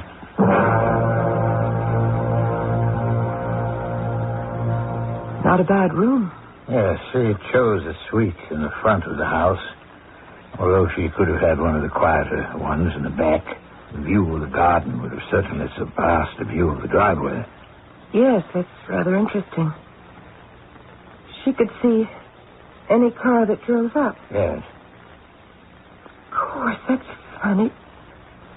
Look at my car down there. Did you ever notice how in the moonlight... What kind of car does Bradley Palmer drive? Mercedes. What color? Why are you asking? No, what color? Light blue. That's very interesting. Light blue. You ever notice the tricks Night plays? Now, down there, my car, it's white. It looks blue. Is that what she thought? I'm afraid that I don't follow it. A man goes away on a trip. He's concerned about the safety of his wife, and he asks his son to keep an eye on her and on the house. Only the son will do anything to avoid seeing the stepmother, so he does check up on the house. But only at night. What does this have to do? It was there all the time. Why couldn't I have seen it? Of course. She hears the car pull up. She runs to the window and sees the car. She knows whose car it is. At least she thinks she does. She goes downstairs with the gun. She can see the figure in the dark, only vaguely. She shoots. No voices. No arguments. No warning sounds. Isn't that right, Mr. Brooks? Or should I call you Mr. Wilbur Hopkins? Wilbur who? I know about you and your wife. I have absolutely no idea what you are talking about. Come on, Mr. Hopkins. He set you up in a new life, and you owed him. Oh, all right, yes, I owed him a great deal. And so you lied about the argument. Yes. But what was the difference? She was still... Still guilty? Of course. She didn't mean to shoot her husband. She meant to shoot somebody else. Bradley Palmer. Her husband's son.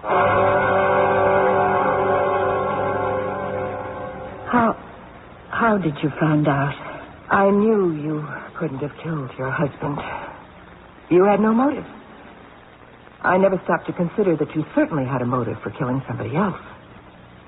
Your stepson. John wanted him to run the company. I could have done a much better job. I loved the company much more than Bradley did. He didn't help build it, watch it grow. So when you looked out of your bedroom window that night, you thought it was Bradley's car, didn't you? John wanted his son to carry on. Why not me, his wife? The thought never occurred to you that your husband might come home early, so in the darkness, you made a mistake. You killed the wrong man. It was an unforgivable mistake. If it had been Bradley who died, the police would have believed me. They would have believed that I thought I was shooting a burglar. But who would believe a woman shooting her own husband? I would have believed you, Mrs. Palmer. For a while, I did. What are you going to do, Detective Weston? I'm not going to do anything. I don't understand. I'm going to leave things just the way they are. You did murder your husband. Bradley Palmer was quite right when he said it. The punishment should fit the crime. At least you can help me convince people. Let them know I love John. I would never want to kill John. That's all I want people to know. They're never going to know, Mrs. Palmer. And in truth, that's going to be your punishment.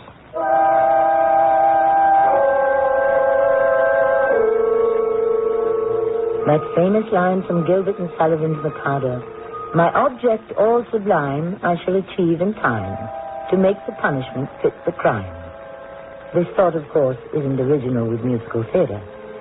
It is a philosophy that's existed for thousands of years in the cultures of both East and West. Although very often, evildoers seldom receive their just deserts. We'll be back with more food for thought shortly.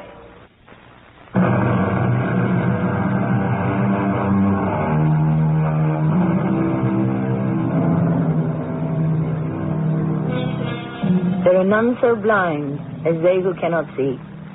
In this story, we've dealt with people who are blind in their points of view, limited by their own unfortunate experiences. Whether she's convicted for one murder or another, Mrs. Zelda Palmer's physical punishment will be the same. But the most important punishments take place within the mind and heart, because it is within our souls that we must be fully answerable to whatever power exists. Our cast included Terry Keane, Carol Seitel, Keir DeLay, and Mandel Kramer. The entire production was under the direction of Hyman Brown. Radio Mystery Theater was sponsored in part by Raven House Paperback Mysteries. This is Tammy Grimes, inviting you to return to our Mystery Theater for another adventure in the macabre. Until next time, pleasant dreams.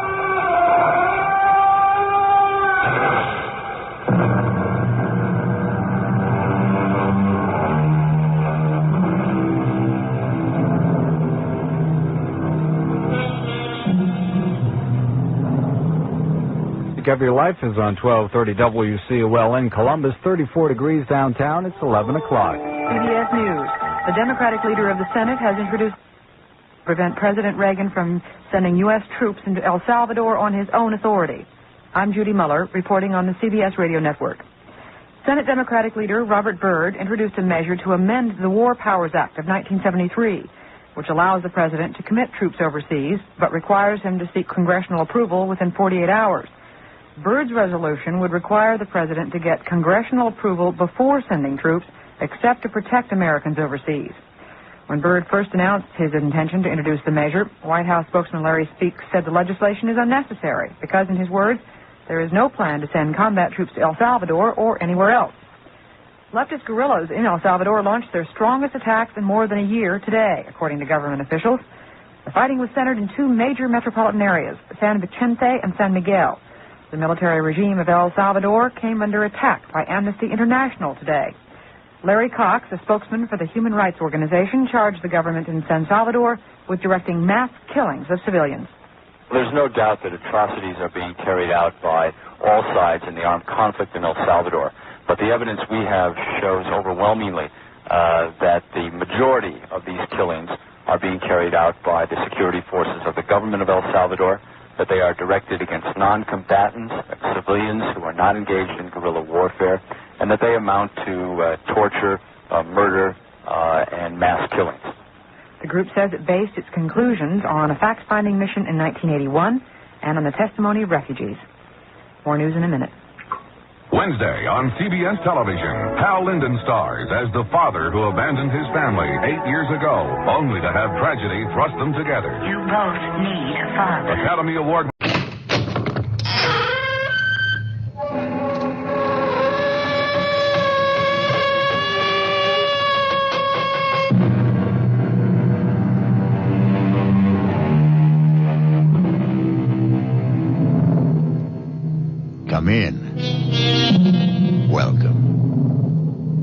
I'm E.G. Marshall.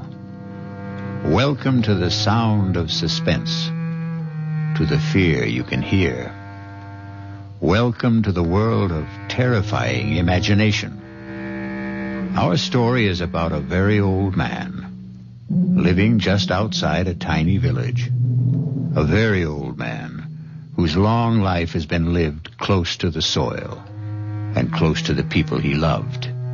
People still living and people long dead.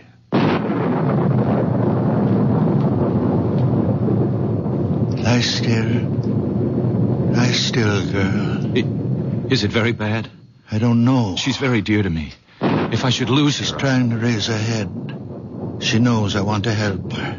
Do you think you can? Young man, I never said I was a doctor. But I thought... the way I'm just an old man.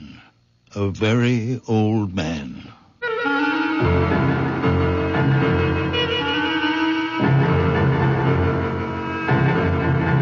Our mystery drama, A Very Old Man, was written especially for the Mystery Theater by Elspeth Eric and stars Santos Ortega. I'll be back shortly with Act One.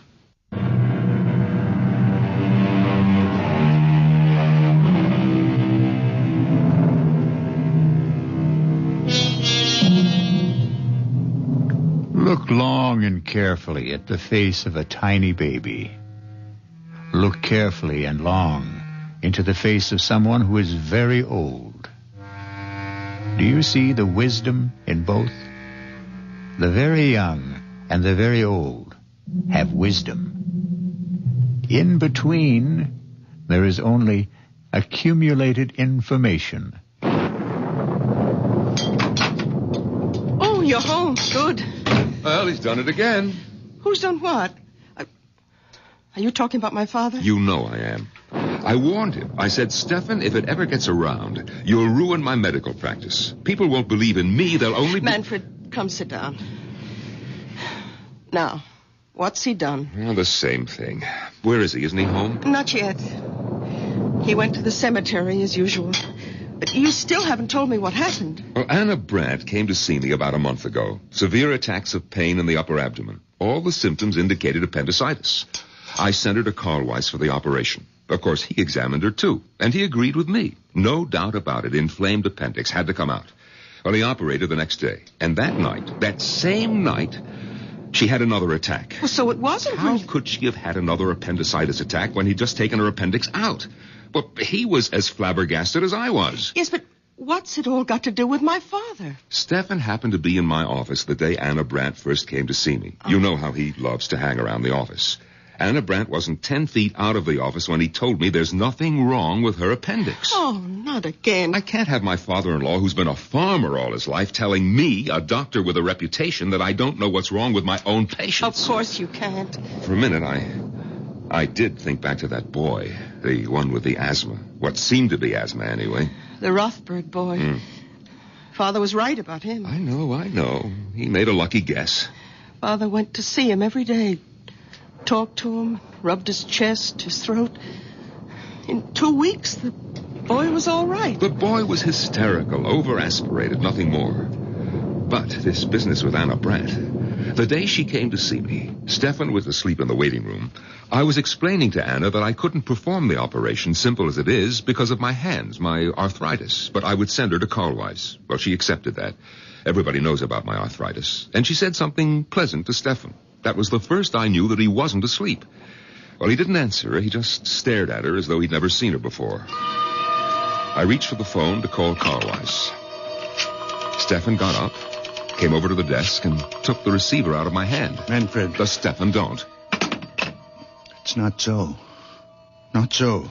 Have you had a bad dream, old man? It's not so what you said to Anna Brandt.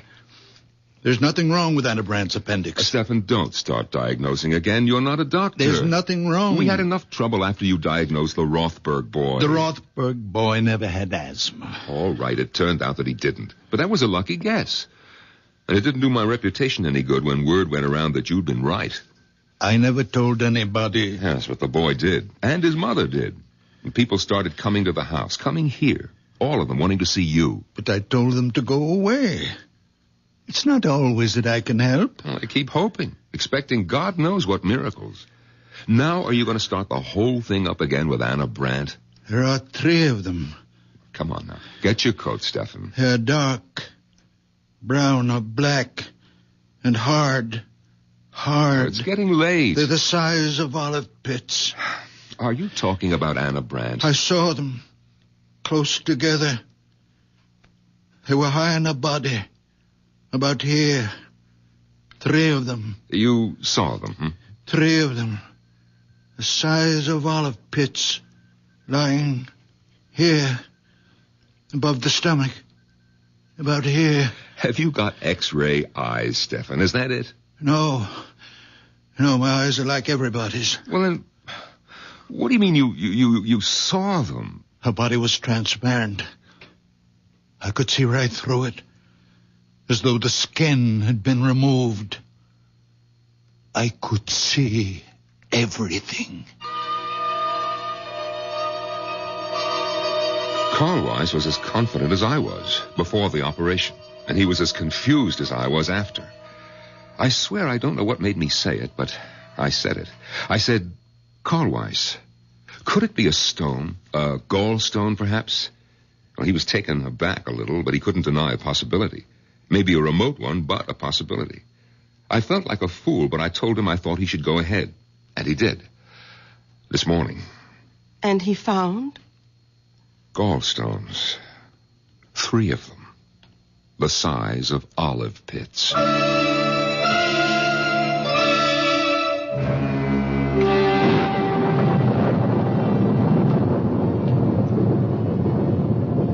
Lie still, girl. Is it very bad?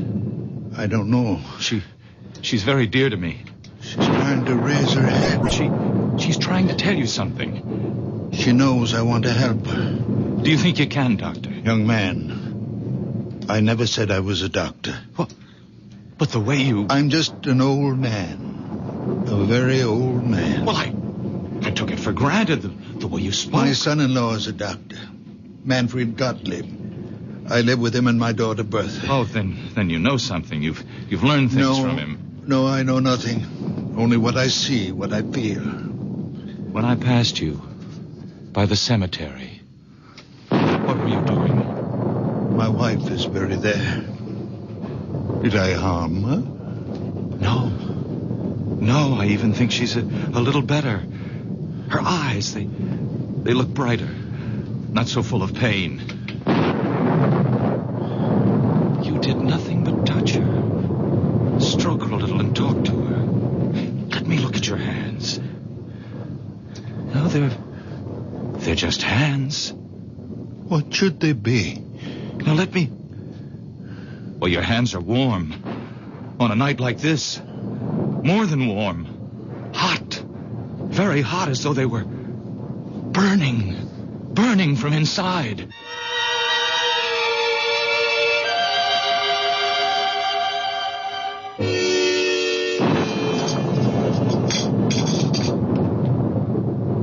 If it should get around about Anna Brandt... You don't think I'd tell anyone? Well, these things have a way of leaking out. Look, you're not going to tell Father, are you, that Carl Weiss found the 3 stones? You think I shouldn't? He wouldn't tell anyone. He didn't tell anyone about the Rothberg boy. It was the boy's mother who shouted it from the housetops. And look what happened. People showing up here. When he saw them, he hid in his room. And when they left, he went to the cemetery, sat by my mother's grave. You think that he's there now? Oh, I suppose. Sometimes he stays for hours. I wish he'd get home before the rain starts.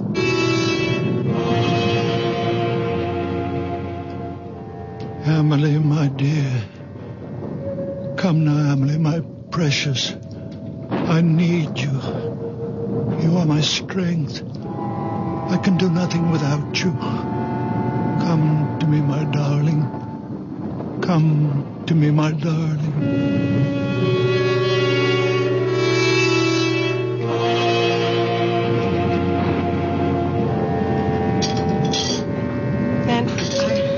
I don't want him to start thinking that any of this is real. He mustn't think that he has some magical power. Listen, if you treat him as though he were possessed in some way, he might begin to believe it, and then his mind... Who knows what might happen? Bertha, have you thought that perhaps it's already happened? No. That he is deranged? I won't believe that. He's my father. I love him. He's old and childish, and sometimes I'm impatient. I am, too, often. But only the way I'd be with a child. In many ways, he is my child. The only child I have. Oh, my dear. I thought you'd stop brooding about that. Oh, I have. I stopped last year when I turned 40. But that's why. Because I have no child, he's twice as precious to me. I understand. I do understand. You know that I'm fond of him. Then let's leave him as he is. Don't let him think he's different from other people. Whatever you say. You know, the Widow Holder has been asking for him. The Widow Holder? Why? They keep telling me in the village that she has this great swelling on her head, big as an egg. Yes, I've heard about it. And she's afraid of doctors. Bertha, you don't suppose... The rain, it started. It's coming down like crazy. Oh, Father! Oh, thank goodness. I made it. Just in time. But you shouldn't take such chances. Why weren't you home for dinner? Where have you been? I kept something hot for you. Thank you. Now, give me your coat. That's it. Oh, where were you all this time? Didn't Bertha tell you? At the cemetery. You didn't go to see anybody? No, I didn't go to see anybody. Oh, here's a plate for you, Father. Nice pot roast and potatoes. Thank you, Bertha. I'm sorry I wasn't here for dinner. I lost track of the time. I ran into somebody. We talked a little. Oh. Manfred, let's go up to bed. Father, you'll be all right? Of course I'll be all right. Go to bed. Oh. Good night. Good night, daughter. Good night, Steph. Oh, Manfred. Yeah? How is Anna Brandt? Anna Brandt? I thought about it tonight. In the cemetery. Is she all right? Yes, she's fine. I thought she was. I had a feeling... Good night. Enjoy your dinner. Good night. His asking about Anna Brandt? He hasn't even mentioned her since that day in the office. Bertha, could he have heard about Carl Weiss finding the gallstones? Oh, he'd have said so. He always says precisely what's on his mind. There are times when I wish he didn't. Listen, he's talking to himself in the kitchen. Sounds as though he's calling someone. Manfred, he's an old man. Leave him be. Oh, please close the door. Come to bed. It sounds like Amelie. What? Did you say Amelie? Wasn't that your mother's name? No, it was my sister's. Oh, Bertha, I never knew you had a sister. You never told me. It was so long ago, before I was born. Their first child. She only lived an hour. My mother told me they'd just agreed on a name. Father leaned over the crib to kiss her, and she was dead. But that was 45 years ago. All these years he's never mentioned her. What was that? The door opened downstairs. Well, he's gone out. In this rain. Where could he have gone? There's only one place. He's gone to the cemetery.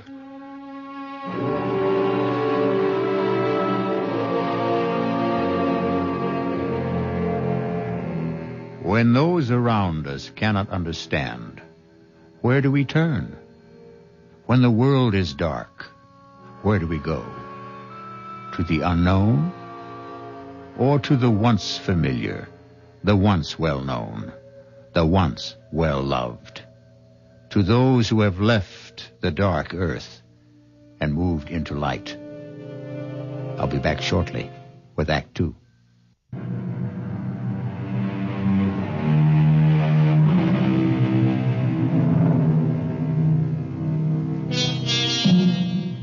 Now come back with me to the story of a very old man and the people who loved him and could not comprehend him, or could not comprehend him because they loved him, or because they tried too hard.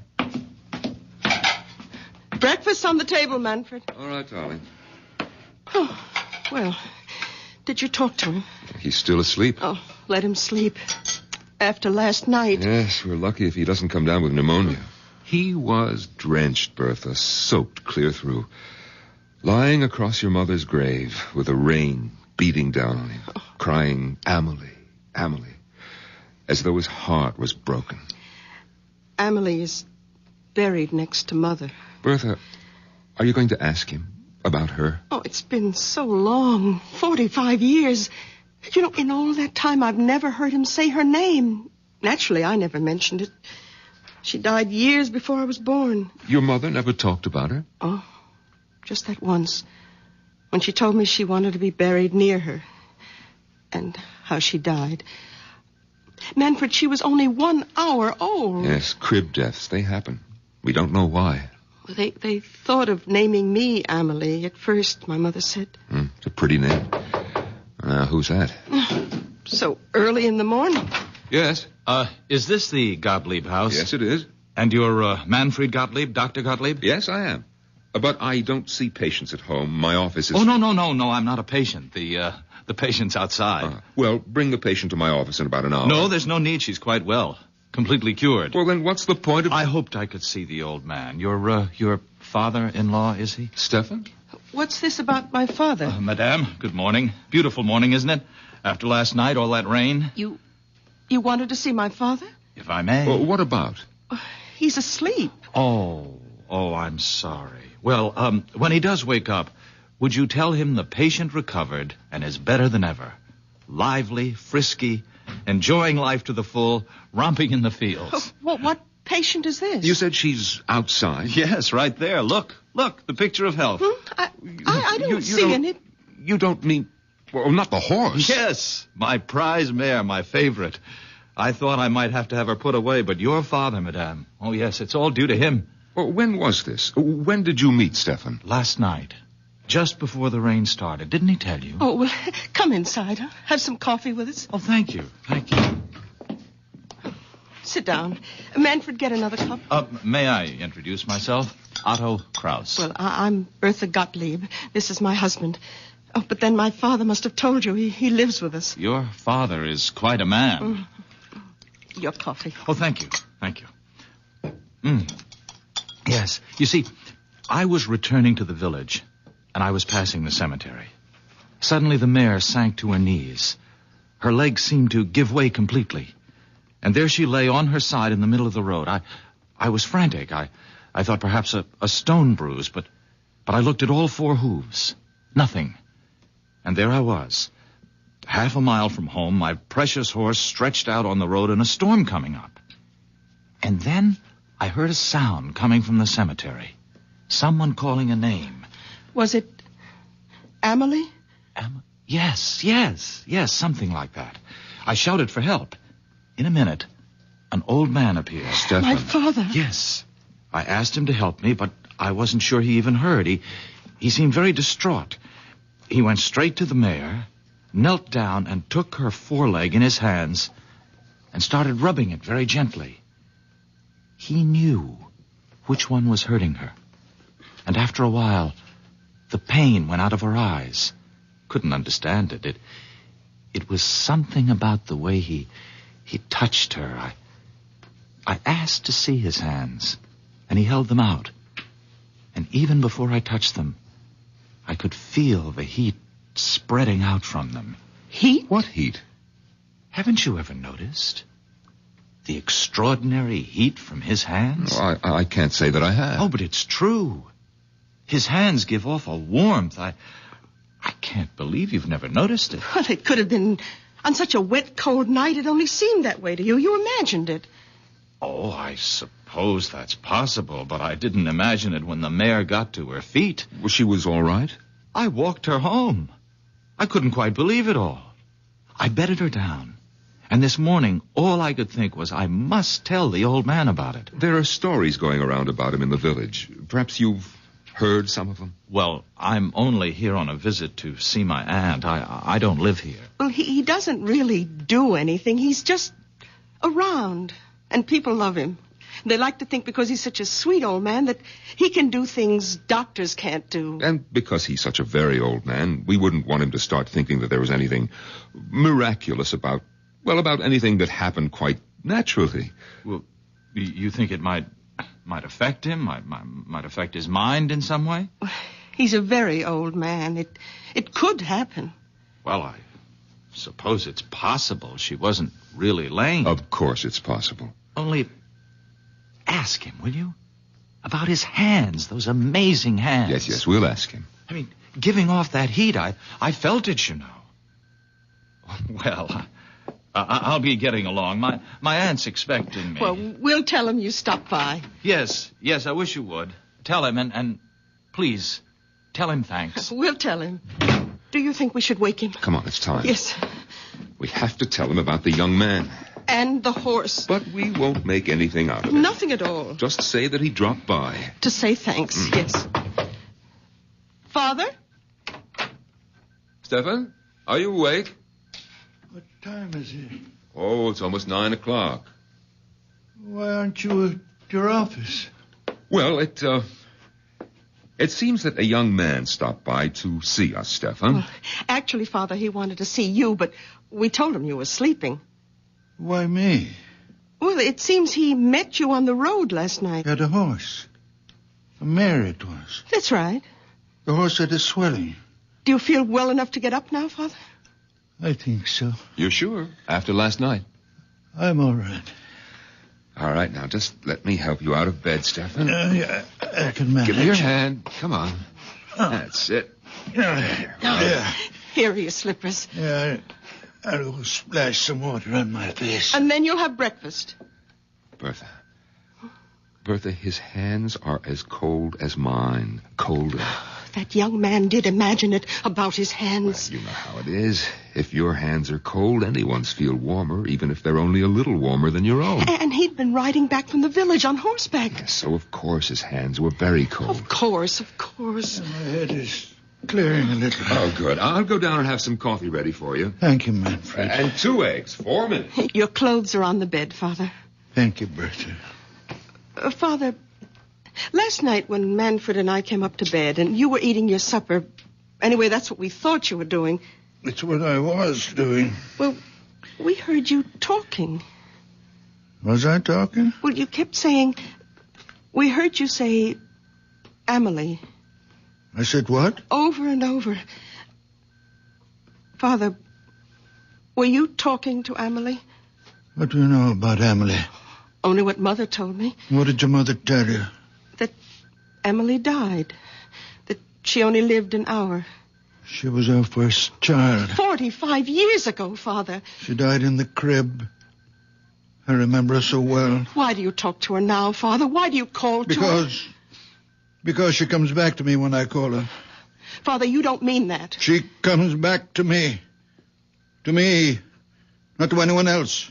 Only to me when I call her. You don't believe in ghosts. Amelie is not a ghost. Her spirit comes back to me when I call. Father, you can't believe I this. am the only person left on earth she remembers. Her mother is dead. The midwife is dead. When I am dead, there'll be no one for her to come back to. No reason to come back. You can't believe what you're saying. I don't have to believe. Or not believe. I know. I won't let you. You have nothing to say about it. Nothing. I will not stay in this house and listen to you tell me that my Amelie will not come when I call. I'm going to her now. Father, wait. Father, come back. Stefan, what's the matter? Get out of my way. Stefan! Father. Oh, Father. Well, he came tearing down the stairs. He brushed right past me. What's the matter with him? I talked to him about Amelie. I made him angry. Where's he gone? Do you know? To her. To Amelie.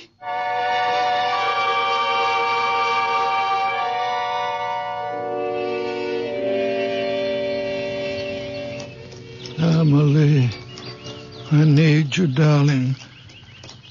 Come be with me, my darling. Your father needs you. I need you, my sweet Amelie. Old man? Oh, my Amelie. Stefan? Amelie. Stefan, can I help you, old man? No, No. You remember me, don't you? From last night? The young man with the mare. She was lame. Ah, you should see her now. They told me she's better. Better than better. Come have a look. Please come. Look there. Look at her.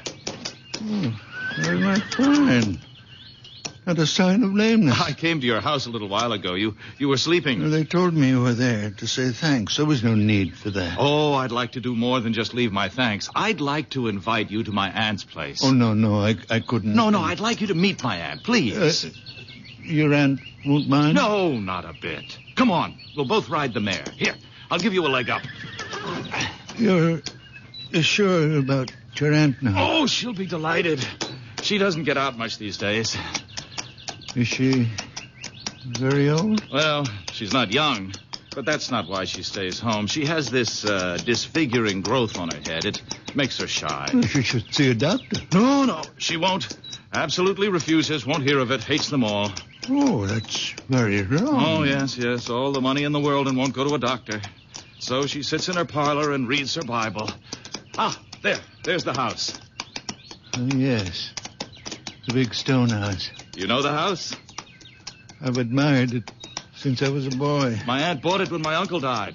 My uncle was Fritz Holder. You've heard of him, the manufacturer? I don't think so. Around here, I understand my aunt is known as the Widow Holder.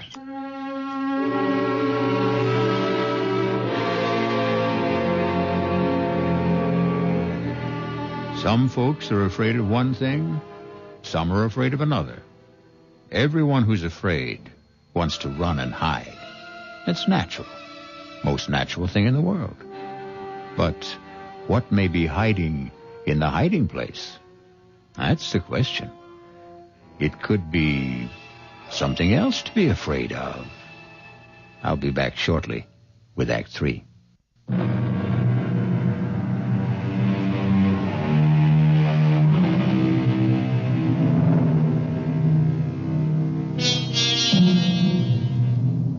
A very old man is mounting the steps of a big stone house in the company of a very young man whose aunt is known to the village as the Widow Holder. Listen now. My aunt is in. Otto? Ah, there you are, just where I knew you'd be. Come in, Stefan. Where have you been all morning, Otto? I missed you at breakfast and Oh, you brought someone with you. Yes, this is the very wonderful man I met near the cemetery last night when my mare went lame. Stefan, this is my aunt, Mrs. Holder. How good of you to come by. Madam. I don't have many visitors, not anymore. And I seldom go out because of this on my head. I don't like to be seen. I hope it doesn't offend you. No. Doesn't offend me at all. Well, it offends me. Perhaps I'm too sensitive, but that's the way I am. So I sit here and read my Bible. And that Bible's too heavy for you to hold in your lap all day. But it's the family Bible. It's the one I'm used to. I love this Bible. All right. Sit down, Stefan. I'm all right. I'll stand. Oh, both of you, sit down. And Otto, you tell me where you've been all morning and why you weren't at breakfast. Now, I told you last night how the mare went lame and how I met Stefan near the cemetery. Well, this morning, I let her out of her stall and she was dancing on her toes. I couldn't believe it. Stefan hadn't done a thing but rub her postern a bit. Is that really all you did? I did nothing. Well, he talked to her, rubbed her foreleg, and talked to her. How remarkable. You're a remarkable man. No. Oh, you're staring at me. Oh, I apologize. It's this awful growth. Otto, fetch me my shawl. I'll cover my head. No. Please. It's in my bedroom. I am not offended. I give you my word. Otto, don't go. No, it's all right. I'll be right back. Mrs. Holder, I am not offended. I am sorry I stared so. I will not stare again. Please forgive me. It's quite all right. Please, be calm. Sit down. I can't. Otto mentioned that you live with your daughter. Is that right? My daughter, Bertha. And your son-in-law. Manfred. They have children. No children. How sad. Oh, here comes Otto with my scarf. Mrs. Holder, forgive me, but I must take the Bible from you and... Oh! Stefan, have you gone mad? No, forgive me. I could not help myself. Aunt, are you all right? I think so. I saw him take the Bible off your lap. Stefan. He hit me with it. He brought it down on my head with all his strength. Forgive me, I didn't know what I was doing. I wouldn't hurt you, Mrs. Holder. I wouldn't hurt anybody. When I feel this way, I see things. I feel things. The Bible seemed to put itself in my hands. I didn't think what I was doing. I could not think. The feeling was so great that I must smash this thing on your head. That's all I wanted to do, Mrs. Holder, to get rid of it. And it looks to me as though you'd done that, Stefan. Aunt, go look in the mirror. I know I am not always in control of myself. I do things. I don't know why. I see things. I don't know why. But I would never hurt anyone. It's unbelievable. The growth is gone. Will you forgive me? And there's no blood. No blood at all. All the same, I'm going to get you to a doctor. No doctors, no. No, a blow on the head like that. No, I'm all right. My head is clearing now. It was just a shock. And that awful, ugly thing is gone. I don't need a doctor. Let me take you to my son-in-law. He's a fine doctor, a nice man. Maybe you've heard of him? Manfred Gottlieb? Gottlieb? You will like him. Manfred Gottlieb is your son-in-law. A wonderful man. A good doctor. But you must be Bertha Gottlieb's father. You cured the Rothberg boy. And I've heard talk about Anna Brandt. Look what you did for Otto's mare. Look what you've done for me. Oh. Why, you're the man I've been trying to find. I've been asking for you. It was God's hand let you here. Let me take you to Manfred's office. I don't need him. I only need you.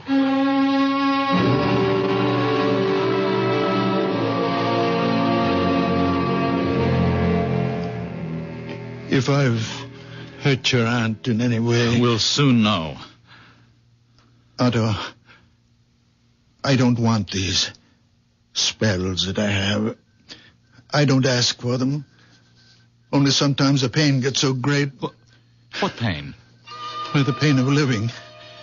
When it seems more than I can bear, I go to the grave of my wife and my baby daughter, my Emily.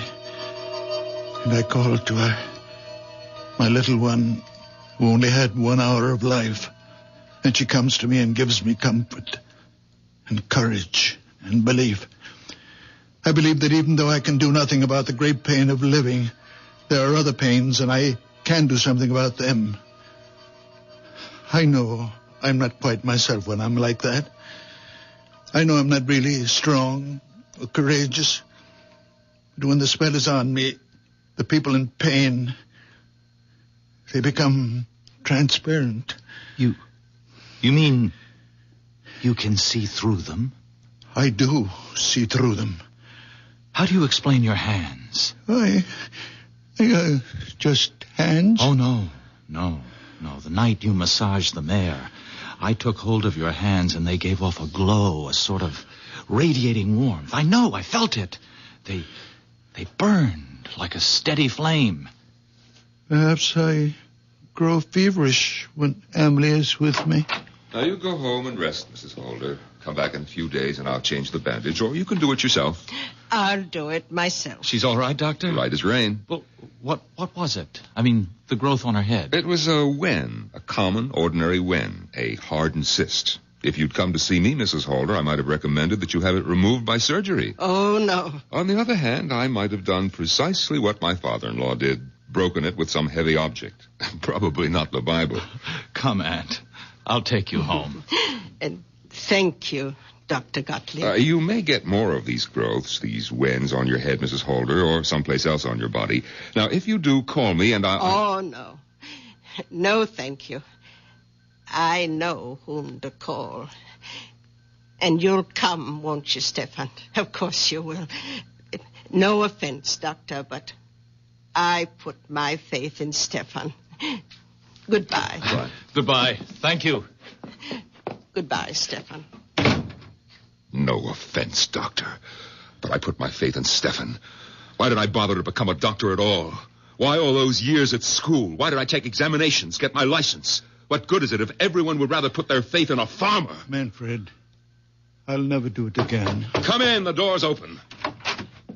Oh, you again? Doctor, those pains are back. Well, of course those pains are back, because you've been drunk day and night. What do you expect? Can't you do something, Doctor? No, I can't. Only you can. Stop drinking. You've been drinking steadily for 30 years, and you have cirrhosis of the liver.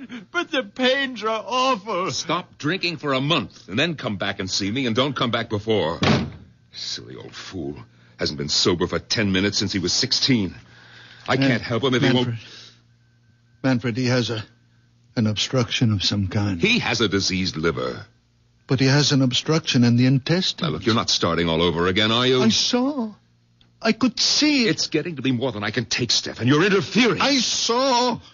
He was standing in the doorway, and I saw. His body was transparent. I could see everything. In his intestines, there is an obstruction. And that's what gives him pain. Stop it, Stefan. I'm warning you. It's all so clear, I know. You're going to stop it if I have to.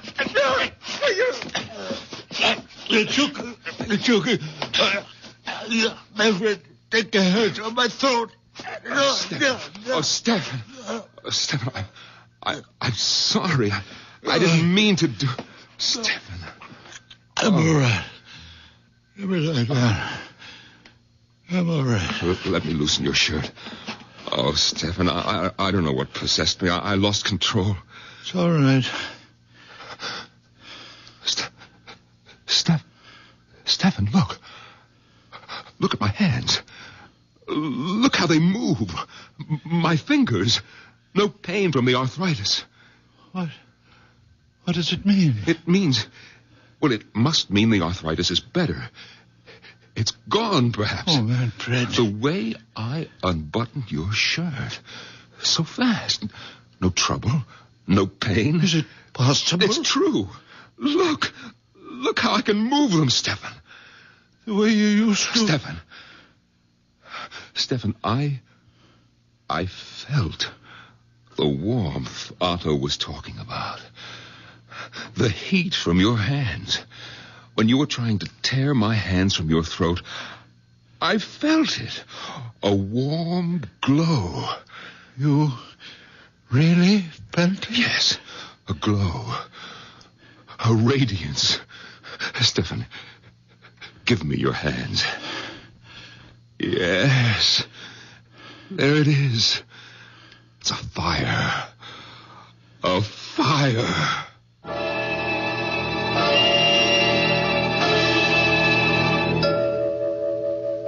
Bertha! Manfred, please. I think you're wrong. No, how can I be wrong? Look at these fingers. Look how they move. Watch me unbutton my coat. Oh, Stefan, I had to lose my temper. Try to choke you in order to touch you. I might have killed you. Oh, you wouldn't Where's have. Bertha? Bertha! Manfred, you're excited Excited? now. I'm delirious. I can go back to surgery. We'll be rich again. Our lives will change. Yours, too. I don't want my life changed, Manfred. If it means my daughter thinks me mad, deranged. Oh, she won't. It's only when my Amelie is with me, my little one, that I see him. It's Amelie who gives me the power. Bertha, where are you? Are you upstairs? I'm nothing without Amelie. It's her innocent soul that enters into me. What are you doing home at this hour? Bertha, where were you? Oh, I was taking a nap. Bertha, look. My hands. Look how my fingers move. What happened? Your father. Your father happened. His wonderful hands. Bertha, you remember the young man with the mare? How Stefan put his hands on the mare's foreleg and the mare got up and walked? We don't know that. It's true. It's true. You haven't seen the mare. It happened to me. To me, believe me. I can't. I didn't believe it either, but then Mrs. Holder came to the office. Mrs. Holder? Yes, she's the aunt of the young man with the mare. Stefan went to see Mrs. Holder. He didn't. Her nephew took him there, Bertha. And Stefan broke the wen on her head with a big Bible. Oh, no. He did right, Bertha, right. It was only a wen, and he was right. He didn't know what he was doing, and he was right. Manfred, you must stop this talk. Bertha, after Mrs. Holder left, an old patient of mine came in. The man has been a drunk for years. I was sure his liver was enlarged, diseased. But I sent him away. And then your father said, Manfred, you are wrong. The man has an obstruction. His intestines are blocked. You believed him? No, I didn't believe him. I was out of my mind with rage that he would dare to tell me that I was wrong. And well, Bertha, I took him by the throat. He tried to tear my hands away, and it was then. Bertha, it was then that I felt the heat, the blessed heat from his hands entering into mine. And now look. Bertha, if he can use his hands, be happy. Father, how long will it last? How can I know? Your moods, your spells, they've bewitched us all. I never meant harm. Well, they've got to stop. I want you to stay away from the cemetery. I'll stay away. I watch you every minute. If you like. I won't let you out of my sight. I'll treat you like a child. As you will. Because you are a child. I am a very old man. From now on, you're my child. No. From now on, you will have your own child. A real child. Not me. What? I can see. The child is growing inside you. Soon you'll know it yourself. Next spring, you will bear your child, and it will be beautiful. A little girl. And you will... I hope you will give her the beautiful name of Emily. Father? Then my Emily can rest. I won't have to call her anymore. She can rest.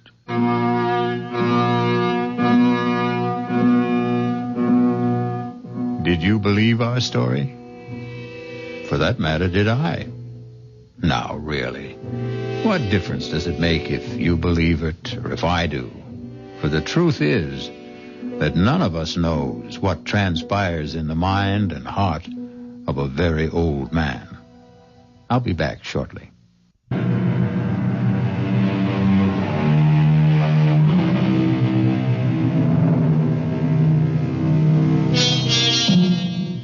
Ever happen to look up the word murder in a dictionary? No?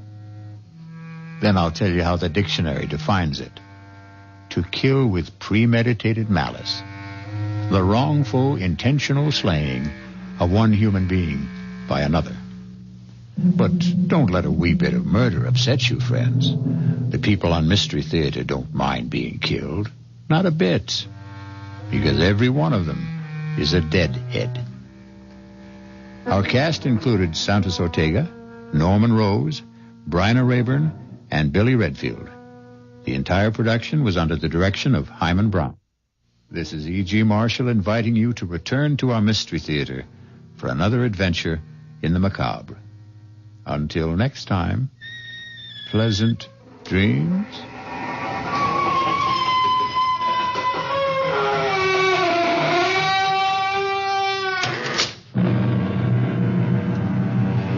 Wasatch Front weather, cloudy, turning cooler, widely scattered showers and a few...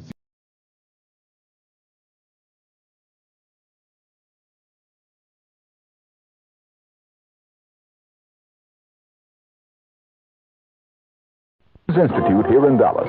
The program is open to any man or woman interested in broadcasting as a career. For application details, call the Scholarship Coordinator at KRLD 634-1080 during business hours. That's 634-1080.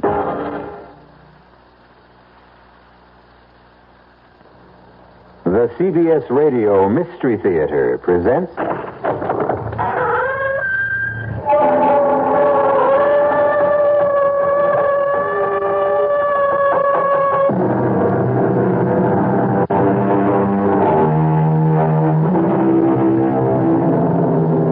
Come in. Welcome.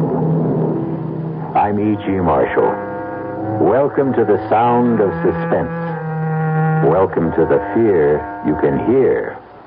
But mostly, welcome to the world of terrifying imagination. In this story, you're going to meet what some people call a shutterbug. You know what a shutterbug is.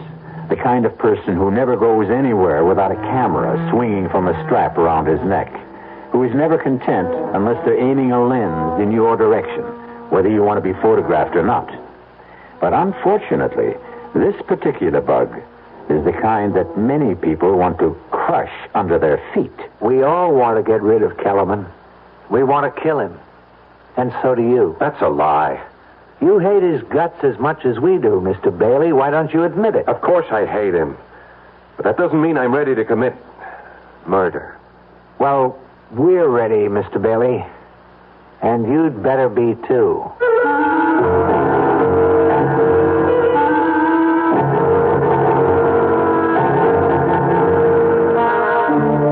Mystery drama, A Choice of Witnesses, was written especially for the Mystery Theater by Henry Slessor and stars Paul Hecht. It is sponsored in part by the Kellogg Company, makers of Kellogg's Special K cereal. I'll be back shortly with Act One. And now another tale of the ball and chain. At Kellogg's Special K presents the good, the bad, and the heavy. Why is that cowboy wearing a ball and chain? Because carrying around extra pounds can be just like carrying around a ball and chain. How symbolic. What will it be, senor? Give me the Special K breakfast. Here you go. What a Special K is milk on juice and coffee. Hey, don't I know you from someplace? You probably don't recognize me with my ball and chain. I used to be 10 pounds lighter, but I'm getting back that way by exercising and eating smarter every meal. Start with this here Special K breakfast. What's so special? It's less than 240 calories, 99% fat-free, and delicious. It's going to help me get rid of this here ball and chain. I bet your horse will be glad to hear that. Another ball and chain fights the dust. Your happy ending could begin with the Kellogg's Special K breakfast. That's Kellogg's Special K. That's right. Good night. Everybody needs to find a home. It's walls and floors and windows and doors with its own address outside. It's a yard with trees. Can you feel the breeze? Do you want to touch the sky? It's your home. It fits you like a glove. It's filled with love and family. Everybody needs to find a home.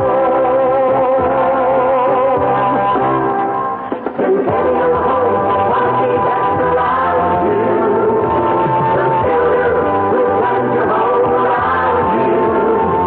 Centennial Home, I'm great around you. Centennial wants to be number one with you. Because Centennial wants to be number one with you, they're offering the lowest interest rates, 7 3/4% on homes purchased FHA or VA.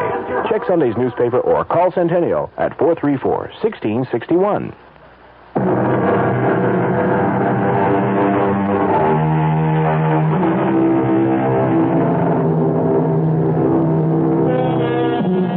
It begins on a warm day in early spring. The kind of day which tempts office workers to leave their desks and stroll through the nearest park on the noon hour. Among the strollers is an amiable young man named Gordon Bailey, who is enjoying the sunshine so much that he's taken a sandwich lunch to a park bench. He knows it's not going to be a very good sandwich. His wife, Pam, prepared it with her own loving hands, And even after 2 years of marriage, Pam seems unable to cope with even a hard-boiled egg. Oh, excuse me, mister. Okay if I sit down here? Oh, yeah, sure. Plenty of room. Thanks. Nice day, ain't it? Yeah. It's about time we had some good weather. That's a good idea. I mean, bringing your lunch to the park. Oh, it's my wife's idea. We're on an economy drive. Yeah, money's tight these days. Very tight.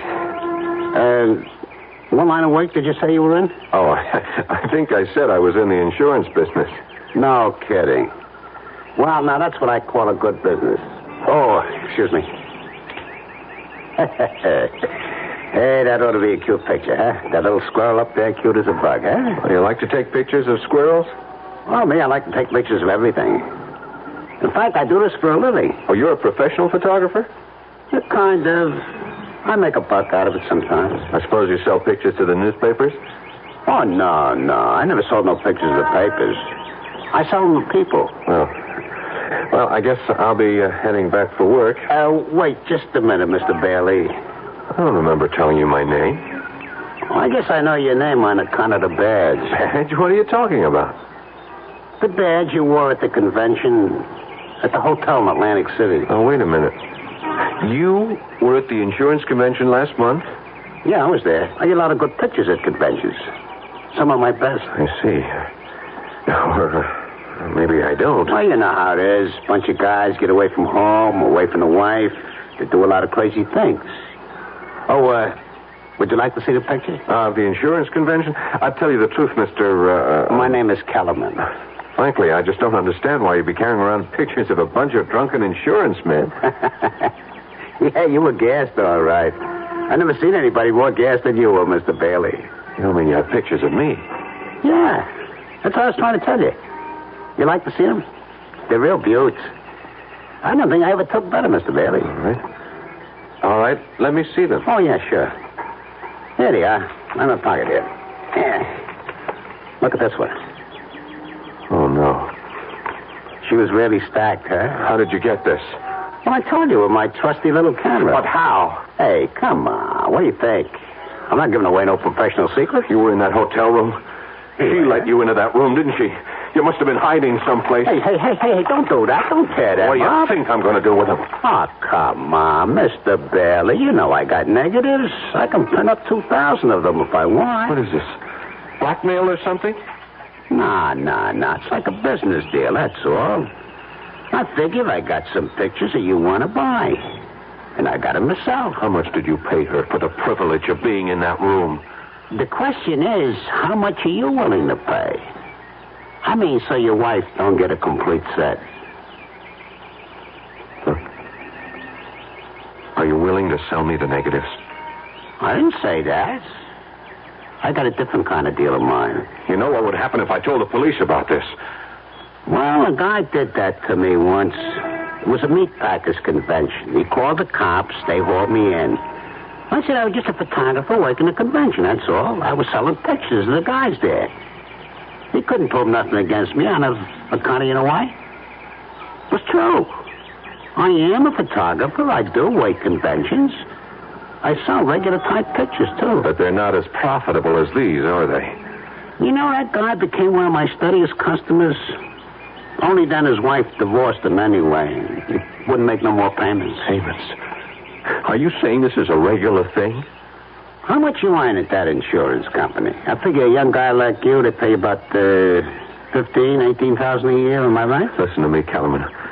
The woman at that convention, I didn't want to get mixed up with her. I was just so tight, I didn't know what I was doing. Oh, hey, you don't have to tell me about stuff like that, Mr. Bailey. I've been around plenty. I know how guys are. No, you don't understand. Look, I'm only married 2 years. I love my wife very much. And the only reason I got into that stupid mess was because of my boss. I didn't want to insult him. He was drunker than I was. Oh, come on, Mr. Bailey. You don't have to explain nothing to me. I know you don't want that nice little wife of yours to see these dirty pictures. And I don't want to show them to her, believe me. She'd never understand. Pam would never... Listen, I'll tell you what. I'll give you a flat price for the negatives, and that'll be it. Understand? I got a nice bonus recently. I'll give you $300 cash tomorrow afternoon. How does that sound? Now, listen to me, Mr. Bailey. People are real funny about this kind of business. They never believe a guy like me can, well, be honest, you know? Honest? That's some word. Well, what I mean is, they always think that if they pay me a flat fee, I'll be coming back at them again. You see what I mean? Even if I did give you the negatives, you'd figure I had copies someplace that I could hit you again any time, right? Look, I'm willing to take your word for it. Nah, Mr. Bailey, nah. You just spend the rest of your life worrying about me coming back. Am I right? But this way, you just make one small payment to me every month, like you pay the electric bill or the rent, you know? How much? How much do I have to pay? I figure you for about $40 a month. Now, that's not so terrible, is it? Just $40 a month? How do you collect the money? Oh, in person, Mr. Bailey. I just go around to all my customers once a month, and I collect in person. It's better that way, believe me. $40. Small lady a year, you never miss it. And everything will just be fine between you and the missus.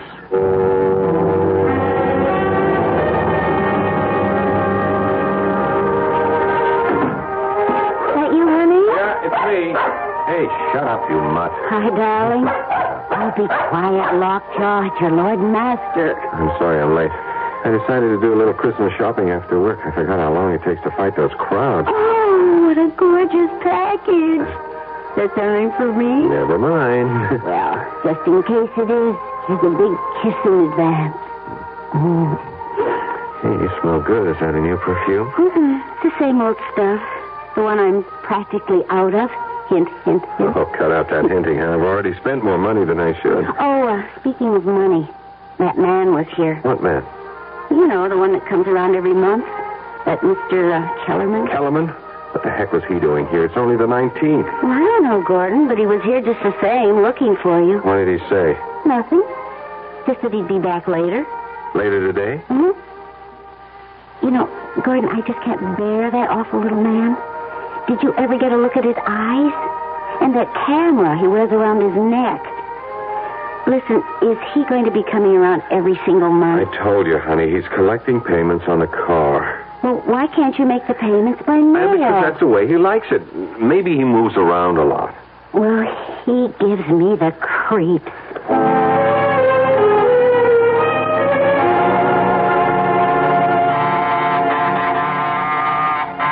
You want to get that, honey? I'm feeding the dog. Yeah, okay, I got it. Oh, it's you. Evening, Mr. Bailey. I heard you came earlier today. Yeah, but you aren't home yet. Hope I didn't disturb your wife too much. Look, we'll talk in the hallway. Oh, yeah, of course. All right. What's this early visit all about? You going away for the holidays? Oh, no, I never go anywhere this time of year. This is one of my busiest times of year, you know? Yeah, I can imagine. I get some of my best pictures around now. You'd be surprised. You know how it is. People get all filled up with the Christmas spirit. All right. Get to the point. You want your payment now? Well, I wouldn't mind, of course, but that's not the reason I came around, Mr. Bailey.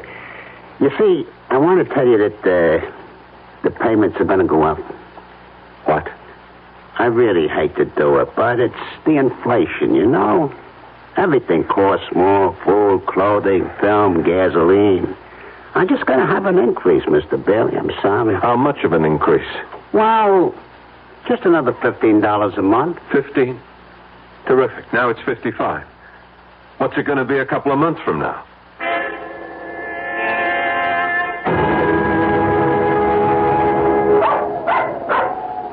Shut up, Lockjaw. Excuse me, Mr. Bailey? Yeah. What can I do for you? May I talk to you for a moment? Do I know you? No, I don't think you do. My name is Blitz. Dave Blitz. Yeah? Look, can we sit down and talk a minute? Well, it's kind of chilly. Why don't we talk standing up? I'm trying to walk my dog, and so far he's been a non-performer. Well, I want to talk to you about Ed Kellerman. I don't know any Ed Kellerman. I know you do, Mr. Bailey. I made it my business to find out. Now, I'm not asking what he's got on you, Mr. Bailey. I'm sorry, you're making a mistake. It doesn't matter. I won't ask you why Kellerman is blackmailing you. I expect you'd do as much for me. Only would you mind telling me how much you pay him? He hits me for $60 a month. Used to be 40. Price went up last month. 55. You mind paying it? Of course I mind. So do I. I'd mind if it was $10 a month. And not just because of the money. I hate that slimy man, and I'm sure you hate him as much as I do. That's why I wanted to talk to you about putting a stop to him. A permanent stop. You mean going to the police? No. That's not good enough. I'm talking about killing him.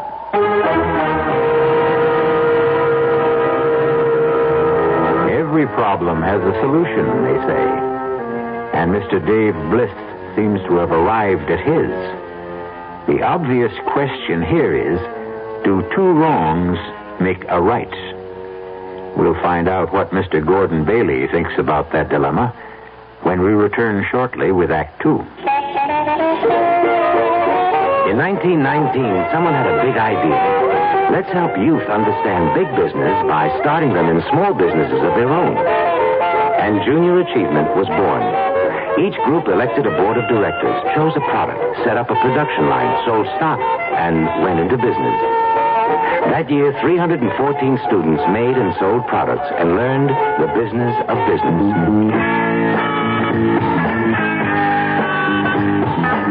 Today, Junior Achievement has grown to nearly 200,000 members. Junior Achievers are designing and marketing their own products and services, from cutting boards to printing. They're organizing sales efforts, writing marketing plans, calculating profit and loss.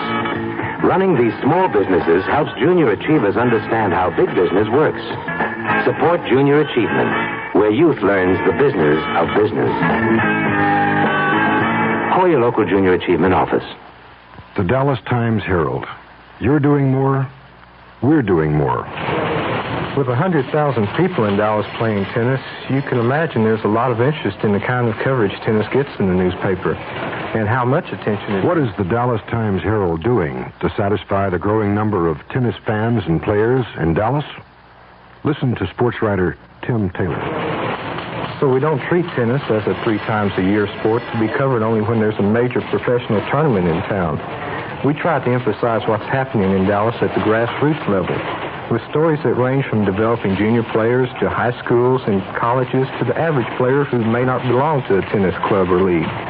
And what this does, of course, is to... You're doing more to learn what's going on.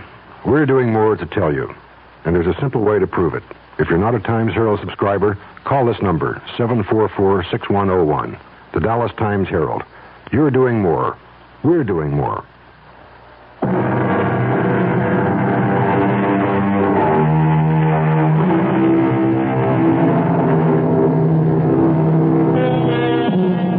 Blackmail is an interesting, if dishonorable, crime. It has the unusual facility of making the criminal feel virtuous himself. After all, he's only punishing wrongdoers by making them pay for their sins. But the profession has some serious drawbacks. For one thing, it inspires one's victims to think in drastic terms. And when there are more than one victim, and they meet, well... Mr. Bliss, I know how you must feel about Kellerman, and you're right. He is one of the slimiest characters who ever crawled out from under a rock. Those eyes. Ever get a look at his eyes, Mr. Bailey? My wife can't stand the sight of him. Well, I'm not married. It's my job he's threatening. Is it your marriage he's after? Never mind. I don't want to know any details. None of us know each other's problems. None of us? You mean you know others beside me? I know others. How come? Well, I made it my business to find others. Oh. One day when I got fed to the teeth with Mr. Kellerman and his payments and his wet eyes, I decided to find out more about our friend. So when he left one day, I followed him. I followed him on his round. And that's how you found me. Yeah, that's right. You're in the route book, Mr. Bailey, just like all the rest of us. How many are there? There's no way of telling for sure. All I managed to find was a dozen, an even dozen. Man really gets around. He keeps raising his price. Do you know that? He's only had me in his bag for about 6 months. This is my 5th. But others I've spoken to, they say he raises the ante every few months. 3 of the people I've talked to are paying well over $100. Mr. Kellerman does very well. That's obvious. Yeah, too well. You know something? It's funny, but... Well, it's kind of a relief to know that I'm not alone. Yes, that's what I felt at first. Misery loves company. But the satisfaction doesn't last, Mr. Bailey. You still live every day of your life with that sword over your head. I know, but it's still not a reason for using words like killing. Don't you know that's the only possible way to deal with a blackmailer? I wouldn't know. Kellerman's my first. Well, think about it. No, you must have thought about it already. You wouldn't be human if you hadn't thought about it. It crossed my mind. Not that I should kill Kellerman, just the wish that he were dead. That someone else would kill him. Yeah. I guess I wouldn't shed too many tears. You just didn't want to dirty your own hands. I didn't want to take care of one problem and have another one even worse. And don't tell me that doesn't make sense. The only thing that makes sense is making Kellerman a corpse. I'm sorry. I'm just not interested in anything like that. The others weren't either. Not at first. But now they all are. Uh-huh. Look, what are you talking about? We all want to get rid of Kellerman. We want to kill him. And so do you. That's a lie. You hate his guts as much as we do, Mr. Bailey. Why don't you admit it? Of course I hate him, but that doesn't mean I'm ready to commit murder. Well, we're ready, Mr. Bailey. And you better be too. Ready for what? To commit murder. If you don't mind my saying it, perfect murder. Perfect? Foolproof. I'm sorry. Look, that's a stupid dream, and you know it. You won't say that after you've heard the idea. Everybody who sets out to commit a crime thinks it's foolproof. They wouldn't commit it otherwise. Right now, all I want to know is if you'll cooperate. That's easy. No. Why not? Because murder is worse than blackmail. That's why. Well, this isn't murder. We're going to erase a human mistake. Forget it. Look, I'll make believe I never heard you say it. Come on, Lacho. Come on, girl. Let's get our business over with. There wasn't one person on the list I didn't have to convince. But when I told them that there was no chance of any of us being caught, that's when they dropped their objections. All right. What foolproof scheme for murder do you have? It's foolproof because it won't be murder. It'll be an accident. If anyone gets into trouble, it'll be me. Just me. I'm going to kill Kellerman with my car when he's making the rounds one night. I have the time and place all figured out. Just before midnight on Carroll Street. An accident? Right. So, now you know the favor I'm doing you. I'm taking the risk all by myself. You think the police are that stupid? Murderers get caught even when they frame accidents. Oh, this is different. Why? Because of the witnesses. What? I'm going to have witnesses. A lot of them. All disinterested parties. Nothing to connect them with each other. And they'll all tell exactly the same story. What they saw, how it was all Kellerman's fault, getting hit by my car. All right. Stop. Don't tell me any more. You've already told me too much. No, you've got to hear the rest of it. You're a part of this like everyone else. Don't you see the beauty of it? Safety in numbers? If you ask me, you'll all get caught. No. Don't you understand? When a group of citizens all testify exactly the same way, I mean reliable citizens from every walk of life, you ought to meet some of Kellerman's victims. One is a college professor, 2 are doctors. There are 4 housewives, a bartender who owns his own joint, 1 working stiff, 1 person in city government. You might as well know that's me. Bliss.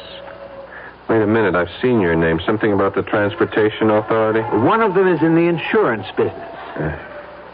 They're all with me, Mr. Bailey. Every one of them has agreed. So many witnesses to one accident? Well, we won't need everyone. Some of them won't be asked any questions by the police, but they'll all be there just the same. We'd like you there, too. You're nuts. Do you know that? You and the rest of... I won't have any part of this. Don't you see? It can't miss. It doesn't matter. I don't want to have any part in killing a man. How come, Mr. Bailey? Have you got religious scruples or something? Maybe. You've got scruples, but you did something rotten enough to make you a blackmailer's victim. I didn't commit murder. Look, you got a good idea about getting everyone together. Maybe if we all went to the police. Oh, no way. Whatever it is you don't want known about yourself, my friend, it'll come out the minute Kellerman gets arrested. Now, my way is better. I can't buy it. Look, I'm sorry. My dog is getting tired, and so am I. Come on, Lockjaw. Now, wait a minute now. You want my advice, Bliss? Don't go through with this. Find some other way. There has to be one. Goodbye. Bailey. Yeah? What if we do it? You'll be sorry, that's what. Sorry? Why? Because you'll tell the police the truth? I didn't say that. Goodbye, Mr. Bliss.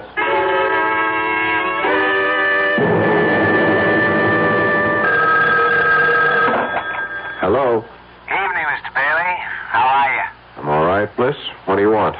You going to be busy tomorrow night? What do you mean, busy? Well, some of the gang are getting together tomorrow night. Corner of Carroll Street and 9th Avenue, about 9:30. How about coming down? You might see something interesting. Look, you can't go through with this. We're all in it together, remember? You might not have to do a thing. Just stand there and see it happen. That ought to be satisfying all by itself. I won't be there. Well, we'd sure like to have you, Bailey. You won't get away with this. Nobody ever does. You're wrong about that. But I won't give you an argument. Can we count on you? No, you can't. I won't be there, and I won't help you in any way.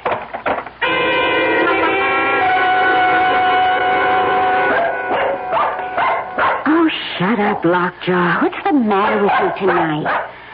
Gordon? Yeah? Do you think Lockjaw's all right? She keeps staring at the door and growling. I don't know. Must hear the neighbors or something. Oh, maybe she's waiting to bark at that man, the collector, you know. Kellerman? Uh-huh. Isn't he coming tonight? He usually comes on the last Sunday of the month, doesn't he? Yeah, usually. Well, I doubt if he'll be here tonight. It's almost 11 now. Oh. I didn't realize it was that late. You haven't done much this evening. Don't you feel all right? Yeah, sure. I'm all right. Well, you just seem to be, waiting. Was it for that man? Because if it was, I'm sure he's not coming, honey. I think we ought to go to bed, listen to the news or something. Oh, the news. Yeah, I guess it's on right now, isn't it? Just about. You want me to turn it on here? Yeah, sure, would you? Okay. The conference, now postponed until February, will include top officials from both nations. On the local front, a man who has been identified as Edward Kellerman of 1811 Sedgwick Avenue Gordon, do you was suppose struck and he's the killed same? by an automobile tonight on the corner of Carroll Street and 9th Avenue. The driver of the car, city administration official David Bliss, was released after questioning. 5 witnesses on the scene of the accident testified that Kellerman had stepped into the automobile's path as it rounded the corner. In sports, the Golden Warriors announced their home. Gordon, do you suppose it's that man, the collector? You think that's the reason he didn't come around tonight? It would be a good enough reason, wouldn't it? If he was dead, lying in the middle of the street, dead. You look so strange. Gordon, did you like that man? If you want to know the truth, Pam, I hated him. You did? Why? Just on general principles. Oh, I really don't understand you sometimes, Gordon. Hand me the phone book, huh? Okay. Thanks. Here. You going to call somebody? Honey, why don't you go to bed? I'll be in a few minutes. Yeah, but who are you calling? Just someone I know. Someone who knew Kellerman. Oh, I see. To find out if they know about what happened to him. Yeah, that's right. Okay, honey. I'll go in then. I'm feeling a little tired. Yeah, so am I. I'll be right. Good night, sweetheart. Good night.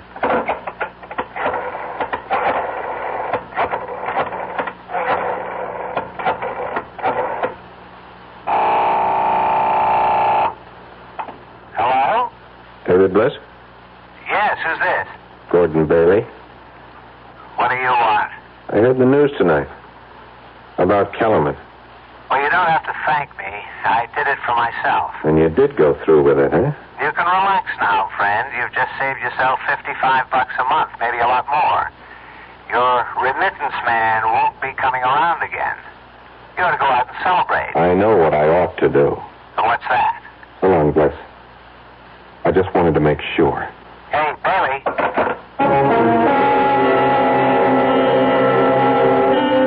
Obviously, there's one thing you can say for David Bliss.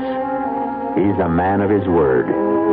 And because Mr. Bliss kept his word, two indifferent interns are now lifting the mortal remains of Mr. Edward Kellerman and depositing them in the efficient cold filing cabinet of the city morgue, awaiting for someone to claim the body.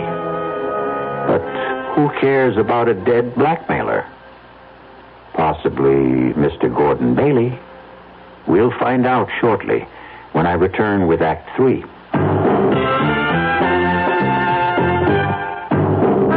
Ever had a tall, frosty glass of Amplitude? Well, if your beer is Budweiser, you've had it often. Amplitude is a fancy word for the entire taste phenomenon, the total experience of flavor. Next time you take a healthy swallow of Bud, watch what happens. Think about the sensations you're experiencing. Notice how the flavor of Bud comes on nice and easy. Not too strong, not too quick. Just right. Notice the clean, crisp togetherness of Bud's taste. Everything in perfect balance, with no single element jumping out at you. And there'll be no aftertaste either, no hanging on. And you'll be refreshed and ready for another glassful. Actually, Bud drinkers have been experiencing Amplitude for years, but they never phrase it that way. They just say Budweiser, and that says it all. Anheuser-Busch, St. Louis. Your first power tool was probably a power drill. It was really useful, even for simple jobs. It's still useful, even now that you've gone on to more difficult projects. Hi, Frank Lieber here for True Value Hardware Stores, and they've got an essential companion for your power drill. Black & Decker's electric drill bit sharpener. As your workshop skills become sharper and sharper, your drill's bits become duller and duller. Buying new ones time and time again is expensive. Black & Decker's drill bit sharpener will make them sharp as new again. It works like an electric pencil sharpener. It fits 11 bit sizes from 1/8 to 3/8 of an inch, and it's double insulated for electrical safety. Right now, True Value Hardware Stores have the Black & Decker drill bit sharpener at a new low price. It was $19.99. Now it's $4 less. Just $15.99. Get the Black & Decker electric drill bit sharpener for just $15.99 at the True Value Hardware Store nearest your home.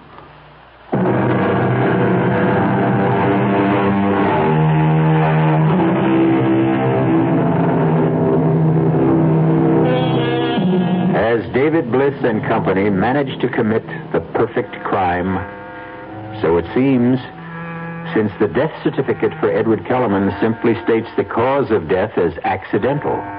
At least a dozen people know otherwise, but they remain silent, feeling not grief, but relief.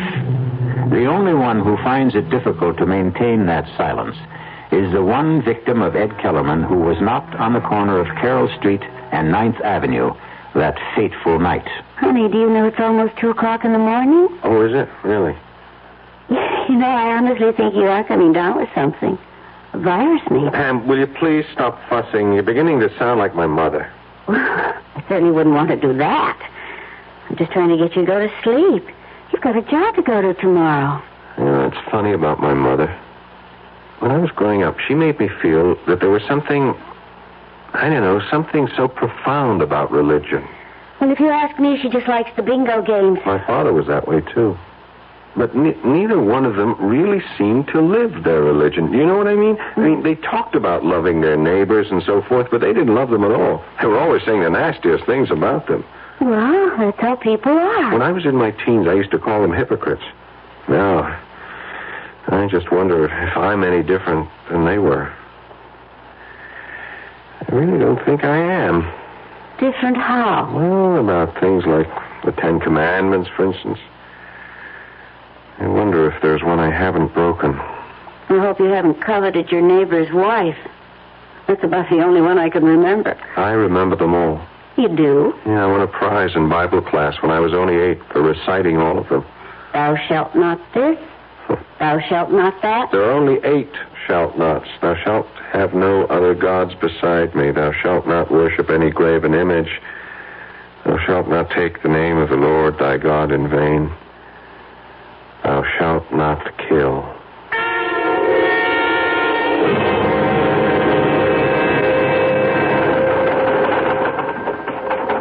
Yeah, sure. I'll have that file completed in time for the meeting. Righto, Phil. Bye. Oh, Sylvia, did you reach that number yet? No.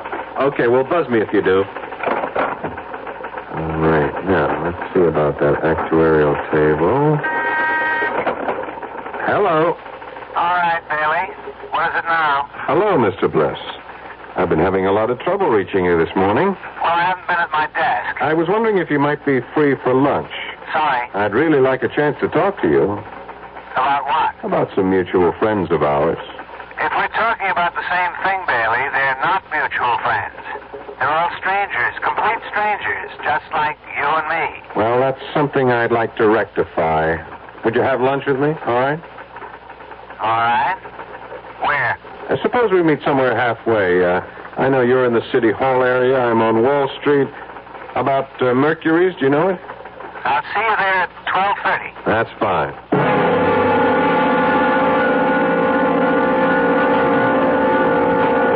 All right, Bailey, let's have it.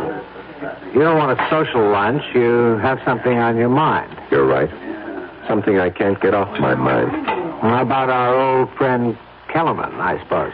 You remember what you said about him? How he was a sword hanging over your head? So? He's still that for me, Mr. Bliss. He is exactly that. Kellerman is dead. He won't be ringing your doorbell anymore. How come you're not grateful for that? If Kellerman had really been hit by a car, if he had a heart attack or something, yes, I admit I would be glad about it. I would have gone out and celebrated. I would have slept very well at night. But the way things are, I'm not sleeping at all. Try pills. I'm just sorry you ever came up to me in that park. If I didn't know it was going to happen the way it happened, it never would have bothered me. But I do know. And it bothers me too much. So? The thing is, I don't know if I can live with it. You want to be more specific? I don't know if I can spend the rest of my life with this thing on my conscience. Your conscience? Look, you had nothing to do with Kellerman's death. I don't know what you think Kellerman had on me, Bliss, but it wasn't anything illegal. Just immoral, right? It was something stupid I did. Well, there was nothing stupid about what we did. Wasn't it? Are you really so sure you've committed the perfect murder? Shut up. Don't you ever use that word in front of me. You're still afraid, aren't you? Afraid of being found out. It can't happen. Not as long as we all stick together. Oh, safety in numbers, right? When the police came, they only questioned 4 of them. Every single one told the same story. There was no reason to doubt their word. Why should there be? Because there was no connection between them. Right. They were all strangers. Nothing to tie them to each other. Except Kellerman. What about the records he might have kept? His little black notebook, for instance. We thought of that, too. First thing we did when we went to his body was lift that book right out of his pocket. Oh, what about the apartment? What about all the stuff he had there? The second thing we lifted was the key to his apartment. One of our guys, Joe, the bartender, went straight there. He cleaned out every scrap of paper in the place, every single one of his rotten photographs. You were very thorough, weren't you? Yeah. We were thorough, Bailey. And you ought to be grateful, not worried. I am worrying. I'm worrying about whether or not I should... Go on. Whether or not you should what? Bailey, are you thinking about going to the police? It occurred to me. You mean you'd turn me in? I don't know. I just don't know. Did it ever occur to you to turn Kellerman in? Yes, often. But did you? No. Why not? Wasn't he committing a crime? Wasn't he disturbing your precious sleep, too? Yes, he was. But you didn't turn him in because you were afraid for yourself. Isn't that the truth? I suppose so. So all this morality of yours, this conscience you talk about, you didn't discover you had any until Kellerman was gone, until he was no longer a threat to you. Isn't that true? I still say blackmail isn't murder. Bailey, I've got news for you. I wasn't going to tell you this unless it was absolutely necessary. Tell me what? Kellerman may be gone, but his photographs are still around. What? You heard me. We have all of Kellerman's negatives, all the dirty pictures he ever took. Most of them have been returned to his victims. Everyone who cooperated with us. I see. That means we have your pictures, too, my friend. You understand? And if I don't cooperate, I get a new blackmailer. Is that it? No, that isn't the way it is at all. Kellerman bled you, Bailey. Every month he came whistling up to your front door asking for money. More and more money all the time. But that's over now. Done and finished. So what you're saying is, if I go to the police, the photographs go where I don't want them to go.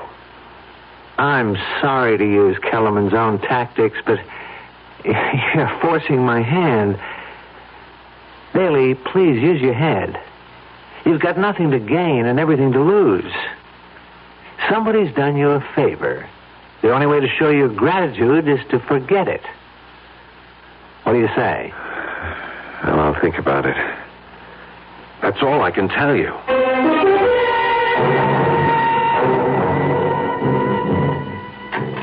Want any more coffee, honey? No, thanks. You look so tense, Gordon. Yeah, I guess I have been acting pretty jumpy tonight. Well, you've hardly said 2 words to me since you came home. The thing is, I've been thinking a lot, Pam. About what? About whether I had the nerve to tell you something. Something that happened about, 7 months ago. What do you mean? Pam, you remember that insurance convention I went to back in July in Atlantic City? Of course I remember. I couldn't go with you because of Mother being in the hospital. I wish you had been with me. Then nothing would have happened. What did happen? Did you get into some kind of trouble? Yeah, I got myself into trouble by being stupid, by drinking too much and letting Hal Emmons drink too much. Emmons? You mean your supervisor? I was still new on the job. You remember, Pam? I wanted to make good. Yeah? I was afraid of Emmons taking a dislike to me, afraid of crossing him. We both got drunk that second night. Emmons insisted that we pick out these girls. But, Gordon. Honey, I swear I didn't want anything to do with it. I wasn't the least bit interested, but, Emmons is the kind of guy who uses conventions to swing a little, I told him I was crazy about my wife, that home cooking was good enough for me, but he just pressured me, Pam. Oh, Pam, can I make you understand? Go on. What happened? We brought the girls upstairs. Oops. They had adjoining rooms. They were professionals. Gordon. Oh, honey. Gordon, why do you have to tell me about this? Please don't cry. I wouldn't have known if you hadn't told me. It's on my conscience, Pam. Your conscience? Oh, sure, I could have kept my mouth shut, but I guess I needed to tell you. I guess I wanted you to know so that you could forgive me. I've been tortured about it for months, honey. You have no idea what torture it's been for me. But that's the dumbest thing of all. Don't you think I would have forgiven you a long time ago? Yeah.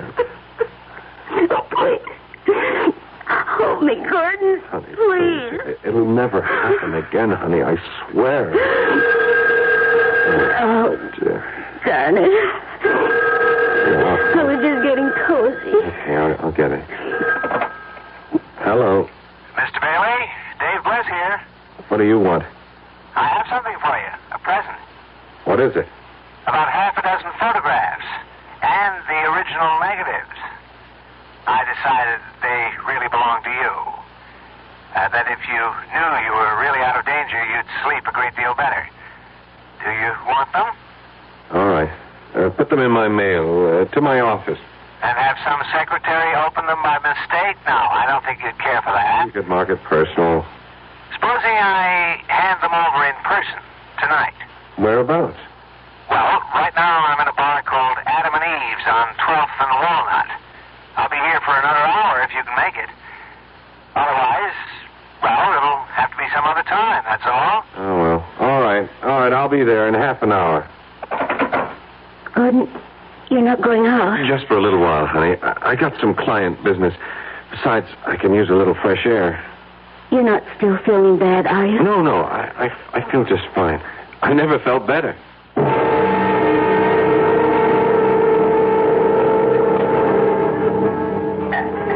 Maybe I'm crazy to do this, Bailey. Maybe I'm putting my neck into a noose, giving you back these photographs. And why are you doing it? Because of what you said to me. You said I was just becoming another blackmailer, another Kellerman. And I guess you were right. If I held on to these, I'd have become the very thing I despised. Well, I give you credit for honesty, Bliss. I hope that having these will change your mind about going to the police. I hope you'll realize that I did the right thing, that we all did the right thing. I can't answer that. Then you're still thinking about it? You want to know something? I told my wife tonight about these. What? I told her all about the girl in Atlantic City. She knows exactly what happened. Oh, that doesn't mean to say she wouldn't be horrified to see it in black and white. That's why I'm glad to have these pictures. What else can I say but thanks? You could say that you won't go to the police, ever. Sorry. I can't make any promises. Yeah. I was afraid you felt that way. Well, let's have another drink, okay? No, not for me. Just one more. Hey, Joey. Coming. Really, I have to be going. My wife's waiting at home for me. What'll it be, Mr. Bliss? It's trouble, Joey. All the trouble we can handle. Yeah. I figured it had to be. Hey, what is this? Sit right there, mister. Put that gun away. Oh, my God, Blitz, what are you doing? Go on, Joey.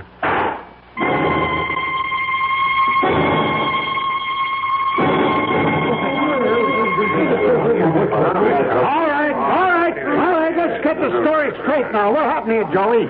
Look, Sergeant, you know me. You know I don't like trouble in my joint. Well, what did the guy do? Try to hold you up? That's right. He come in, he sat down at the bar, he pulled out a .45 and stuck it in my gut. Well, that's a strange one, all right. I mean, the guy was some kind of insurance executive. If that's all I on his business. Well, he must have gone off his nut, Sarge. Look, you can ask anybody, all of my customers. This gentleman right here was at the bar. Yes, officer. My name is David Bliss. I'm with the city, officer, and the bartender's right. The guy just sat down and pulled out the gun. No, that's true. And then the bartender tried to grab it away from him.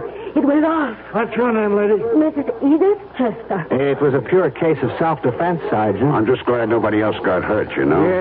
Yeah, you were lucky, Joey. You were all lucky. Okay, I'll need some statements now from some of you other witnesses.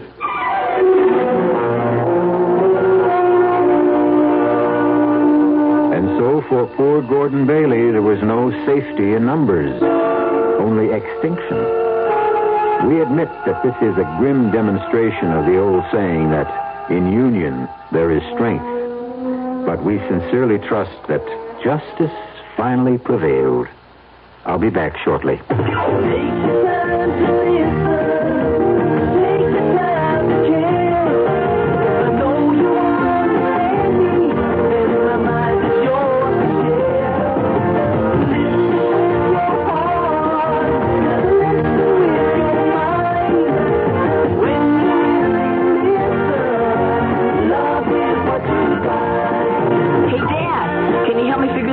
Later, I'm busy.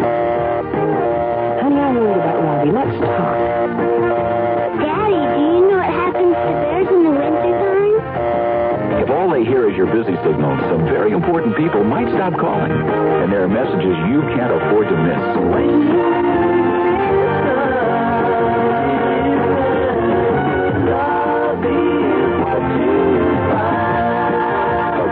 Church of Jesus Christ of Latter-day Saints, the Mormons.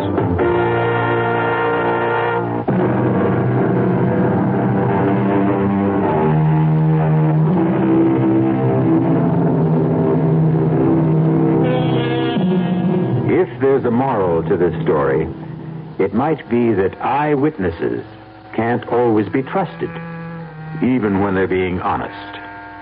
Of course, we don't worry about your eyes on this program. We're interested in your ears, and we have good news for you.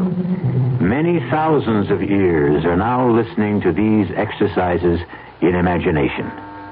We hope you'll continue to be an ear witness.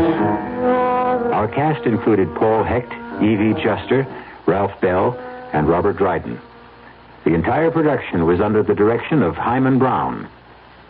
And now, a preview of our next tale. Even if all you say is true, that this man was Richardson's murderer, you can't help John Lindell any longer. He's beyond that. But his name, don't you want to clear his name?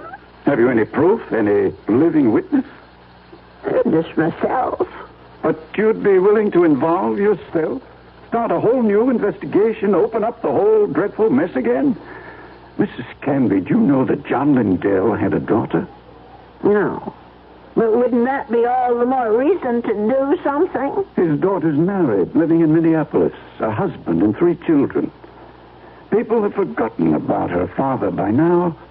Would you want that poor woman to see his name dragged through the newspapers a second time? But if her father was innocent... Forget it, Mrs. Canby. That's my advice to you. The old wound is healed. Don't reopen it. Radio Mystery Theater was sponsored in part by Anheuser-Busch Incorporated, brewers of Budweiser. This is E.G. Marshall inviting you to return to our Mystery Theater for another adventure in the macabre. Until next time, pleasant dreams.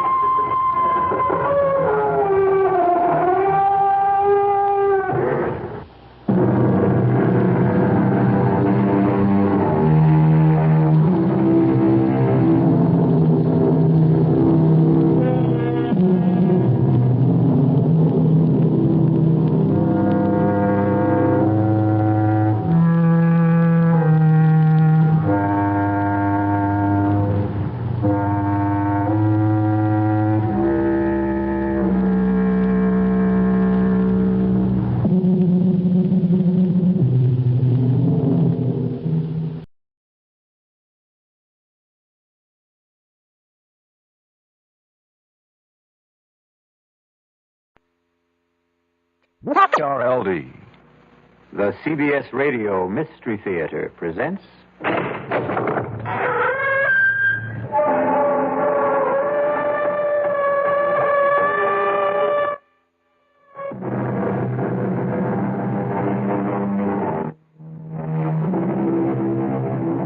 Come in.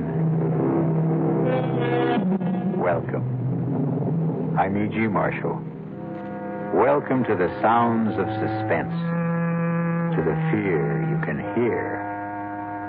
Relax and listen to the strange tale of a strange man, though no more strange than anyone who has suffered what you might call a mutilation of the soul. And who of us has not, at one time or another, suffered such a mutilation?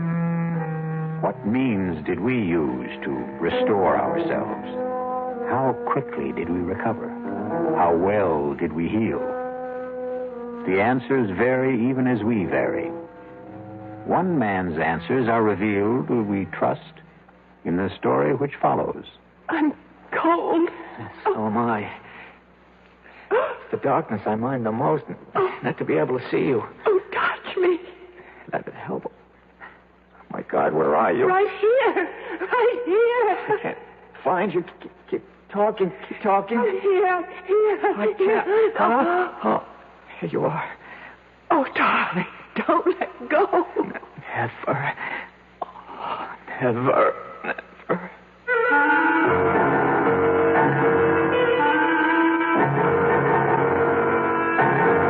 Our mystery drama, The Deadly Hour, was written especially for the Mystery Theater by Elspeth Eric and stars Norman Rose. It is sponsored in part by Anheuser-Busch Incorporated, brewers of Budweiser. I'll be back shortly with Act 1. In 1919, someone had a big idea. Let's help youth understand big business by starting them in small businesses of their own. And Junior Achievement was born. Each group elected a board of directors, chose a product, set up a production line, sold stock, and went into business. That year, 314 students made and sold products and learned the business of business.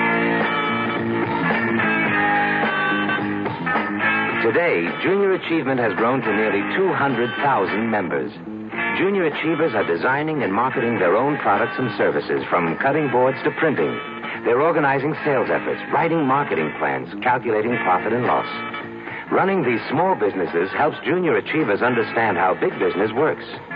Support Junior Achievement, where youth learns the business of business. Call your local Junior Achievement office. Hello.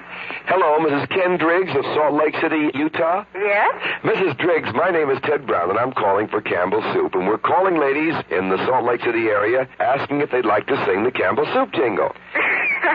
Come on, you're kidding. No, honest, I'm not. And if you sing the Campbell's Soup jingle for me, why, I'd love to send you a case of Campbell's tomato soup. All right, but if I sing it and you don't send it, I'll be awfully disappointed. Well, you just sing it and you see. Okay, goes, good, good. That's what Campbell's soups are, good. That was just marvelous, really. And we're going to send you a case of Campbell's tomato soup. You're kidding. I'm not kidding. How cold does it get in Salt Lake City, by the way? Below zero sometimes. But if you like skiing, you don't mind. Uh-huh. When it does get cold, good hot Campbell's soup warms you up. Yeah, that's right. Now, you enjoy yourself, you hear? All right. Bye-bye. Bye. The preceding recorded message was selected from random phone calls.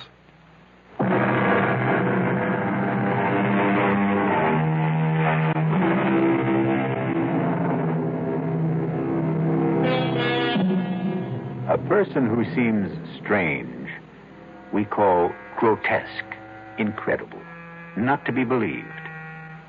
We make a feeble effort to deny that he could exist. But he does exist. There he is before our eyes in all his strangeness. We do not believe in him because we do not know him, because once we know, we will have to believe. And this can be a long and painful process. Listen now to the story of Martin Jerome. See if you can believe it. Mr. Jerome, I only consented to see you because your letter sounded quite desperate. As a rule, I only see patients on referral. But your letter, may I read it to you? Perhaps it will help us to get started. Last night, I heard you being interviewed on a radio program. In the dark of my room, in the darkest hour of the night, I thought, here is a man who can help me to solve the awful predicament in which I find myself. I enclose a stamped, addressed envelope for your reply, since I have no phone. I am counting on you. Sincerely, Martin C. Jerome. Well, Mr. Jerome, the hour is passing, and I don't want you to waste your money. Take your time. Take your time if you have difficulty in talking. I'll wait. Doctor. Did you say something, Mr. Jerome? Doctor, you... Yes. You are the first person I have spoken to in 25 years. You said 25 years? Yes. I begin to understand your silence. Can you tell me what drove you into this silence? I married a woman. Yes? The most desirable woman in the world. My Helen. My adored one. I never thought that an insignificant man like myself could even aspire to possess such a woman. And the day she said those words to me, I could scarcely believe my ears. You're a dear, Martin, and I'd love to marry you. Helen, I can't think why you'd want a man like me. Because you're sweet. Let's get married right away. What about next week? The world changed completely for me. Everything became important, immediate. The sun shone just to keep me warm. and the breeze blew to make me cool. Me, Martin Jerome, me. I had been so blessed. Yes, it was a beautiful wedding. Helen had a great deal of money, and I was fairly well off. Many people came to the church, and even more to the reception. People of prominence. I knew them all. All but one. He was tall. Unusually tall. As I am unusually short. He was handsome, as I am not. He was charming, self-assured, very much at his ease. All of which I have never been. You couldn't help noticing him. Helen, who's that very tall man talking to your mother? The pale man with the black mustache? I've no notion, love. It's probably someone Mother invited. Good looking, isn't he? Sort of. Come on. Time to cut the cake. We sailed for Europe. My head was swimming with visions of the life I had embarked on. The good life, the beautiful life. One night on the ship, we were at dinner. Helen, look over there. To your right, against the wall, sitting by himself. Isn't that the man who was at our wedding? 500 people at our wedding, love. He's getting up from the table. The tall man, black mustache. Your mother must have invited him, you said. Well, then I guess she did. After dinner, we danced for a while. Then Helen said she had a headache, but I should stay and enjoy myself. Well, I tried, but I couldn't enjoy myself without her.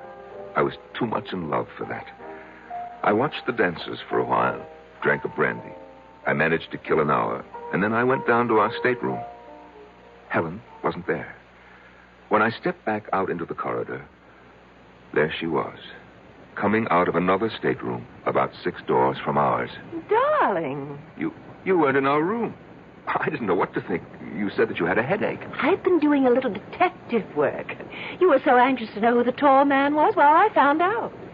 He's not precisely a friend.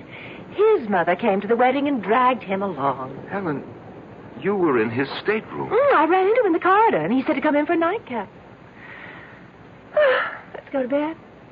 Our stateroom is much nicer than his, by the way. We went to Paris. And then because she loved to ski, we went to St. Moritz. She was very good on skis. Effortless as a bird flying. I watched and watched and never got tired of watching. And then, one day, there he was again, the tall man. I've got to catch the ski tow. Wait for me. Helen, he's here. Who's here? The man from the wedding, the man from the ship. Oh, is he here? Oh, so he is. Well, I'm off. Wait for me. After St. Moritz, we came back to the city and moved into an apartment. I went to work. We made friends. Helen grew lovelier every day, and she was her loveliest the day she told me that we would have a child. Tell me about that. Well, Helen was very, very light-hearted, very casual about the prospect, but I... Yes? How did you feel? Well, it's hard to tell you, Doctor. Oh, I know every man is what, excited, happy, I don't know, but I felt bowed down, Doctor, actually crushed by my own good fortune. That a man like myself, so petty, so pitiable, should be given a child by a woman like Helen. Have you always thought of yourself as petty and pitiable? I have. Why? Because I am. Go on, please. I could scarcely concentrate on my work once I'd heard the good news. Helen was on my mind all the time. And one day, I suddenly couldn't bear being in the office, couldn't bear being anywhere except where she was. And I rushed home. I suppose you know what I found. I think you'd best tell me. I hurried to the bedroom, looking for her. I burst through the door. And in the bed, our bed, there he was. The man from the wedding. From the wedding, from the ship, from the ski tow. He looked at me, standing in the doorway. He said not a word, but his red lips smiled. And then the bathroom door opened, and Helen took a step into the room. Helen, all scrubbed and fragrant. She was wearing something pink. I think it was made of lace. And she smiled too. While I stood in the doorway, she smiled. And then she said, Well, love, now you know. And the world rocked, and I felt as though I had died, but I hadn't. I was still standing there. Doctor, I've never told what I just told you to anyone before. Not to anyone? No. It wasn't simply grief that I felt. It was my pride that had been destroyed. My marriage to Helen had built up a sort of pride. I thought, if she loves me, then I must be something. Oh, it is not a good thing, Doctor, to build your pride on what other people think of you. Or seem to think. No, it isn't. So I cleared out. That was 25 years ago. And I have not said a word to anyone until today. How have you lived? Well, I had a business, import and export. I kept the business, but I dismissed my staff. I had the phone removed and made arrangements to conduct my affairs by mail. I took a one-room flat with a little kitchen, a bed, a chest of drawers, an easy chair with an ottoman. And to one side of the chair, my hi-fi stereo set and my records. To the other side, my books. After my work, I'd sit in my easy chair with my feet on the ottoman, listen to my records and read. Only writers who are dead, however. I'd read till about 10 o'clock, eat a little something, and go to bed. The next morning, go to work all day, and do the same thing all over again. No relaxation of any kind? No enjoyment? Well, vacation in the summer. I shut down the office for 2 weeks and take my vacation. Where do you go? I take a train. 2 trains, actually, and a bus to a little town on the coast called Marsh Hills. You probably never heard of it. I'm afraid I haven't. No one has. And there's no reason why anyone should. And you spend your 2 weeks in Marsh Hills? Oh, no. No, I merely stable my horse there. You have a horse? About 15 miles from Marsh Hills, Doctor, close to the sea. There's a cave hollowed out of the rock by the waves. And when I get to Marsh Hills, I arrive every year on the same day. They have my horse ready for me, and I ride the 15 miles to the cave, and there I spend my vacation. In a cave? For 2 weeks? Well, I walk. I canter my horse on the beach. I gather what edible herbs there are growing in the rocks. I boil them. They're very tasty, really. And at the end of 2 weeks, I return my horse to the stable and take my bus and the 2 trains back to the city. And you've lived this way for 25 years. Oh, yes. But, Doctor, last summer something happened. I arrived in Marsh Hills as always. My horse was waiting for me, as always. And we started off at a walk for the cave by the sea. There is always a certain excitement when I begin to smell the sea. And I know that soon I shall be out of sight and sound of any human being. There will be only the sea, the sun, the wind, and my cave. It is the most thrilling moment of the year for me. I suppose it's the only one. Soon I will have my solitude. At last, I'm on the sand. My horse feels the excitement as I do. I feel him extend himself. And as we round the last bend in the shoreline, I see it. I see it, my cave, my refuge. But last summer, yes, I pulled my horse up at the entrance to the cave. I sat listening to the rhythms of the ocean. And then, all at once, I heard a sound. A sound that I've never heard before in that deserted spot. And the sound, Doctor, was coming from inside my cave. Never had I felt such anger. I was faint with hatred. I dismounted and I crept to the side of the cave where I knew it sloped to the ground. Quietly climbed to the roof. I found a tiny chink in the stone, no more than 1/8 of an inch wide. And I put my ear to it. Beneath me, I heard laughter and tender words and all the sticky, silly sounds that lovers make. Are you my girl? Oh, so much your girl. How much? This much. I can't hardly see how much is this much. It's too dark in this place. Then come here.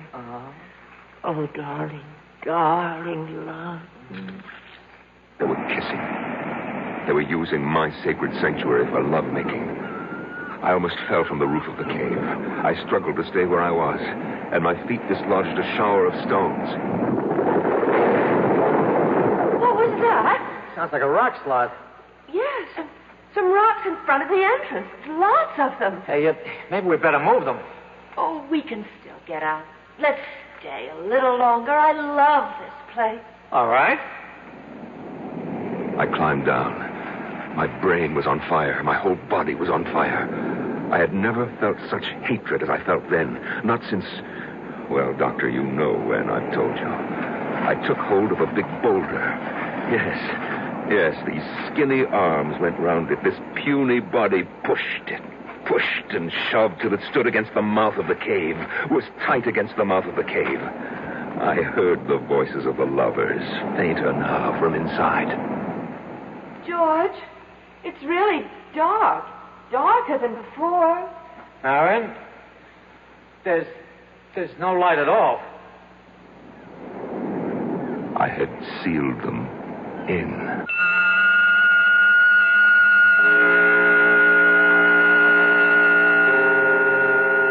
What is darkness?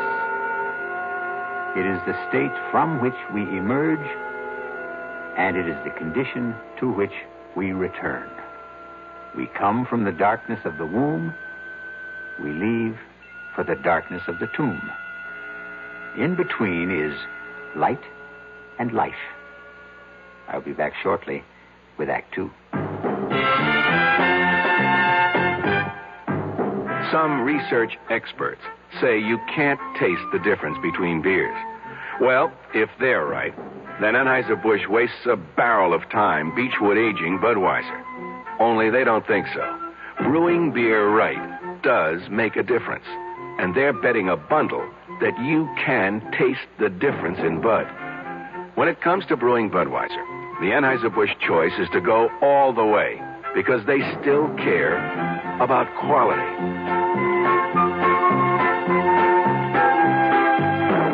Look at it this way. If the Bud people have a choice between what some experts say and what beer drinkers say, well, you'd better believe they'll go with you beer drinkers every time. When you say Budweiser, you said it all. Anheuser-Busch, St. Louis. I love you. I love you. Love you. Love you. Love you. Love you. That's why Hallmark makes over 1,000 different kinds of Valentines to get everybody's message across on Valentine's Day. I love you. Let Hallmark say you care enough to send the very best on Valentine's Day, Thursday, February 14th. That's Thursday the 14th.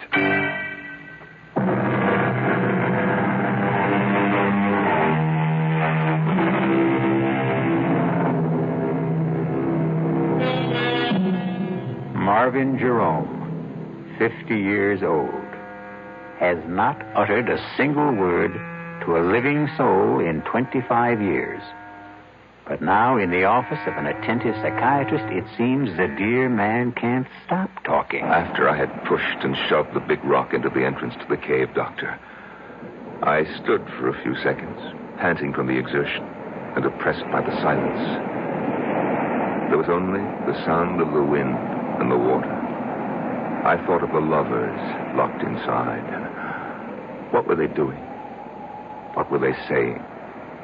I felt that I must hear their voices again, as though their words, which had driven me near to madness, were essential now to keep me sane. I scrambled back to the roof of the cave and put my ear once again to the narrow crack through which I could hear them. George, there was a little light before, now there's none. More rocks must have fallen. I didn't hear them. I heard something that didn't sound like rocks falling. Come on, we've got to clear the entrance. Come where? I don't know where the entrance is anymore. It's so dark. Well, take my hand. I think I know which direction. I can't even see your hand. Don't you have a match? I may have. Boy, Yeah, I have a few. Well, light one. I will. Oh, went out. Now, don't panic. Don't panic. Light another. We've got to get out of here. Just don't panic. All right, now, careful. Be careful. I am being careful. Oh, but darling. Huh? No, I found the one that went out. It was right by my foot. Let me light it from yours. Yeah, good girl. All right, George. There's the entrance. Don't let your match go out. Don't you let yours. Hey, look, see? Just a whole bunch of stones. Come on, let's start clearing them away. Oh, both matches went out. That's all right. Now, we know where we are. We're right by the entrance. Come on, let's get started. George. What, darling? We'll get out, won't we? Of course we'll get out. Now, keep working. Don't stop. At my listening post atop the cave, I heard them, so kindly toward each other, so reassuring, so united in their purpose. I pressed my ear closer to the crack in the cave's roof. I was frantic to hear every word. George, it isn't getting any lighter. Shouldn't it start to get lighter? Yes, it should. Oh, why doesn't it? How should I know why? I'm sorry, darling. Oh, that's all right. Marion. What, darling? We've cleared all the stones away. But there's no light. No. None. Why not? Why isn't there? Because there's something huge. A big boulder, I think, up against the entrance. Oh, move it. I will. It's heavy. It must be huge. Well, how did it get there? It fell from someplace, Lord knows where. Can't you move it? I'm trying. Let me help. Put your shoulder up against it. That's what I'm doing. Can't you see? No, I can't see. Do you think I could? Can you see? I'm sorry. Forgive me. All right, let's try together now. 1, 2, 3. Jump! I don't think we moved it at all. No, not a centimeter. Darling, you know what the trouble is? We're tired, that's all. Clearing away all the stones just took our strength. I haven't had anything to eat since this morning. We need to rest for a little while. Then we'll be able to move it. Oh, you're probably right. So let's lie down right here by the entrance so we know where we are. First, I want to light a match. Why do you want to do that? I want to look at your face. Oh. Light it. This is the face I love. This is the face I love. It's dark again. No matter. When we wake up, we'll find our way into the light. Sleep now, my darling. The thought of them lying there. No, the vision of them, for I could see them. The image was so strong. The two of them pressed close, their arms entwined, their hands clasped. The two young bodies fitted so tightly together against the dark and the cold. The nameless memory crowded in on me, and I knew what it was I remembered and would not name. And it was love. Love. It was love that I remembered. I'm sorry, Doctor. For what? For crying like this. If there is anything to be sorry for, it's that it took you so long to cry. All I really know is that when that word came into my head... What word? The word love. I shrank from it as though it was tainted. Poison. Yes. And then?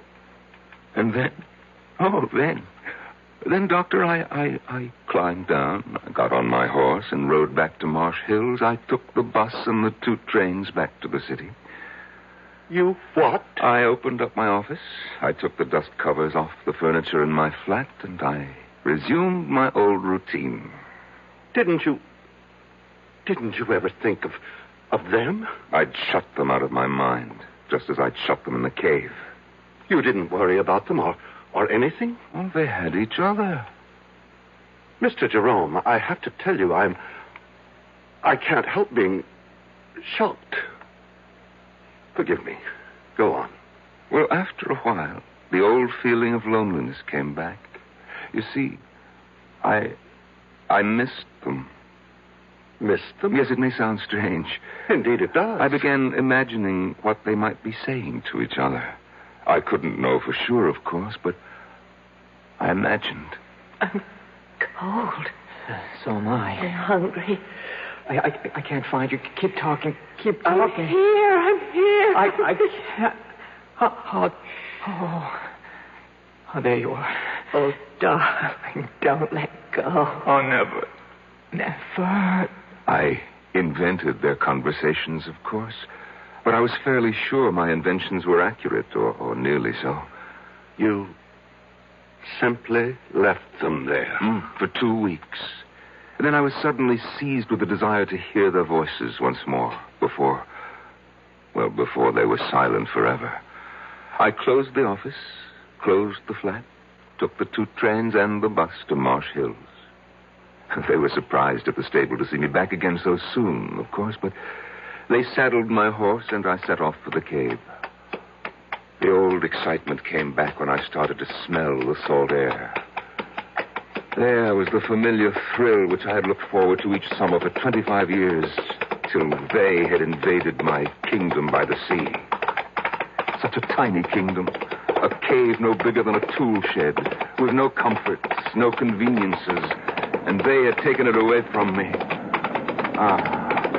On the sand at last, we round the last bend, and I see it. My cave, my refuge. And even from a distance, I can see that the big boulder still stands wedged into the entrance. What did you do then, Mr. Jerome? I dismounted. I climbed to the roof of the cave. After all, I had made the long and rather arduous trip to hear their voices once more, if I could. I crouched down. I put my ear to the narrow crack. And were they still alive? Oh, yes. Yes. Weak, of course, but alive. Oh, yes, they were still alive. Are you all right, George? Yes. Are you? I'm all right. If we only had something to eat. Anything. Don't think about it. You think there's any use trying to move that big rock again? No. I guess you're right. Well, we've got about a third of the energy we had to start with. We gotta save whatever we've got. Save it for what, George? I don't know. I know. For when somebody finds us, it's possible, isn't it? For somebody to find us? Of course. Oh, George, I'm thirsty. Can you find the place where that trickle of water runs down the side? I think so. Feel along the cave wall to your right. It's so black in here. You should be there by now. Light the match. No, it's the only one we have. George, wasn't there sort of a ridge, an indentation where the water trickled down in some moss? That's right. And I think I found it. Oh, good. There's no water. There must be. There isn't. Then you're in the wrong place. Then you find it. You're so smart. I know exactly where. It's about here. I remember this. It ought to be right here. Yes, it ought to be, but it isn't. It ought to be, but it isn't. Marion, shh. There's no food. Now there's no water. What will become of us? Doctor, I wanted to call to them. I wanted to say, wait for rain, because as soon as a good rain came, the water would start to trickle down the cave wall again. But couldn't speak. I don't know why I couldn't. Do you? I have some notion, yes. Why couldn't I? I'd rather you told me the rest of the story first. All right, Doctor, if you say so. Well, they must have gone to sleep after that. I think they probably slept a lot. I know that I didn't hear anything more after that until much later. I wonder what day it is. Well, it was Saturday when we came down here, wasn't it? Yes. Well, it must be, I don't know. We've been here a week, I think. More than that. Much more? About a week and a half. Oh. You think it's Wednesday? Or? I think so. If it's Wednesday, then we've been here 11 days. Something like that. What difference does it make? I'd just like to know, that's all. Oh, don't be angry, darling. Doctor, I had the craziest impulse to whisper to them, "It's Tuesday." I almost laughed. Why do these ludicrous ideas come into our heads at the weirdest moments of our lives? Perhaps it wasn't as ludicrous as you thought. Well, of course it was. I was there to watch these people die. Listen to them die is more like it. And I still wanted to tell them what day of the week it was. If that's not ludicrous, I don't know what is. Tell me, what happened next? I went to sleep on the roof of the cave. After the sun came up in the morning, I got a sandwich out of my saddlebag and a flask of brandy and sat on the sand for a while, watching the ocean. And then I went back to my listening post. George. Yes? I'm going to try walking around a little. Oh, Lord. This darkness is driving me mad. No, it's not. No, it's not. Let me have a match. No. Oh, give it to me. I won't. What was that? I heard something. I stumbled over something. Well, look for it. Fish That's around. what I'm doing. Got it. Well, what is it? Feels like a little sort of a pan. Pan? Well, about 4 or 5 inches wide. What? Enamel, I think. Feels like enamel. It's a little pan to cook things in, the sort of thing campers might use. Wait. That means somebody's been here before. And that means whoever was here could come back. Or somebody else could. I mean, this cave is a place people come to. We're not the only ones. We're not the first. Other people have... They'd stumbled across the little enamel pan I had used to boil my herbs in. I couldn't bring myself to speak to them, but I took a packet of matches, the cardboard kind, and I wrote on it, "I am here." Just that. I am here. And I slipped it through the crack in the roof of the cave.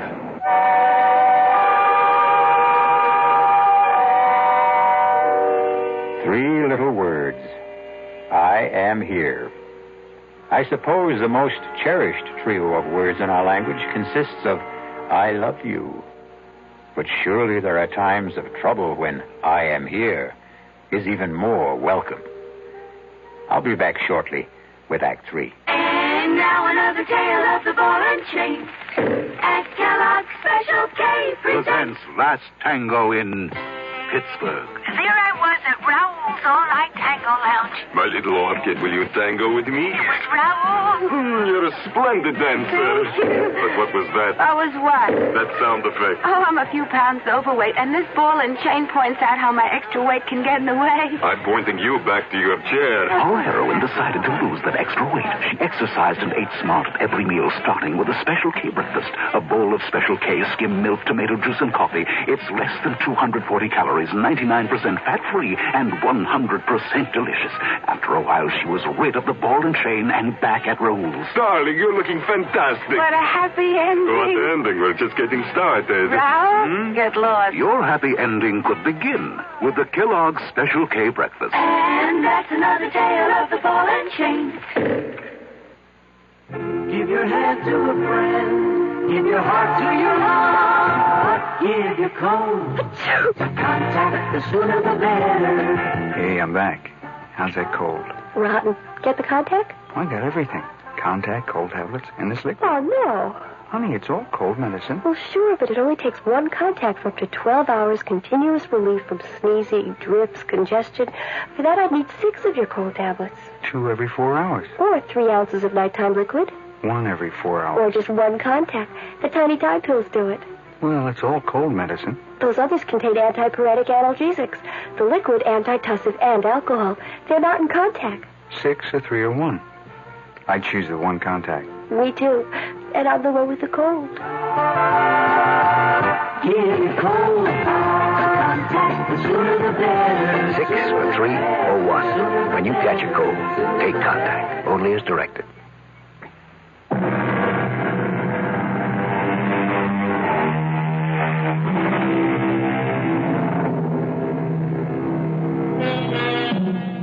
It is the disease of not listening, the malady of not marking, that I am troubled withal. So said Henry IV, according to William Shakespeare. But the disease that troubles Martin Jerome is listening too closely, and his malady is marking too well. I pushed the packet of matches with its absurd message down through the crack in the cave with a little stick. I heard it drop. I knew it had reached them even before I heard Marion speak. George. Huh? Something just dropped onto my shoulder. George, light the match. Marion, it's our last match. I don't care, light it. I have to know what fell on my shoulder. I don't like to use George, up our last... please, if you don't... All right. All right. Take it easy. Do you see anything? It hit my shoulder, and then it... Here it is. George! Well, it's matches. It's a whole fold of matches. You're kidding. I'm not. There's something written on it here, George. Wait a minute. It says, I am here. Who? Who's here? I don't know. Oh, my God, that's the end of the match. I held it till I burned my fingers. I'm sorry, I couldn't. It's all right. What? We have matches now. Can you see? It isn't signed at all. It just says, I am here. That's all. But who's here? Doesn't matter, does it?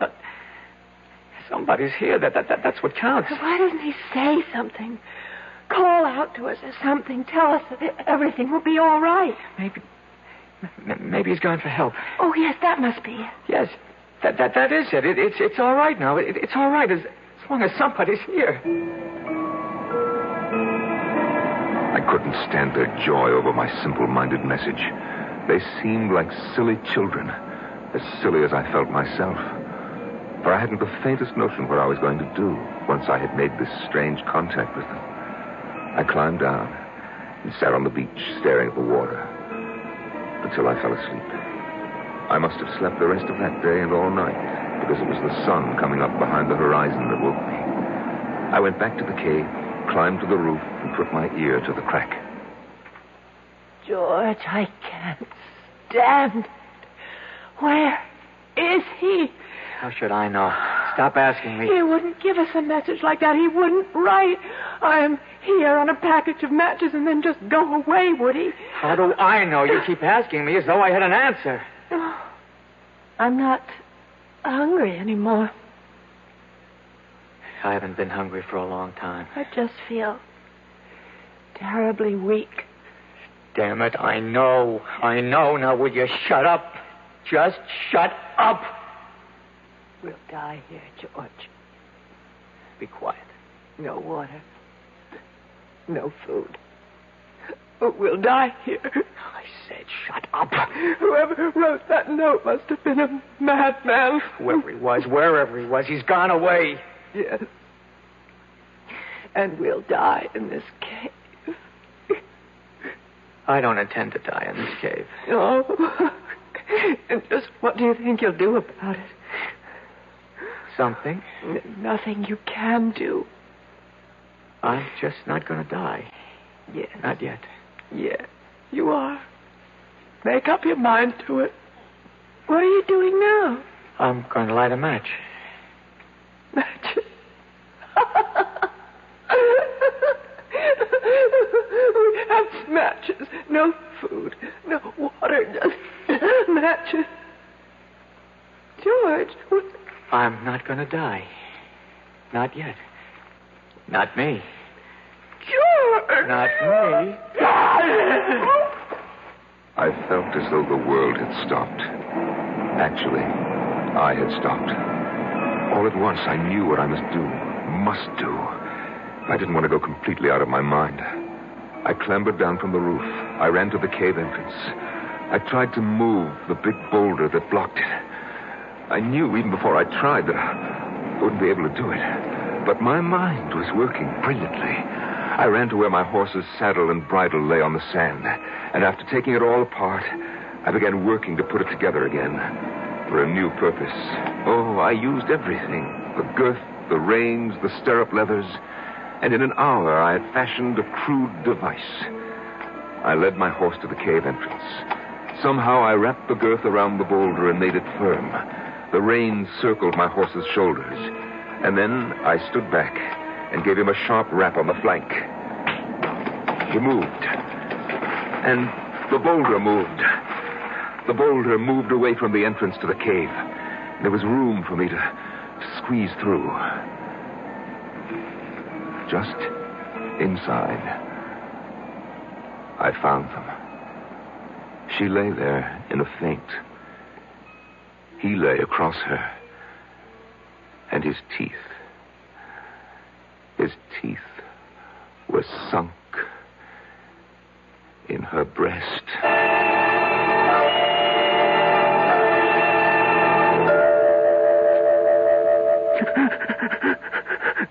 Mr. Jerome, would you like to wait till another time to tell me? No.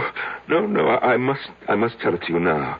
I carried their bodies out, and I put them on the back of my horse. I threw a halter over his head and led him the 15 miles to Marsh Hills. It took all day because I stopped every hour to be sure that they were both breathing. There's a doctor in Marsh Hills, and I left them on his doorstep. I rang his bell and fled. The next day, I waited outside the doctor's house until I saw an ambulance drive up and take the young couple away. They were able to walk, so I knew they were all right, or soon would be. I went back to the city, but not before I had memorized the name of the hospital, which was printed on the ambulance. And from the city, I wrote to the hospital. I pretended to be a concerned relative. They answered me. They said that the girl, Marion, had already been discharged, but that they were keeping the young man for a few days more. They would let me know when he could go home. And they did let me know. I remember it was on a Sunday. And as he walked out of the hospital, I was waiting for him. He didn't seem at all surprised to see me. I took his hand. He came with me quietly. We boarded the bus. We took the 2 trains, no trouble at all. And when we got to the city, we went to my flat. He undressed, bathed, and got into my bed. And he went to sleep. That was, 6 months ago, Doctor. And he's been there with me ever since. He's all right? Oh, he's very well. I sleep on the floor now. He sleeps in the bed. I cook his breakfast, come home from the office and cook his lunch. And, of course, I make dinner for us both at night. And, we listen to music. I read a book, but he just listens to the music. Oh, yes, he's in good health. Mr. Jerome, the hour is up. You want me to leave? Not quite yet. You've told me an amazing story. As amazing a story as I've ever heard. But tell me, just what is it you expect of me? What do you want me to do for you? Huh? Why, nothing, Doctor. Nothing? Nothing at all? I don't want help for myself, Doctor. I want help for the young man. You see, in the 6 months he's been staying with me, he hasn't uttered a word. Not one word. Go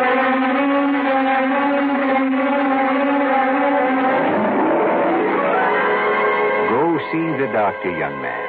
Yes, George. He can help you to unburden yourself. He will make the words pour out in full confession, and you'll feel the better for it. Why, look. Look what he has just done for Martin Jerome. As the deadly hour passed. I'll be back shortly. Young I may be, but still I'm a man. Just turned 18 and I'll do what I can to find me a place where I can be me. Get ready for life and be free as the sea. Where do I go from here? Oh, where do I go from here? I finished school, but what lies ahead? Don't want to get trapped, want to feel free instead. All over the world, there's so much to do. The call of the sea, don't you hear it too? Where do I go from here? Oh, where do I go from here? What about the new Navy? You'll get your chance at success, learn an exciting job, and see the world. Call toll-free 800-841-8000. That's 800-841-8000. Or see your Navy recruiter. Be someone special in the new Navy. I know where I'm going from here.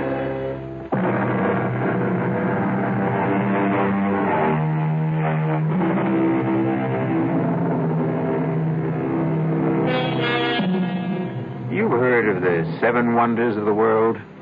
The Grand Canyon, the Taj Mahal, Niagara Falls, and I forget the other 4. No matter. Because they are simple things compared to the human mind in all its deviousness, all its twists and drifts. Why, I could sit in wonder at the human mind for the rest of my life. Our cast included Norman Rose, Marion Seldes, John Barragray, and Jack Grimes. The entire production was under the direction of Hyman Brown. And now, a preview of our next tale. That's impossible. Why is it impossible? It's all right for the simple-minded hicks up here to swallow that superstitious nonsense, but me, I'm a doctor. There has to be a reasonable, logical, rational explanation for what happened to George Morrissey. Oh, there is.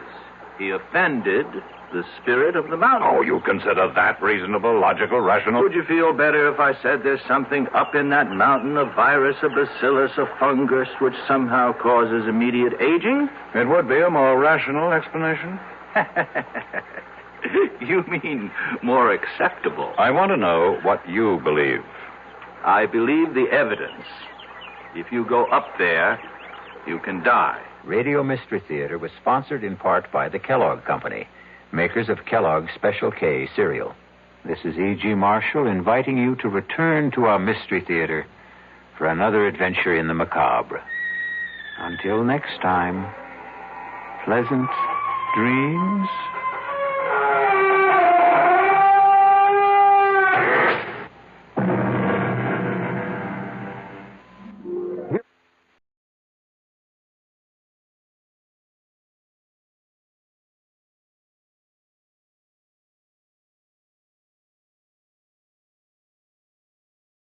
CBS Radio Mystery Theater presents...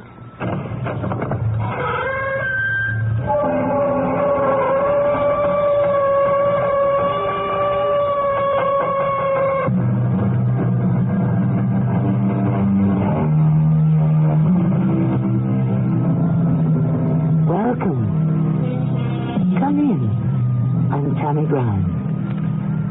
Had I 100 tongues, 100 mouths, and a voice of iron, I could not sum up all the forms of crime. Those words were written almost 2,000 years ago by the Roman poet Virgil. Today we are concerned with what motivates an offense against society, as much as we are with the form that wrongdoing takes. Environment? Heredity? Obscure psychological reasons? What forces are at work, we want to know, behind an act of arson, burglary, assault, and especially of murder? No, Hector, you don't dare move, for I am the master, you the slave. What are you going to do? No, don't come near me. The time for sacrifice has come, you fool. Stay away from me. No. Take your hands from my throat, Don Luis. Don't call me Don Luis, you idiot. Lenka. I am Lenka, high priest of the ancient Chibchas, and this should shut that imbecilic mouth of yours forever.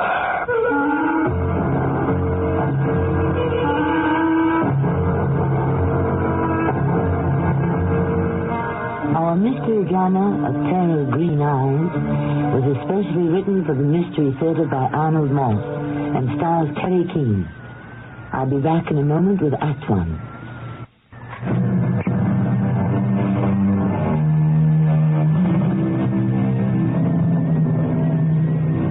Exploring the cultures of primitive societies has always intrigued the traveler. What sort of life do these people live? These people of a long-forgotten past. Shep Lawson, a dealer in antiquities, is fascinated by the discovery of the traces of a tribe of Indians that once lived on an island off the northern coast of South America. Accompanied by his wife, Lily, he is being shown through the island's small museum by Don Luis Herrera, Deputy Curator of National Antiquities. And here, Senor Lawson, Senora, you see the remains of a wooden plow. The Chibcha Indians were noted for their agricultural skills. As well as for their skill in mining emeralds? Emeralds? Oh, of course. Like that absolutely brilliant one you had hanging from your neck. That was given to me by my grandfather, a high priest of the Chibchas. It was given to him by his grandfather. Well, isn't that dangerous? Walking about with such a valuable stone for everyone to see? It is protected by our ancient gods. At least that is what our people here believe.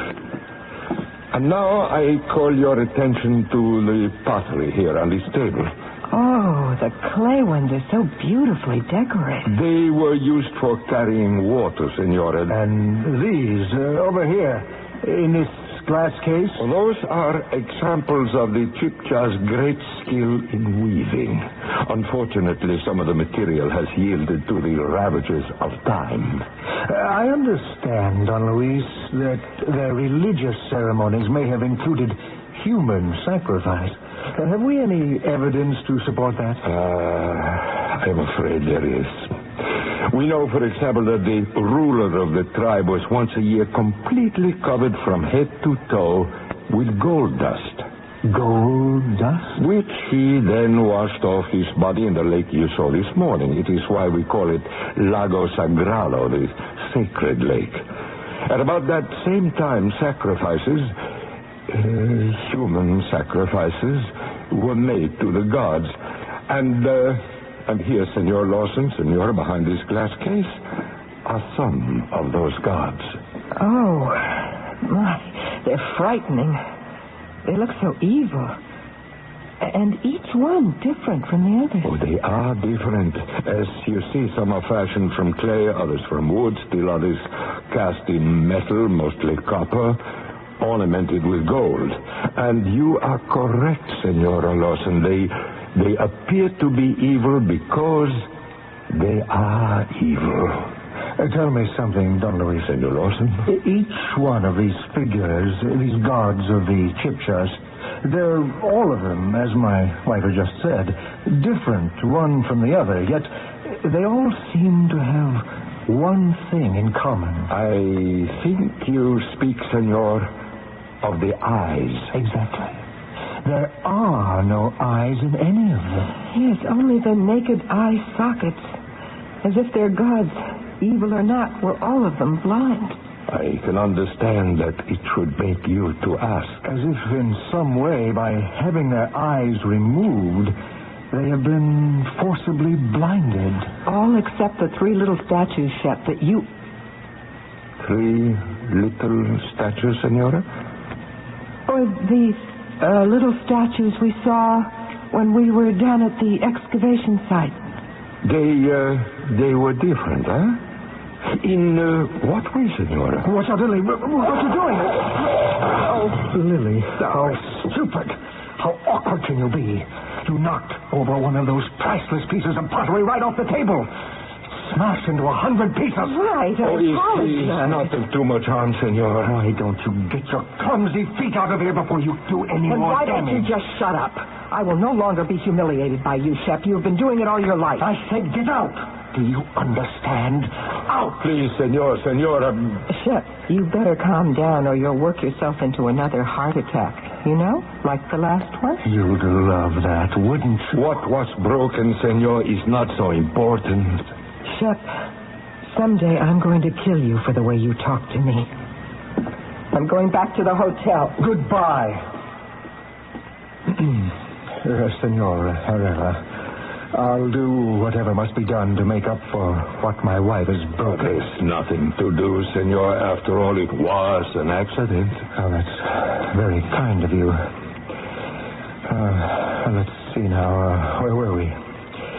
Oh, yes. We were talking about these gods with no eyes. Is there any explanation? So far, there is no answer. None at all. Okay, Mr. Lawson, your bait's on the hook? Just as you showed me, Cesar. See? Ah, well done. The marlin loves flying fish. Best bait in the world for marlin. Okay, now let your line out. How far, Cesar? Oh, 100 yards, 150. Just keep it a fair distance away from the boat. Here goes. Mrs. Lawson, you're sure you don't want to try? Oh, no, thank you, Cesar. I'll watch. What else is there to do while the great man fishes? You can talk to me, Senora Lawson, if you like. It's Lily. And I'd love to, Cesar. Tell me, what's a handsome, young, educated fellow like you doing down here captaining a fishing boat? In the first place, it's a living. But then, as I told you, this is home. My father was an American. I'm an American. I went to school in the States, but my roots are here in this country with my mother's people. This is where I belong. Let out your line some more, Mr. Lawson. Whatever you say, Cesar. You're the captain. You're not married? Oh, no, I'm not married. You must have dozens of girlfriends. Dozens? Actually, I have almost none. Too busy. How is that? Yeah, I'm working on a book. And the boat keeps me in food while I write. Oh, what kind of book? Folk tales of the Chibcha Indians. And what do you do with your time, Cesar, when you're not writing or on your boat? With a boat like this, there are always things to do. I can imagine. My husband is going down to the excavation site tomorrow. Without me, he'll be gone all day. Would you, by any chance, be free, Cesar? Unfortunately, no one has chartered either my boat or me for tomorrow. No one? No one. Well, maybe in that case, you and I could spend part of the day together. I'm sure there are lots of things we could do. Cesar, come quick. I've got something on my line. Something big. It's pulling me out of the chair. Oh, you certainly have got something. Now, give him line. More. More. All you got. Hold him, Cesar. He's too much for me. He's beginning to dive, to bottom out. Now, hold on to him, Mr. Lawson. Hold on. You take the rod, Cesar. What's wrong, Mr. Lawson? Shep, what's the matter? The pain, Lily. Here in my chest. I can't bear the pain. So, like the last time. Lily, give me a couple of the nitroglycerin pills. There, in my kit. Let me help. Just a minute. I can't seem to find them. Oh, here they are, Shep. 2 of them in my mouth, Lily. Hurry. Oh, no. Oh, that wave threw me off balance. The pills, Lily. The pills. There are no pills. The boat lurched. The pills fell overboard. Into the water. You dropped them, Lily. into the water. I saw you. They did not fall. In that case, there isn't much to be done. Live here. You said you wanted to kill me. Mr. Lawson. Mr. Lawson. He's dead. Cesar? Yes, Lily. You saw what happened. Turn the boat around. Let's get the body back to shore.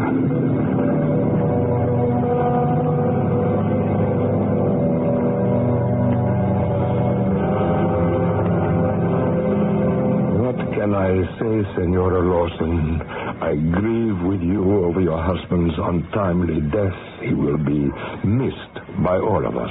Oh, thank you, Don Luis.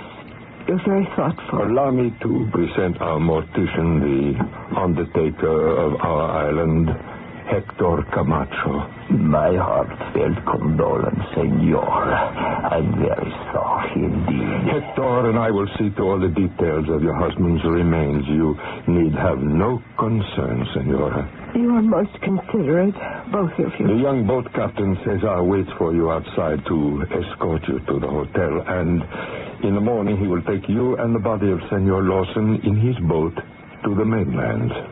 Tomorrow. In time to catch the plane back to the States. It is not possible, Don Luis.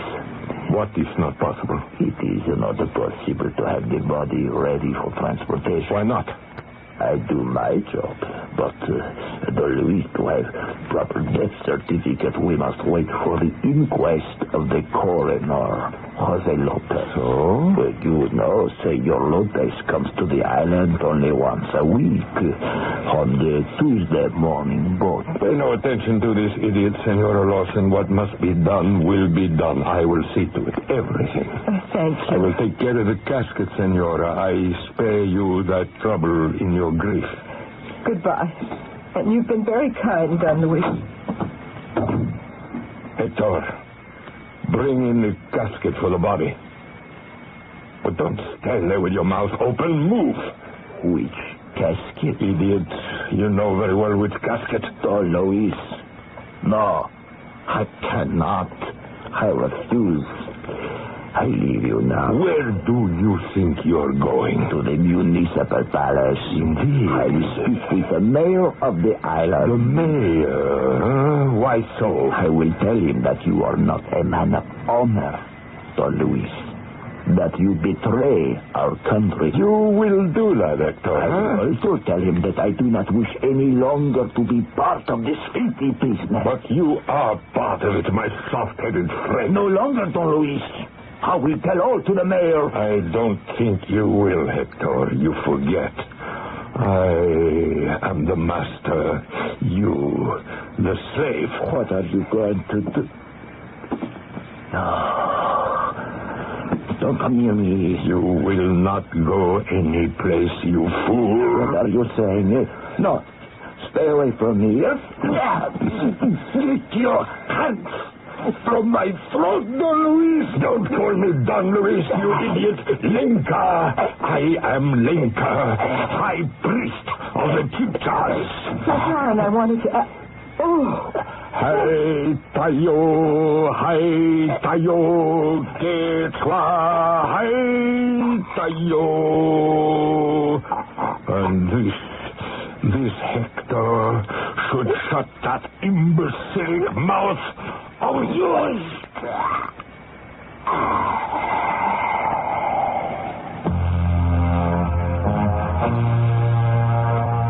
We have seen two men die. One indirectly at the hands of his wife, the other throttled in cold blood by a man who seems to think he is someone from a strange and ancient past. The outcome? I'll be back in a moment with Act Two.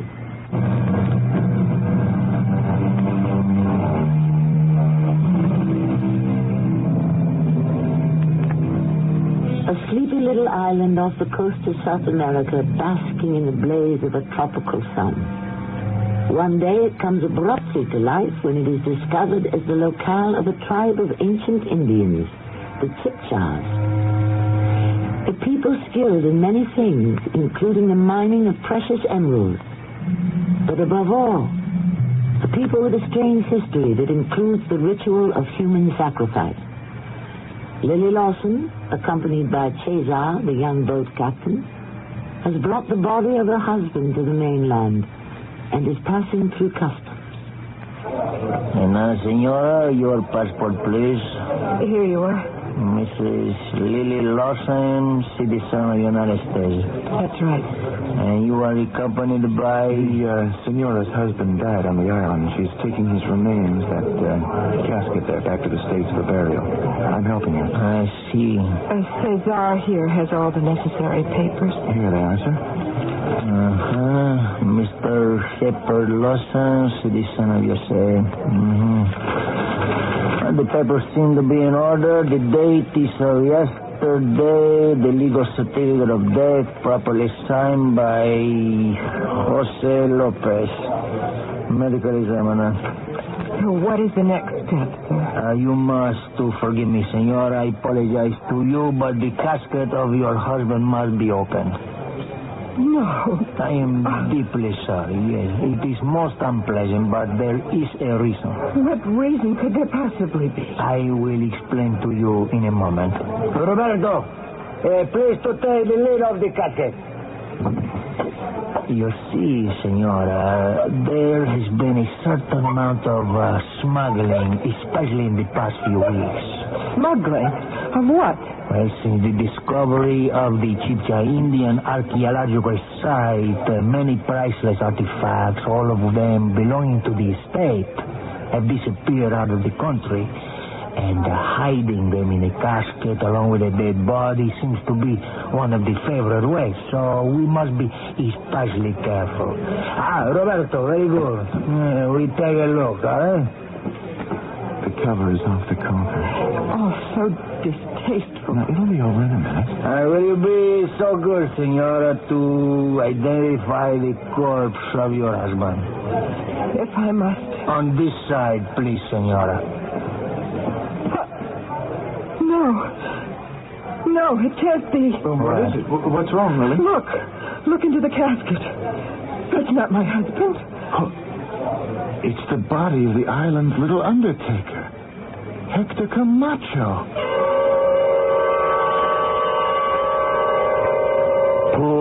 Poor little Hector, who will not grieve for the passing of this so innocent little man. Who indeed? Don Luis, we are shocked, of course, about Hector's sudden death. As is the whole island, a great pity. But I am more disturbed and distressed about the disappearance of my husband's body. I assure you I will do all in my power to solve that mystery. What happened to my husband's body? Who is to say, Senora? I have no more idea at this moment than you. But I promise you I shall do my best to find out. And while you're at it, Don Luis, you might try to discover how a death certificate for Mr. Lawson could have been signed by the coroner, Jose Lopez. I don't understand. The certificate. We saw it at customs. It was dated yesterday. And Senor Lopez, as we all know, was at his office on the mainland all day yesterday. That is indeed most curious, Cesar. I shall investigate that, too. If you gentlemen will forgive me, I think I'm going for a swim to clear my head. I envy you, Senora. A pleasure that is denied me. Somehow, even as a boy, I never learned to swim well. Cesar, would you care to come with me? Love to. Then when I come back, Don Luis, you will do your best, I'm sure, to have some answers to our questions.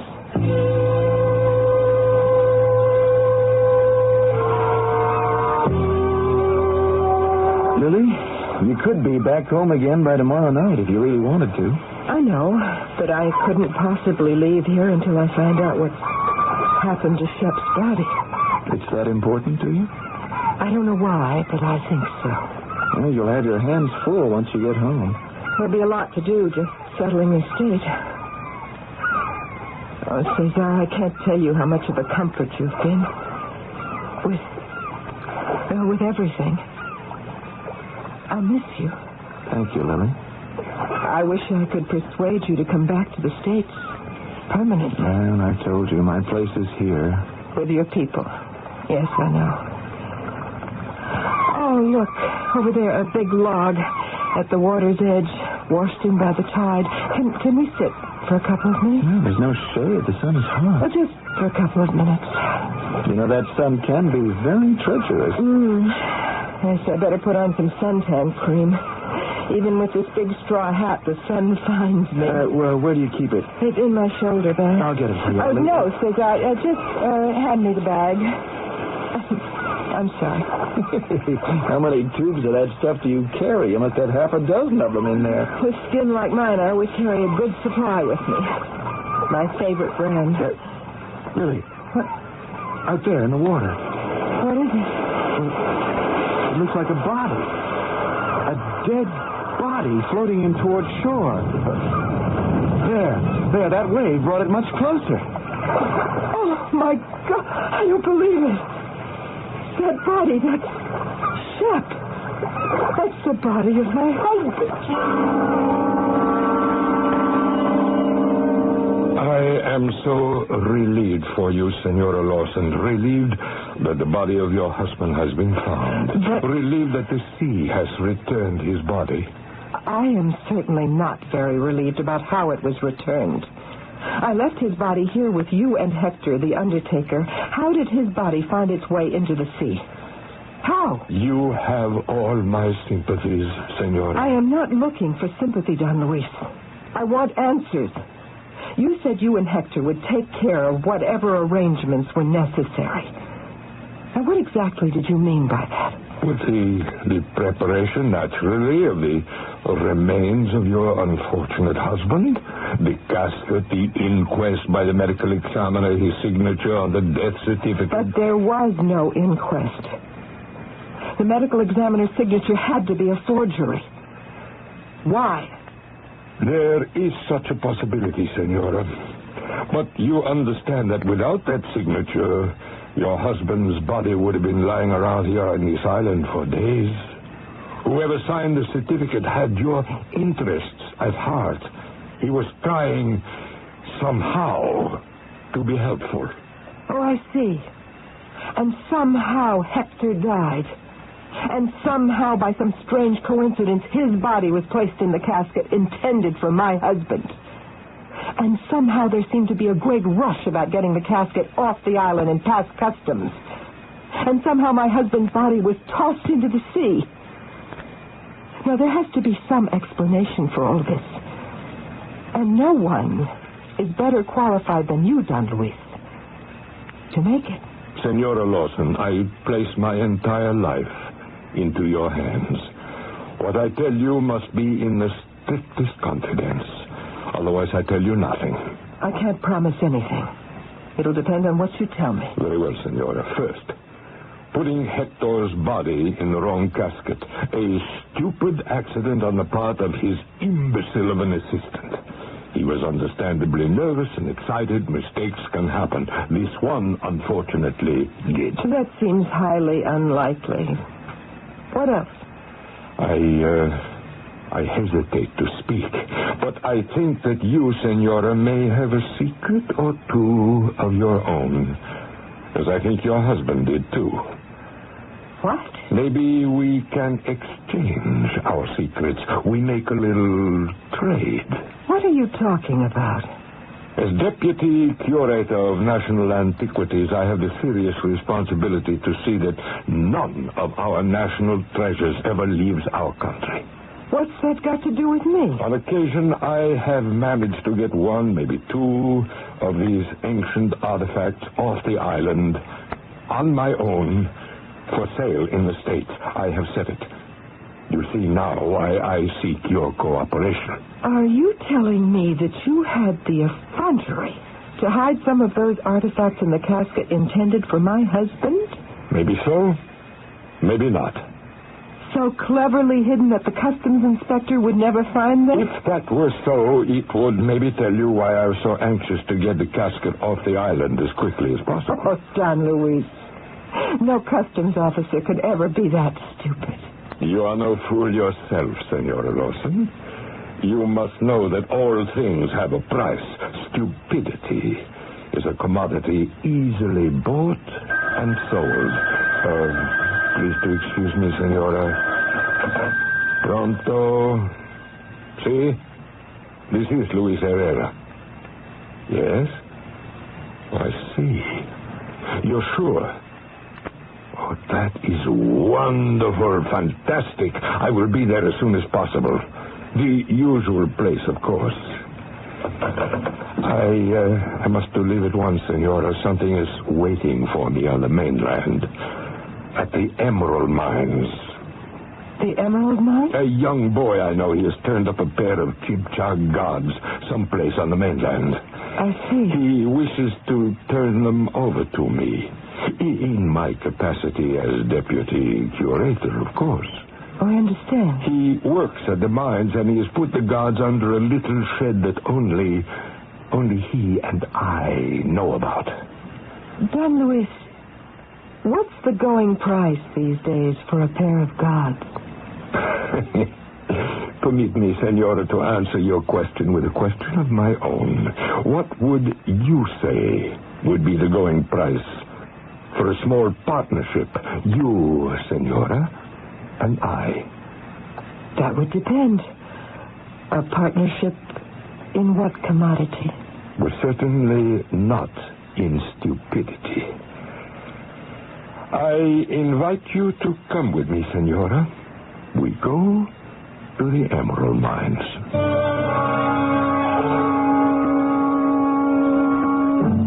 One of the Spanish conquistadors, Jimenez de Quesada, came from Spain in 1536 to what is now the Republic of Colombia.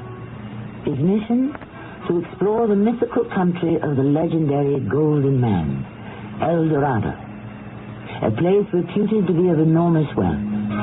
A cruel and hard taskmaster, Quesada obtained fabulous amounts of gold, but especially of emeralds from the Chibcha Indians, all for the treasury of the King of Spain. It is to mines much like those that Quesada knew that Don Luis has now invited Lily Lawson. I'll return shortly with Act 3.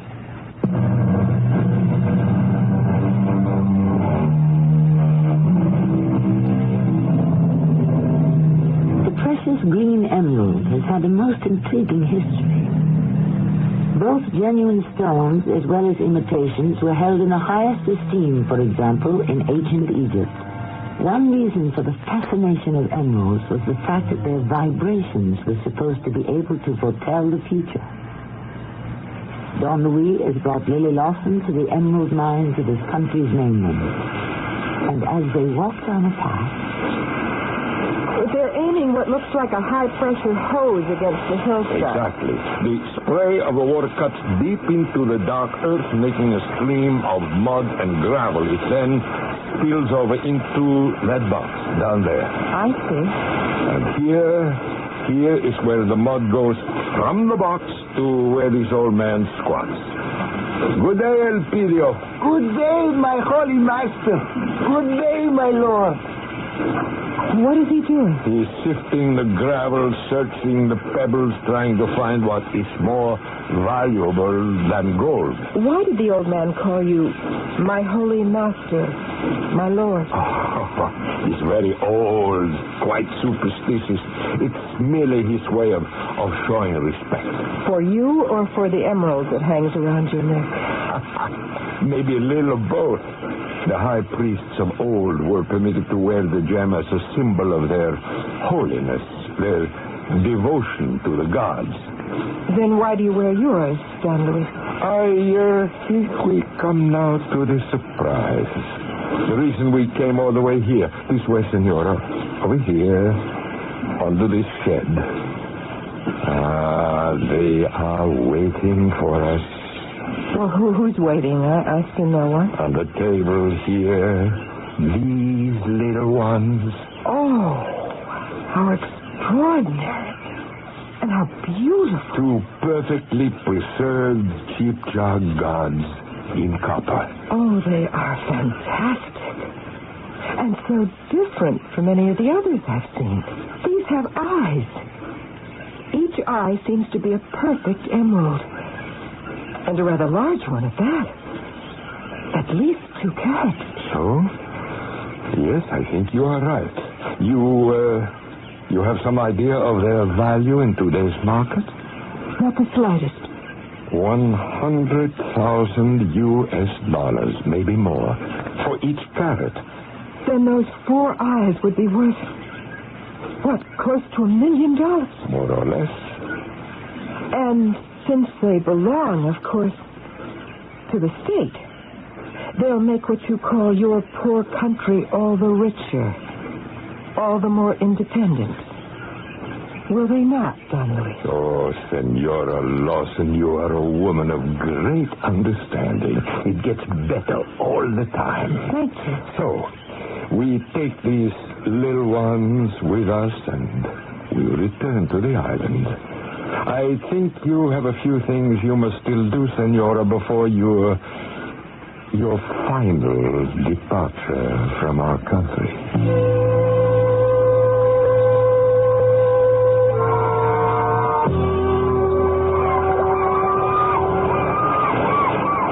Well, Cesar, all good things must come to an end. This is it. My last walk on this beautiful beach. No, you'll be back, Lily. I'm almost sure of it. I don't think so. Tomorrow it will all be in the past. Oh, why don't you leave, too? Not a chance. Not a chance. Well, I'll go with you as far as U.S. Customs and Immigration, only to help with the details of getting your husband's body back into the United States. And then? You'd better get out of the sun, Lily. All right. Let's get back to the hotel. I have a few last-minute things to do before I finally land my fish. The big one. Luis Herrera. How can I help? We've both of us caught this one together, Cesar. But I want to bring him in all by myself. Hook, line, and sinker.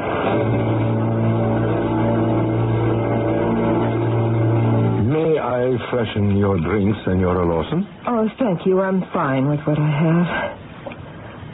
Don Luis, when you took me into your confidence about smuggling your gold statues into the States, yes, you intimated that you knew a secret or two that concerned me. What do you know, Don Luis? You know very well what I know. And so, may I add, does your young, handsome friend, Cesar. I really loathe playing games. That's for children.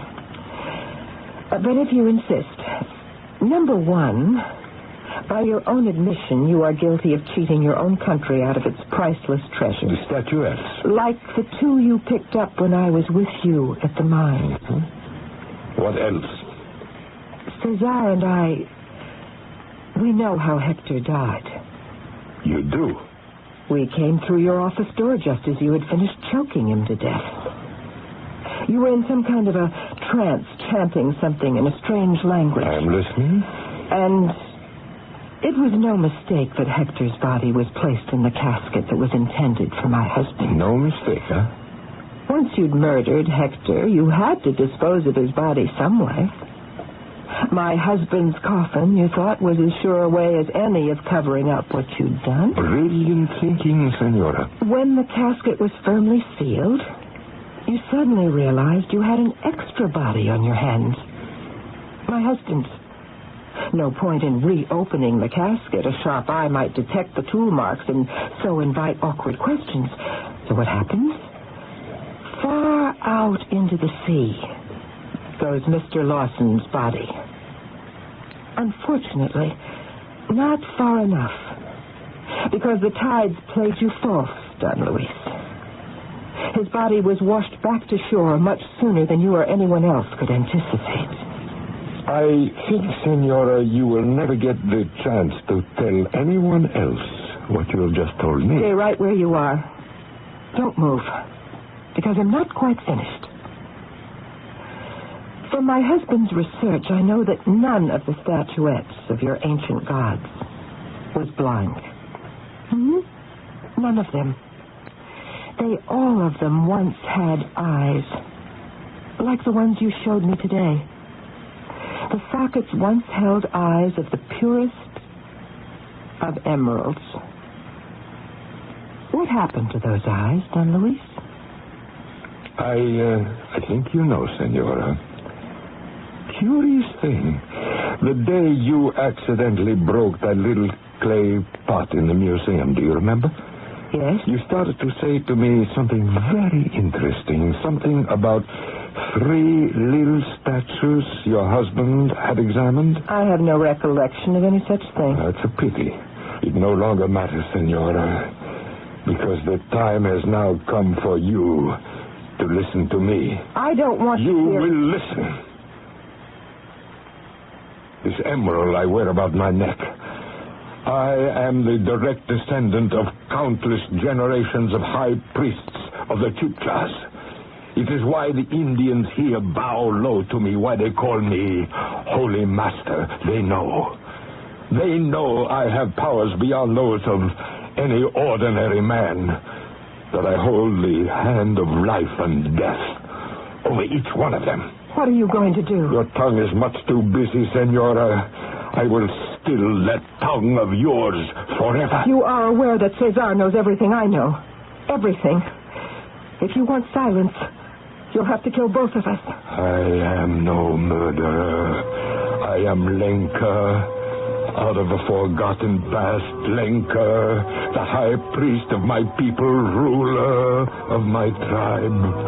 Lenka will do as his gods tell him. But first, he must celebrate the rights of his ancestors. For the moment, you may do as you wish, Senora, but not for long. Not long at all.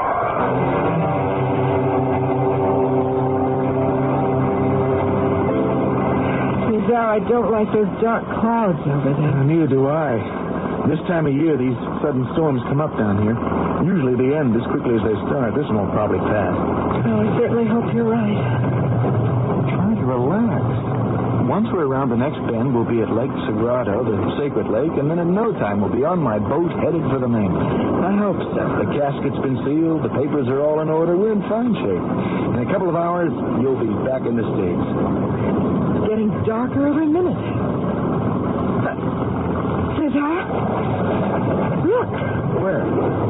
Here, in the middle of the lake. What is that? In that dugout canoe, isn't that Don Luis? It certainly is. His entire body is painted in gold. He's got to come into shore. That canoe of his, any minute now. No, the wind has overturned the canoe. He's been tossed into the water. That's the deepest part of the lake. He can't swim, he told us. He's going to drown. Don Luis! Don Luis! Try to come this way! This way! He's gone under. He's disappeared under the waters of the lake.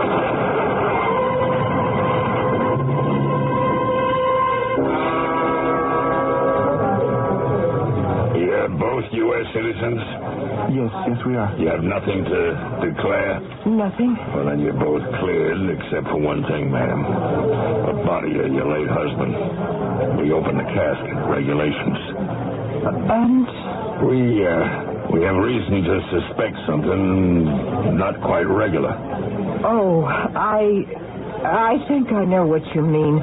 You found some precious artifacts, little statuettes hidden in a secret place in the coffin. I can explain that. And I can prove that I had nothing to do with putting them there. There's not a thing. Right, Cesar? Yeah, but nothing was found in the casket other than your husband's body. Then what are you talking about? I think you better take over, Officer Mendoza. Thank you. Officer Mendoza? You? Cesar? Officer in the U.S. Department of Justice. I'm sorry, Lily. Mrs. Lawson, you and your husband were my assignment. Assignment? You miserable little... I'm afraid you're under arrest, Mrs. Lawson. For what? I wish I could say for the murder of your husband. You're out of your mind. I was there when it happened.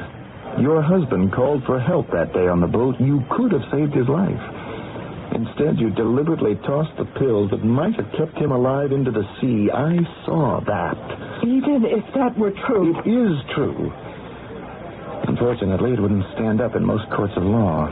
Then why have you put me under arrest? For the transportation of stolen goods into the United States, commonly known as smuggling. But the officer here has just said that there was none of those little gods in the casket. I know that, too. May I have your shoulder bag, please? My bag has only personal things. Your bag, please, Mrs. Lawson. Thank you. So there. You see? Nothing. Except personal articles. Including these half-dozen tubes of suntan cream. What is it? Have you a penknife, officer? Thank you.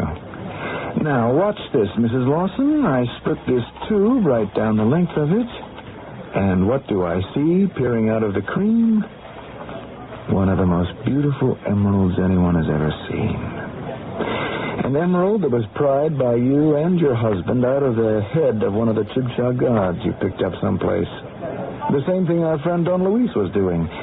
And every one of these 6 tubes contains a similar stone. Way over $1 million worth. This is absolutely ridiculous. I was taught as a fisherman to give a fish as much line as he or she needs. And then at the right moment to bring it in very carefully. Who first beholds the light of day in spring's sweet flowering month of May, and wears an emerald all her life, shall be a loved and happy wife. As Officer Cesar Mendoza leads Mrs. Lily Lawson away with her stolen emerald, you can be sure that the lady was born in some month other than May. I'll be back shortly.